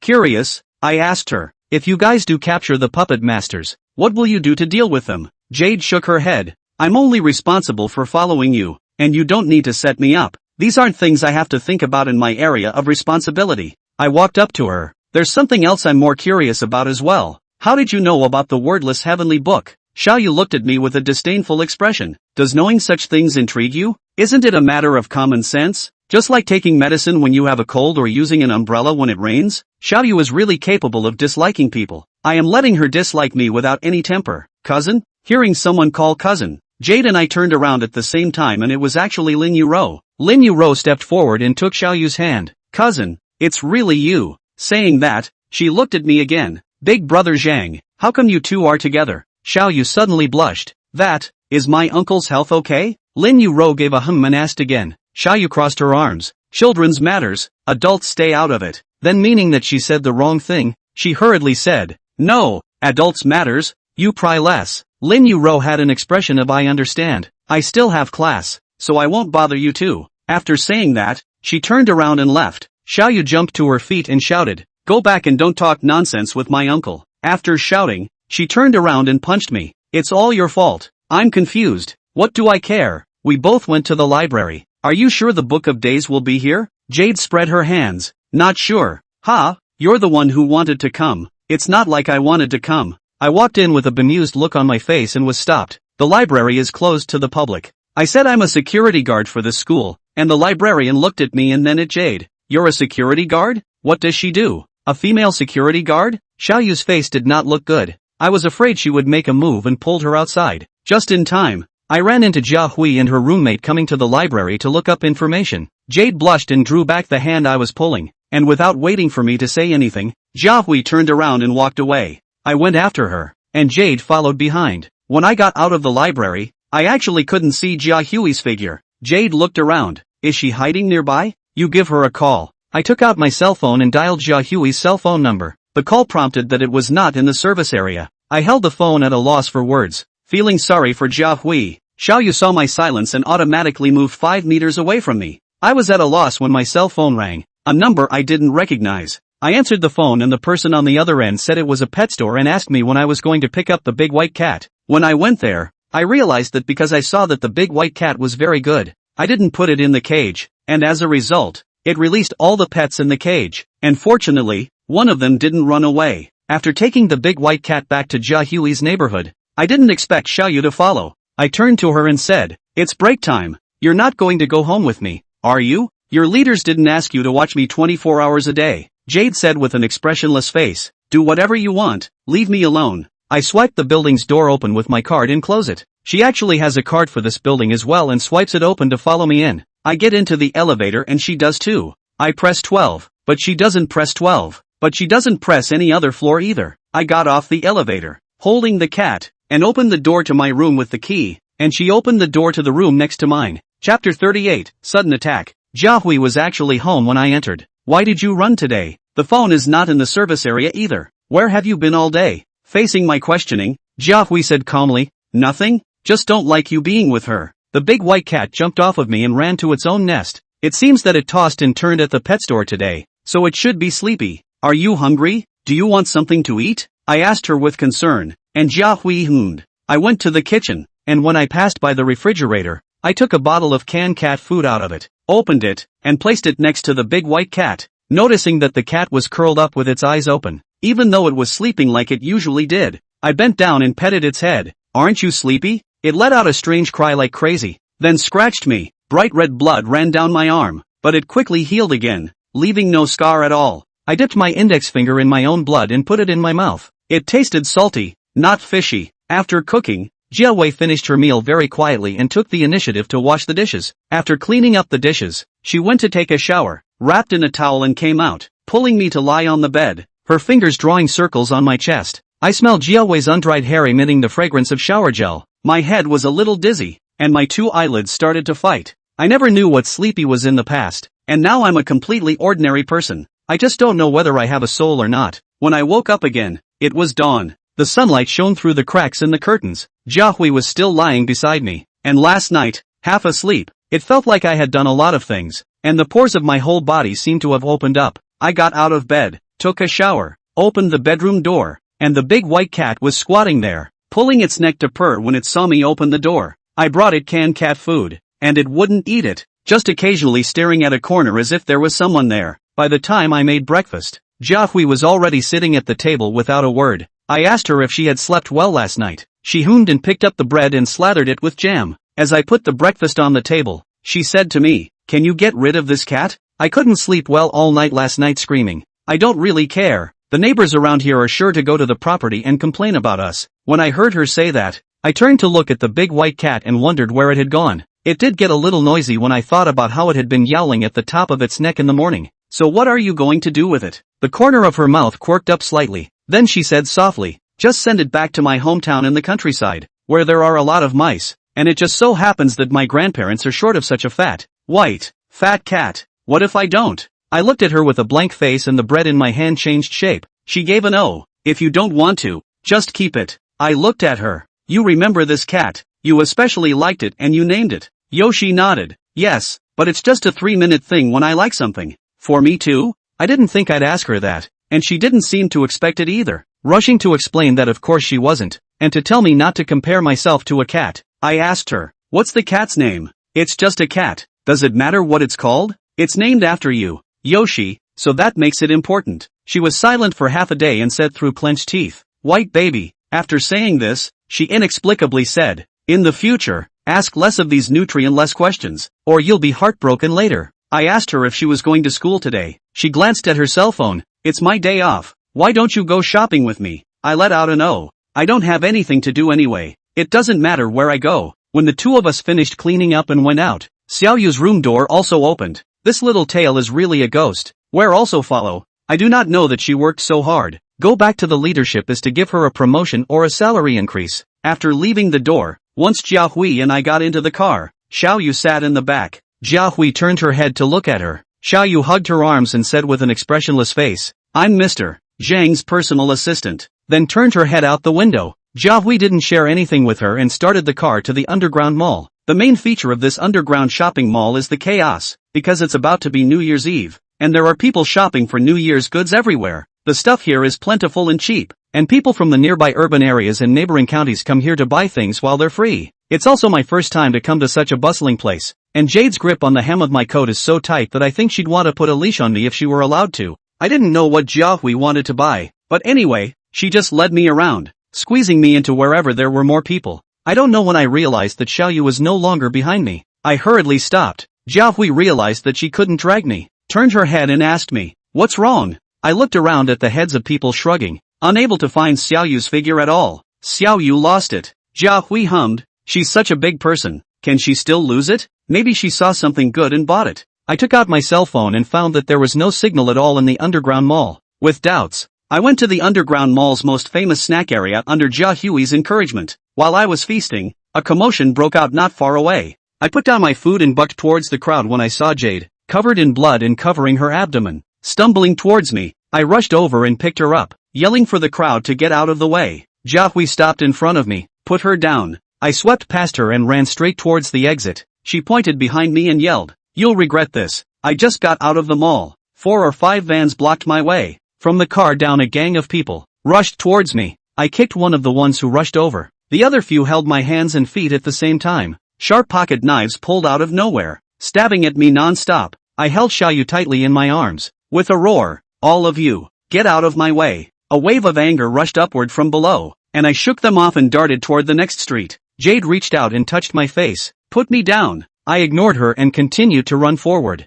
Out of nowhere a truck came rushing by and knocked Jade and I off the road. My eyes filled with blood and I saw the whole world was blood red. I knew I was about to be out of control because my body was burning like fire and my consciousness was slowly going out of my control. When I woke up again, I was lying in a snow-white world, surrounded by nothing but white. I subconsciously tried to get up and realized that my limbs were bound by black chains. I tried to struggle, only to feel the chain break with a slight force. It seemed my strength had returned. I stood up and realized it was just a room surrounded by white light panels. Not big, only 5 square meters. I broke the wall and even the lights went out. The room was half dark and I spotted the exit. I tried to gently push the door and it didn't move. I used a little more force and it still didn't budge. I turned to look at the rest of the house, and found the surveillance probe in the corner. I squatted in front of the surveillance probe, not knowing if the other side had a listening function. "Hurry up and let me out, or I'll demolish your place." After saying that, I pinched and exploded the probe. I came to the door, and with all my strength, I kicked the door in front of me, only to realize that the door was pulled inward. I walked out. It was a long corridor with surveillance probes on it as well. I looked at the strange walls on both sides, only to realize that the walls were all made of glass. I hit it hard and there wasn't even a crack. It was such a hard material. I walked to the end of the hallway and there was a glass door that was all barbed wire. I reached out and pushed the glass door and it made a sizzling sound. It looked like the wire on the door was electrified. Outside the door there were 2 robots. The robots' heads were a display screen. Their feet were wheels, about 1.5 meters in height, and the robots' arms had barrels of guns and other weapons. Both turned to look at me in the door when they heard a noise. On the display was a pair of big watery eyes, still blinking. I took a few steps back, my whole body exerting itself, and kicked both feet in the door, which came crashing to the ground, glass slag going with it, and barbed wire right on top of the 2 robots. The lights in the hallway suddenly dimmed, and alarms blared. The screens of the 2 robots flashed twice and both went out. I looked at the doors to the left and right and picked the left one. When I pushed it open, it was a huge ward with about 100 beds, and a group of people in blue and white Daozi hospital gowns all turned to look at me. These patients were both male and female, but they were all young people, and the biggest characteristic was that all the men were bald, and the women all had exceptionally long hair. Could this be a hospital? But how could a hospital be guarded by robots with weapons? When the patients saw me open the door, they all rushed over in a swarm, and I subconsciously dodged to the side, making way for them. Although there were many patients, the atmosphere was particularly weird, because none of them spoke or made any other movements. I don't know if it was because they couldn't speak in the first place, or if there was some other reason. I smoothly pulled a patient who passed me by. "What is this place?" The other's dull eyes suddenly filled with murderous rage. I let go of the hand that was pulling his arm, and he raised both hands up to try to choke me. I grabbed the other's shoulders, shortened my body, and threw him out with a rabbit-stomping hawk. The other patients who didn't go out seemed to have received some kind of instruction, and all of them lunged at me. I hurriedly rolled over and ducked to the side, and jumped up with a carp, looking towards the group of patients in front of me. All of their eyes were blood red, and even more terrifying was that their nails had all become long and sharp in an instant. Not being able to stay much longer, I rushed to see if there was another way out. In a flurry of dodging, the entire ward beds by the gang hit in the same as the ruins. Although the ward is not small, there are beds everywhere, and there are quite a lot of patients. Around the fact that I dodged quickly, the clothes on my body were also scratched into dungarees. I suddenly felt that they were like the zombies I used to watch in the movies, walking corpses without thinking, but especially loved to attack people. Later, I rounded up the beds one by one, making a simple quarantine to keep them out for now, but I couldn't seem to get out either. I leaned against the wall, which was a huge mirror. I looked at myself in the mirror and felt a bit strange. There seemed to be something inside the mirror, flashing a bright red light. I smashed the wall in front of me with a punch, and there was something else inside. I rolled over and went in, and inside was a surveillance room with nothing but monitors and a half-eaten bucket of instant noodles. So it looked like someone here had just been here and witnessed what was going on inside. I threw the cloths off my body, put on the clothes on the hanger, and pushed the door open. Outside, too, alarm bells were ringing, and a female officer on the radio made a mechanical sound. Warning, warning, non-combat units are urged to retreat to a safe point as soon as possible. It looked like there was a hard fight coming. I looked around and took the fire axe from the wall in my hand, mentally preparing myself for the kill. As I walked to the stairway, I noticed a map of the layout of this floor on the wall. Where I was now was the third basement level, the lowest level, and the only way I could get to the previous floor was through the elevator and the fire escape. The elevator was definitely stopped, so I decided to take the stairs. Chapter 39, Lone Mountain Township Hospital. I came to the fire escape according to the instructions of the map, and found that the door of the fire escape was blocked by a huge iron curtain, and after half a day's effort, I only managed to remove the 2 iron gates, and the wall-like iron curtain behind it could not be penetrated or moved, and the sharp fire axe in my hand crumbled, and the handle was broken. I had to go to the elevator and take my chances. Just as I turned around, the dozens of patients stood silently behind me at some point, staring at me with expressionless faces. I didn't move them with my hands this time, but walked carefully against the wall under their gaze. They just looked at me, straight on. When I was 4 or 5 meters away from them, my feet accelerated and I hurried. Just one turn and it crashed through a robot, which was scrapped right under the huge impact. I rotated the robot screen next to me 360 degrees and it rested. I continued on and came to a swinging corridor. Counting the one I came from, there were 4 corridors in total, and I wondered where they all led to. I made it to the elevator without any problems by the look of the map in my memory, and sure enough, it was closed, so it looked like I'd have to find another way out. There must be secret passageways in this kind of flat, so if you find them, you can get out. I had no choice but to take my chances room by room. The other rooms were also basically wards, but strangely enough, only the ward I just came out of had patients. The rest of the rooms were empty, but the air vaguely smelled like blood. Walking down the 3rd corridor, I was struck by a red wooden door, the kind you see everywhere outside,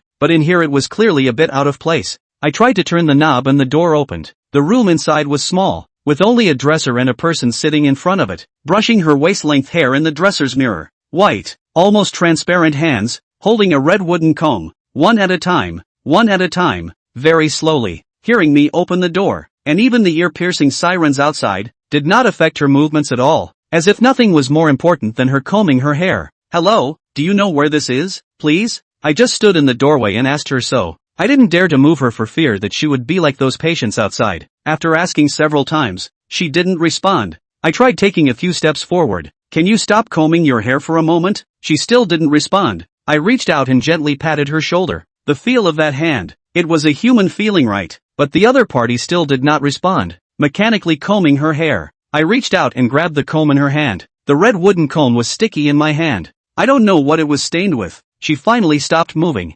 slowly turned back to her body. Not as horrible and scary as guessed. On the contrary, this girl is particularly good looking, even better than those heroines I watched on TV and movies. Hello, please. Without waiting for me to finish, the other party's snow-white skin instantly turned black and gray. Her bloodless sexy lips turned into a bloody mouth. Her eyes that looked very moving bulged into toad eyes. The veins on her face flashed orange brightly if hidden, and her hair slowly drifted up. If she had looked like this when she turned around just now, I would have punched her out. When she finished transforming, there was no next move. We both just stood there. I looked back. As expected, the patients did not know when they were standing behind me again, which blocked my retreat. I have no place to enter and no place to retreat. Originally not big home, now seems particularly small. I put my heart on the line, grabbed the demon in front of me, flung it among the patients, and then closed the wooden door. The outside was instantly buzzing with activity, and I slammed the lock on the door, so feel free to toss it around. I went to the dresser, opened all the drawers, and found nothing more than the red wooden comb from earlier. Just as I was about to go to the door to listen to the commotion outside, the ghost made me break the mirror of the dresser. Behind the mirror was a monitor, but I didn't see the screen here in the surveillance room just now. This monitor must be connected to something else. I said to the monitor, whoever you are, I'll make a note of this today. I'm not an atmospheric person. You guys wait for me. After saying that, the probe was scrapped. I put my ear on the door and heard nothing moving outside, so I opened the door. The bloody gas came in at once. Looking at the corpses all over the ground, it seems that the demoness had the upper hand, but there was no sign of the demoness. I carefully came to the last corridor. Nothing special, and all the same wards, but looking at the map showed that this place shouldn't be this far. There should be some hidden passage I hadn't found. I went back to the location of the map, marking and connecting the places I'd been to, and found that indeed half of the place I haven't been to, because in the middle is a fire staircase, separating the two sides of the area. I can't open the iron curtain, and I can't get in the elevator, so it looks like they're trying to trap me here. The elevator? I suddenly remembered something and rushed to the elevator. The elevator is the kind of ordinary metal door straight ladder. I did not have much force to break the elevator door. Inside the black hole, I looked up and down. Inside did not do similar to the fire escape door of the Iron Curtain, and there is also maintenance with the ladder. Really, the sky is not the limit. I just climbed up the ladder until I reached the first floor of the elevator door. That position. I did not open the door to leave to rush out, but in the elevator entrance there along the doorway to look out. The alarms had stopped outside, but it was still dark. I simply peeled open the elevator door and jumped right into the hallway outside. There was no one outside, and nothing moved. It was surprisingly quiet. No sign of the so-called combatants from the alarm. It was the robots on the third basement level that seemed to have all disappeared. I wanted to make sure where I was now, and whether Jade was dead or alive. I pushed open the door at the end of the corridor. The outside gives the impression of a large hospital, just deserted for a long time. Thick dust everywhere, except for me. There is no second footprints. The corners of the walls are full of cobwebs. Tables and chairs and benches have long been broken.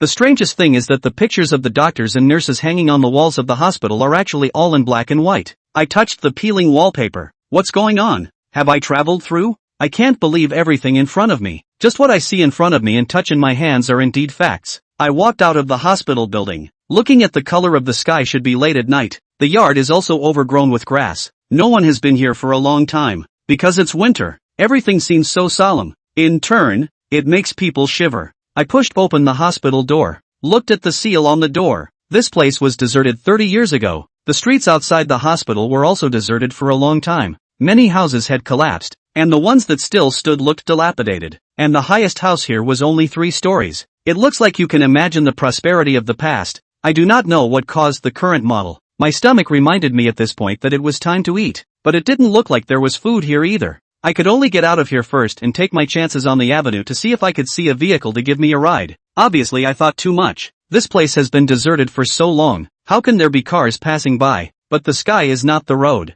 Is my hungry dizzy win? A hanging eyes white forehead spotted tiger to give me the welfare to come. The specific process will not say. I guess it also starved for several days, but still have the strength to carry me this run. How long I ran I don't know. In the upside down I was about to fall asleep when a bright light in the distance caught both of our eyes. It was a gas station. I got off the tiger and pushed the door in. 2 young guys were playing with their cell phones without looking up. Sir, what number of gasoline? I said I wasn't filling up, just getting some food, and they didn't say another word. I picked out a couple buckets of instant noodles, thinking that the tiger must eat a lot and had carried me so far. I couldn't afford to treat him badly. So I moved another box of ham and sausage, grabbed a dozen bags of plasticized chicken legs and duck necks, and went to the cash register. One of the guys looked up at me for a few seconds when he saw me taking so much stuff. That's 106. I felt around my body and he said, cash, credit card, cell phone all right. I felt it again. Sorry, I really don't have any money with me. Look, he waved his hand quickly. No, this is a convenience store. I'm mostly buying food for Tiger, which is fine by me. He grunted when he heard me say that. What's the point of pretending to be a socialite? It's no good for anyone. See, there's surveillance everywhere. The guy next to him got up and patted him. Tiger. He looked unconcerned. What? You really let him scare you? The guy trembled and pointed to the door. Tiger. The 2 guys shrieked at the same time, and even crawled to run to hide in the service room behind the counter. I looked at the tiger crouching outside the glass door and wondered if he was worried about me, or if he was really hungry. I held up the food. I'll take the stuff. I'll pay you guys later. After saying that, carried the food out. When the tiger saw me come out, he made a place next to me. I sat down and opened the bag. The tiger was very good squatting there, looking at the chicken legs in my hand. I unwrapped all the chicken legs and put them in front of the tiger. Eat it. Then I opened the instant noodles, put the seasoning, got up and went into the convenience store again. The convenience store guy took one look at me coming in and ducked back into the service room. Where's the hot water? Asked 3 times. Don't tell me. Let Tiger come in and ask you guys? The guy hurriedly and shakily handed over a warm water bottle to the bar and then disappeared in an instant. I soaked the noodles and ate one of Tiger's ham hocks. I don't know if it had enough, but it was all gone anyway. Are you full? I asked it, and it didn't say anything.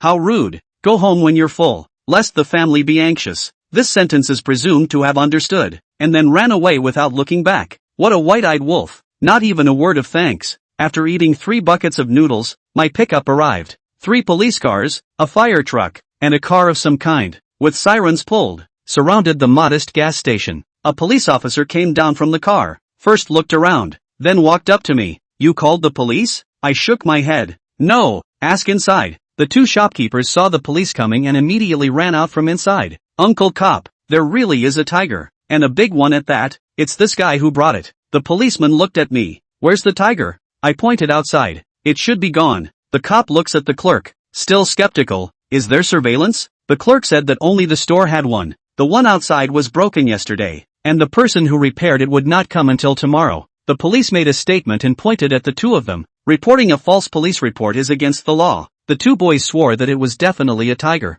The clerk who was in charge of counting pointed at me. He even took a box of ham for the tiger and didn't pay for it. I hurriedly stood up. "Don't be ridiculous. It's not that I'm not paying. I really don't have it with me." The cop walked up to me. "Where are you from? Why are you here in the middle of the night?" I said I was from El City. I didn't know how I got here. The police asked me to give my ID number again, which I couldn't remember, and the police took me away. Chapter 40, The Journey Home. There were two policemen in the police car. One drove, one sat in the passenger side, and I sat in the back. The cop in the passenger seat said, "What bad luck. I just had a peaceful sleep in the middle of the night, but now I can't sleep again." Then he turned his head and looked at me. "Is there really a tiger? You can't tell lies to the police." I nodded. The police faced disbelief. "Really, there is a ghost. I have been here as a police officer for more than 10 years, not to mention tigers, even rabbits have not seen a few." "You said you are from El City, then why did you come so far to our poor countryside?" I said I really don't know how I got here,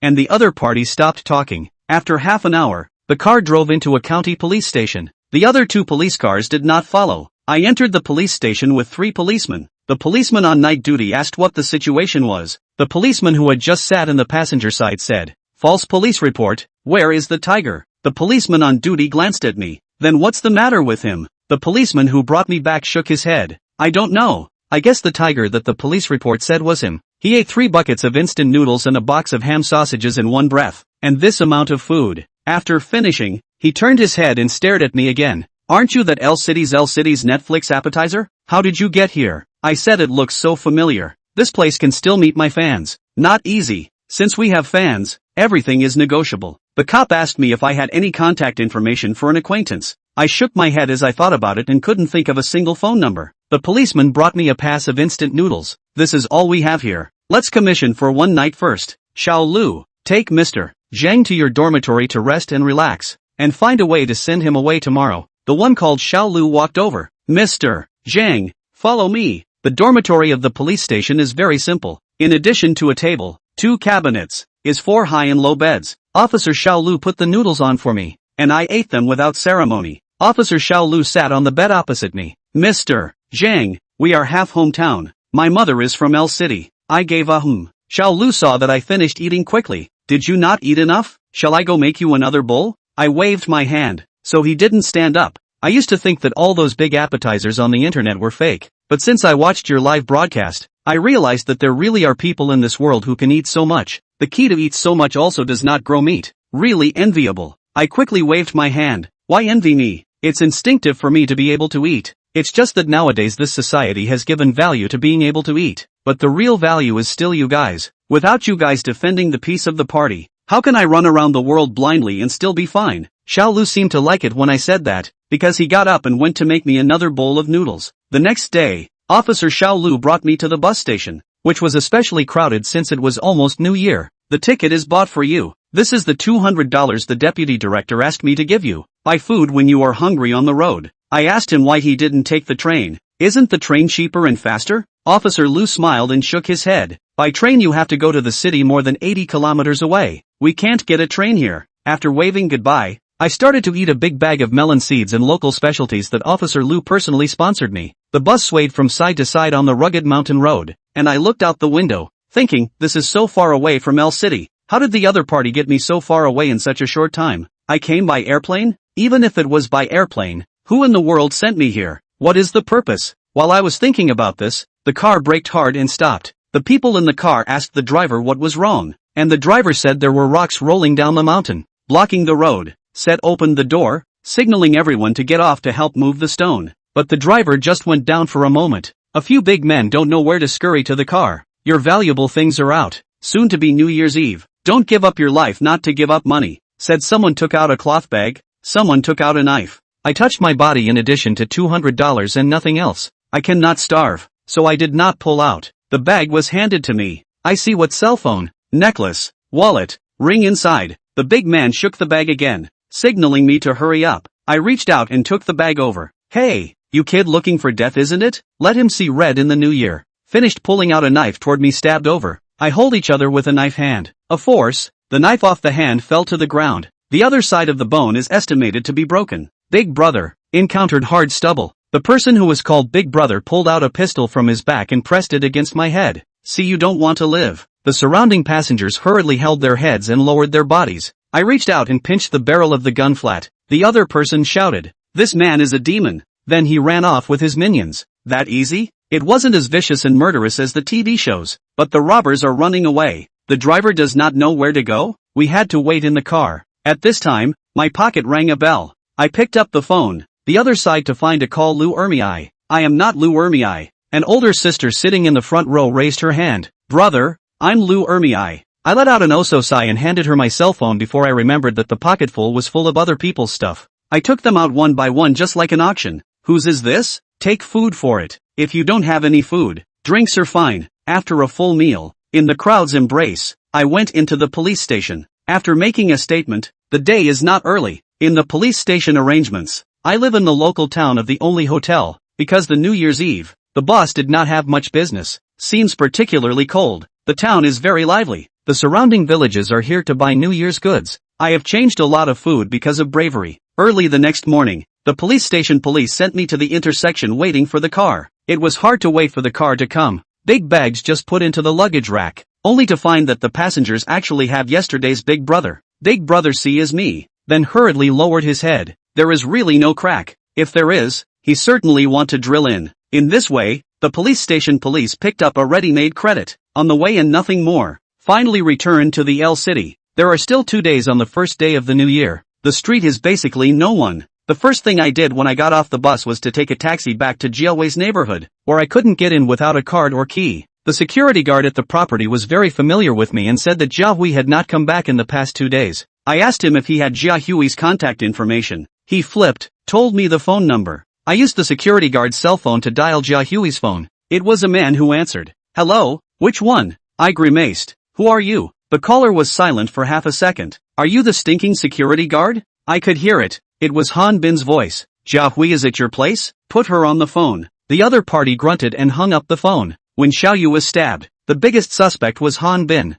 And now Jiahui is also in his hands. So it seems that this trouble is a little late to be solved. I asked the guard if he'd heard of Han Bin. He said he knew. The one from Free Lord. I was so angry that I almost pinched his cell phone. Have you heard of Han Yunfeng? The security guard nodded in realization. Yes.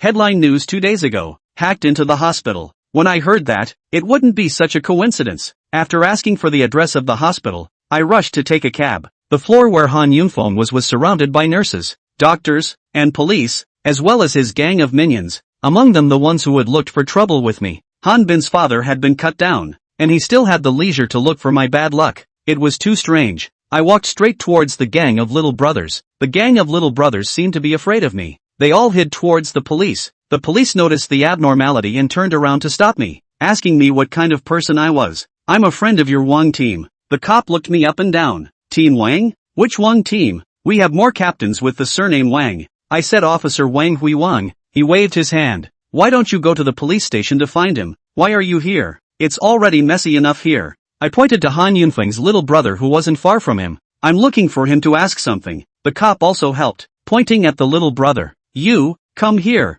The little brother pointed at himself and looked around to make sure he was being called before moving over rather reluctantly. Where did Han Bin go? That little brother shook his head. The police touched the handcuffs. The little brother hurriedly said, I really don't know. Our big brother. No, our boss was hacked on the way to look for his son. If I knew, I would have said so. Looking for his son? What happened to Han Bin? Missing? That little brother nodded. I don't know the exact reason. Anyway, it was after someone sent over a package. Our big boss went crazy looking for his son. From the hospital out, I bought a cell phone, because no ID card. Cannot do the card. I can only go to the police station. Just something to find Wang Hui to ask. After registering, I was not allowed to enter. I had to wait for Officer Wang to come out and lead me in. I don't know because of what. I don't know why, but I've never been there before, and I went straight in. Wang police officer saw me, face grave, pulled me to go. You come today is not the time. I said I just came to replace an ID card. Officer Wang brought me to the household registration section.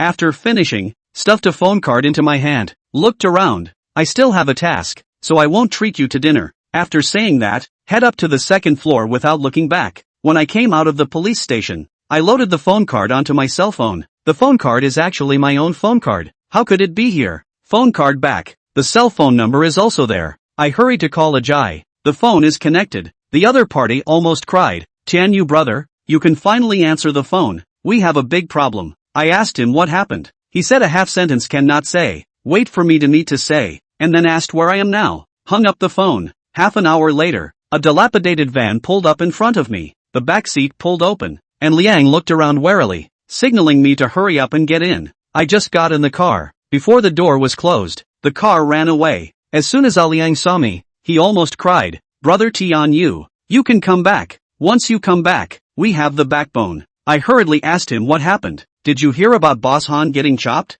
I nodded and Liang asked, do you know who cut him? This is not nonsense. How do I know who cut it? I just returned to L City today. I shook my head and Liang said, it was the manager who cut it. The manager? Isn't he dead? Liang winced. Who says not? The body was pushed into the cold storage of the morgue with my eyes and Ajay's eyes. The formalities were all done by Ajay. Absolutely dead. Dead through and through. Ajay hummed in front of him. What do you mean? The manager resurrected and cut Han Yunfeng down? No one would believe this, right? A bright I hurriedly asked, is it you too hear others say, or see with their own eyes? Liang said it was someone else said. Now Han Yunfeng's men everywhere looking for the manager and his former gang of employees. I heard that a few employees have been kidnapped. Ajay lit a cigarette in the car and drove slower. As soon as we both heard about this, we rushed to the funeral parlor. And to our surprise, the manager's body was really gone. The funeral parlor showed us the surveillance video. The body ran out on its own. Said Ajay lit a cigarette and took a deep breath. My guess is that this is 80% connected to the puppeteer. But where are these people? And for what purpose? Chapter 41, New Year's Eve. Ajay 7 turns to drive the car into a village not far from the city. The villagers are sticking couplets. From time to time in the distance there are a few gunfire. The atmosphere of the festival is particularly strong. Ajay parked the car, looked around, nothing unusual, called me out of the car. Brother Tian Yu, this is the yard of one of my relatives. It's a bit shabby, but this village is full of locals and very few outsiders, so it's relatively safe. Liang said and brought me into a bedroom. In the corner of the bedroom are stacked several boxes of instant noodles, and a box of white wine. There is no furniture, only a few plastic stools, a small table. The rest is a bunk that can accommodate about 4 or 5 people to sleep. The quilt was not folded. 2 buckets of instant noodles were placed on the small table, and several empty bottles of wine were placed next to the table. Home heating is a small stove in front of the door. At this time is also cold. I do not know how they sleep at night. Ajay looked at me standing at the door and didn't go in, scratching his head. Brother Tian Yu, commiserate. This is an extraordinary time. I let out a hum and asked them to bring in the souvenirs I brought in the car. The so-called local specialties are some air-dried bacon and sausages, as well as dried fish and other foods. I moved over a small stool and just sat down when an older woman outside walked in. Xiao Liang, you have a guest at home? Xiao Liang accompanied with a smile. Aunt, this is our boss. The big mom looked me up and down, then looked at my big bag of souvenirs. Are these the New Year's goods you're preparing for the new year? Ajay picked up a plastic bag and picked up a few items. If you don't mind, big mother, just take them. Alian's second aunt rubbed her hands and pushed twice. How can this be a good thing? You see, I am Xiao Liang's own second aunt. He also gave me so much house money. How can I be ashamed to take your things again? I tilted my head a bit. It's fine. Just take it. Ajay hurriedly said. Seeing as our boss has said so, you can just take it. Ergu yanked over the plastic bag. Since your boss has said so, I'm sorry. Xiao Liang if you need anything in the future, go to your aunt's house and get it. After saying that, she turned around and went out. Ajay laughed and patted Ergu. Look at what you're saying. Out of the ordinary. Out of the ordinary. Take care, big mom. Come over when you're free. I sat down on the stool. Ajay reversed himself and walked next to me, and Leon leaned against the door. Suddenly, Leon crouched to the floor and covered his face as he cried. Ajay pulled Liang in and closed the door. What are you doing? Liang wiped his tears. Nothing. Don't worry about it. Make some food. Brother Tian Yu, after rushing all day, you must be hungry too. After saying that, He wiped his face twice with force, got up and went out. Not long after, Liang carried back a pile of dry wood and lit the stove in the house. The house was immediately warm. Ajay went to borrow a pot, and went to the village kiosk to buy a pot of oil, soy sauce and salt. Liang picked 2 large buckets of water from outside and poured them into the pot. During this time I just sat on the stool and didn't say a word. The dishes were placed on the small short table. Ajay opened a bottle of wine and poured it for me and Liang as well as himself. Brother Tian Yu, this year has caused you trouble. Our brothers owe you a good year. Next year, we will definitely make it up to you, and give you a hot and lively spring festival. After saying that he himself a mouthful of board, Liang also picked up the wine glass. I'm not like brother Jia so good at talking, it's all in the wine. After saying that, he also took a mouthful of it. After they both finished their wine and ate 2 more bites of food, they both looked at me. Brother Tian Yu, what's wrong with you? Still mad at my brothers? I looked up at the 2 of them and shook my head. I don't know what's wrong. I can't always think of something, my brain is too stupid. Ajay took the chopsticks in front of me and handed them to me. Don't think about it if you can't figure it out. Eat something first, the food is getting cold. I took the chopsticks and was just about to eat the food when my cell phone rang. I pulled out my cell phone. It was Jia Hui's number. I pressed the answer button. Where are you? A cold voice. Couldn't hear a man or woman. Who are you? The other party was silent for 3 seconds. You don't need to know. If you want this woman to live, before 12 o'clock, come alone to the Ma village in the south of the city. After saying that, the phone hung up. Maybe the earpiece was loud, or maybe the other party was talking in a high voice. Ajay tugged on my arm. Brother Tian Yu, you mustn't go. Liang also nodded. I asked him why he can't go. Ajay glanced at Liang, and then said to me, 12 years ago, the Ma family home was washed away by a mudslide. There is no survivor on the estate. Since then, people say that the Ma family home is haunted every day. Was next to the avenue of the prosperous village. Froze, forcing the 2 villages next door to build another road to go around it. Liang nodded, indicating that what Ajay said was true. Ajay continued, the other party must not have good intentions if they chose such a murderous place. Brother Tian Yu, don't fall for it. I looked at Ajay. Ajay, we haven't known each other for a short time. Your talk, your behavior, your mannerisms, you're not an ordinary person. People like you can eat anywhere. Why do you come to this hellhole? To hang out with this gang? Ajay flinched, and Liang also looked at Ajay. Ajay lowered his head. Brother Tian Yu, can you not ask? I have unavoidable hardships. There are some things I don't want to talk about. But don't worry, I definitely don't have any ill will towards you, and I definitely haven't done anything to wrong anyone. After saying that, he lifted the bottle of wine in front of him and drank it all in one go, then stood up. Isn't it just the Ma family home? Laozi will accompany you. Liang also stood up. I'll go too. The 3 of us ate and drank enough to get out and drive the van. Since this village we were in was north of the city and the Majestic was south of the city, we had to go through the city. Ajay drank so much wine. Feet not accurate. The van drove fast. Soon was stopped by the traffic police. Measured the alcohol, fixed a drunk driving. Was taken away. The car is also temporarily impounded. Liang and I stood on the main road. Brother, why don't we take a taxi? I nodded. Reached out and stopped several. Once I heard it was Ma Jiazhuang. Are not going. Liang signaled me not to speak. Stop the car. The master asked where to go. Liang opened the passenger door, signaling me to get in the car first, and then he sat in the back seat. Don't talk nonsense, drive forward. The driver master nodded twice, hurriedly put the gear, step on the gas. 2 bosses. Where the hell are you going? Master looked in the rearview mirror as Liang pulled $500 from his body and threw it into the cab. Drive south of the city. The master said a good loo. The car sped all the way to the south of the city, soon to the area. The driver looked in the rearview mirror. Bosses want to go to the south of the city where? As soon as I said Majia village, the driver master directly made a sharp break. No go, no go, no go, no go even if I give as much money as I can. Liang seemed to be prepared, a dagger on the driver's shoulder. Can we go now? The driver's master shook twice. It's haunted. It's not haunted. Liang stretched the dagger forward and hooked it back. The blade of the dagger pressed against the driver's master's neck. Whether or not there's a ghost in the Ma village, I don't know, but I'm telling you, if you don't go today, I'll immediately turn you into a ghost. The driver master hurriedly restarted the fire. Good man, spare your life. I'll go. I'll go. The car soon entered the mountain road. The more you go, the more remote. All know that the Ma family is haunted. The villages close to the Ma family can move away, can detour around the road, are also detoured. So the road to the Ma family is very bad. Liang was afraid that the bumpy mountain road would stab the dagger in, so he took it back. The master driver turned on the lights and carefully drove forward. My cell phone, because I just bought it, itself doesn't have much power, and I didn't charge it, and now it's less than 30%. The car stopped in front of a pile of rocks. Boss, we're here. Liang opened the window and looked out. Are you kidding me? This is Ma Jia village? The driver pointed inside. Go down and walk a mile to get there. The car can't really get through here. Liang got out of the car. I did not get out. Liang, you come up. When Liang heard me call out to him, he came back up. Brother, you say. I signaled him to wait for me here guarding the car. If I don't come back,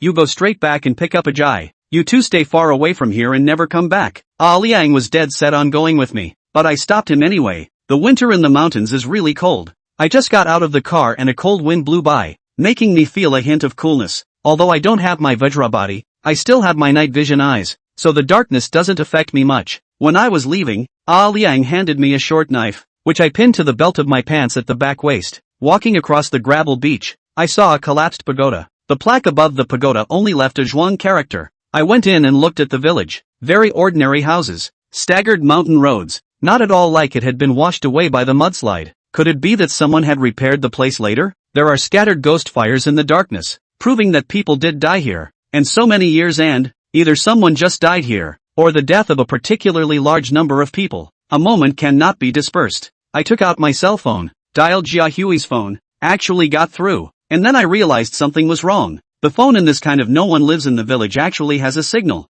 I did not think much at first. After the call, I was busy asking where are you? The other party was silent for half a day. Said in my ear, right here. I subconsciously jumped to the side. A black figure instantly disappeared. I gazed around. What the hell kind of trick is that? You told me to come and I did. Where's Jia Hui? The black figure descended from the sky. Want to know? Catch me before you say it. I fished out my short knife and cut the thin silver threads on the black figure, who lost the manipulation of the silver threads and fell limp on the ground like a puddle of mud. I crouched down and stabbed him with the knife. It seemed that it was not a real person, but a puppet. You're a puppeteer? I asked him aloud as I got up. The black puppet on the ground suddenly stood up again. Crescendo master to be exact. I looked at the black puppet in front of me. Where is your original body? The puppet stretched out his hand and waved it. I can't tell you this, but the Jia Hui you've been longing for, I can tell you where she is? I reached out and held the puppet's hand. On what terms? The puppet directly detached the section I was holding from its body. The condition is that there is no condition.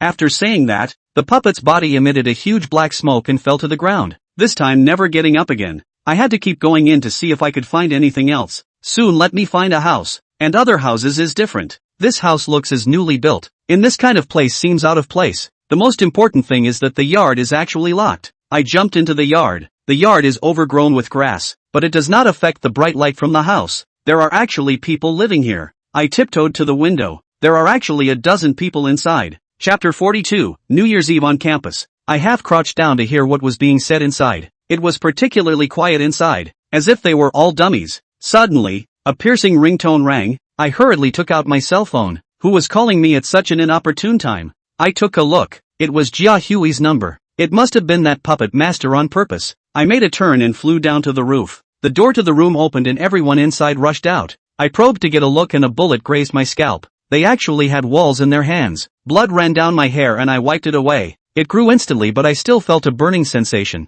and the smell of burning flesh and skin. I wiped the blood that ran down to my eyes, and it felt as if my eyes had been burned. And instantly my left eye went blind, and I couldn't see anything. The blood boiled in my body and I leapt, grabbing the nearest black man and taking his gun and strafing the enemies in front of me. Then with the gun belt around the other man's neck, using him as a shield, I entered the house. The room was large, but there was only a huge conference table and 24 chairs, as well as 3 men seated at the top of the table. The leader of the group leaning back in his chair and crossing his legs, a cigarette dangling from his mouth, but not lit. What are you? How did you find this place? The black men outside the house who weren't dead rushed in as well, pointing their guns at me, and I kicked this one in my arms as he pounced on a couple of the black men in the doorway. I walked up to the 3 men. Who are you? The one sitting in the center lowered his legs. As long as you're not a cop, we can discuss everything. I said I wasn't a cop and the man sitting on the left asked, what proof do you have? I slapped the table in front of him. Why should I prove it? I don't even know what you guys do,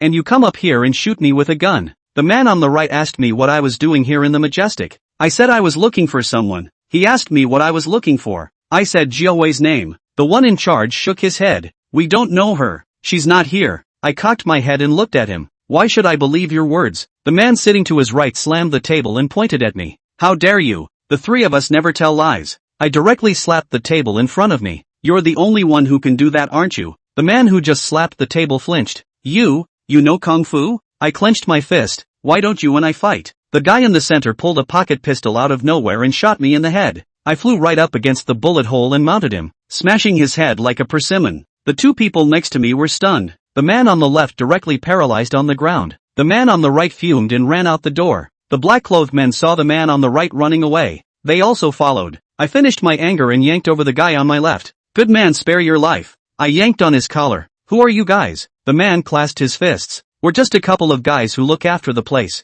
We're not the bosses. A venue? My face was cold. What kind of field? Drug processing plants. I knew from watching TV that these weren't any good. I pressed his neck and held him to the ground. Where did you say the field was? The guy on the left pointed to the ground. It was down there. Just when I was about to ask something again, outside suddenly rang the sound of gunfire. Gunfire one after another. Should be two groups of people in a gunfight. But not 2 minutes. The sound of gunfire is sporadic points. To 5 minutes. Completely no sound. Listen up, people inside. We are the police. Drop your weapons and come out and surrender. It's your only way out. A huge searchlight that shot out a blinding light. The police arrived, and I yanked the man to his feet and pulled him to the door. A dozen cops aimed their guns at me. Drop the hostage. Don't put up any fearless resistance. Listening to the tone of voice to treat me as a bad guy. I'm not with them. This person is the one who does drugs. As soon as I said drugs, a dozen cops looked at each other and the one leading the group walked over. Since you said you're not in league with him, please hand him over to us. I pulled him outside and the dozen or so cops raised their guns at the same time to aim at me. Drop your weapons. I pushed the man in my hand away, and the man just spilled out onto his knees as the cop handcuffed him. I don't have a weapon in my hand. Just as I finished, the one leading the charge also gave me handcuffs. Please go back and assist us with the case. I got into the police car and realized that Liang was in the car. What's going on? You called the police? Liang straight said wrongly. It was that driver who called the police. I just dozed off. I didn't realize that the driver texted the police, and in no time a bunch of police came. The policeman driving the car told us to shut up. I don't know what happened after that. I only know that there is a tunnel in Majiazwang, through which you can go directly to another village. And it seems that the villagers in that village are also manufacturing and selling drugs, and this case has shocked the whole country. As a hero, I am now handcuffed to the interrogation chair. Name? I've just asked so many times. A desk lamp was pointed straight at me. Be honest, we suspect you of major foul play. What suspicion? That the spoils are not shared equally?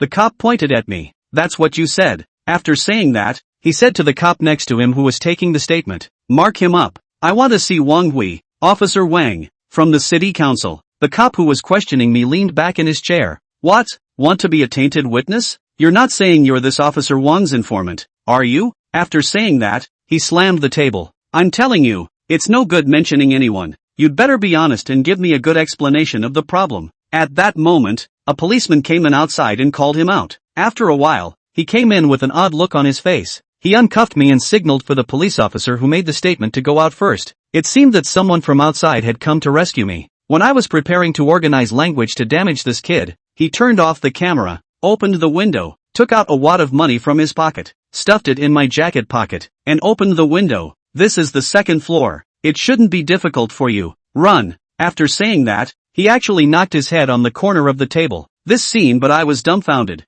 Hello, the person is inside. I heard the man who had just made the statement say this, and not caring about anything else, I flew and jumped out of the window. Just as I jumped to the ground, someone shouted. The person ran away. I didn't pay attention to who shouted, tumbled out of the back wall of the police station, and flew towards the main road. As I slowly slowed down and came to a stop, the more I thought about it, the more wrong I was. I was obviously the good guy. I had found the drug den, so why should I run? Why don't I go back and take a look? I just turned around and stopped again. No, the police changed their attitude so much. There must be a problem. Who wants to harm me? I turned around in the same place for 3 or 4 times, but did not come up with a reason. The key is that I have no place to go off. I took a taxi and returned to Chujiang University. Because of the new year, the school is on vacation, leaving only a few security guards and on-campus duty leaders. I still don't recognize these security guards, but they didn't drive me away like the last batch of security guards, but kept me. Tonight is New Year's Eve. Little brother,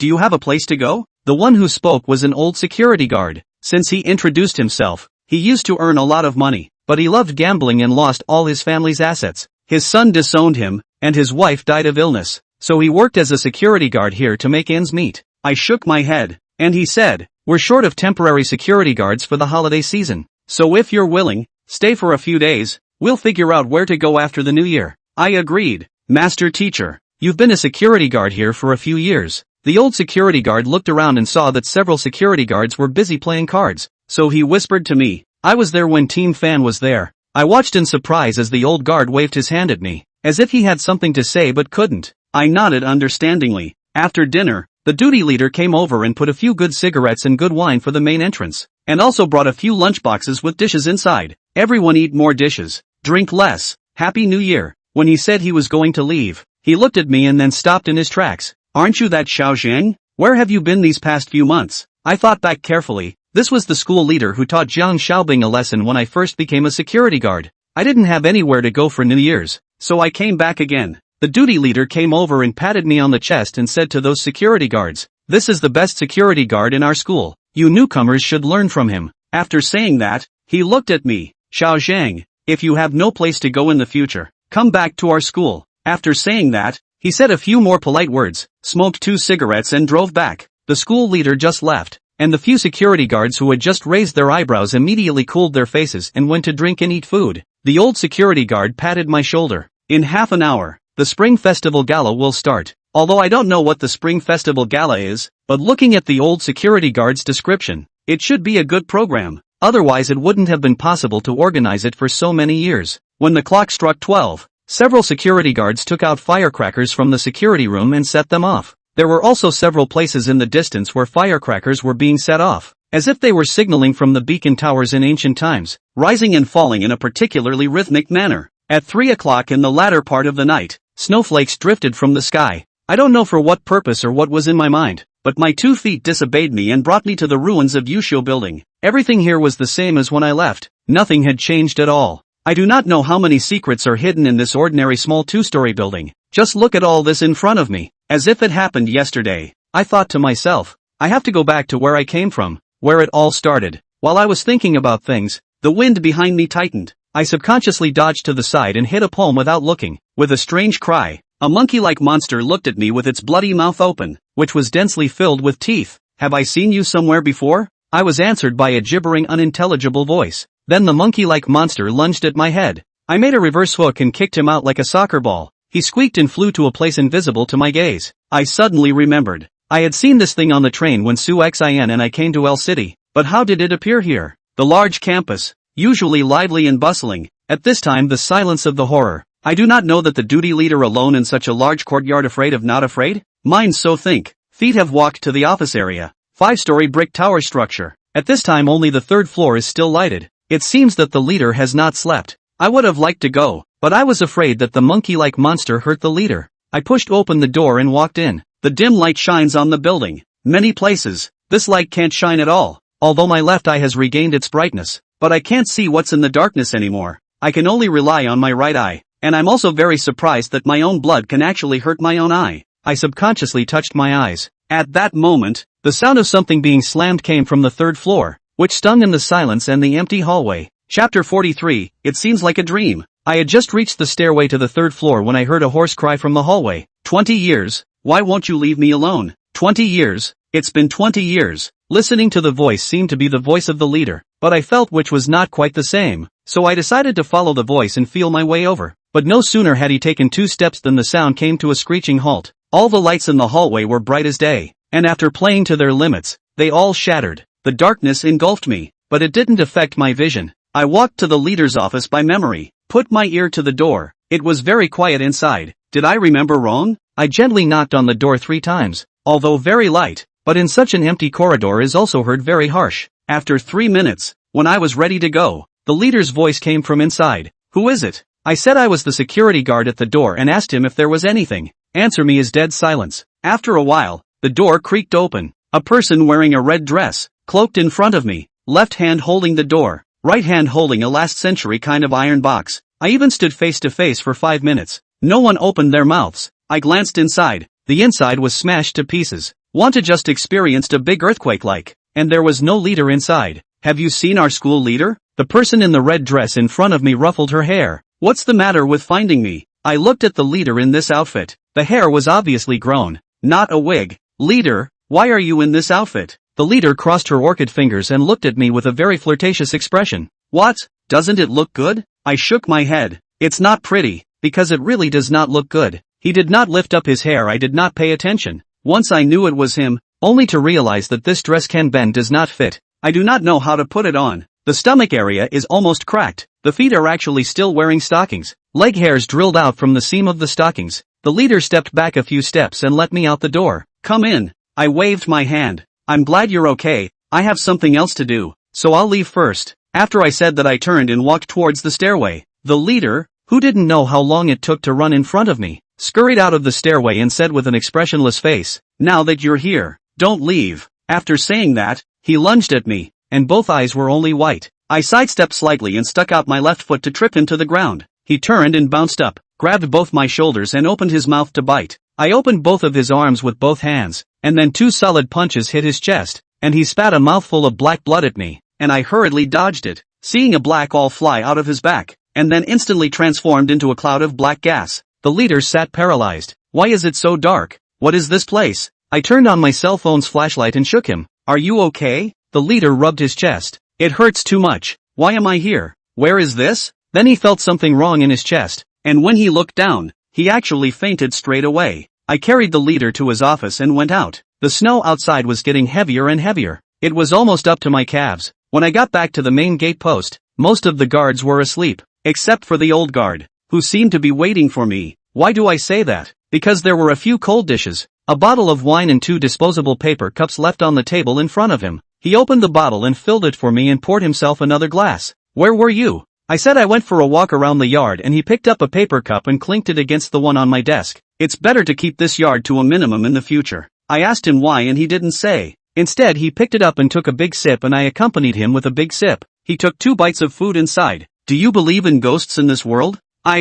He also patted my shoulder with the strength of the wine. 12 o'clock has passed. Today is the first day of the Lunar New Year. A new year has begun, and sooner or later good things will come. Everything revives in spring, and everywhere is full of life. He's being preachy, but he doesn't look like he's drunk. I looked around and vaguely sensed a gaze watching this place. I picked up the paper cup and the old security guard touched it. The old security guard will drink the wine in the paper cup in 1 drink. After drinking this cup, we both should be drunk. There is something in these words. I finished the paper cup and saw that he was already lying on the table and not moving. I understood his words and followed him on the table. I don't know how long it took. The door of the main gatepost was pushed open vigorously, and the cold wind poured in at once, but I didn't hear any footsteps for half a day. Was it just the wind that blew the door open? I was about to open my eyes and get up to close the door when a light fragrance accompanied by cold wind drilled into my nostrils. Are they all drunk? A little girl's voice? Didn't hear footsteps, but judging from the voice and this nice smell, it seemed she was standing right next to me. Which one is the one who bullied you?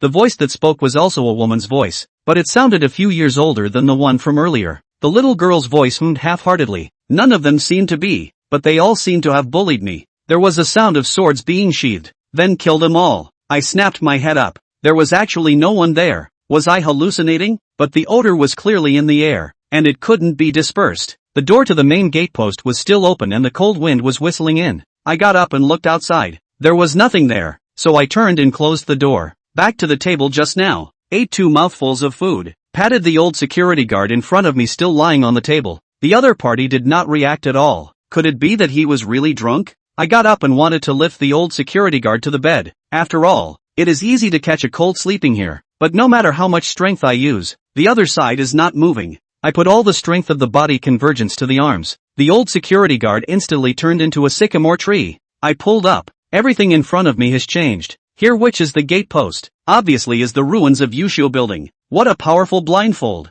Which one made it? Please come out and see. I clasped my fists and looked around. Suddenly, my stomach flipped, and when I opened my mouth, a bunch of meaty, white worms were spit out by me. Worms just landed into a puddle of green water. I looked at these really revolting, so I spit out a lot of white worms. So I caught him, and I couldn't kill him. Haven't seen you in 6 months, miss me? Listen to the voice is particularly familiar, but cannot recall where I have heard. I looked for the sound, only to see a small beauty in lowly costume leaning against the tree, mouth holding a lollipop. Hair on the bare hair card is particularly cute. I pointed at her. You're that.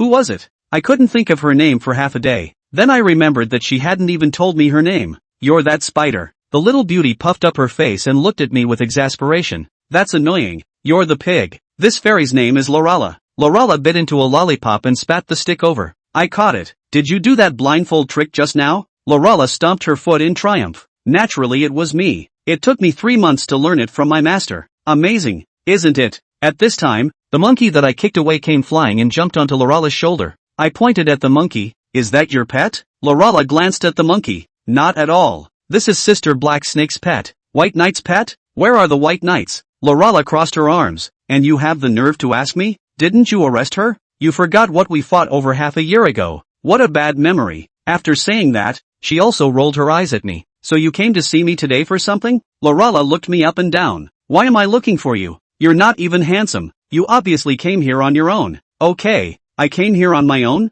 Why don't I have any impression at all? Did someone else use a blindfold? Lorala seemed to see my doubts. What? You don't believe me? It's a technological society nowadays. There are surveillance cameras everywhere in the school. You can check it yourself. I waved my hand at her. You don't have to worry about how I got here. What are you doing here? Lorala walked up to me. And you have the nerve to say that. This was supposed to be my place. You set the building on fire and I had trouble getting home. Go home? What home? Yushio building is your home? I didn't see your cobwebs in Yushio house before? Lorala pointed at the ruins of Yushio building. It's true that the top is not my territory, but the bottom is my home. After saying that, she lifted up her clothes, shot out spider silk, stuck to a stone slab, and yanked it away in one go. Dare to come to my home as a guest? After saying that, he flipped in the air, turned into a one big spider, and climbed in. That monkey jumped on its feet, screamed twice, and disappeared into the trees. I really did not think that there is also a place under this Yushio building.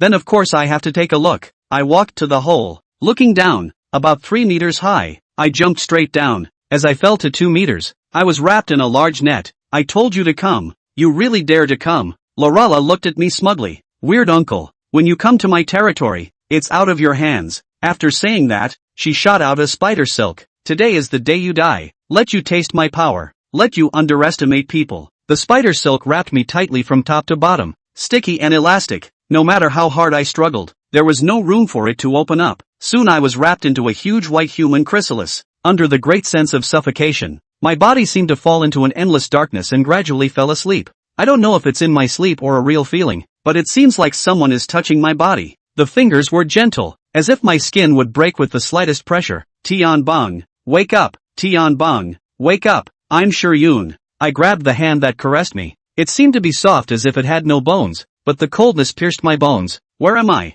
Although my hand can move, but how can my eyes not open? Tian Fong. Only the wordless heavenly book recorded the method that can make you really resurrected. The wordless heavenly book is inside this school. Wait for me. Wait for me. The hand disappeared. I can't feel suffocated this time. The hand disappeared. And this time I don't feel suffocated. But I can't move my body. And just now there was a hand that could move. Wait. One hand can move. No suffocation. I got out of the spider's web? The joy was short-lived. But I couldn't move anything. I couldn't open my eyes. I couldn't open my mouth. Wasn't this a vegetable? Suddenly, a stream of warmth surrounded me. And although I couldn't see it, I could feel that it was golden colored, giving me an indescribable sense of relief. The first time since I awakened that I felt so good. The warm flow went down my nostrils, mouth, and even my pores, filling the 5 viscera, 6 bowels, and 8 veins of my body. I had a feeling of chi in my body, and that chi rushed straight to the sky and earth, making me feel that my old strength and adamantine invulnerability had returned. I struggled to open my eyes. In front of me was a huge glass vessel. To be precise, I was inside the vessel. Sure enough, it was a golden liquid, and I now looked like a specimen soaked in formalin. Still unable to move, I just opened my eyes. Judging by the reflection of the glass, I had an unknown number of tubes inserted into my body. At that moment, a big-headed monster baby flew in front of me by stepping on a stainless steel pillar suspended in midair. This big-headed monster baby had a pair of eyes that took up half of his face, with no eyelids, but the eyes seemed to be inlaid with glass, because I saw me reflected countless times in his eyes that were all black and purple whites and no pupils. The big-headed monster baby's hands were rather like mine, but several times smaller. His stainless steel pole rose up to something like a laser keypad, which he pressed on, and then I was flushed down like I was in a flush toilet. Chapter 44, A Strange Encounter on the Highway. The sky was spinning. I don't know how many turns I took, and although I wanted to vomit, nothing came out. When I tried to swing my arms, I realized that I could move. I patted my head and stood up very effortlessly. My body was not strange at all. I jumped with excitement and swung several times in a row, my fists carrying the wind. Just finished being excited. Looking at the scene in front of me, I can't get excited. Huge, can only be described as huge. I have never seen such a large sphere, especially shocking, and this ball is getting bigger and bigger. It wasn't getting bigger, it was me getting closer to it. I was like a cannonball being shot out at this huge sphere in front of me. When I was only 500 meters away from the surface of this sphere, I saw the river in the city of L, and I plunged headlong into it. The huge impact didn't stop until half of my body was firmly inserted into the bottom of the river. I struck the rock underneath me with both hands violently, and only then did I get out of this rock. The huge water pressure in the water made me waste my whole body to swim to the surface of the river. By the time I swam to the surface of the river, my body no longer had any trace of strength for me to move. I just floated on the surface of the river, following the waves, until I was fished out by sailors on a ferry who gave me clothes to keep me from being naked and food, asked me why I couldn't think straight and jumped in the river to kill myself on a big day.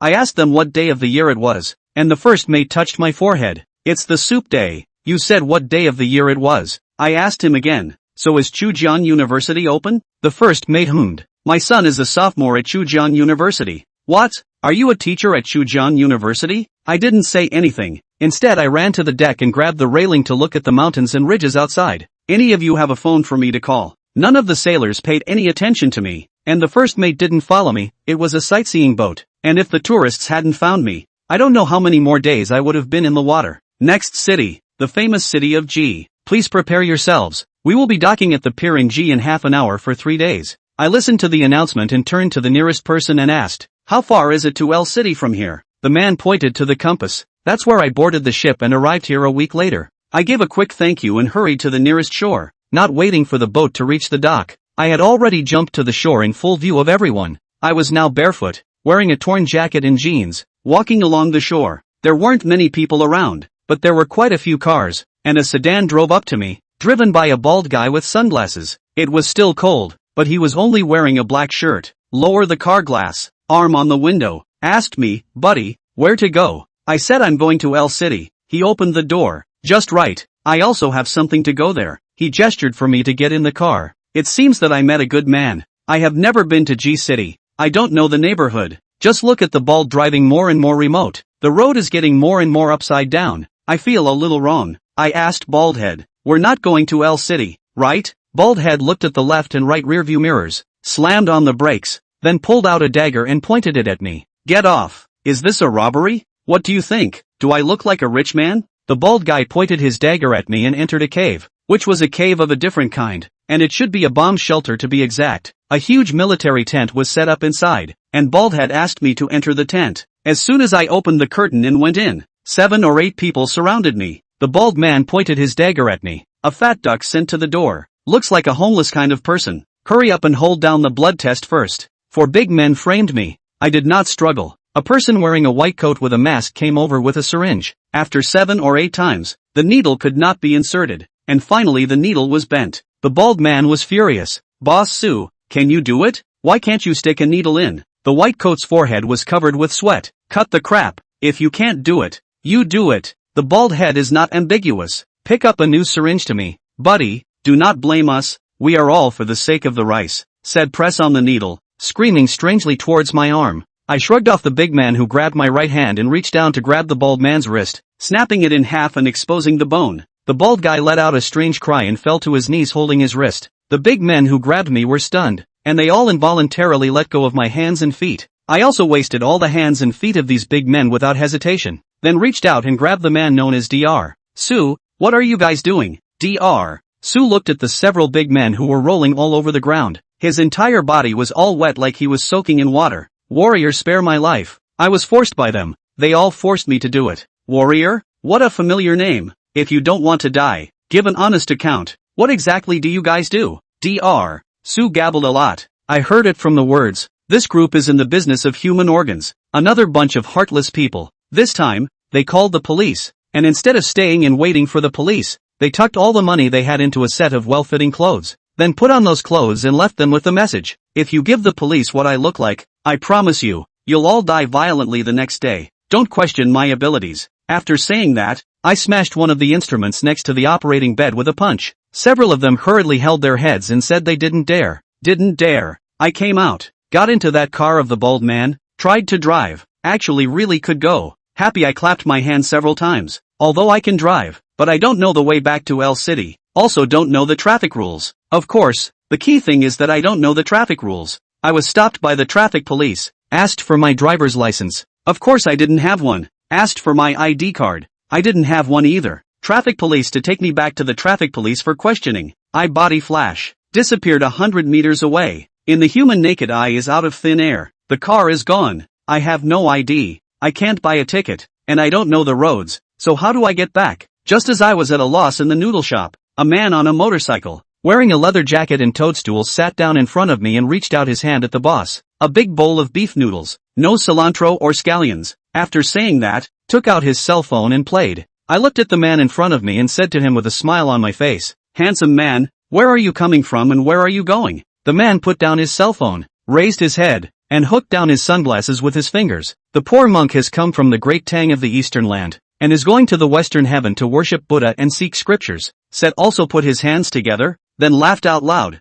"Buddy, you are something aw?" I explained the intention and put the money in front of him. The man took the beef noodles from the boss and didn't even look at the money. "Then why don't you go take the train? How much faster it is." I pointed to his motorcycle. "I think it's more racy to ride this." The man picked up the money and stuffed it into my pocket. "Okay, just based on your words, high and low will send you back to L City." After saying that, he took a sip of the soup and inhaled the noodles in one gulp, stretching out his hand. "Hello, my name is Zhang Tianxiang." I shook his hand. "Zhang Tianxiang." Zhang Tianxiang looked at me in surprise. "So fateful? I'm 28. I smiled awkwardly. "Then I'm older than you." The biggest feature of the motorcycle is sticky butt. Sitting for a long time is not comfortable. Although I don't have this feeling, but obviously feel Zhang Tianxiang twisting his butt back and forth. Finally in a service area, he put the motorcycle stopped. "Brother, I go to the toilet. You wait for me for a while. Do not run ah." After saying that, he ran away in a puff of smoke. There were a couple of slickly dressed guys whistling at me who were also riding motorcycles, wearing bandanas and denim vests. I looked at the guys. "What? Something wrong?" A guy in the lead lit a cigarette and walked over, looking me up and down. "Dare to compete with me? Whoever loses shells out 5,000, how about it?" Zhang Tianxiang finished going to the restroom at some point and came behind the little guy, pinched his shoulder and said, "With your few broken cars, you are worthy to compare with me? Know who I am." After saying that, loosened his hand. The little guy took a look at Zhang Tianxiang. "I don't care who you are. If you dare to mess with us, you're dead." Said actually took out a fruit knife and stabbed towards Zhang Tianxiang's belly. Zhang Tianxiang pinched the wrist of the other party, snapped it downward, turned sideways, clamped the head of the boy with both legs and pointed at a few people who were going to rush over to save the boss. "One more step, clip off his neck." After saying that, those few brats really didn't move. Zhang Tianxiang picked up the fruit knife that fell on the ground and patted the face of the little guy in the middle of the two legs. "Don't recognize lousy? It's okay, you're small and don't know anything. Just tell you once." After saying that, he raised his head. "You few brats also listen well. My name is Zhang Tianxiang,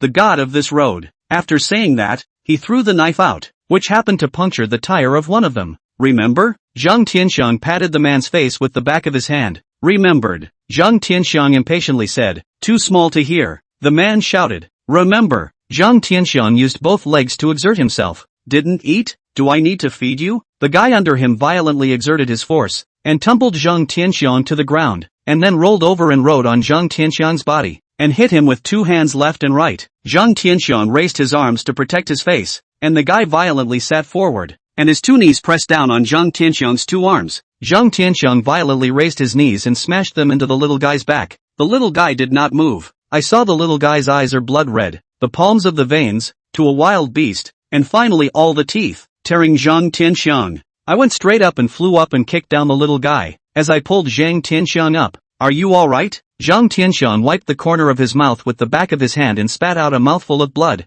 "I'm fine, I'm gullible." I looked around. There were many people staring here. I patted Zhang Tianxiang's shoulder. "This place is not a good place to stay. Let's go." Zhang Tianxiang gave a mounted his motorcycle and fired it up, taking me on the road. Along the way, Zhang Tianxiang looked preoccupied, and since both of them were wearing helmets and there was no Bluetooth calling device inside, they couldn't talk to him. The sky gradually darkened. Zhang Tianxiang got off the highway, looking for a hotel closest to the highway intersection. The two of us opened a room, and he took me to one of the most famous hot pot restaurants in the neighborhood. I watched him finish ordering. Do you have something on your mind? Zhang Tianxiang had a disinterested look on his face. I can't talk about matters of the heart. I just feel that today is particularly strange. Obviously the other party is an ordinary person. How did he end up with so much strength? He simply couldn't struggle away. In the past, and those who are several times stronger than him, even stronger than me to fight, have not encountered this situation. I didn't know how to enlighten him. I could only accompany him to have a few good drinks, and then go back to have an early rest. Zhang Tianxiang slept until almost noon when he woke up, bought some food, ready to eat on the road. After the car into the highway, the sky slowly clouded down. The more you go, the less cars. The more you go, the fog is bigger. Finally Zhang Tianxiang stopped, turned his head to me and said, "We should be encountering a ghost wall." Chapter 45, Going Back in Time. The entire highway was shrouded in a fog. Visibility is only a dozen meters. Slowly only 4 or 5 meters. The more forward the fog is, more dense. Zhang Tianxiang opened double flash walking emergency channel. Speed control in 50 or 60 mph. Fog moisture is very heavy. I and Zhang Tianxiang's clothes are wet. Fog water dripping down Zhang Tianxiang's leather jacket. I don't know how long it took, but Zhang Tianxiang stopped the car, took off his helmet, and turned his head to look at me. I also took off my helmet. "What's wrong?" Zhang Tianxiang told me to look up. I looked at the speed limit sign in front of me. "Is there a problem?" Zhang Tianxiang pointed at the speed limit sign. "Just half an hour ago, I saw this sign." I said, "There are so many speed limit signs on the highway. How are you sure that this one is the one you saw last time?" Zhang Tianxiang's body trembled slightly. "There can't be a piece of air-dried bird poop on the last word of every sign, right?" I looked, and there was indeed a piece of bird poop that I usually don't even notice. Zhang Tianxiang patted my shoulder. "This isn't the scariest. Look here." Saying that, he pointed at the motorcycle's dashboard. "I filled up the gas tank at the service area yesterday. I know the gas mileage of this car. After traveling for so long, the needle of the gas tank didn't move at all. I got off and walked to the front to take a look. Is the meter broken?" Zhang Tianxiang unscrewed the gas tank cover and turned on the flashlight of his cell phone, then hurriedly screwed it on. "The gas tank is full of blood. You can't see that red is blood. Maybe it's some other liquid." I reassured him and he shook even more. "No way. It's like this. It's not surprising that there's anything in the tank. It's definitely blood." I patted his shoulder. "Then what do we do now?" Zhang Tianxiang lowered his head in thought and mumbled. "The highway shouldn't be a circle no matter what. The gas tank shouldn't be reduced at all and still be able to run so far no matter what. If all this doesn't hold true," said with a clap of his hands, "maybe we weren't on the highway at all. Or maybe this isn't a ghostly wall, but a ghostly cover." Luckily, I took the emergency lane. In case it was the lane next to us, the two of us would most likely be under the wheels of the car by now. Said took out his cell phone. There was no signal on it at all, but Zhang Tianxiang still pressed the number. The moment the phone dialed out, Zhang Tianxiang closed his eyes. After about 5 seconds, the phone went through. Zhang Tianxiang shouted, "Thank God. I have a problem here, but I don't know where I am right now. Can you locate me through the phone and send a car to pick me up?" Receiving an affirmative answer, Zhang Tianxiang hung up the phone with 1,000 thanks. "It's really heavenly. We just need to wait for someone to pick us up without any worries. One thing I'm more curious about is whether ghosts hit the wall or ghosts cover their eyes. Aren't they all at night? How come it comes to this in broad daylight?" Zhang Tianxiang shook his head. "I can't explain it either, but let's get out of danger first." I agreed with him. We both took out bread and ate while waiting. After about 10 minutes of this, a huge black pickup truck drove by in the mist. I put the second bread away and pointed at the car that drove over. "Is this the car you called?" Zhang Tianxiang pulled me towards the outside of the guardrail. I followed him over, and the pickup truck directly crushed the motorcycle under its wheels. From the passenger side of the pickup truck came down a man, wearing a black suit and holding a shotgun, pointing at the two of us. "You two have made me look for you. Come back with me." I rolled over and jumped back onto the highway. "What are you? Go back with you where?" A man also came down from the driver's seat of the pickup truck, dressed in a white suit and growing nearly 2 meters tall, pulling out 2 handcuff-like objects. "You two brats who ran away from hell, come back with me. Dare to make an arrest, let your souls fly away." Zhang Tianxiang pointed at the man in the white suit. "You two are the black and white irregulars?" The man in the white suit raised the handcuffs in his hand. "Since you know your seventh master, hurry and go back with me before you suffer." I looked at Zhang Tianxiang. "You know these two people?" Zhang Tianxiang shivered. "Good my brother, these two are not people. They are the ghosts of hell, the black and white irregulars. I've been to hell, and I've seen Yama. Do you guys know Shao Jie? He's the son of Yin Tianzi." White Impermanence waved the handcuffs in his hand. The handcuffs turned into a blackened iron cable, and it wrapped around Zhang Tianxiang's and my necks, pulling violently. Zhang Tianxiang flew to White Impermanence's face, while my chain broke. Black Impermanence pulled out something similar to an ancient token and threw it towards me. I reached out and caught it. There was only the word detain written on it. Seeing that I caught the token, Black Impermanence directly flung the smoothbore of the shotgun with one hand and jumped over, aiming at me in mid-air and pulling the trigger. The bullet hit me, leaving a brass-colored pattern of bullets. Since you guys made the first move, don't blame me for not being polite. I was about to charge across the room when a blinding beam of light shook my eyes. It took me half a day to get used to it before I slowly opened my eyes. A man wearing a mask and a white lab coat shook me with a flashlight. Do you feel any discomfort in your body? I looked around. White walls, white quilt, white sheets, and two small nurses in white in the Mediterranean Sea in front of me asking me questions. What is this place? One of the little nurses said to me, this is a hospital. You and your friend were in an accident on the highway. I sat up. Why don't I remember any of this? The Mediterranean in the white coat said to me, it's possible that the violent impact damaged your nerves and caused a brief loss of memory. There's nothing serious wrong with you. It's just that your clothes are torn and you haven't even scratched a piece of skin on your body. As I watched him ramble on, I looked at the two little nurses behind him. How is that friend of mine doing? The girl said to me, he's not out of danger yet. He has multiple fractures on his body and intracranial hemorrhaging, so I guess the odds are that he'll become a vegetable. Mediterranean told the two children to stop talking and instructed me to rest more. The medical bills had already been paid by the perpetrator, and took them both out. The ward was a double room, but the other bed was unoccupied. I saw that there was a remote control here, so I turned on the TV, but there was only one channel, and after watching for a while I got bored and turned it off. The hospital was quiet. I was a little hungry, so I was going to go out to eat something. Just walked to the door. A small nurse who had just come and whisked me in.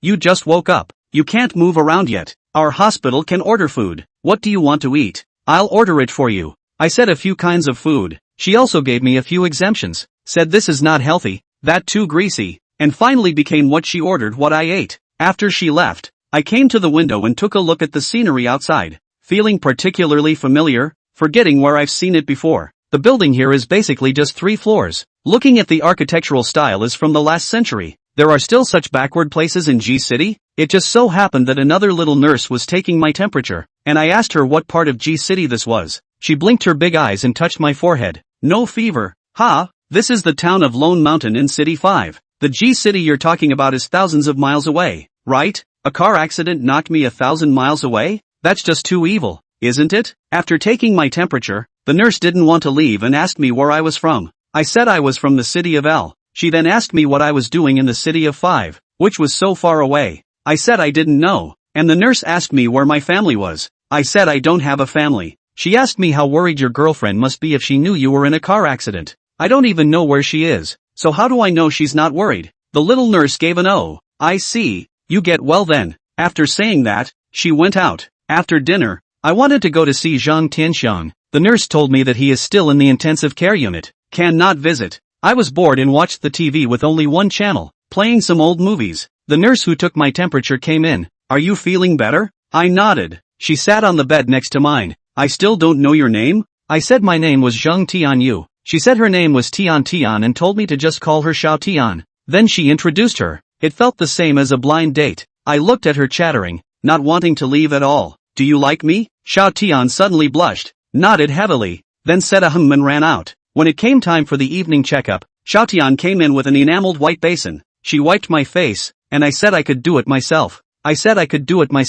But she said I was a patient and it was the nurse's responsibility to take care of the patient. After wiping my face and soaking my feet, she told me to take an early rest and carried the basin out. I can't stay here while she's out. I have to get back to L. Why is it that the farther I go, the farther away I get from L? Is it possible that someone is deliberately manipulating the situation and doesn't want me to go back? It was late at night and dark except for the lights in the hospital corridors and at the nurse's station. I didn't find anything else to wear, so I slipped out carefully in my hospital gown. My ward is on the 7th floor. From the ward out, with great difficulty bypassing the nurse's station, I saw the elevator. I was ready to take the elevator to go, but in my heart, I thought, if I ran into a nurse or a doctor, then I did not run in vain. Down the stairs one layer by one layer down. I feel like walking for a long time. Will not be so unlucky to encounter the ghost wall again, right? Just think so. I came to the 1st floor. I walked to the hall. Everything became familiar. Here is a kind of déjà vu feeling, as if I had been here.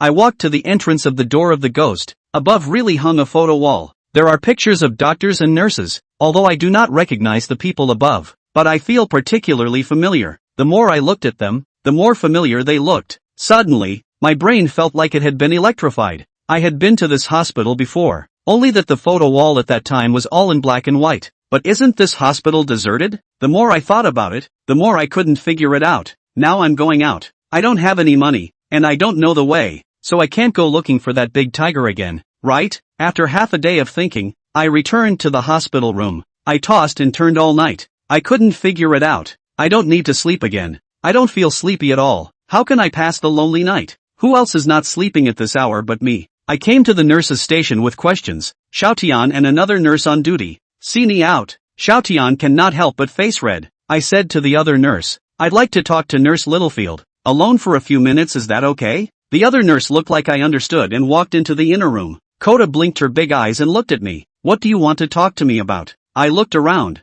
Has this hospital been deserted before? Oda thought for a moment. How long ago are you talking about? I've been working here as a nurse for just a year, but my mom is the head nurse here. She's been here for over 20 years. I plopped down on the nurse's station counter. Would you like to take me back to L City? Kota stood up. Back to L City with you? I let out a hmm. Kota lowered her head, not sure what she was thinking. If you find it difficult, then forget it. Xiaotian jerked her head up. Then can you meet with my parents? I nodded. No problem. When? Kota bit her lower lip. How can I wait until you've recovered from your injuries? I demonstrated. I'm not hurt. No problem at all. I want to hurry back now. Kota hummed half-heartedly. How about tomorrow then? I nodded in agreement. The next day, Xiaotian bought me a suit of clothes, a very old-fashioned jacket, jeans and travel shoes, but it was quite a good fit. In the small supermarket near the hospital, I bought a lot of things, but all of them are Xiaotian's money. This place is really backward. Basically no cars on the street.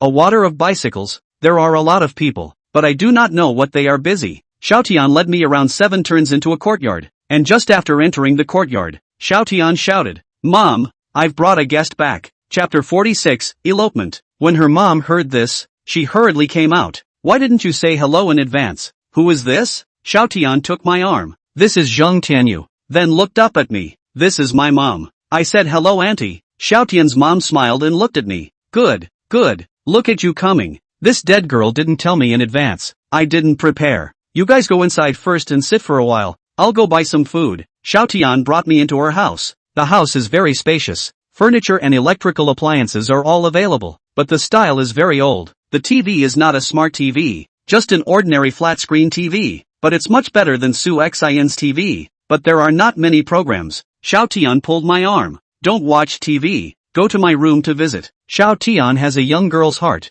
Her room is all pink, a bed of dolls, and a computer. I picked up the photo that Kota had placed on her computer desk. When did you take this photo? Xiaota took the photo. This one. I took it last month when I went out on a trip. The time on this photo is a full 23 years off from the time I was originally in. Xiaotian asked me what was wrong. I said nothing. I was just homesick. I don't know what went wrong, but I actually went back to the past. Since I had gone back in time, could I change something? While I was scheming, Xiaotian's dad came back outside. Her dad carried 2 bottles of wine. Just arrived at the street corner, heard your mom call me to say bring the object back. I look at the young man. I said uncle good. His father smiled, put the bottle of wine on the coffee table, signaling me to sit down. I sat down. He asked me, young man, where to work? I was ready to say that I was at Chujiang University, but I thought I hadn't been there yet, so I said that I didn't have a job for the time being. Xiaotian's father smiled. Then where is your family from? Who's in the family? I said I'm from L City, and I'm the only one in my family.